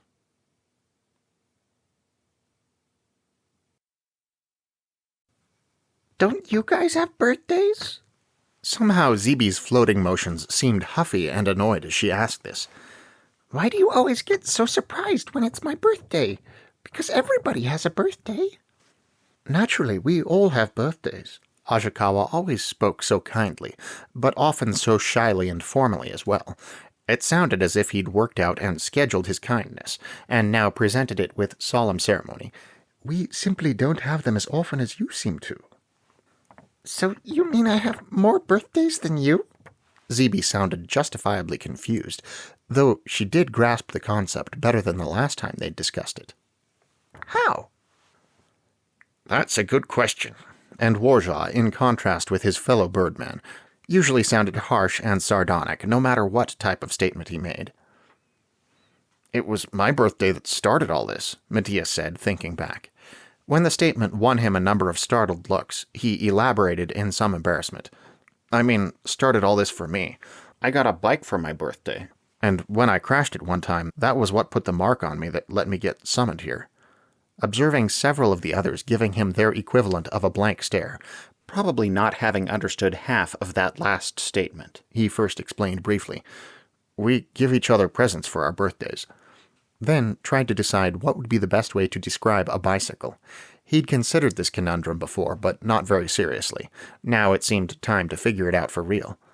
But Shinzaron presently enlightened him as to the true cause for everyone's confusion. You mentioned the presents the last time we discussed birthday traditions, Matías. But the mark that allowed you to be summoned here? Matías frowned. Didn't we talk about that? It was me, myself, and you when you brought it up before, Enclarca offered. Thinking back, Matías realized she was right, and also that he'd somehow been under the impression everyone knew this information, when in reality it seemed he'd forgotten to impart it to most of them. Embarrassed, he set about rectifying the situation by pointing out the cut on his side to those that hadn't yet observed or specifically noted it. It was healing up so much better than the bite wounds he'd taken from the other Ome. No wonder the people around him should overlook it any time they happened to examine him. And its shape, so similar to the hair on Enclarca's midsection, and one of the patterns on Zeeby's gray-blue side. And he explained his assumption that the presence of this symbol on each of their bodies had allowed them all to be brought here in the first place. I still think it has something to do with a fishhook, he said to wrap up his explanation, because that's what it looks like, and Excorin kind of fished us all out of a great big galaxy pond or something. But Enclarca didn't like that idea. I don't dislike it, Enclarca protested. I just don't think it makes sense when not everyone everywhere uses a hook to catch fish. Observing that Matías' explanation and Enclarca's addendum was finished, the others spoke at once. That might have been useful information far earlier than this, Warjaw said darkly. How would you catch fish with a hook? Shinzaron wondered, baffled. My birthdays here are always so boring, Zeeby complained. Ashikawa commented. I don't believe I have that mark anywhere on my body. Matías studied him, already disappointed, observing that it really wasn't the type of pattern you might expect to find on such a feathery creature. Warjaw, however, disagreed. You probably do. He peered closely and thoughtfully at the scar on Matías' side. I've seen something like it on people who have been plucked for wound treatment or surgery, if not this exact pattern. The follicle tract sometimes forms a similar shape in spots where your feathers suddenly get longer. The back of the head or the base of the tail, for example. Interesting. Ashikawa, too, drew closer, first to examine Matías' wound, then to study his fellow birdman with the interest he had professed. Although he'd essentially invited it, the sudden scrutiny of so many monstrous eyes made Matías nervous, and to get past the feeling, he asked Shinzaron, "What about you? Do you recognize the symbol?" Shinzaron made their nodding claw gesture. Apparently, they'd gotten over wondering how you could catch fish with a hook, for they said, I also have the sign on my body. There's no need to get into where, and I think you're right about one thing, Matías. It has something to do with our having been summoned here. It can't be a coincidence so many of us have it. So you mean if I didn't have that picture on my flank, I wouldn't have ever come here?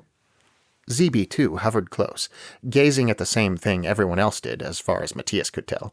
She seemed to pick up on most concepts better than she had earlier in this adventure. Maybe she had celebrated as many birthdays as she claimed, and aged significantly since when they'd first met her. That's what it looks like, Clarka said.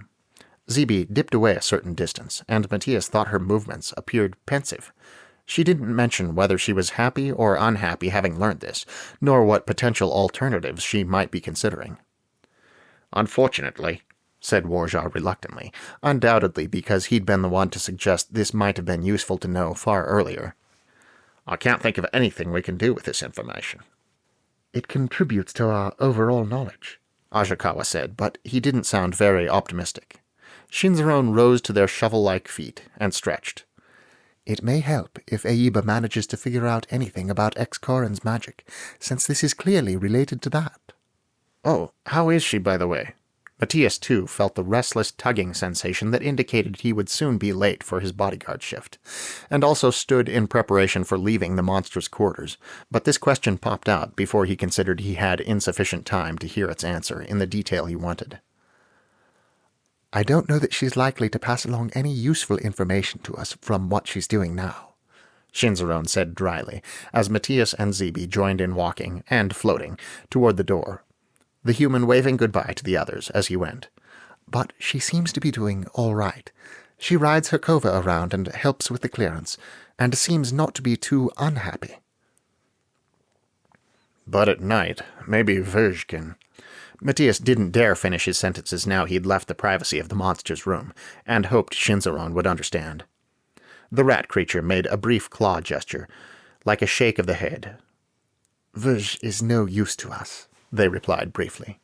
Sadly, Matías had to agree, and restrained himself from saying aloud that surely Verge must be busy with some extremely important political affair back home. That was only a daydream after all.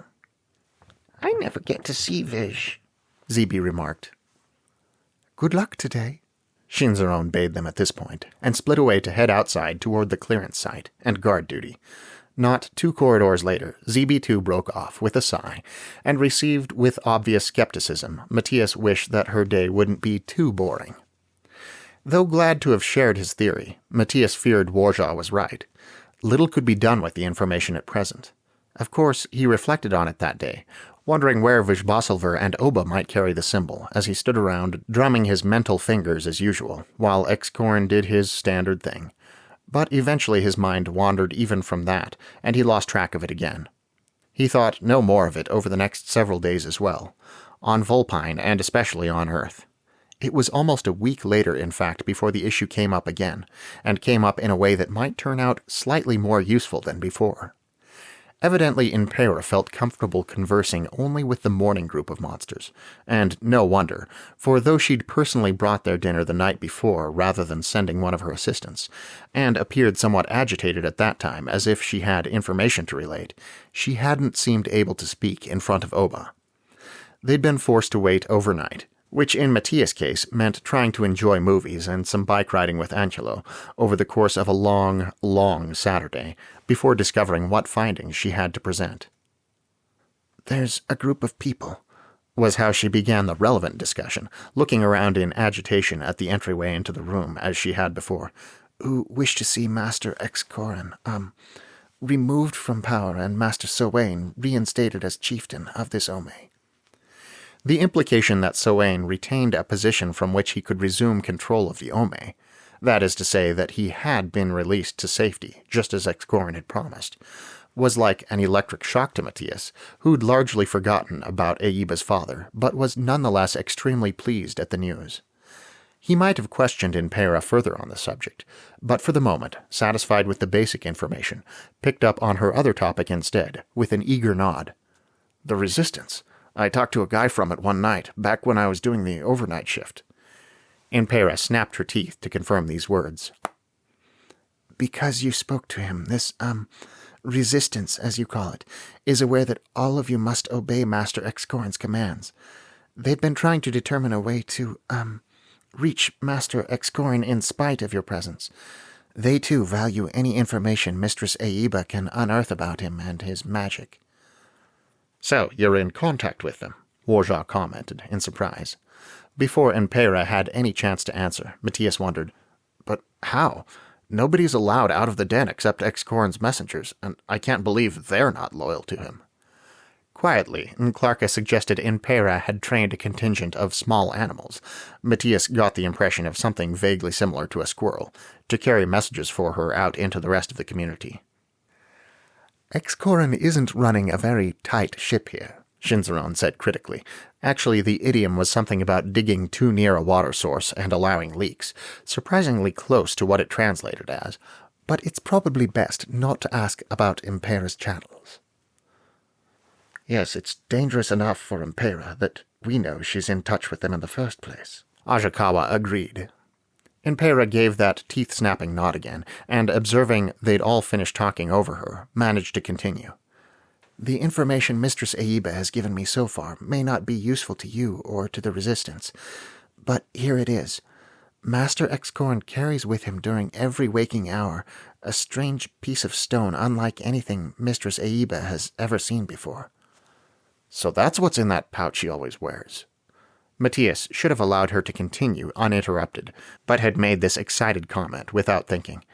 "Yes, Mistress Aiba tells me it's made of a strange stone Not found anywhere in this area. Where it comes from, she cannot guess." "What is its purpose?" Warja asked. The gesture Impera gave now represented almost the opposite of a snapping of teeth, an abrupt opening of her mouth coupled with a lifting of her chin that Matías read like a shake of the head. "Mistress Aiba says it's nothing she recognizes, nor has any purpose she can guess. Master Excorin never removes it from the pouch, and Mistress Aiba had to, sneak it out the one time Master Excorin left it in their chambers with her in order to get a good look at it." "Did she describe it?" Shinzaron asked. Impera lifted her paw-like hands to indicate.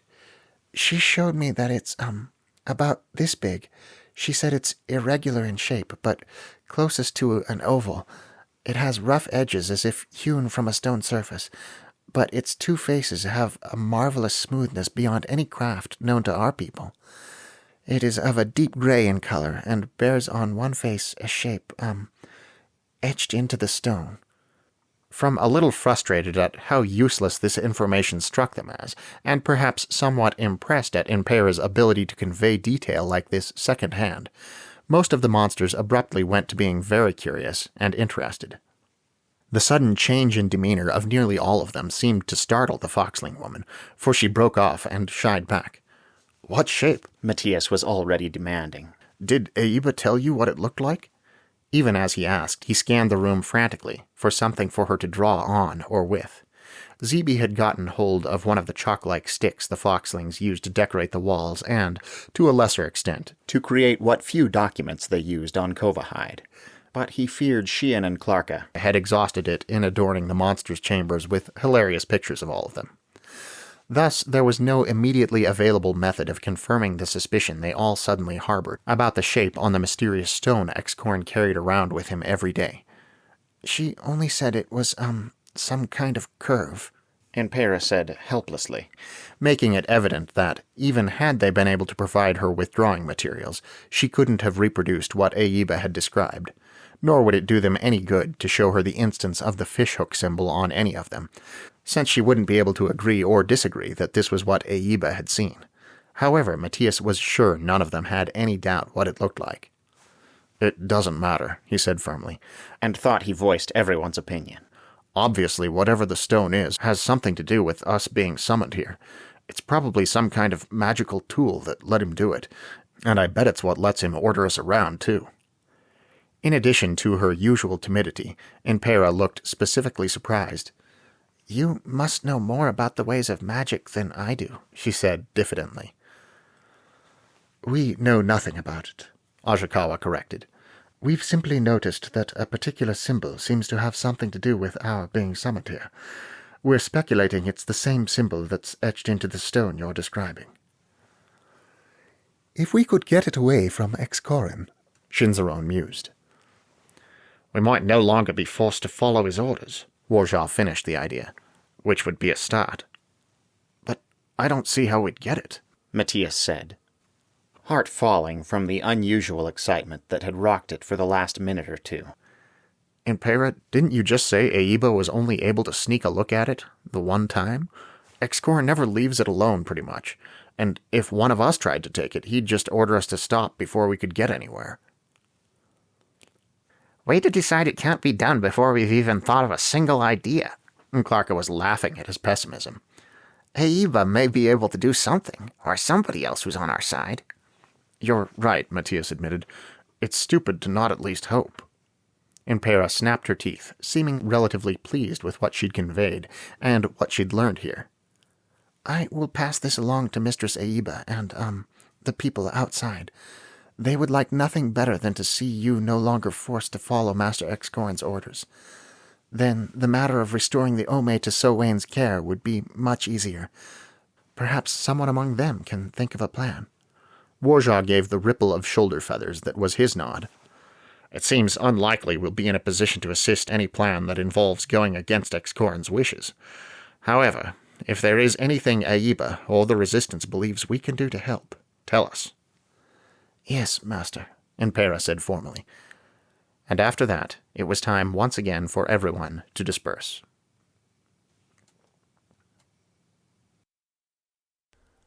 It can't be a Maybe he'd underestimated Impera by assuming the debacle with Zebi had completely destroyed his chances of hearing what the woman had to say. Timid and shy though she was, it seemed Impera's determination, once aroused, could not be so easily thwarted. And when she showed up the very next morning with the breakfast tray, and a distressing number of apologies to the little paper monster for the mistake she'd made the day before, it appeared that begging Zebi's forgiveness was only part of her reason for lingering. Warjaw, perhaps trying to avoid a scene similar to yesterday's, and maybe in more than one way, since he seemed to strive for a kinder tone and wording than he'd used then, broke into Impera's repetitive self-debasement after not too long with the very pointed comment, Further apology is unnecessary, Impera, but if you'd like to stay and chat with us, we would be glad of your company. Though the Yellow Bird Man had only included that part to get Impera to stop, he was certainly right about further apology being unnecessary. Zebi, inexpert like many little kids in social interactions with adults, obviously hadn't known what to say in response to Impera's repeated begging of her pardon, and seemed increasingly agitated and upset in her ignorance of how to respond. Presently, if Impera didn't cease, Zebi might very well start to cry again. Matías was glad Warjaw had said something when he had. Impera cut her latest statement of contrition off with a squeak, then spent a long moment looking around uncertainly at all the monsters, as if trying to work up her nerve.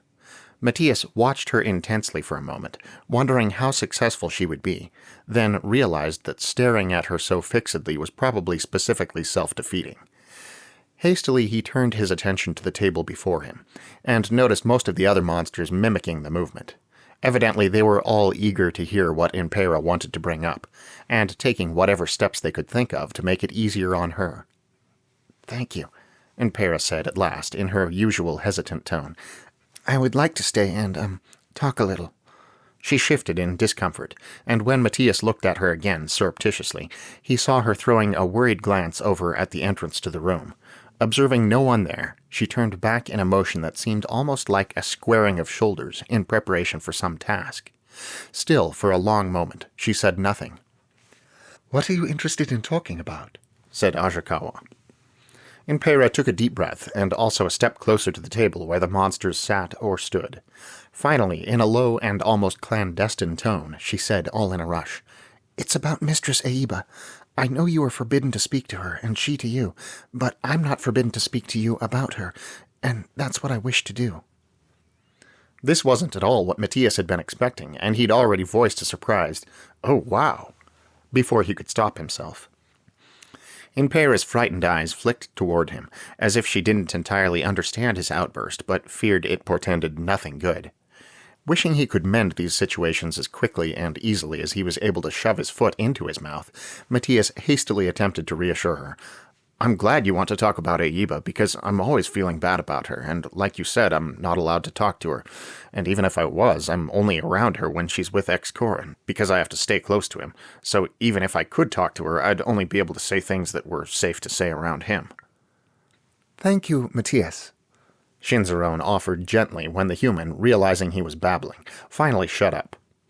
Embarrassed, Matías looked around the table to find everyone except Zibi and Impera in attitudes suggesting they found him amusing to some degree. Impera, however, appeared less frightened and readier to go on, and, since that had been the goal of Matías' erratic statement in the first place, he couldn't regret his words. He just grinned sheepishly and went back to his food. "Mistress Aiba is free to speak to me," Impera said. "We often talk at night when Master ex-Corin is busy, and she speaks openly to me." "And you find that she's unhappy?" Ajakawa guessed when Impera paused, as if reluctant to go on.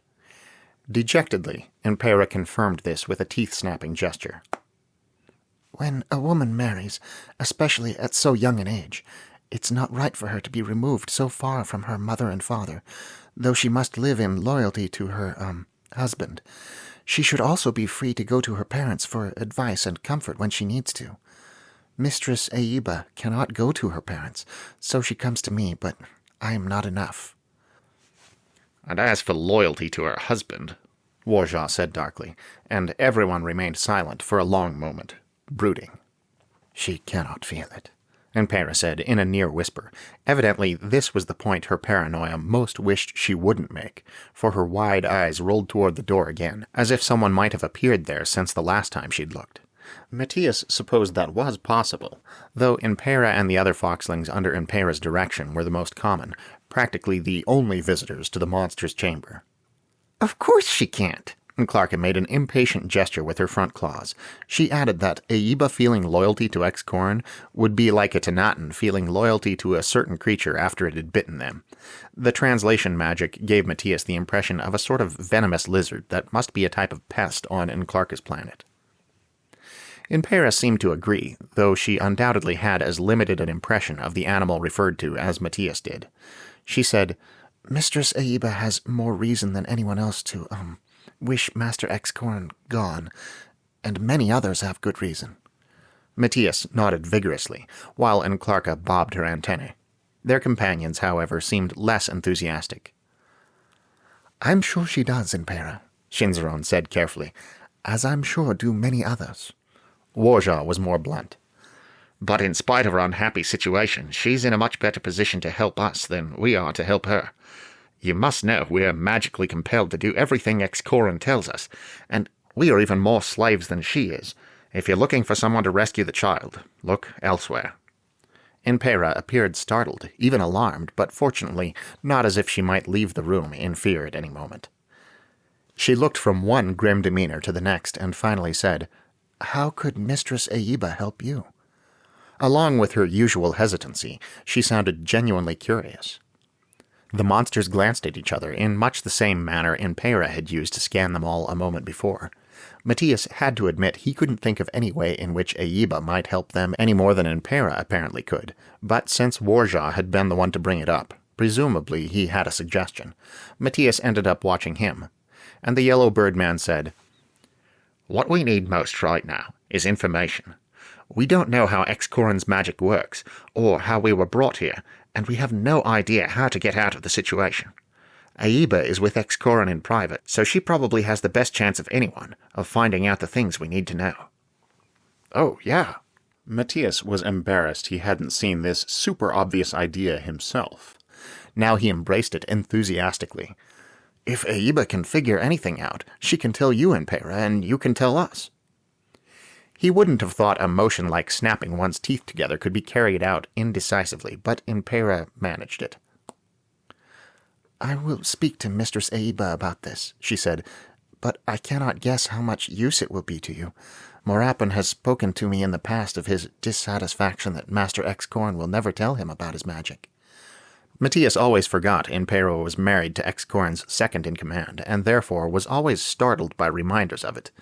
And I think Master Excorn more likely to confide in him than in Mistress Aiba. Matías made a sound of disappointed understanding and concurrence.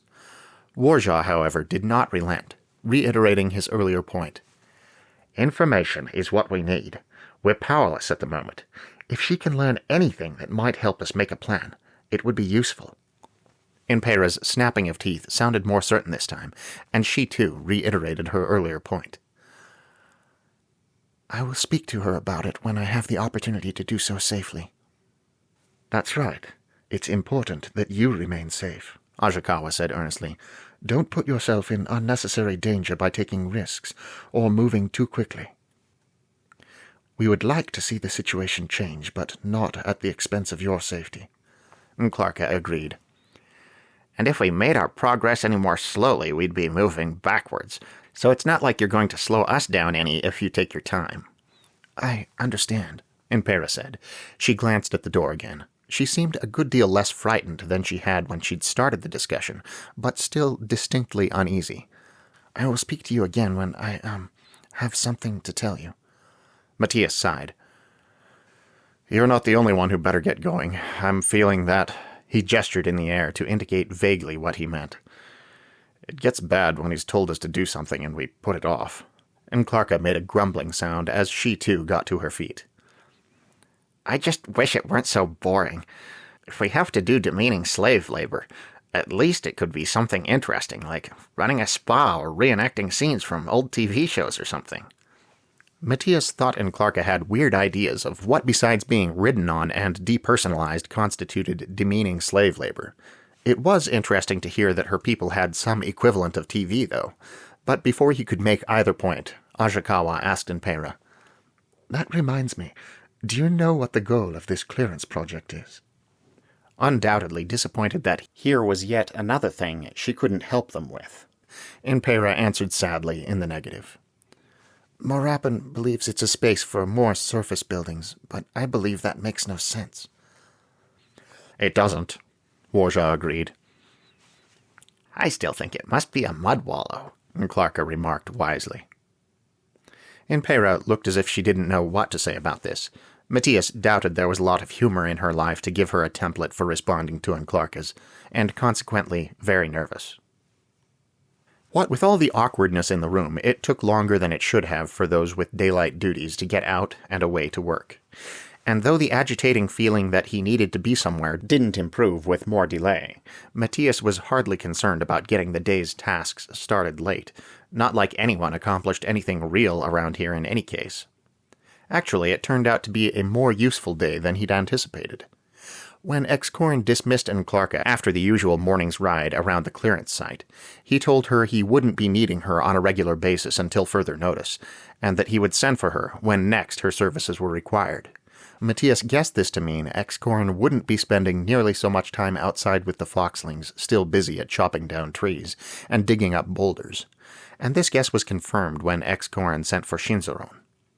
The rat monster's new assignment, Excorn told them, was to guard the site during daylight hours, and as usual he spent a ridiculous epoch giving minute details related to the task and going into a downright silly number of possible scenarios and how they should deal with them. Matías admired their patience in listening to it all, and doing as they themselves had originally advised by acting completely compliant and docile. He watched Aiba with greater interest than ever now, though he tried not to let it show. He had guessed at how miserable she must be, based on the circumstances he'd observed thus far, and his own imaginative abilities, but having had it specifically confirmed by Impera, thought he could see it more clearly today. She was restless, helpless, deeply unhappy, even frightened on a regular basis, though the indication of all of these emotions were subtle and possibly even imaginary. Of course, in the name of safety, of not alerting Excorin that any of the monsters took more interest in Aiba than he would probably like, Matías had to pretend not to be watching her at all, and that made reading her all the more difficult. But as the next few days passed in a manner similar to those that had preceded the clearance project, he believed he saw another state apparent in her that, growing daily, required no close scrutiny to recognize: boredom. And if he'd needed any other reason to feel sorry for the girl, this would have been it. He knew very well how it felt to be allowed to do nothing more than observe as Excorin went about the dullest business he could possibly imagine. To have to stand still for hour after hour after hour of tedious discussions about who was allowed to marry whom for optimal social advantage, and how to keep the boaters, a class of people Matías knew almost nothing about, in their proper, apparently subjugated place. The only difference between Matías and Aiba in this scenario was that Matías' presence functioned, by his intimidating demeanor, to reinforce Excorin's physical power, while Aiba's reinforced his political power. No, obviously that wasn't the only difference.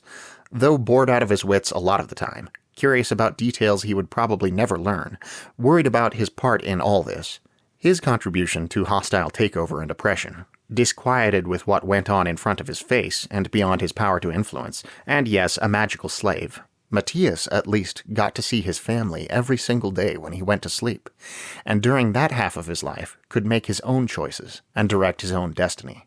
There was, in fact, a vast expanse of difference between him and Aiba, regardless of their similarity in one particular point, and he couldn't let himself forget it. Although Matías had some free time before and after his bodyguard shift, more than he needed, in fact, since it wasn't as if hanging out with Excorin tired him enough that he had to go to bed right away in the evening, or grab as much extra sleep as he could in the morning, though he tended to do both of these anyway. He had never explored the den much beyond the places he went for work and the general-purpose examination he and Clarka had carried out back at the beginning of the adventure. So he walked past the same unknown rooms, down the same imperfectly familiar corridors every single day, going to and from wherever Excorin required him to be. Thus, it surprised him more than it should have, one evening while returning to the monster's quarters at the end of his shift, to hear voices he knew coming from a room whose ownership and intended function he did not. And when he peeked around the stone of the doorway to see what they might be up to, it was with a greater sense of curiosity and interest than the situation perhaps justified. Although the easygoing encouragement in Clarka's tone had been clear, and although Matías had definitely caught the phrase, "Let me try again," in Baillin's young voice as he'd drawn near, still, it came as a palpable shock, like a punch to the gut, to see the foxling boy jabbing his miniature spear toward Clarka, in what appeared to be a determined attack. And though she ducked down low to dodge the first assault, and skittered to the side to avoid the second, Matías still took 3 startled steps into the room with a cry of surprise, before he managed to stop himself. Baillin, at hearing Matías shout, looked over in some startlement of his own, and as he did so, Clarka darted forward and snatched the weapon from his hands with 2 of her forelegs. It seemed the kid, though willing to carry out this little practice session with the ant monster, wasn't yet accustomed enough to her terrifying body and its motions not to suffer a full, jarring return of attention to her that caused him to leap backward in a moment of pure panic, before he once again got himself under control. Matías couldn't say he blamed him. "Hi, superhero," Clarka said with relative cheer. "Just popping in to rescue me from Baillin, are you?" She spun the spear with 2 claws in a movement that looked pretty cool at first, but then fumbled it and lost hold of it completely. When its clatter on hitting the floor had subsided, she reached to pick it up and offer it to Baillin, whose nervous jump had put him a good 3 feet away, with the solemn comment, "Remind me to teach you that move when next we train, my devoted student." Matías laughed, though his heart still pounded harder than usual in response to having seen someone attacking his friend. "Hi, guys," he said weakly. "You sure scared me." The other 2 spoke at once, Baillin explaining with some pride that Mistress Clarka was allowing him to practice his spear skills against her, while Clarka herself remarked, "But if your superpowers are fueled by fear, so you can only eat 12 meals all at once when you're scared, I'm really doing you a favor." Again, Matías laughed, feeling his racing pulse calming in response to Clarka's usual nonsense. Why would I want to eat a dozen meals all at once? And Clarka made a shrugging movement of her front 2 legs, which involved waving the spear she held in a dangerous arc that sent both Matías and the newly approaching Bayin back a pace. I'm hungry, she admitted. Being able to eat a massive amount of food all at once seems like a pretty good superpower right now. Matías laughed yet again, but Bayin made a sudden dart forward to recover his weapon, as soon as it had stopped moving, and said, I didn't know how the time passed. I should be helping my mother in the kitchen.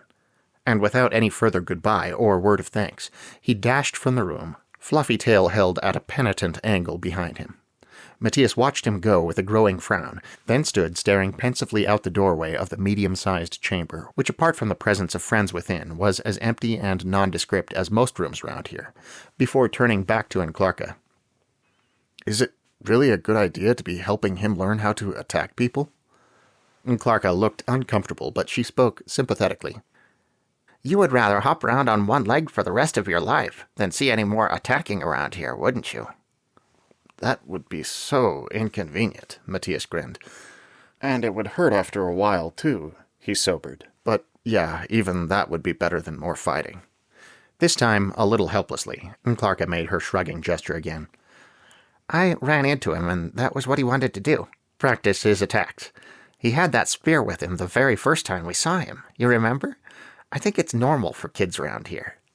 Matías frowned again.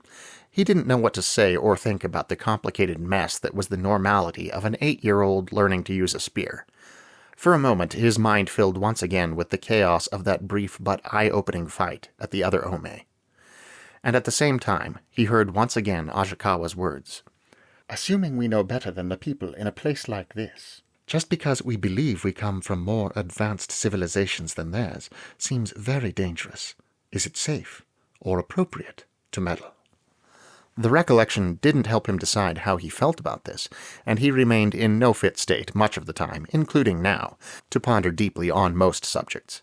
Finally, he just muttered, A kid his age should be in school learning cursive and times tables and stuff, not how to fight with a spear. Oh, I agree with you, Clarka assured him. She moved toward the doorway Bayin had used, as she added in a tone of aside, Come on, I really am hungry. And as they both moved out into the hallway, she went on. Then instead of battles, we could compare our school performance reports and pick a winner based on who was best at mathematics or something. Nobody would get hurt. I don't know. Matías shook his head. I feel like the mathematics class I'm in right now has been hurting me all the time lately. And Clarka gave a laughing sigh and admitted ruefully, Yeah, Bayin would probably be doing better in school than either of us, since he's not going back and forth the way we are. So he would end up winning every contest. School's still bad for you too, huh? It was nice to have someone to commiserate with on this point. Only if you consider falling off a cliff and then exploding bad. I usually do. I bet you didn't do that literally, though. Well, the problem is falling off a cliff is going to hurt when I hit the bottom, but it'll just hurt me. Exploding is going to take out everyone else around me at the same time. She made an explosion sound effect. Actually, her pedipalps and mandibles weren't truly capable of the noise, but the translation magic met her halfway, and threw up her 2 front legs in an eloquent gesture, which resulted in one claw smacking into Matías' arm, as a demonstration of the damage her explosion would cause to those around her. Matías worked this out. So you mean you being distracted is going to affect someone else's grades? Oh, you must have a group project or something. Got it in one. My history class school brood. Clarka had used the term brood before to refer to the group of siblings with which she'd been hatched, and Matías got the feeling a school brood was an arrangement of students designed to mimic this closeness to some extent in an academic setting. Has been absolutely taken over since the very beginning by this girl who's really into war history and tactics and the military. It was the emphasis Clarka gave the words more than the words themselves that conveyed her precise meaning to Matías. I know that exact same person, and I bet she takes over the project and decides what you guys are going to do and hands out assignments without letting anybody else have a say. You're so good at guessing today. and Clarka kicked her second two forelegs out in a sort of discontented dance step. You won the game and the prize. 12 meals to eat all at once the next time I scare you. Matías chuckled. That really sounds like the most useless superpower I can think of. And he would have gone on to speculate how the story about such a superhero might run if Clarka hadn't continued her own narrative. The point is that I'm not interested in war history and tactics and all that, so it's very hard to keep my mind on that when I'm supposed to be working on my part of the project. But I'd rather be thinking about how many foxlings it takes to lock all the doors in the nest. This seemed to be her version of a change-a-light-bulb joke. I'm supposed to be writing the narration for the presentation we're going to give on how the layout of a certain queen's nest made all this important difference in some particular battle, and I've barely even started. The others are probably almost done building the nest model by now. I can see why you got chosen to write the narration, said Matías. It'll be way funnier if you write it. Funny presentations are always the best. She spread her antennae out in a grinning gesture. Thanks, but that's assuming I actually get it written at all. By this time, they were back in the monster's quarters and had settled down at the table and begun eating what remained of the dinner that had been brought in before those with night shifts had left the room. Shinzaron and Zebi sat and hovered, respectively, nearby, the child talking to the adult about something Matías ignored, while the birdmen stood further off, conversing even more inaudibly. None of them seemed to be paying direct attention to Matías and Clarka, nor offered to join in the conversation about schoolwork and distraction. But Matías still found himself unwilling to do what he would rather have liked and repeat to Clarka the advice his parents had offered on how to concentrate on less interesting things, or at least look forward to a time when he might be able to. The idea of bringing that up in the presence of so many people embarrassed him, though he thought it would have been nice to do so. So instead he asked, "And how many foxlings does it take to lock all the doors in the nest?" And Clarka spread her antennae wide again, seeming very pleased to have been asked. 26 if one of the doors leads to another ome. Matías thought this through. Then he thought it through again. Finally he shook his head and said apologetically, "Nope, I don't get it." And as Clarka began to explain a joke she was literally the only person in the universe that would ever understand spontaneously, Matías reflected that, just sometimes, he was actually slightly relieved at being unable to sleep and dream. Between seeing Bayin and Clarka fighting and the talk of ant monsters falling off cliffs and exploding, he couldn't imagine any dream he could possibly have had tonight would be anything but really strange and probably very disturbing. He seemed to go through phases of better and worse ability to concentrate on Earth life. Just when he thought he'd stepped onto the road to full adjustment, mentally tired though he still routinely found himself, then they had to be presented on Vulpine with this idea of a possible way out of the predicament after all. Nothing, not the tiniest thing, could he do to work toward that desired end, but the mere awareness of a clue of some kind turned his carefully improving Earth life into a shambles all over again. It was worse, in fact, than his original level of distraction, because now, in addition to something that occupied his thoughts with ruthless exclusivity, and his inability to make anything practical out of the reflections, a feeling of just a little bit longer seemed to assure him it wasn't essential for him to get back to directing his time and energy appropriately toward important things on Earth, because soon the distraction would cease to exist. They knew about X-Corn's magical summoning stone. Soon, surely, they wouldn't be summoned, and things would go back to normal. Matías could put off his efforts at trying to reconcile his two lives, because soon the necessity for worry on that score would end. Which was, of course, not at all true. They had a theory, nothing more, and no actual plan for dealing with it, even should it be validated. Presumably, Aiba still sought what information she could, but Matías rarely saw her anymore, and neither Shinzaron from the clearance site, nor Impera from private conversations with the girl, brought anything useful back to the other monsters. Time continued to pass, as it had before, only now with this new source of preoccupation Matías had to contend against. It frustrated him extremely. One thing, however, seized a greater amount of his concentration on Earth without any trouble. parent-teacher conferences, and not merely because he was recognizably nervous about what his various instructors might have said to his parents. It was also that this had always been a special event in his family. As far back as he could remember, both of his parents had gone to the conference, rising above all difficulties getting time off work for the purpose, and afterward took Matías out to dinner at a restaurant of his choice to discuss their findings. Angelo would not be present, as he would have his own turn and his own choice when the time came. Dining out was in the first place a special treat, and being the voice of authority on where they went and what kind of food they partook of made for a truly delightful added bonus. But this semester Matías worried it might not be enough to smooth the path of his parents' reaction to his late distraction. He was pleased to be seated at Crazy Burger, though, waiting to be served some kind of sandwich with jalapenos and peanut butter on it. He needed to enjoy moments like this as they came, enjoy appetizing food when he had the chance to eat it. Papa got started right away in typical Papa fashion. "Well, your PE teacher is super impressed with your flying abilities. He says you could probably make the airborne basketball team if you come to tryouts next week. And your history teacher really likes the accurate way you reenact Civil War battles for the class. She thinks the blood is a nice touch." When they'd all finished laughing, Mama translated. "You're doing really well in PE. That teacher has no concerns about you finishing the semester well. And both your English teacher and your history teacher feel like you have a good understanding of their subjects, and could do very well there too. But almost all of your teachers—" She appeared concerned, and very little in the world made Matías' gut sink quite as much as Mama's concerned face. "They all seem to feel like you're not really trying. Like you could be doing so much better, but you just don't care about their subjects." "It seemed to me like each of them thinks you're concentrating harder on some other subject," Papa said with a rueful chuckle. "Put all those clues together, and it seems like the solution to the mystery is that you're not concentrating on any subject. You're not concentrating on school at all." Matías swallowed. He didn't know what to say.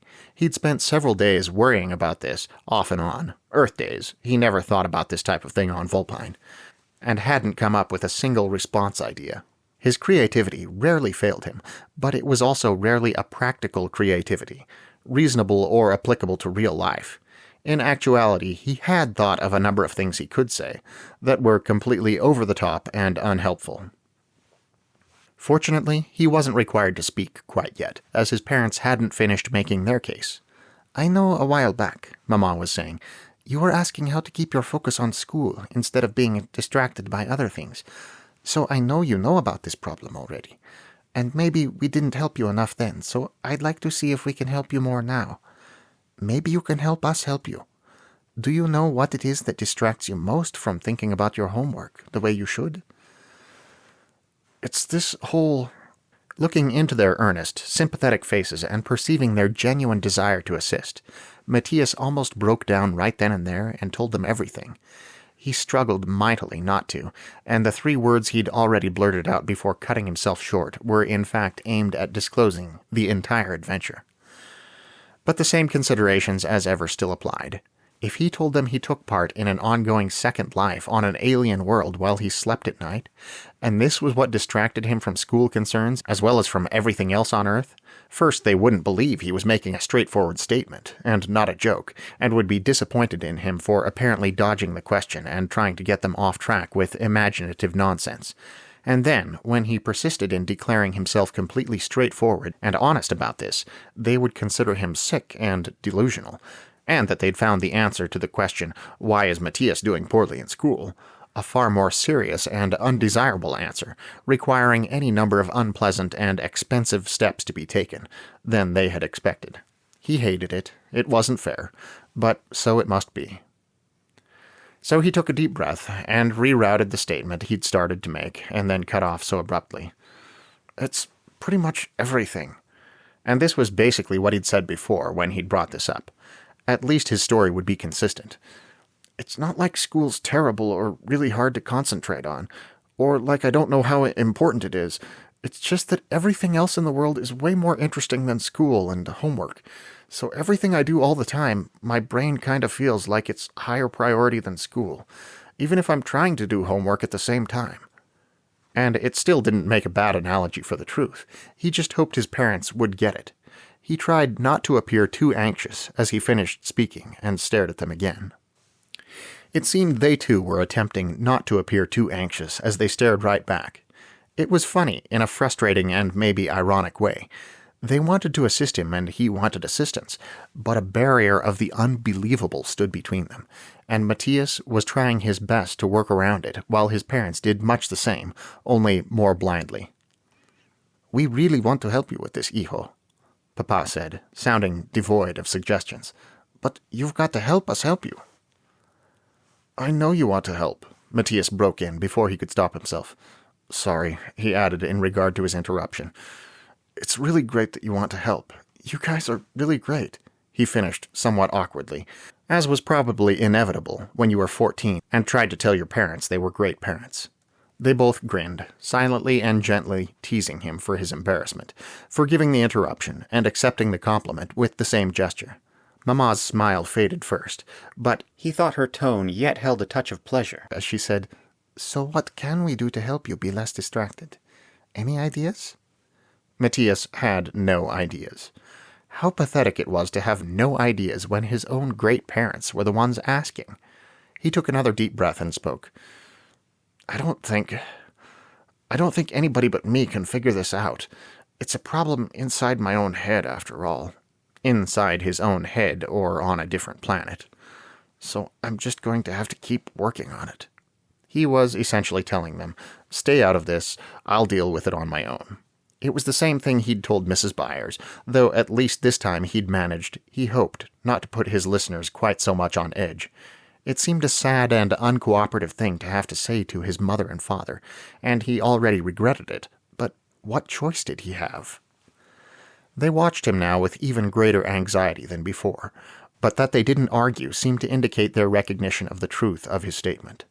Understanding and accepting something wasn't the same as feeling good about it, though, and he knew he couldn't stop there. "I am working on not being distracted, though." He would put a positive spin on this if it killed him. "I'm getting better at it." The same idea that had been in the back of his head ever since the monsters had learned about the summoning stone on Vulpine kept coming back to him now. Just a little longer. He only needed to hold on for a short amount of time until he was no longer being summoned to another world every night, and then everything on Earth would be fine.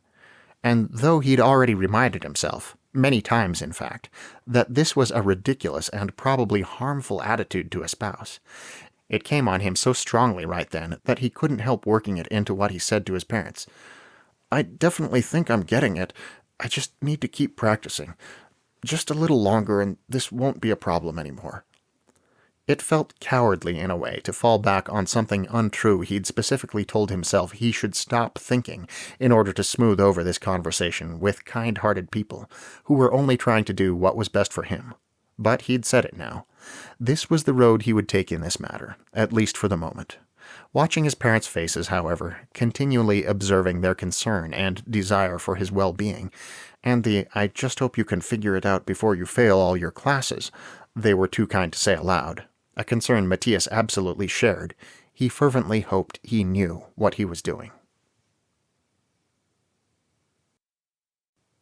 If Impera had been anxious to share news and information with the monsters the last couple of times, this time she appeared nearly frantic.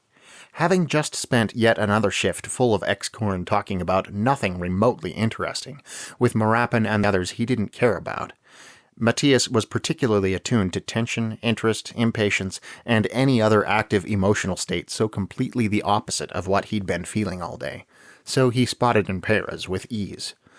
Unfortunately, he would surely remain unsatisfied for a while, since it was dinner time.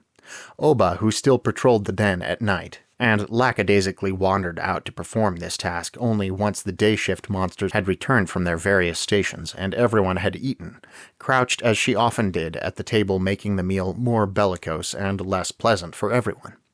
Impera stood nearby, hovering as she'd done so often lately, instead of leaving after having brought in the tray, clearly unwilling to speak, but also apparently unable to bring herself to depart. Matías would have to go to bed, get through church and homework and family time tomorrow, and go to bed a second time before he could hear what she had to say. Yet he wasn't the only one to pick up on the housekeeper's anxiety. In general, it seemed Oba didn't much care what went on around her, other than to grumble about being here at all and reply rudely to most of what anyone said to her. But that didn't make her stupid or unobservant. It shouldn't have been any surprise when she remarked, Impera, this is the third time you've brought us dinner instead of having someone else do it and then stuck around like you wanted to say something. Why don't you just spit it out? And apart from some unnecessary roughness to her tone, she didn't even make this suggestion particularly unkindly. "Don't you know it's—" Matías began in response, but cut himself off before he could marvel that Oba could possibly be ignorant it was her own presence that kept Impera from opening up. The ape monster twisted her flat face around on her snake-like neck to look at the human with an expression Matías read as sour. In fact, it was closer to what a human's face wearing the same emotion would have looked like than any of the others in the room could achieve.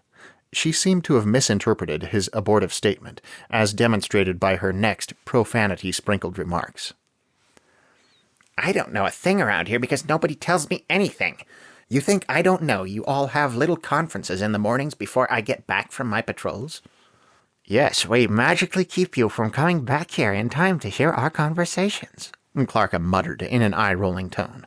Now, Oba's neck twisted so she could glare at the ant monster, which relieved Matías somewhat as he hadn't enjoyed being the focus of her annoyance and accusation. You know what does magically keep me from coming back in here? The ape thing demanded. Excorin. I'm not allowed to stop patrolling until Zeeby's ready at the entrance. I have no choice but to stay out of this room until after half of you have left. And you know who does have a choice? Her head swung around again, this time toward Impera. A choice about when to bring in breakfast. Breakfast that's always cold by the time I get to it. Just like all the useful conversation is finished by the time I get in here. Impera took a terrified step back and started to squeak out what sounded like an abject apology. That she didn't outright flee, as Matías had seen her do on multiple occasions in the past, spoke further to her strong desire to convey whatever information she'd acquired since last time. He opened his mouth to protest that ever since Impera had started sending only 2 meals a day, he, Shinzaron, and Zeeby always came in to a half-eaten dinner that had been served early enough for Oba and Verge to partake of it before they headed out, so it wasn't as if Oba alone returned from work to a cold meal. Both Clarka and Warja looked as if they might want to say something as well, but Shinzaron overrode everyone else in a tone simultaneously soothing and authoritative. The timing of meals is based on the many other things Impera has to do, and the conversations have naturally arranged themselves to fit with that timing. Diplomatically, the rat creature didn't bring up the fact that Impera was terrified of Oba, and this was entirely Oba's fault. But I believe you're right, Oba. We should have made more of an effort to include you in our discussions. And Matías realized Shinzaron wasn't merely being conciliating. Because Oba behaved unpleasantly, and because Impera, their informant, found her frightening, they had excluded her unfairly from the proceedings. Wasn't she trapped here exactly like the rest of them? Matías' disfavor didn't mean either that she wouldn't have anything to contribute, or that she didn't want as much as they did to be free of this situation. Yeah, he mumbled, somewhat apologetic. He noticed a few other gestures of agreement from the others. Oba seemed to relax a trifle, though she still sounded grouchy as she dismissed the subject by returning to her previous query. So, what is it you've got to say, Impera? It's obviously important, or you wouldn't still be in here.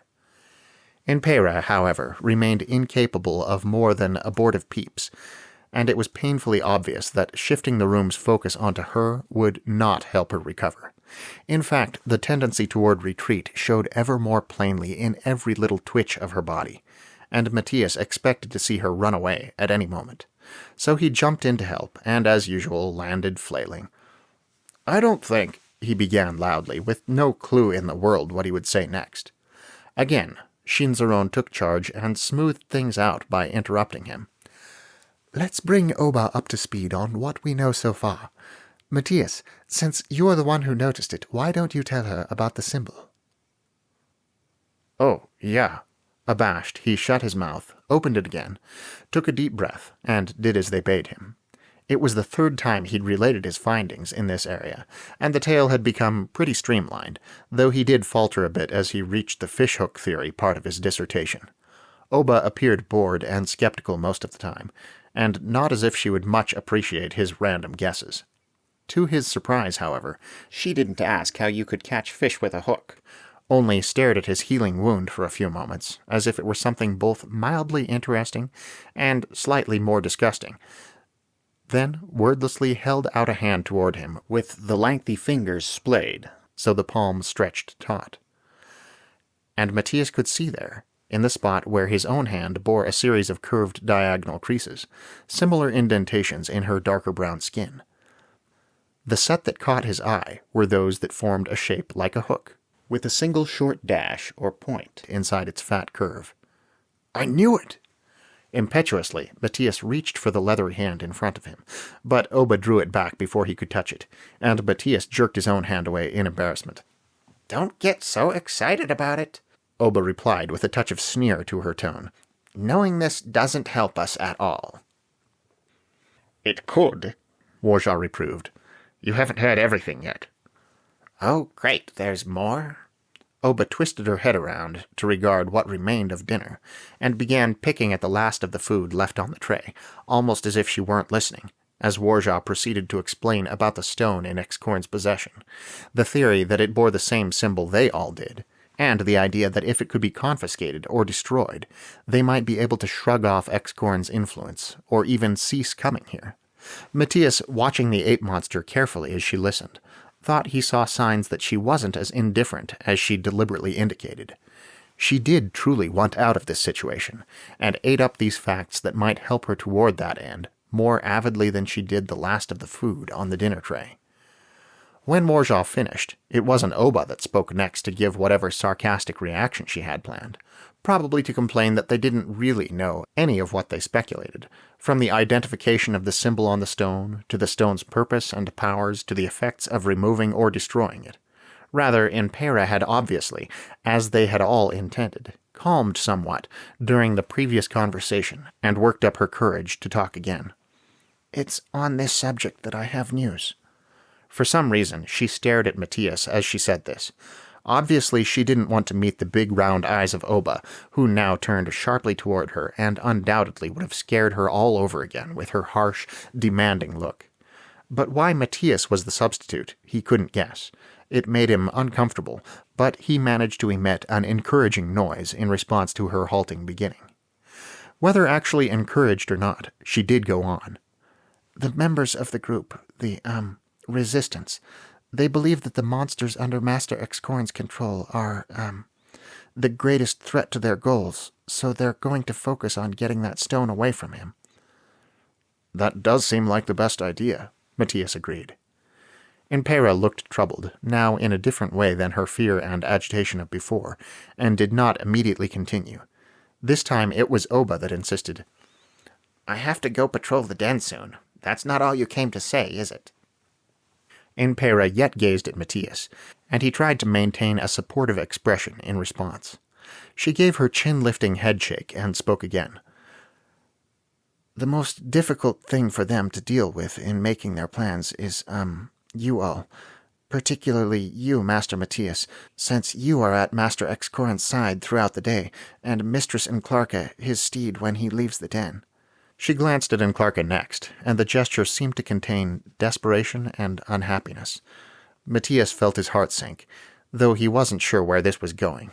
Impera's red-brown eyes, so like an animal's, yet so full of intelligent emotion, returned to him in all their earnest appeal.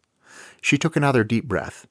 "They know they cannot count on you to disobey or turn against Master Excorn, so they may have to attack or otherwise harm you in order to get at the stone. I am here to ask if you will consent to that harm." Into the silence that then fell, Matías made a sort of choking sound he'd neither consciously intended nor realized his throat was contemplating. All of a sudden he hung in the midst of an emotional tangle he couldn't quite pick his way through at the moment. He knew Impera thought of him and Enclarca as children of a certain description, despite their being distinctly adults by the standards of this society, which put them, at least marginally, into the category of people for whom she was profoundly concerned. Beyond that, Matías and Enclarca had saved, or at least helped to save, her son's life, and her gratitude for that act seemed boundless. And he and Clarka specifically had already suffered so much on this venture. Matías' wounds from the conflict at the other Ome, and the infections some of them had developed were not yet completely healed, and this version of his body would probably never be the same again.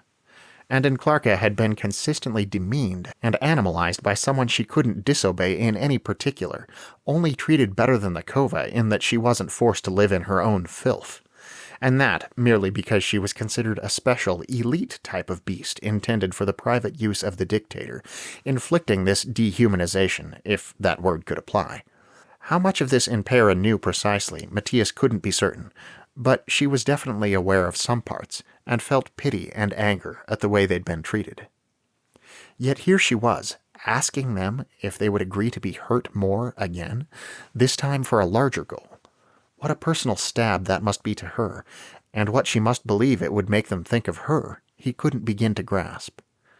Beyond Impera's evident and understandable discomfort, Matías had another concern of his own.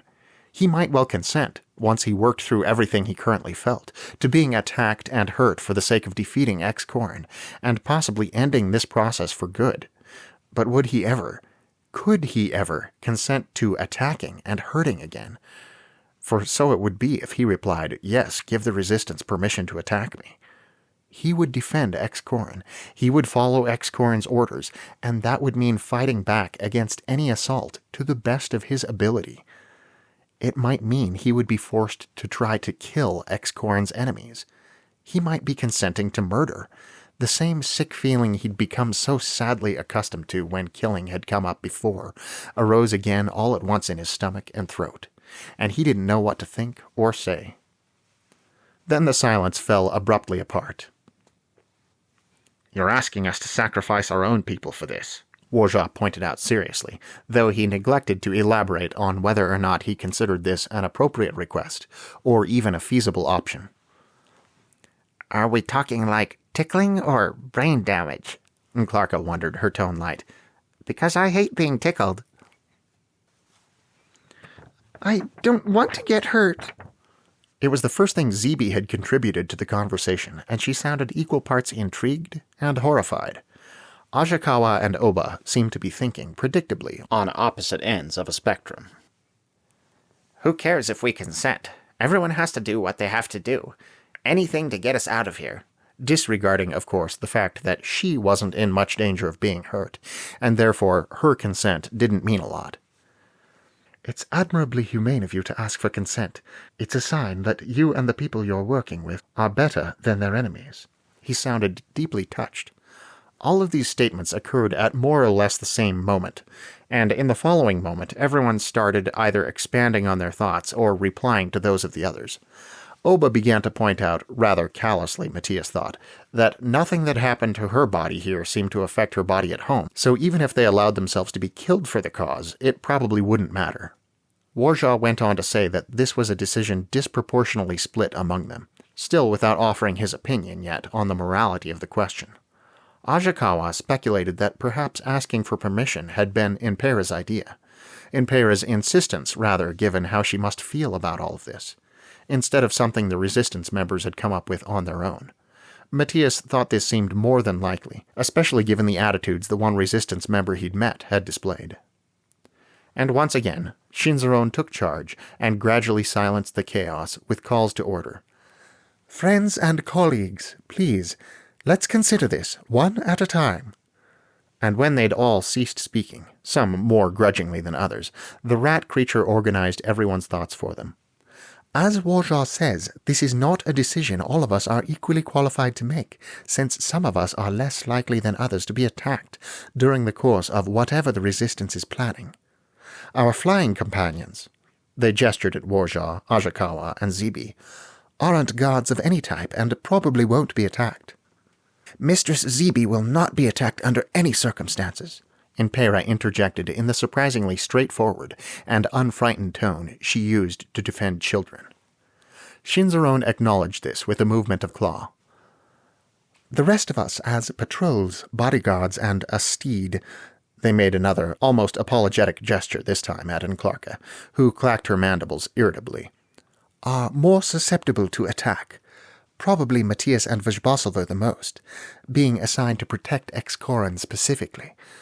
Verge is not present and cannot consent, so Impera cannot take a go-ahead message back to the Resistance regarding a nighttime attack. Shinzaron's mole-like eyes fixed on Impera hard, and Impera, in response, made her nervous pushing down on her hips gesture before snapping her teeth together in affirmation. Whether or not she had been the one to insist on the monster's consent in this venture, she obviously understood how difficult it would be to coordinate any action around it. If Enclarca and I do not consent, Shinzaron went on, the attack cannot take place at the clearance site, where I am the guard, and where Excoran only visits with Enclarca. If Matías does not consent. They paused, and Matías thought their beady eyes avoided looking at him, at least for the moment.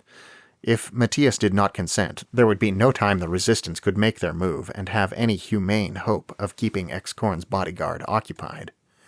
If Matías did not consent, the plan would crumble. It's not fair to ask, Impera whispered. Master Matías has already been hurt. And whether or not she knew exactly how much he'd been hurt, she clearly didn't want to see it happen again. It is fair to ask. Warja contradicted her unexpectedly. It's more than fair. It's the only right thing to do. However, it's also fair for Matías, or anyone, to refuse. No, it's not, Oba protested. This is the only thing we can try to get this stupidity to stop so we can get back to our real lives.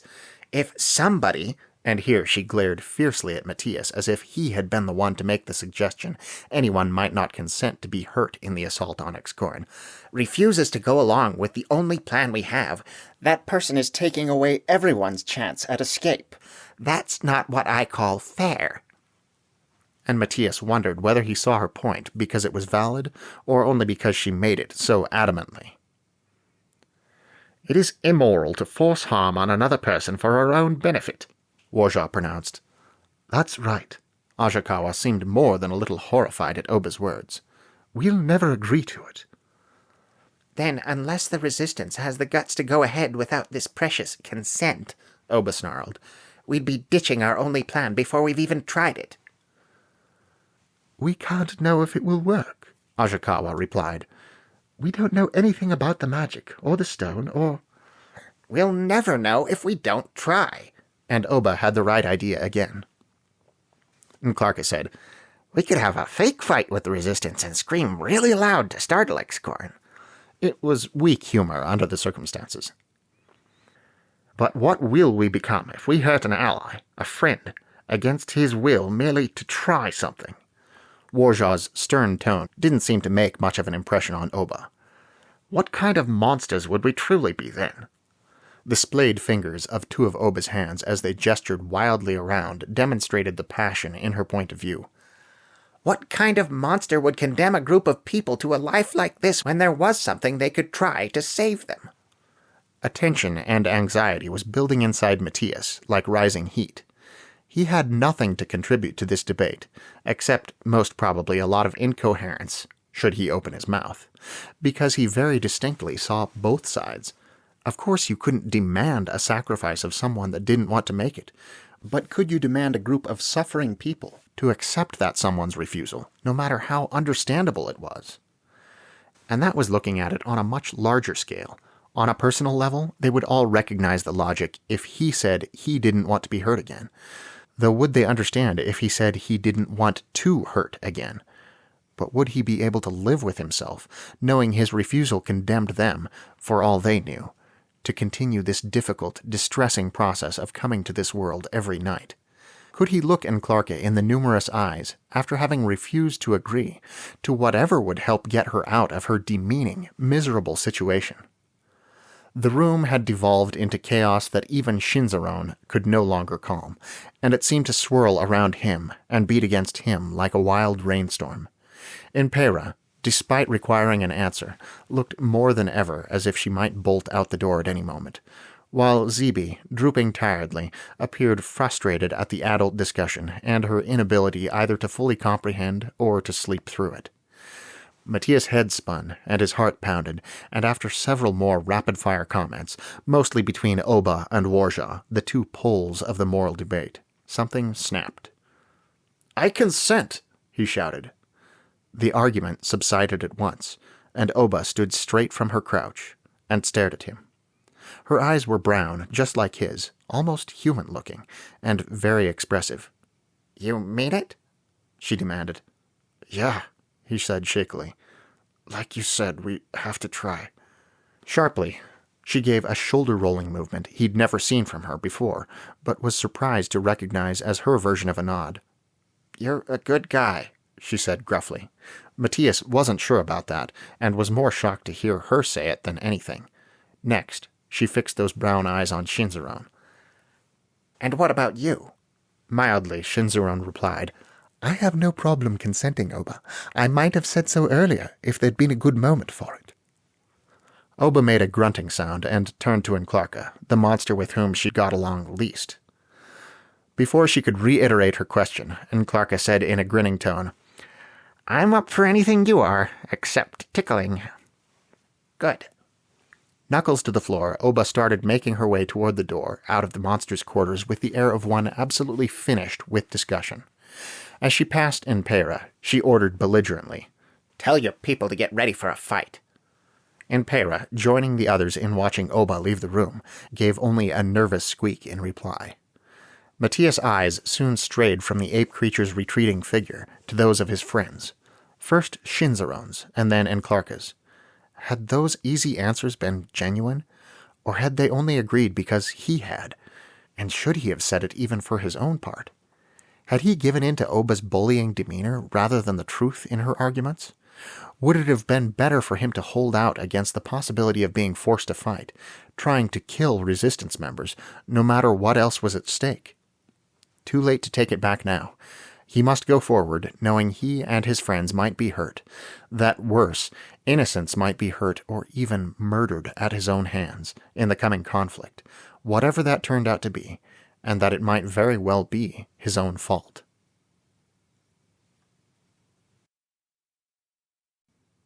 After a few wearisome days of tedious bureaucracy on Volpine and Earth life in which nothing interesting enough to inspire concentration occurred, it was with mixed feelings that Matías, on the morning of what he considered a Saturday night at home, found Excorn and Marapen right after breakfast discussing another foxling Ome downstream. How far away the place might be, or how big and how prosperous, remained a mystery. Such details made only a nebulous part of the exchange. But Excorn sounded subtly acquisitive, and Marapen didn't hesitate in egging him on. Though plans for marching out and taking over this place evidently weren't imminent. In fact, the tree clearance seemed distinctly in the way. Obviously, Excorn had fixed on his next target for when that project wrapped up. On the one hand, this talk was interesting for its own sake. Learning more about other foxling colonies and the ways this world worked made for a decent topic for relatively shallow reflection. Matías wondered how many foxlings existed, how many Ome, how far across the planet they stretched. In fact, he kinda wondered how big the planet was in the first place, and whether it held any intelligent life besides these little furry cavemen. This less than perfectly detailed conversation about another Ome downstream wouldn't answer all of those questions, but it came closer than the usual business of these boring days. On the other hand, it seemed impossible the assault on this newly mentioned Ome would go any differently than that on the one upstream had. Matías and all the other monsters would undoubtedly be called upon to play the same roles as before, and if there was anything in this world Matías dreaded a repetition of, regardless of its outcome, it was kill him. And since he had no idea how much longer the clearance project would take, especially since he'd stopped seeing it every day, and only listened to reports given to Excorn by the foremen of the workers, he couldn't even begin to guess when he might expect that hideous scene to take place.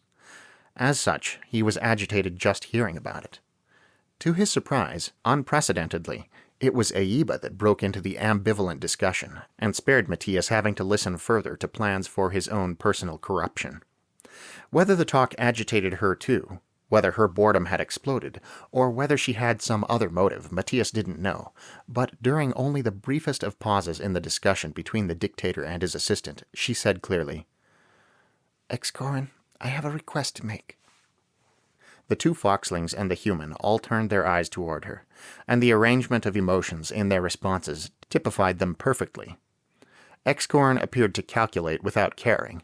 Morapin looked offended on his master's behalf, and Matías struggled not to let his surprise and curiosity show in his face or demeanor.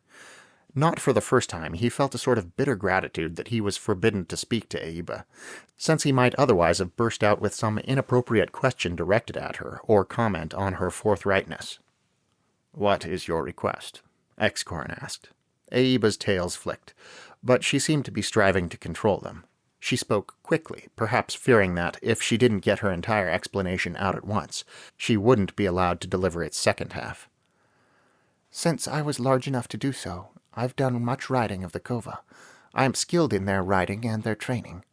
A Kova equipped with ropes may be used for hauling large objects. Allow me to assist the workmen in the clearance project on Kovaback." Matías was impressed with the way she'd framed this as a command rather than a question, and thought she'd done well, but doubted Excorn would agree with him. Of course, who knew what Excorn thought? He could be legitimately enamored of this little girl, in his controlling way, and deeply enjoy having her around for all they knew. Matías supposed if that were true, and mystery though some things about Excorn were, he couldn't imagine anything less likely, he would immediately deny any request that would remove Aiba from his side, no matter how it was framed. But eventually he merely said, "Very well. Let us go to the stable." As usual, Morapin looked as if he wanted to protest, but something seemed to strike him all of a sudden, and he remained silent. Perhaps he'd realized what an excellent method this was of getting Aiba out of their way. Not that she'd been markedly disruptive in the past, but Morapin did seem to prefer having as much of his boss's attention as possible. Excorn could simply have sent Aiba about her business with his affirmative, but naturally felt the need to go with her to make arrangements and ensure he knew exactly what she would be up to down to the last detail. Matías didn't mind. This interested him far more than anything else he would probably get to do today, and was certainly less distressing than ruminating on hostile takeover. It also allowed him an opportunity to visit the so-called stable and learn more about the lizard-like creatures that seemed to be used for so many different purposes around here. He knew almost nothing about livestock, and he was gaining increasing familiarity with certain aspects of foxling society. Yet he still wondered at what he found in the expansive cave room that opened onto the surface and housed the beasts the foxlings rode upon, ate, and obtained leather and other substances from. Surely even these primitive people must recognize that this level of cleanliness, or lack thereof, was likely to do their animals harm. The floor was strewn with dirty straw, feces, and fragments of eggshell of various sizes, in places mixed with the viscous contents of those eggs into a sort of paste that had dried in lumps like concrete. Since it appeared this mess routinely got kicked aside by the foxlings working in here when it wasn't trampled underfoot by the big, flat feet of the Kova themselves, the greatest aggregates sat in what must be called the corners of the room, though, like every foxling den chamber, the space was roughly oval in shape. Matías simply could not believe the stench. For a moment he wondered why he hadn't detected it on the Kova that had gone with them to the other Ome, before remembering that in that instance they'd been walking through the open air full of interesting new forest scents. It had begun raining after not too long, and Matías hadn't smelled like a basket of lilies himself at the time. For a short while, after they entered through the rough gate made of sticks held together by ropes that kept the free-roaming animals inside, Matías, choking, considered in silent indignation that here was another reason to dislike Excorn, another group of creatures the dictator was abusing in his unfeeling selfishness. But after not too long, he realized to his dismay that the other foxlings present, Morapin and a couple of servants presumably stationed here, and even Aiba, whom he realized he'd come to assume must have a greater level of sympathy toward her fellow oppressed beings, reacted without so much as the blink of an eye to the lot of the poor Kova. Apparently all foxlings treated their animals like this. Maybe they just hadn't devised better methods yet. And what did Matías know anyway? What if the animals preferred living like this? He turned his focus, as best he could in that smell, back towards someone he knew Excorn was specifically abusing. Aiba's process of selecting a cova to suit her purposes turned out to be more than a little dull to watch, and Excorin had surprisingly scant input for someone that typically liked to give orders on every minute aspect of any matter. Matías' attention eventually wandered, and diluted relief filled him when the girl had finally made her choice, based on criteria he did not recognize, and the keepers of the cova, at Excorin's emotionless orders, brought forward the tack she would need to ride the beast. All this stuff seemed to be constructed of ropes, woven, Matías had learned, of some forest plant he didn't know, and leather, undoubtedly cova leather, which seemed ironic and distasteful, but for which he supposed there was no practical alternative. And the fitting of the animal with the equipment made a decent show. The cova would clearly much rather stay still and continue eating the hideous-smelling slop in the troughs along the wall, perhaps gossiping with its fellows, than be saddled up and ridden out to work. But its handlers insisted, and Aiba did seem, as she'd indicated, to have a certain touch in dealing with the thing. Eventually she was mounted and confidently directing the animal she'd selected toward the crude gate. Once they reached the clearance site, Excorin's love of detailed instructions returned in full force. He'd sent for a foxling guard from within the den, and onto him he poured a torrent of orders having to do with Aiba's movements and security. He called Shinzaron over, and while reiterating the injunction not to speak to Aiba, yet gave the rat creature to understand they were to watch over the girl from afar and stay alert for any signs of danger to her. And he made it incredibly clear to the foxlings busy at the actual work that Aiba and her cova were here to help them. And next came a discussion of that work itself. Excorin obviously worried about Aiba's safety, though more, Matías thought, because she represented an aspect of his power than because he had any emotional attachment to her in one piece. And even about the possibility of her trying to leave the vicinity while out here mounted on a strong, heavy creature above everyone else's head. What he seemed to care about even more than the well-being of a living, breathing person was the removal of trees and boulders from a small patch of land outside his den. He talked about ropes, and he talked about the likely maximum strength of the cova. He talked about the dump sites, and he talked about the other tools being used. But there was one thing he never mentioned. What was the purpose of this project?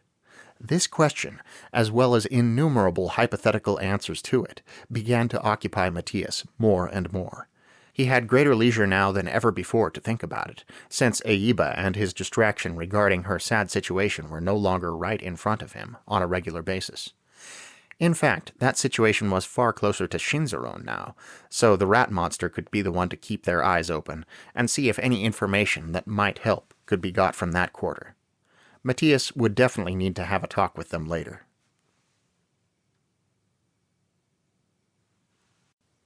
After her wordless breakfast with Excorin, Aiba typically rose, still without saying anything, and left the chieftain's quarters, heading for the stable and her daily activities at the clearance site. Marappan would enter soon after, unless Excorin had told him last night he needed to be in there early. The two of them would go about the dull business of Ome management, and Matías would sink slowly toward catatonia. It was like clockwork, very boring and simultaneously aggravating clockwork. So when, one morning on Vulpine, a couple of days after the discussion of consenting to being hurt, things didn't happen as they usually did, Matías was torn between relief at something different and hideous anxiety that today might be the day. It was only that Aiba stayed after she'd finished eating, staring down with apparent lack of emotion at her hands, as if patiently putting up with something she didn't necessarily like and waiting for it to end, and that Marappan, when he entered, stood near the door as if he too had been informed beforehand they wouldn't remain long in the chieftain's quarters once breakfast finished. Excorin being a leisurely eater, naturally the others had to wait for him, and they would probably merely be inspecting the clearance site, as they'd done many times before. But to Matías, the scene was subtly ominous. He imagined foxlings pouring toward them in an angry mob, determined to overwhelm Excorin with superior numbers in order to take the summoning stone from him. And they certainly would, if there were enough of them, but possibly not before Matías, under compulsion, had damaged or killed who knew how many of them. Would the locals, who'd had much more time than the foxlings at the other Ome to get used to the idea of the monsters, react the way those others had done? Would they freeze up in terror? Or were they past that by now? Did Matías need to worry more about killing or being killed? Finally, Excorin neared the end of his meal and told Marapin, "Fetch Enclarca and meet us at the upper entrance." "Yes, master." Marapin, who seemed torn between disliking menial errand work and glad the day was getting started, hurried past the long hanging and out of the chamber. Excorin took his last few bites in silence, then stood. He rose, as always, awkwardly, and now Matías knew the presumed weight and bulk of what he carried slung in front of him. This made better sense than it had before. The dictator turned toward Eiba and commanded, "Bring the map," before throwing Matías the briefest of glances and adding, "And come." No question now that they were headed for the clearance site, the place where 3 monsters had agreed to be hurt if necessary. But why they needed the map, which hadn't been used since the beginning of the project, Matías couldn't guess. He'd known from the intermittent surveys of the site that the chopping down and digging up of trees and the relocation of boulders was approaching completion, but hadn't realized precisely how close they'd already been to finished the last time he'd seen the place. Today, as he walked beside the mounted Excorin toward the site at its distance of perhaps a quarter mile from the den's upper entrance, he was more than a little startled at the sight of an almost clear expanse of churned-up soil. Only a few obstructions remained in the roughly rectangular plot, and these could undoubtedly be quickly dealt with. It must be time for the next stage of the project. Matías watched uneasily as Marapin, at Excorin's direction, took a walk around the site and gathered up the foremen. The long-standing question of this whole endeavor's purpose seemed about to be answered, and that might very well be interesting, but it was also possible the proceedings would be interrupted by some sort of brutality that, while necessary, could never be desirable. The human vacillated between wanting to keep a sharp eye out all around for foxlings intent on attacking, so he could be ready for them, and avoiding looking around at all costs, so he would fail to see them, and Excorin wouldn't be ready for them. With a metaphysical violence equal to the real violence he expected from the resistance attack, all such thoughts were banished from his head when Excorin, now the foreman had gathered, as far as possible from where Matías stood, beside the newly unencumbered Enclarca, unrolled the map atop the largest remaining stone in the area. Because the summoning symbol had been drawn in a thick black line across the entire space, a meaningless shape, roughly resembling a fishhook with a long dot inside, had never looked so ominous. As Excorin began explaining to the workmen the next step in the project, after the last few obstructions had been cleared, was to dig a great trench in the shape he'd indicated on the unrolled skin, Matías' 2 eyes sought out Enclarca's 4 in abrupt and growing horror, and he knew even without the translation magic he would have been able to read her body language. She was every bit as shocked and appalled as he was. They couldn't discuss their concerns or their specific theories at the moment, though they absolutely would later with the other monsters, but the apprehension they each felt at this turn of events passed easily between them. What did this mean exactly? What did Excorin intend with his giant replica of the sign that marked each of the monsters, as well as the stone he wore everywhere he went? Matías could only assume it meant more summoning, more enslavement, this time either of a greater number of innocent people from other planets, or simply physically larger ones. And with more monsters, or bigger monsters, or perhaps both at his command, Excorin would be unstoppable. Whatever the resistance had in mind would undoubtedly come to nothing if Excorin increased his forces so overwhelmingly. Despite this being about the worst thing Matías could imagine happening, the instructions Excorin laid out were, frustratingly, precisely as boring as any of Excorin's instructions. He micromanaged and repeated himself, and granted his subordinates no indication of exactly why they were doing this. The whole thing took approximately forever. The Foxling workmen didn't dare show any signs of antsiness right in their chieftain's face. Eiba, who had probably watched Excorin draw the summoning symbol on the map herself, and therefore had time to overcome any surprise and concern she might otherwise have displayed, merely stood perfectly still, and acted as if she were paying attention. Marapin fawned on everything Excorin did to a degree Matías almost couldn't credit. But Matías and Clarka were definitely shifting a bit on however many legs each happened to possess in growing impatience and anxiety as Excorin went over his instructions a third and even a fourth time. It would be a day or two longer before the area was clear enough to start the digging, according to the foreman, so there was no purpose to Excorin hanging around the place supervising today, but Matías thought he wanted to. Excorin truly did seem to enjoy being in charge of things, and out here riding dramatically around on one of his monsters, he probably felt more influential than he did discussing rope thickness and vegetable plantings with messengers or scared Ome members brought to his chambers by Marapan. And only with visible reluctance did he give the map over to one of the foremen. He obviously considered this a relinquishing of control, and disliked it. But he did have other work to do, so eventually he, Marapan, and Clarka, and Matías headed back while Aiba broke off from them at the path leading to the stable. Inside the den, and Clarka would be free to go to the other monsters and hash out this new development. Marapan would bring the first business of the day to Excorin, and Matías would brood pointlessly over what he couldn't discuss with the others yet and drive himself crazy. He imagined someone shaped more or less like a tiger, but with the summoning symbol over and over again across their body instead of stripes. Someone with deadly sharp claws and teeth, but a gentle personality. Someone that might be forced to kill, as he feared he would be. He imagined some kind of whale creature, enormous but land-dwelling, whose great summoning symbol marked bulk would easily crush all of Excorin's opponents, whether the whale creature wanted it to or not.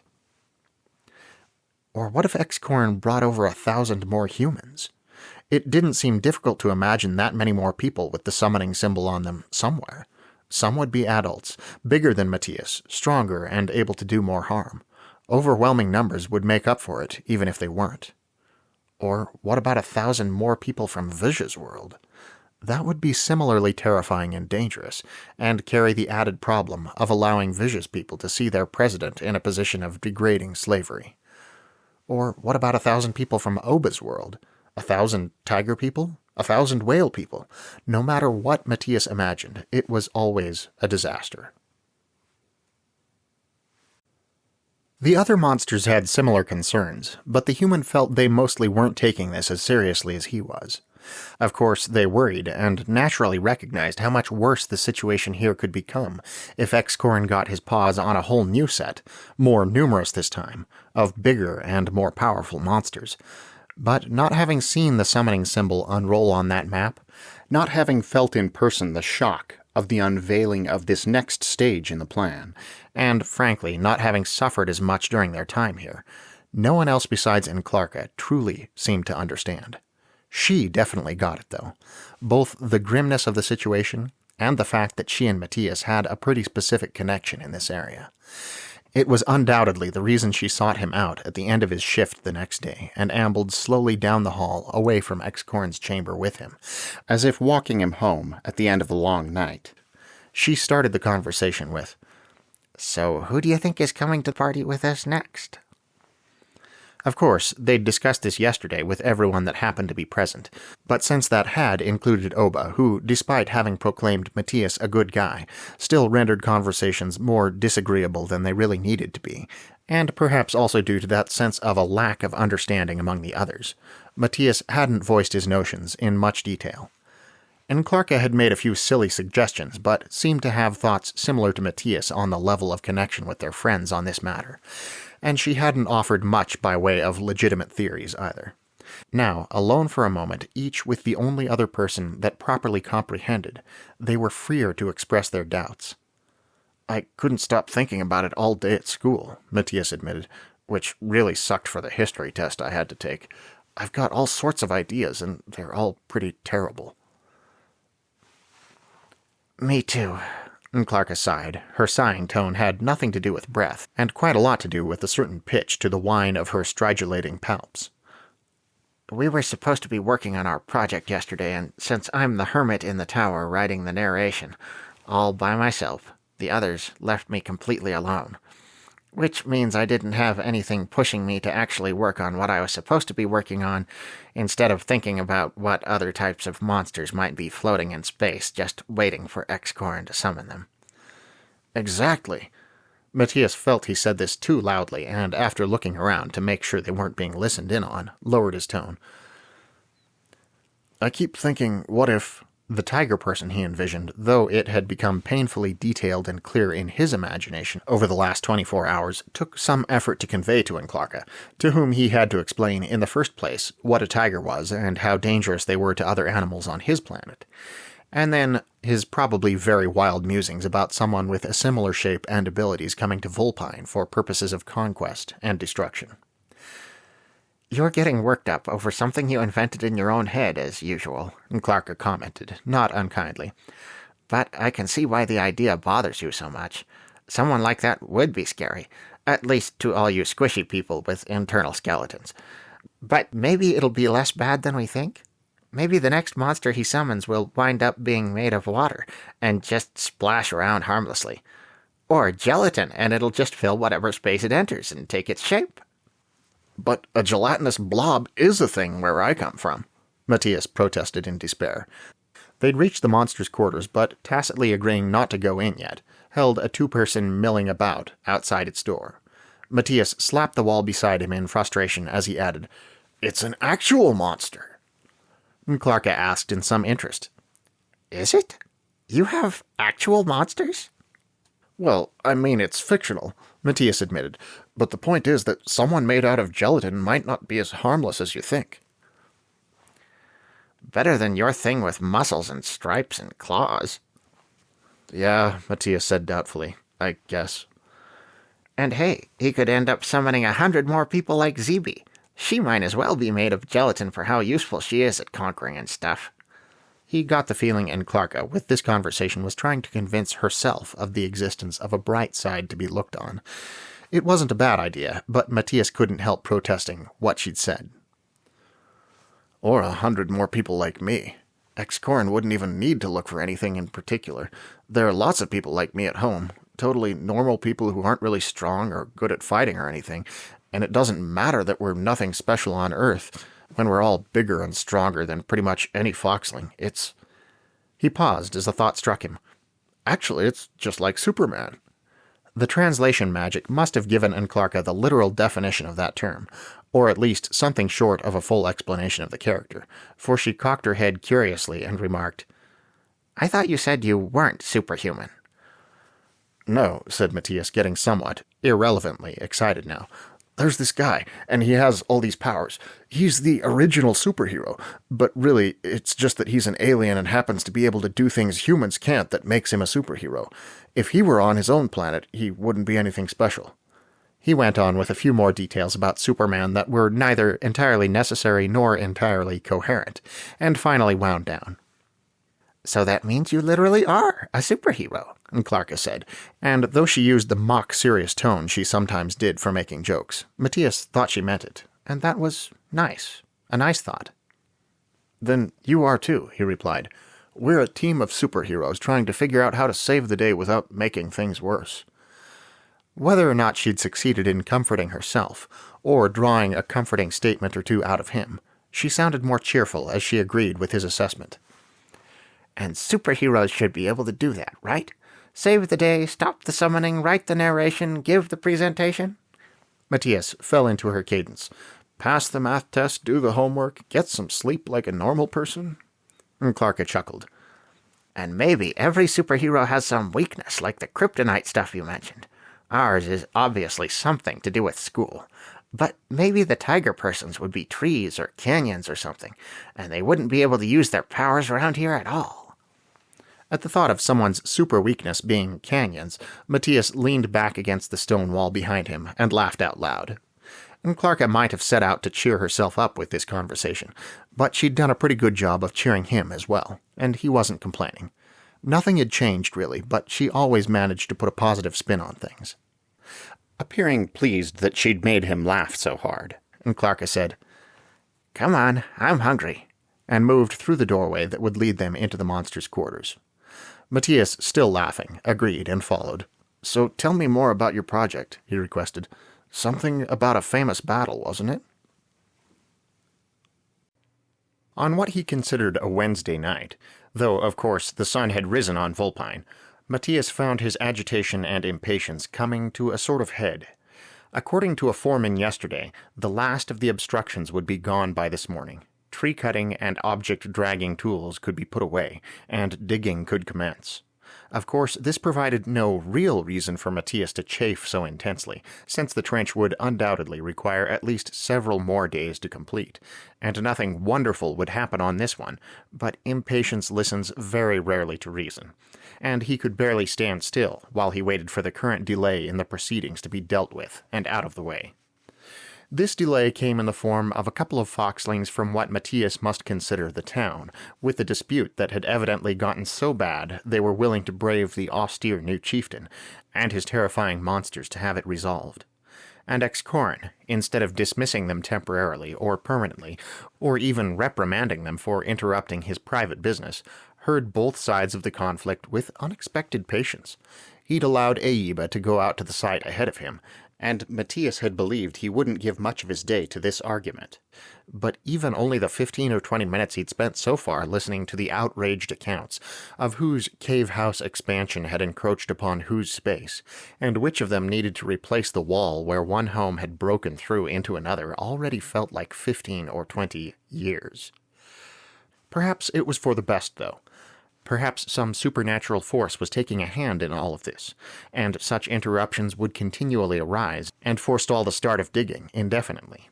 Matías enjoyed imagining this, but doubted it could possibly be the case in reality, and therefore would prefer to get out there and get the thing over with. The thing, in this case, being the opening of this leg of the project, not necessarily its completion. Exactly like when the clearance had begun, Matías hadn't been able to stop imagining what might be the secret of the new stage. There was a world of detail about Excorin's intentions and the magic he used that the monsters simply couldn't know, and what unthought-of kinds of people might be forced to join them here, to partake in their suffering and help in the oppression of the foxlings. They couldn't accurately guess, but that didn't keep Matías' fancy from endless speculation on the subject. Thus his brain cranked wearily away in the presence of the seemingly endless conversation on the matter he, for once, wished Excorin would simply arbitrate like the dictator he was. In fact, the human had sunk into a kind of stupor, filled only with vague mental images of various types of creatures, usually based on animals he was more or less familiar with from his own planet, when the lengthy discussion finally ended. The two foxling rivals were dismissed, and Marapin had hastened off to give orders concerned with whatever the solution to the problem had been, before Matías even realized it was time to do something else. He had no idea how the conflict had resolved, and though Excorin's methods of running this place occasionally interested him, in this instance he couldn't really say he cared. "Come, Matías," Excorin ordered in his usual indifferent tone of command, and soon the two of them were headed for the upper entrance where, presumably, they would find Enclarca waiting for them. Matías' steps seemed unusually buoyant on this brief walk, as if he were excited in a good way for the events about to transpire, and, though he chided himself, feeling otherwise lay beyond his power. They passed the opening that led to the front entrance, where Zeeby waited to bang the drum as she'd been able to do earlier at the advance of the two squabbling foxlings. They passed the turn-off to the monsters' quarters, where Verge and Oba probably both slept, visiting their homes, while the two birdmen perhaps sat around talking in low voices and bored agitation. They traversed the rarely used council area, and passed the antechamber where the monsters had first been summoned. And all Matías could picture as they went was more monsters, bigger monsters, scarier monsters, every bit as innocent and unwilling, but possibly far more terribly effective, wandering these corridors, sleeping and working and suffering in these rooms, thanks to the part of the project Excorin now went to direct the beginning of. Once again, Enclarca appeared to be in the same frame of mind as Matías when they met up with her at the end of the long, sloping passage that led to the surface. But as usual, the ant monster and the human could do no more in Excorin's presence than exchange a meaningful glance. Matías knew Enclarca didn't incline as much toward invention as he did, but also that her imagination had been almost as busy as his over the last couple of days. With the awkward motion that was the natural result of the steed not being designed for riding, and the rider encumbered with a large piece of stone in a leather pouch around his neck, Excorn clambered onto Enclarka's back and clamped his legs around the joint between her head and thorax. She endured this with her standard air of feeling downtrodden, but defiant underneath, and soon they were off toward the clearance site, with no words spoken by any of them. It was raining, but Matías couldn't revel in it today as he sometimes did. He couldn't even daydream, as he had on previous occasions, about what the weather might be like in other seasons of the year, or how long a vulpine year lasted. He was too busy wondering how the downpour would affect the digging, whether it would put it off, or make it more difficult, or what. Not that he wouldn't find out within the next half hour or so.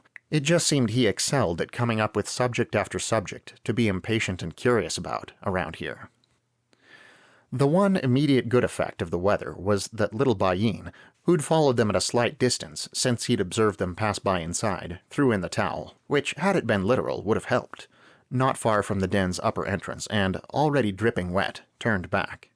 Matías, who'd glanced at him once or twice along the way, and tried to show without actually making faces how little he liked the idea of the kid accompanying them, waved goodbye as Bayin met his eyes before running away through the rain. The latter would certainly have some effect on the construction project. The great expanse of churned-up earth, free of channeling obstruction such as trees and rocks, was currently a mudflat decorated here and there with pools of standing water into which the falling rain came plopping down in myriad tiny individual splashes. Matías, though he remembered with a moment's blessedly relieving amusement Enclarka's suggestion that Excorn was building a mud wallow for himself, couldn't imagine digging in these conditions. And yet the Foxlings did have farmlands, which he knew they plowed even if he knew nothing of their exact methods or how deep the resulting furrows might be. Unless they did all that work at a different time of year when the ground cooperated better, they must be familiar with this particular problem and some way around it. The Foxling workers, notwithstanding, appeared less than eager to be getting on with this job. Most of them stood in a huddle near where Eiba sat alone on an idle cova, though some wandered aimlessly across the muddy plain, as if looking for something to do. Shinzaron had stationed themselves a polite distance from the biggest group of Foxling workers, and looked around stoically, through rain they didn't seem particularly happy about, but also were probably well accustomed to. Excorn had trained Enclarka to gestures of paw similar to those used when riding a cova. Creatures magically compelled to follow your every command were probably more trainable than those that had to rely on memory and willingness to comply. And now, as the ant monster and her rider started through the mud, he quickened her walk with some motion or other. He surveyed the scene with visible concern. It seemed he too wondered how they could go about digging a trench of any shape, let alone a very specific one, in these conditions. He continued on across the flat, past Eiba, past the group of Foxlings that had fallen silent at their first sight of him, still giving the area a speculating look and saying nothing. Matías found himself torn between hoping Excorn would tell everyone to go home for the day and wait for a more propitious set of conditions, and that they would simply get started in spite of the wetness and excessive malleability of the ground. At that instant, Enclarka pitched forward so suddenly and so violently that Excorn was thrown with a yip off her back, to land face down, plop, in the mud several feet away. Matías didn't see much of this clearly, nor any of what came immediately after, for at his own feet the ground was suddenly shifting, sliding, collapsing underneath him, and trying to slew him sideways into a gaping pit that certainly hadn't been there moments before. He scrambled wildly through the mud, falling abruptly to his side and dirtying himself almost from head to toe, dragging himself to the left as best he could with so little purchase available, and struggling not to splash down into the darkness where, based on Enclarka's surprised cry, the ant monster had ended up when she'd fallen. When the world eventually started to feel more stable, and Matías in less danger of becoming entombed in mud like his friend, he crawled as close as he dared to what could only grudgingly be called an edge, and looked down. It appeared to be a primitive pit trap, the type you might see in a cartoon. They had probably dug it before the rain started, and had covered it with a fragile framework of branches that was then laid over with the flattest leaves they'd been able to find, and a sprinkling of dirt that had turned to camouflaging mud in the current weather. Obviously, the combined weight of Enclarka and Excorin had been enough to crash right through the thing and send the ant monster plummeting into a hole whose floor stood a foot deep in muddy water, and from which, even with her many gripping appendages, she might have a difficult time extricating herself when its walls were so structurally unsound. In fact, getting buried in a mudslide was probably the greatest danger to her right now. Matías tried to think what to do. But he didn't have time for that.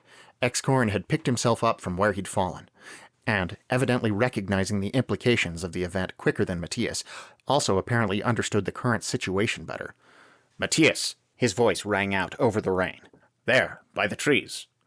And though there hadn't been any actual words of command in the cry, Matías' brain and the magic obviously interpreted it as one, for he felt the compelling impulse, and his head snapped around to look where Excorin pointed. His mental image from the day before yesterday had come to life. From the trees at the edge of the cleared area, off to the left of the pit trap they'd obviously dug to separate Excorin from Enclarka, and possibly Matías as well, foxlings poured out onto the plain in an angry mob, splashing through the puddles and coating themselves with mud as they moved directly toward the usurper of their Ome's rulership. They were all armed, some with spears, but most with wooden clubs, and clearly they meant business. "Matías, hold them back. Kill as many as you can." Even now, cut off from perhaps the most useful of his slaves at such a juncture, facing the scariest thing Matías thought he'd ever seen, Excorin's tone was nothing more than authoritative. It looked as if he really did fear nothing. Matías might have been very grudgingly impressed if he hadn't been nearly frightened out of his wits and sick all over again at the order he'd been given. He'd already scrambled with some difficulty to his feet and pelted forward, gaining speed before he could even think about his actions. And this was like the other Ome all over again. He ran to battle, to kill if he could, to taste again the pleasure of being larger and stronger than people that had done nothing against him, yet whom he was directed to hurt in the worst possible way. Except that this time, Excorin wasn't bluffing for effect. He wouldn't take pity on these victims and call Matías back. And this time, the enemies the human hastened to fight hadn't been sitting quietly at home when unexpected attackers came upon them. They were armed and ready for combat, ready to maim or kill if need be to depose the false leader. In fact, Matías had given them permission to do so. Barely audible over the pounding of blood in his ears, he could hear Excorin ordering Shinzaron to join the assault on the resistance members. He didn't know how much of a difference that would make, and why did Excorin have to force Shinzaron's involvement in the violence of the scene, when it had always been Matías and Verge in the past that had been the bruisers of the group? Shinzaron was built for digging, not fighting, and though their foreignness might be scary until you got used to them, clearly the resistance cared little for the frightening nature of the monsters anymore. Shinzaron's looks would contribute nothing to this fight, and what else did they have? Why send them in at all? Just because they were there, he supposed. In the end, especially if the monsters could be replaced when the new, larger summoning symbol was completed, they were all technically expendable. The jumbled line of foxlings broke against him like an ocean wave, assuming the ocean consisted entirely of rocks. He wasn't their target, of course, but that didn't mean they didn't strike out at him in passing, or even a few of them stopped to take him on directly. And clubs and spears in the paw-like hands of determined, unafraid members of this Ome proved to be nothing like the hesitant blows directed by the surprised and terrified members of the other. Matías could hear his own voice crying out in pain at the sudden barrage and one immediate, vicious bite. There was no bullying here, no fun. Outnumbered and overmatched, he could do nothing to gain the upper hand. Vaguely, in the back of his head or heart, that was a relief. Following orders as he must, he reached out and seized the arm of one of the foxlings that tried to move past him, and his target's running momentum brought him pivoting around on one foot, so he now faced the greater part of the mudflat again. He could see Shinzaron running this direction, ready to join the fray. He could see the workmen fleeing the scene with all possible haste. He could see Excorin, tense and ready to retreat if the need arose. He could see nothing of Enclarka in the pit trap. But none of this could occupy his mind to any great extent in the midst of the chaotic battle that had overtaken him, and the pain shooting through him at every new blow. and the disgust that filled him when, despite how much it hurt, he drew back an arm in order to build up the greatest possible ramming force for his clenched fist to slam into the head of the resistance member whose limb he still held in his other hand. Even as he began raining punches on the enemy that twisted in his grasp and kicked out at him, he did see something on the plain beyond that captured his attention more fully than anything else not related to the immediate battle. Given how everyone was arranged, he couldn't be sure who else saw, but he observed it clearly.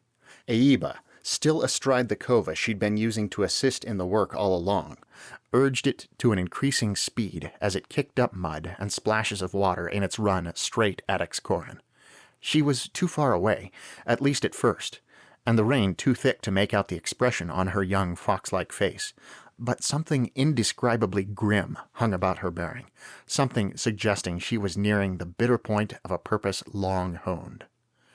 The rain and the din of combat served to drown completely all sounds of the cova's charge, but Excorin, closer, must have heard the ominous thudding and splashing of those great nailed feet, for he spun abruptly in a startled movement, just in time for the beast's flat, lowered head to make contact with his sternum and knock him backward almost 2 yards. He skidded through the mud and, stunned at least for the moment, fell limp and still. But Aiba did not halt.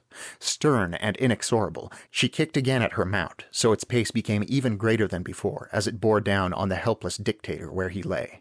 Presently, Excorin, under the heaving, charging form of the riding beast, was entirely lost to view. There came a cracking sound, not blotted out by the storm, accompanied by a sensation that almost seemed to match, of something snapping, some elastic thread breaking and recoiling backward, something suddenly ending. And the surrounding forest, the chaotic mud plain, the foxlings that fled and the foxlings that fought, Aiba on her deadly steed, the pouring rain and the churning mud, the pain that was becoming nearly intolerable, it all abruptly vanished as Matías was jerked away into blackness. He didn't wake up cleanly and all at once as he'd been doing for the last 2 months, but rather in the same way he'd done many more times over the 14 years prior to that. Softly, and though it took no more than a second or two, gradually, this beyond anything else convinced him it was over. Physically, the transition felt exactly like every other time he'd returned from Vulpine, where there had been the pain and adrenaline of battle, the uncomfortable wetness of the rain, the cloying sensation of mud, and the ringing of his ears from the troubled scene around him. Now he felt pleasant and healthy lying in a comfortable bed beneath soft, familiar blankets, and hearing the usual sound of Angelo's sleeping breaths in the upper bunk. But mentally, something had changed. Everything felt more real, more present, as if to deny the possibility of any other set of sensations, any other world. He rolled over and sat up, pushing the blanket aside and swiveling to sit at the edge of the bed. The atmosphere struck him as very quiet and still, a peace that seemed to extend out past his bedroom and through the rest of the house. According to the clock on his desk, it was just after 5 a.m. He had almost an hour until he needed to get up and get ready for school. He could lie back down and go to sleep, enjoy the first proper sleep he'd had since the beginning of the adventure, remind himself what that felt like. But in reality he couldn't. Through a stunned inability to think, as if he'd been dealt a physical blow that had knocked the wind out of him, other emotions were beginning to poke their way. He knew he wouldn't be able to sleep again anytime soon, and though tonight, when he went to bed, he would surely revel in his newly reacquired ability to rest like a normal person, right now he had almost an hour before his day started to deal with the mental aftermath of that last chaotic, stormy scene. The idea that everything had ended proved difficult to assimilate. He remembered waking up in this same bed after his first visit to Vulpine and raging at the unfairness of a destiny that would dangle an intriguing adventure in front of him and then withdraw it so abruptly. Might it not have been better if he'd been right about that? Or was he happier to have seen it through to the end? Of course they'd been planning, as far as anything they passive slaves could be called planning, for the summoning to stop. But that it had stopped so abruptly came as almost as great a shock as its unexpected beginning. But would Matías have liked a prolonged set of goodbyes any better? Pensively, he lifted the hem of his pajama shirt and stared down at the healing wound from his bike accident that barely showed in the dark room. He would probably always have a scar there in the shape of the summoning symbol, a reminder to carry with him throughout his life of the struggle he'd taken part in on some distant, unknown planet. Would he prefer not to be reminded? Would it be better if the memories of those events, those people, were able to fade without this ever-present souvenir on his side? That question, at least, he could answer. No, it wouldn't be better. He never wanted to let go of the friends he'd made, even if he would never see them again. He didn't want to forget Clarka, who'd always been able to make him laugh, even if he would never know how her school presentation eventually went. He didn't want to forget Zeebe and her incomprehensibly numerous birthdays, even if he would never find out more about her species or know for sure whether or not she actually aged more quickly than he did. He didn't want to forget pragmatic Shinzaron, or shy, kind Ashikawa, or upstanding Warja, and Verge. Matías would never know now what he'd been so preoccupied with, but he wanted to continue to speculate. Even Oba, who'd always been unpleasant and whom Matías wouldn't exactly miss, he didn't want to forget. And what about Impera, terrified half out of her wits of the monsters, of Excorn, apparently of the world in general? Yet she'd risked her position and probably her life on a regular basis to communicate with the Resistance in an attempt to bring change to her Ome. Matías thought it would practically be criminal to forget about her and her brave sacrifice. And Bayin, who'd witnessed Excorn's methods as well as the actions of the monsters in response. A kid like that was very much the future of that society, and Matías never wanted to forget him. He supposed it wouldn't even do to forget Excorn. Those who will not learn history are doomed to repeat it, after all, and he could probably learn a lot about what not to do from Excorn's cold disregard of the personhood of everyone around him and desire for power without reference to the feelings of others. And it had been Excorn's orders, after all, that had brought about a greater awareness in Matías of some of his own failings. And Aiba. Only a few minutes had passed since he'd witnessed the culmination of her plans, the final end of her relationship with Excorn, but already he found himself pushing what he'd seen into the back of his mind, into the shadows, letting all other related thought take precedence. Obviously, some part of him did want to forget Aiba. He didn't doubt she'd been planning all along to kill Excorn. No surprise she hadn't communicated that plan to the monsters. It wasn't merely that security increased for everyone the less they knew. It was also that, when it came right down to it, the monsters had been practically irrelevant to any such plan. They had barely been part of the solution at all. In fact, they'd been a big enough part of the original problem to require the solution to be far more complicated than it otherwise would have needed to be. The Resistance had been forced to find a way to separate Excorn from Clarka, a trap from which, had Excorn fallen in as well, they could have waited for him to use his steed as a ladder to climb out again, and get Matías and Shinzaron far enough away for Aiba to move in with her Kova. Because of these pre-existing complications, killing Excorn certainly had been a much easier resolution than attempting to wrest the summoning stone from him while he remained alive. But Matías was wildly divided in how he felt about it. He knew he rejoiced to be free of Excorn's enslaving influence, for the Ome to have rid themselves of a heartless, power-hungry dictator, and that Aiba was free of her too early marriage. But could he be pleased to have accomplished all this by means of Excorn's death? And did it make a difference to him that the Resistance might very well have killed Excorn anyway after removing him from power? He certainly wasn't happy in any case to have seen it with his own eyes. The precise details of the event had been hidden behind the body of Aiba's Kova, and for that he would probably be forever grateful. But the way Excorn had looked on the ground immediately before disappearing, the trampling motions of the riding beast's big flat feet, the cracking sound and sensation, which had in all likelihood come from the breaking of the stone, but distinctly hadn't improved the awareness of what was happening. Matías didn't have to worry about that memory fading any time soon, if ever, though it might take him a while to decide whether he wanted it to. But a more pressing question was whether or not it had been the right thing to do. Of course, he'd had no choice in the matter, but looking back, he didn't know whether to condemn or accept the action. Excorin had been a slaveholder, a large-scale thief, and an indirect murderer in intent, if not in practice. He might not actually have been the worst leader in the world, but even this grudging admission couldn't go so far as to ascribe any redeeming personal values to him. Yet, to kill him, to remove any chance of redemption, any possible better future for him, even for the sake of freeing the Ome and the monsters from his influence, was that right? Matías had been so deeply disturbed by the idea of killing someone while under magical duress, especially since discovering how he felt about the ability to exercise power over others. It had been something he'd wanted to avoid at any conceivable cost. Now that someone had actually died, could he possibly condone it? And then there was the fact that Aiba had done it. Was it more allowable, more forgivable? Was it, in short, not murder, to kill someone not only to free your people, but to extricate yourself from a forced marriage as a child? And did it creep back closer to murder again, if there was an element of revenge to the action? Aiba's demeanor had been nothing more than somber and determined, but Matías couldn't help thinking there might have been some feeling of vengeance to her lethal ride as well. He'd compared her, seemingly so innocent, to his brother, since he'd gotten the sense they were about the same age. It had caused him to be both kinder to Angelo and more sympathetic toward Aiba.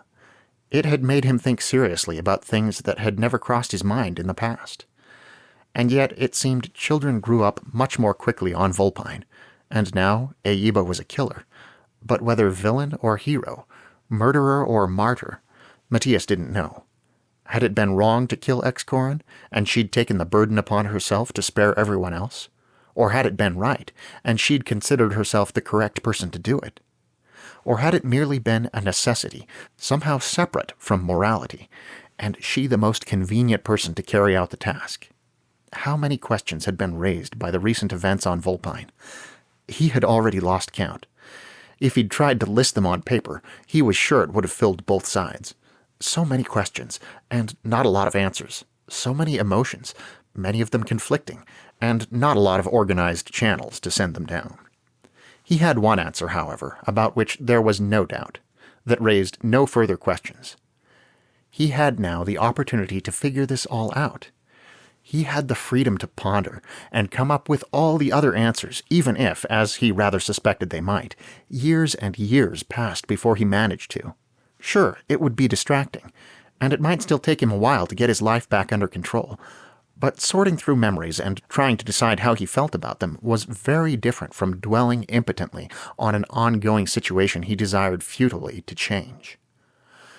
He could deal with Volpine now, because he was done with Volpine now. Done with foxlings and canyons and Ome, done with Excorin and Impera and Aiba, done with monsters and enslavement and adventure. And how did he really feel about that? That was just another question, among so many, to be answered over the course of the normal life ahead of him.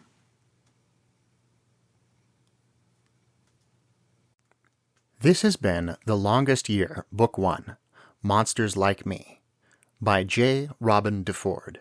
Read by Benjamin Fife. Copyright 2018 by J. Robin DeFord. Production copyright 2019 by J. Robin DeFord.